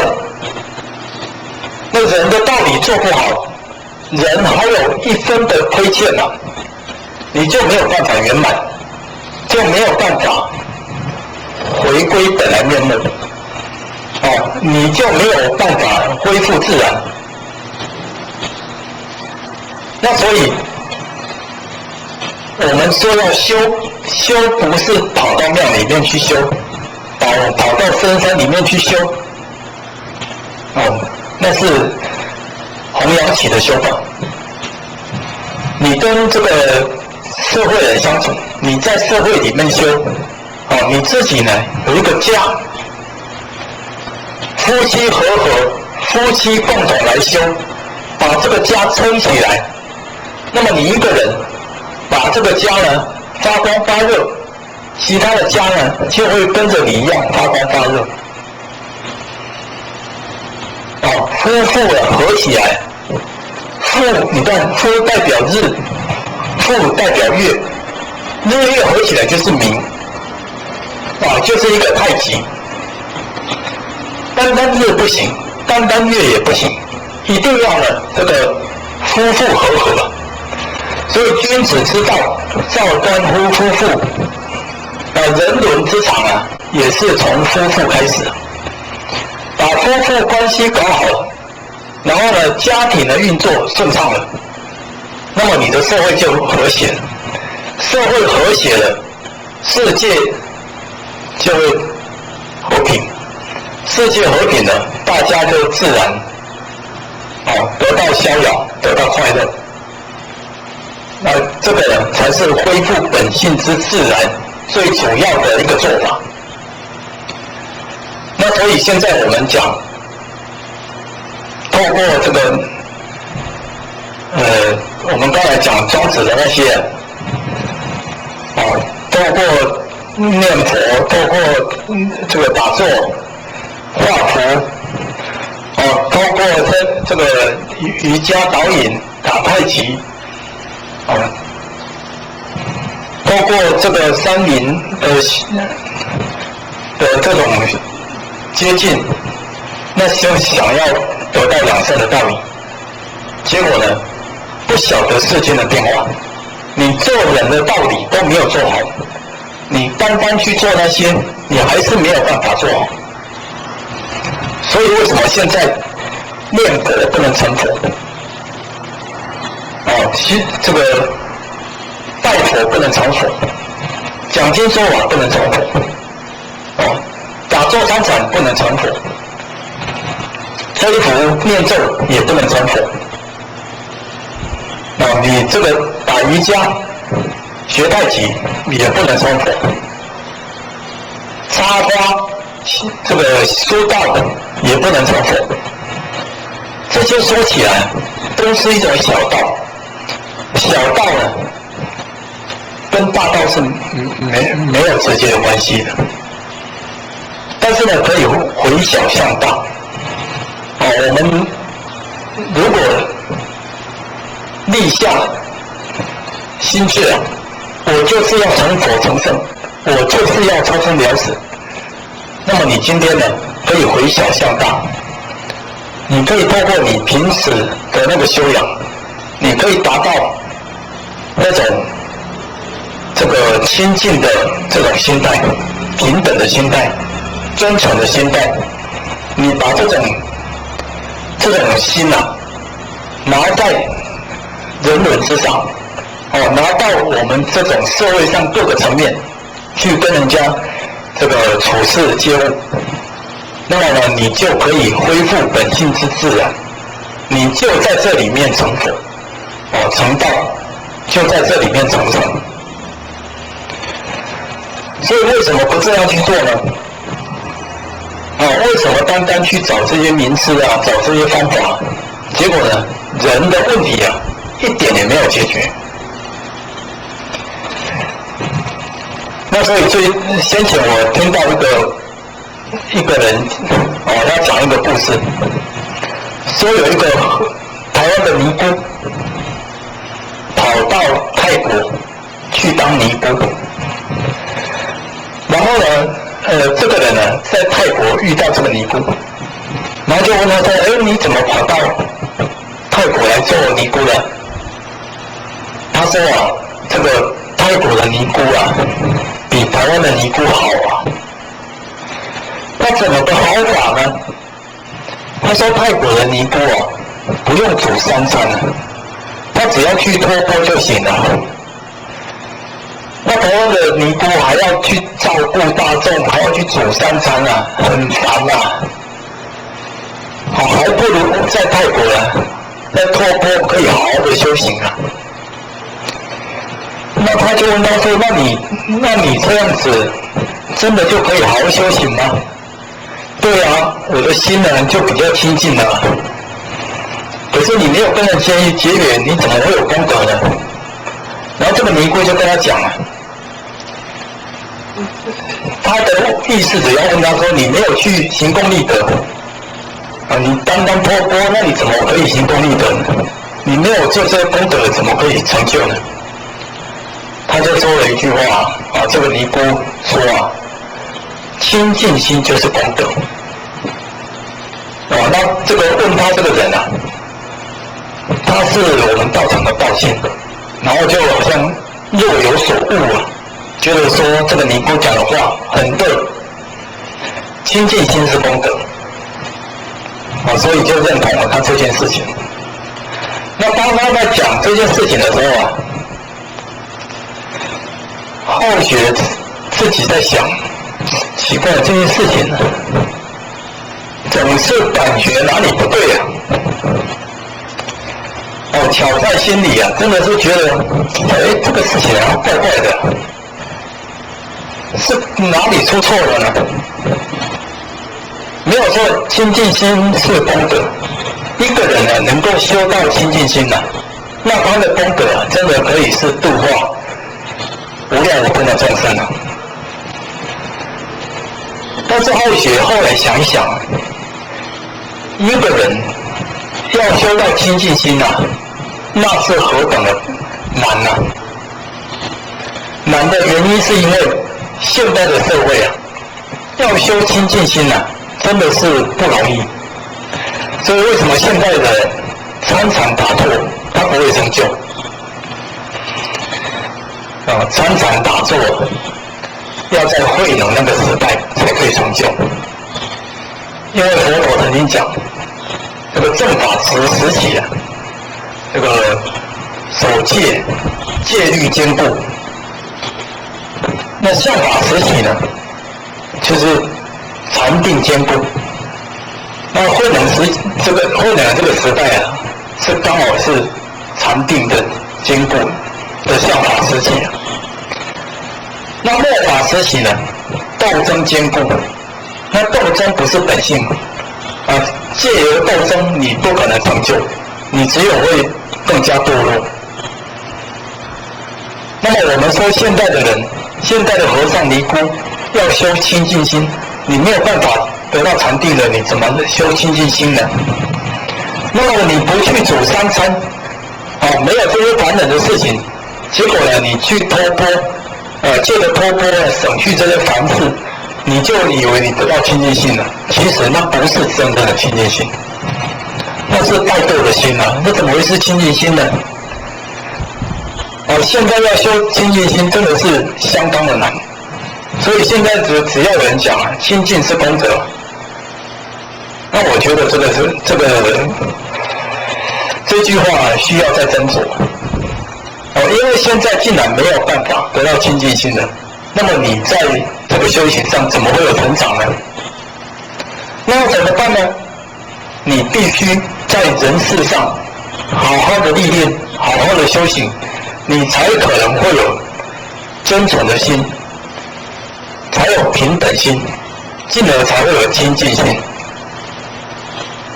你的心不真，心不诚了，你面对的这些人情世故，这些伦理纲常的事情啊，我们说五伦八德的道理啊，你都没有做到了，没有做好了，你怎么可能会有真诚心？你怎么可能会有平等心，会有清净心呢？所以这个故事啊，这个尼姑讲的话是有需要质疑的，有问题啊。你别抛除一切，然后呢，你在那里这个不用管事，不用管人，那你就是得清净心的，就是大大的错误。你看我们以前的祖师大德，哪一个不是从厨房出来的？哪一个不是从这些多灾多难历尽千辛万苦之中证悟出来的？那我们现在仙佛告诉我们，我们现在修行的课题就是儒家为主，儒家的课题就是三纲五常，就是五伦八德，所以恢复本性之自然，就是恢复三纲五常、五伦八德，这个才是我们本性的自然。你现在得清净心，你在那里参禅打坐，你在那里呢，这个拜佛念经，你在那里拜忏、学密咒，这些人都没有办法成就了。时代不一样了，现在人心太乱了，人心混乱，整个世界乱。那么这么乱的世界，你想要得清净，结果呢，让大家都下地狱。那么你怎么可能会成就呢？不可能成就。台语有一句话说“卖国啊”，我们要有这个智慧啊，我们要懂得道理。你的父母你都没有度化，兄弟姐妹，你的这些亲属好友，你的这些这个邻居，社区都没有办法度化了，你自己哪有办法去修清净心呢？你这些这个做人的道理你都没有做好了，你怎么可以做佛做圣呢？不可能啊！所以不要再用弘扬起来套了。在山林里面修行，在丛林这些寺庙里面修行，这已经不符合天时了。修行就是讲做人的道理。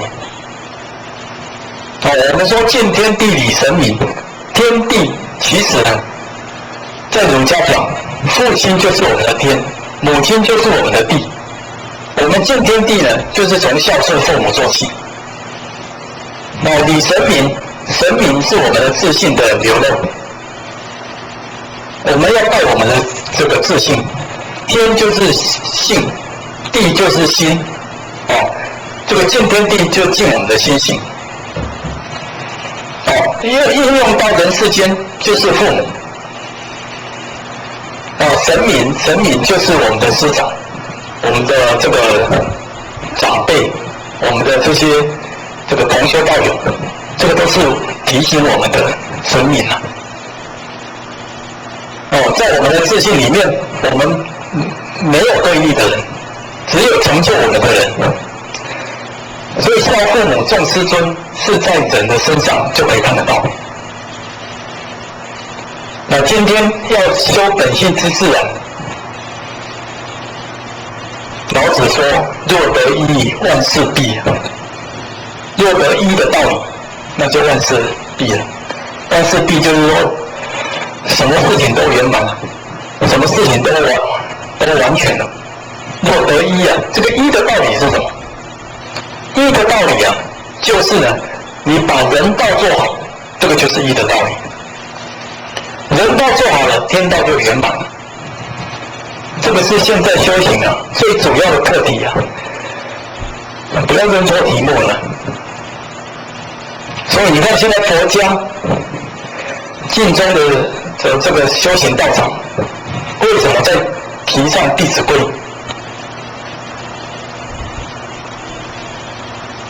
为什么在大陆来弘法？他弘的法是《弟子规》。在世界各地讲也是讲《弟子规》。《弟子规》是儒家的这个思想。清朝的一个学者把孔老夫子的这些理念，用一些简单的字句把它表达出来、集结出来，分了一本《弟子规》这本书。那么他讲里面呢讲的也很细微，把这个儒家的理念呢，他做了一个很有调整的这种归列。所以现在影响现代人很大。那么佛教的人透过《弟子规》来修行。真的有志之士啊，能够知道这些修行的和尚尼姑，你在人道上都没有做好，你一下子要到那种超越世间的修法、出世间的修法，在现在来讲是修不好。你住在这个社会环境之中，住在这个世界里面，你就是跟人相处，人就会有事。所谓人事，人事不是问题，人事是修行的方法。透过人事，让你了解到我们的五常之德，我们的这种道德的本分，就叫敦伦敬分。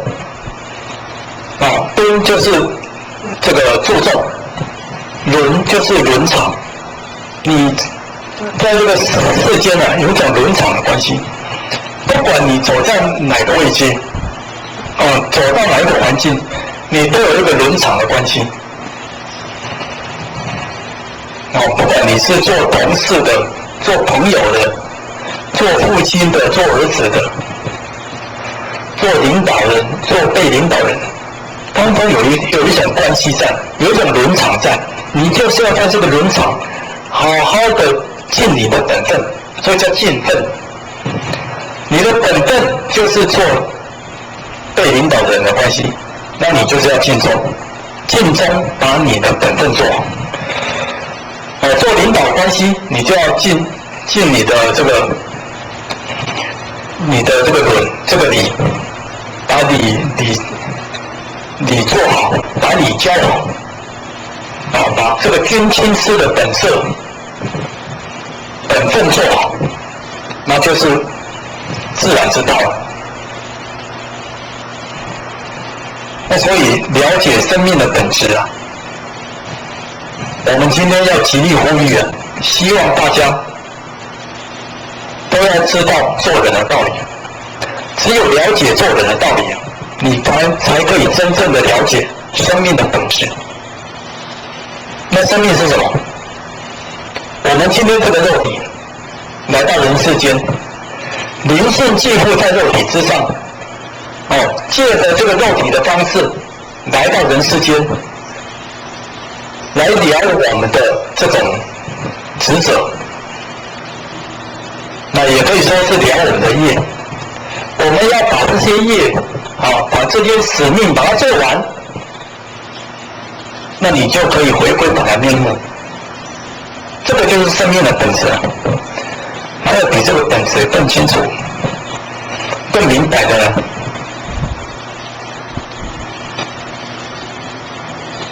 那所以在本质上都没有搞清楚，没有搞正确的，那么你是不可能了解生命的本质。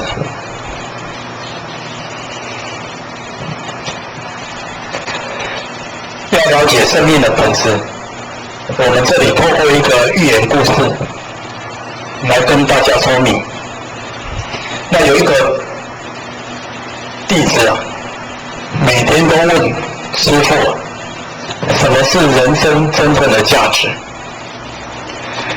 那这个师父啊，也不晓得怎么说弟子才会清楚，所以师父就用了一个方法，他就随手拿了一颗石头，就交给弟子，你把这颗石头拿到市场去卖，但是呢，你不要把它卖掉，你要看呢这个石头在现在市场的行情是怎么样，那你再回来报告，看能够卖多少钱。那么你就说这颗石头啊是经过大师兄加持过的。那个弟子就拿这个石头到市场去卖。本来没有人问津的，结果呢，他一喊到有大师兄的加持了，哇，这个很多人就觉得说这个石头不是普通的石头，一个人呢就出价1000，后来出价1000人太多了，结果呢，出价到1万。这个石头价值一下子被提升到1万块了。那这个弟子就说，那你们改天再来吧，我去请教一下师父，看他愿不愿意卖。那么这个弟子回去之后啊，把这件事情告诉师父啊，说这个石头人家要价1万块啊。那师父再说，你隔天呢，你再把这个石头拿去卖，你就说呢，这个石头啊是师父供过、加持过的，那看它的行情怎么样。结果隔天呢，这个弟子啊再把这个石头拿到市场去卖，改口说现在这个石头啊已经被师父加持过了。哇，被师父加持过了，这个就有人开更高的价钱了，10万、20万、30万，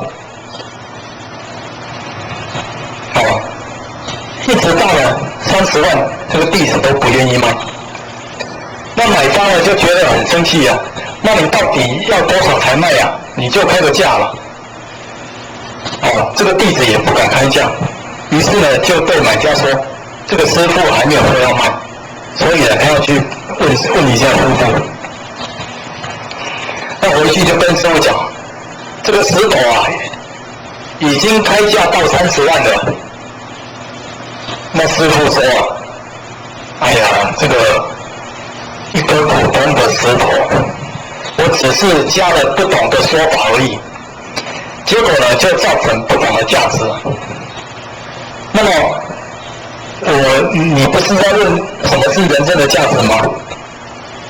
那么你的价值啊，都是用世人的眼光在认定价值的，就好像这个石头被赋予世人的价值一样。所以它的价值是不断的在变化的。也就是说，世人的眼光如果调整了，你的价值就跟着变化了。那么你要知道，一个人啊，他的心性那是无量的高贵啊。所以一个人内在的那个珠宝是无限的价值，不可以用世人的眼光来衡量。所以人要有超越珠宝的眼光，那么才可以看到人生真正的价值。超越珠宝的眼光，也就是说，你这个石头象征的那颗珠宝，你要有超越这颗石头的眼光啊，你才能够了解人生的价值。那意思就是说呢，你不要把这个我们的良知本性啊，这个物化。你不要用世间的标准来看你内在的那颗宝珠啊。你要超越这些世间的看法，那么你才可以看到人世间真正的标准。你看一朵花，它插在花瓶里面，那么随着时间一久啊，它就会凋谢了，被人家扔掉了。那花开花会谢，月会圆，月就会缺，人会生，人就会死。你看它这个过程啊，它从被重视一直到被漠视，这都只是一种世间人对它的这种价值的看法，所以它的价值是随世间人的变化而变化的。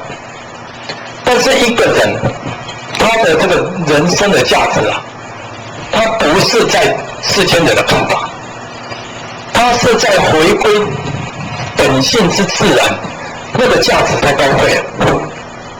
因为那个人生的这个真理啊，是不生不灭的，只有超越这种生死，超越代谢，超越圆缺这种道理啊，你才有办法看到那个本来的面目。那个本来面目不生不死，那个才是人生的价值。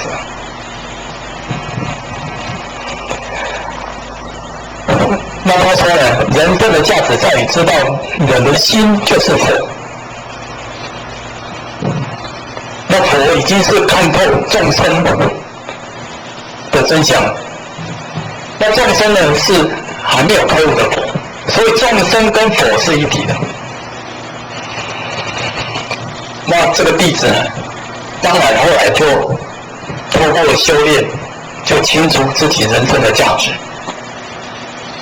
那我们从这个故事啊，从这个寓言啊，我们知道说啊，在我们的人世间，其实有整个过程都是不断的在变化的。那在这个过程当中啊，你有一个不变的那个真理，这个真理呢，就是我的良知本性，就是我的这个良知良能本来至善。那这个本来至善，它是没有分别，没有对待，没有妄想执着的，所以它用在这个五轮纲场上啊，它是直行而无碍的，所以你也会自然懂得孝道、悌道，懂得这个忠孝的道理。这个是不需要人家教的，兼并忠孝、孝悌这些道理啊，需要人家来教，需要人家来推动。那么可见呢，人的那个价值啊，都已经被掩盖住了，被迷灭住了。那我们今天就是要来呼吁大家，就是回归到纲常伦理，你就可以透过这个人生的修行，透过生活上的修炼，就可以知道人生的价值，就可以恢复本来的面目。这个就是古圣先贤他要告诉我们的道理。所以其实说来，他没有很深奥，他没有很虚无，很空泛的，这实实在在就是做人的道理而已。把做人的道理做好，那一切人都是圆满，一切人都是至善。做人的道理都做不好，那么其他的这个心性的道理都不用谈，所以讲再多也没有用。习来千句多，悟者一句少。就是说学习的人讲千句没有悟也是一样。你真正开悟的人，一句话就够了，一句话就把你点通了。这一句话就是你去把你的本分做好，你的伦常尽好，那这样呢，你就可以开悟了。这个就是儒家，儒家告诉我们的道理，也是我们这个白羊起应运，这个儒家收圆，他告诉我们的做法。这我们这样，孟子曾经说：“人有鸡犬放，者之求之；有放心而不知求，哀哉！”那人这个鸡犬走失了，知道要去把它找回来，可是心放失了，却不知道把它找回来，这个是很悲哀的。那么这个心呢，就是我们现在人世间三纲五常五伦八德的心。没有人知道孝道的重要性，没有人知道这个忠道的重要性。这个忠孝在人世间是一个无形的价值，这样的价值呢，可以产生很大的这个社会意义。那么忠孝是我们的自信所发，是我们的本心本性，但是呢，这个本心本性失去了，却不晓得去把它找回来。那所以现在的众生这个舍本逐末孟子认为说这样的事情相当的悲哀所以可见孟子已经看到了本心本性只有人从本心本性下手，到知宗旨，讲到恢复本性之自然。本性本来是自然，那么我们为什么今天要强调恢复本性呢？如果本性是自然，那么本性应该是自然拥有、自然圆满、自然具足才对。但是今天却不是这么一回事。我们要借着老师传道给我们，指引我们一条回归本性之路。那么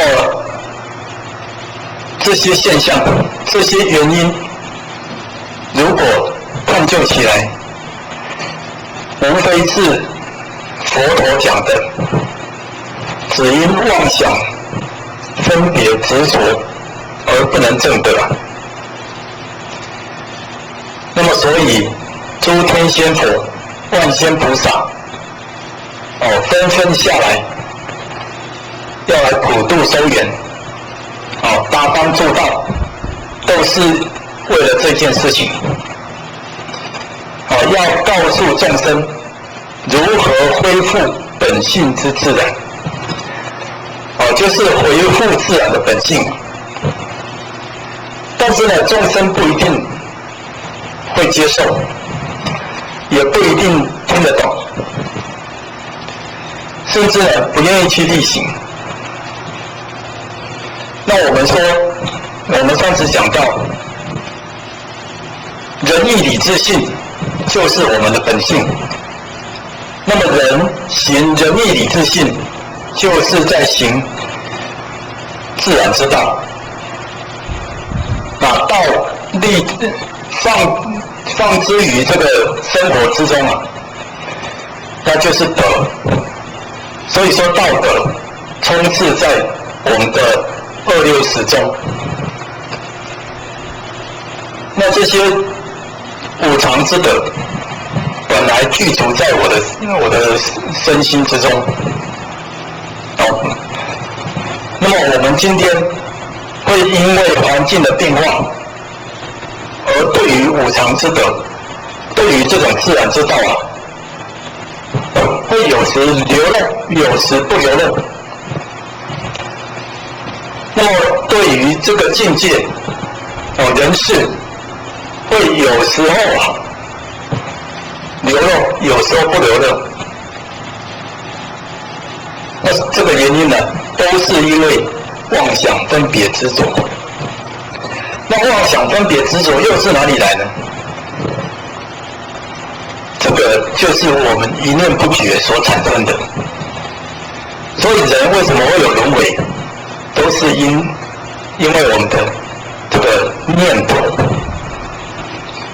头产生的妄想，然后呢分别执着，妄想就已经很大的错误了，结果呢加上坚固的执着，还有呢这个是非不明的这种分别，那所以我们不断的在累劫累世在轮回，我们不晓得什么是我们安止之道，更不晓得我们本来面目是什么。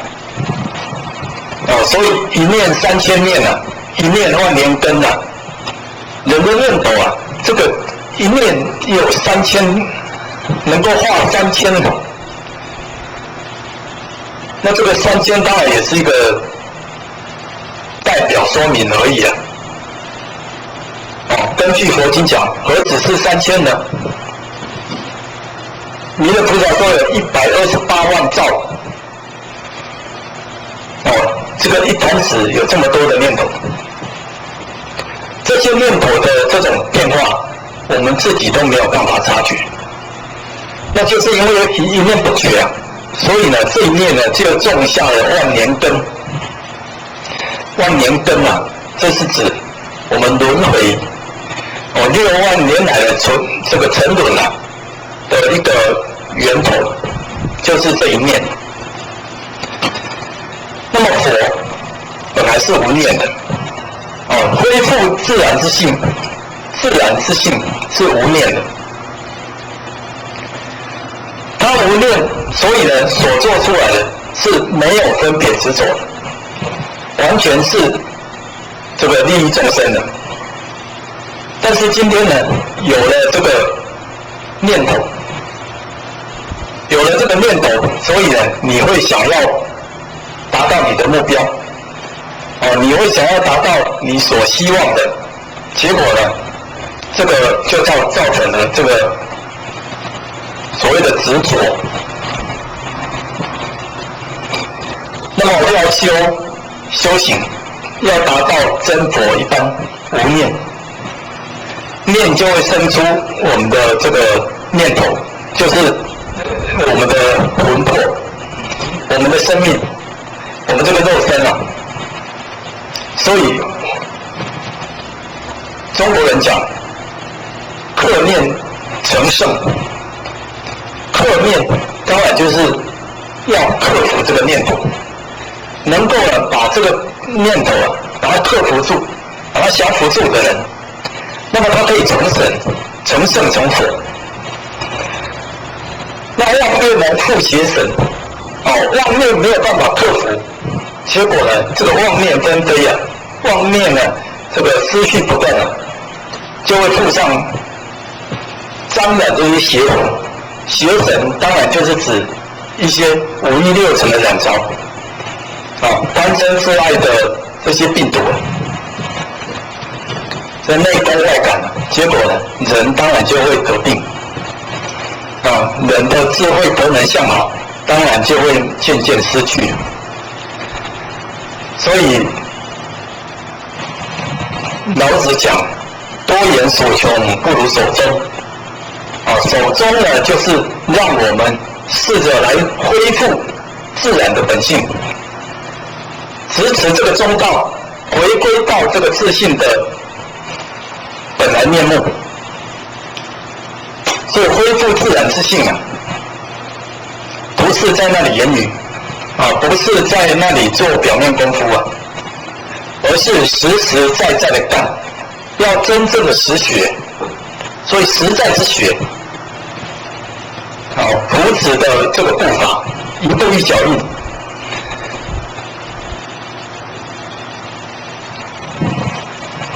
所以儒家也讲止于至善，真正的知止，止到这个至善的宝地。那知止是什么？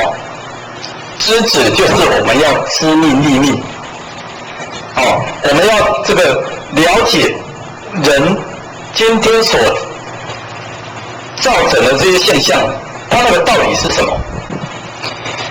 那么我怎么突破？那么我怎么回归？这个就是知命立命的道理。知命了解到人有一股天命，有一份那个自然的本性。无极老母，这个天啊，赐给我们这个永恒的这个命啊。那这个命呢，可以让我逍遥自在，可以让我呢无拘无束。所以我具足的这个智慧德能相好，都是圆圆满满的。我的道德流露是全德的。所以以前人为什么来人世间这样走一遭，他就可以回去？我们上次讲那个原住民，他可以知道生死的开关，他可以随时回去。那现在不行了，所以这个止于至善啊，儒家教我们把我们的念头啊止在这个至善的宝地。因为我们的心性，我们这个性啊，是本善的。那本善呢是无私无邪，无善无恶，纯然至善。所以为什么说五常之德所流露出来的都是自信的发端？因为那个是无私无邪，无善无恶，没有对错的。就是全然至善，这个就是无念。所以全然至善，这个就是达到回归到无念的状态。那当然，三教的说法会有它的切入点不一样，但是呢，它讲的通通都是一个，都是在讲那个道。所以我们今天讲恢复本性之自然，都是在讲这个我们的这个心性啊。所以当时尧传位给舜的时候，也将圣人的道理传给他。那他讲了一句心法，那就是人心为伪，道心回微，毁精毁一，允直绝中。那相信大家呢都听过这一首诗。那我们知道人心的这个变化是不可捉摸的，这个不可捉摸的变化让我们没有办法从这个道理之中呢厘清出来，从混乱的这个六道轮回里面呢清醒过来。所以人心为伪，它一个念头的偏差就可能造成整个局势都完全改观。那你看有一个出家人，是一个尼姑。那么呢，因为他们的道场常常有外面的这些人来参访。那这个尼姑呢，有一天呢，看到一个男众讲得非常高大标致，那他就动了凡心。动了凡心之后呢，后来又想说呢，我现在已经是出家人了，那我怎么可以又动凡心呢？所以呢，就把念头又归回来。可是呢，就这一念之差，让他治下了各种的这种病根他就呢就产生了这个子宫方面的病变甚至呢要开刀。那他自己呢不晓得这一面的变化，让他这样子。要开刀的前夕啊，去接受一个大师的指导。那这个大师呢，也不敢在众人面前讲他的过错，就偷偷的告诉他的朋友，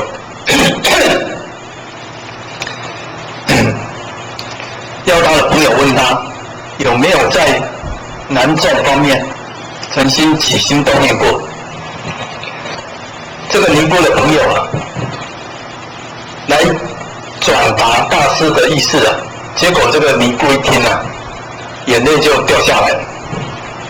他知道自己曾经有这样的一个概念，那所以呢，造成今天让自己的身体有病变。那这个尼姑呢，一面哭一面就吐了，就把他的病根给吐出来了，忏悔自己的不是，承认自己的错误，那病根就吐出来了。那我隔天本来要去开刀了，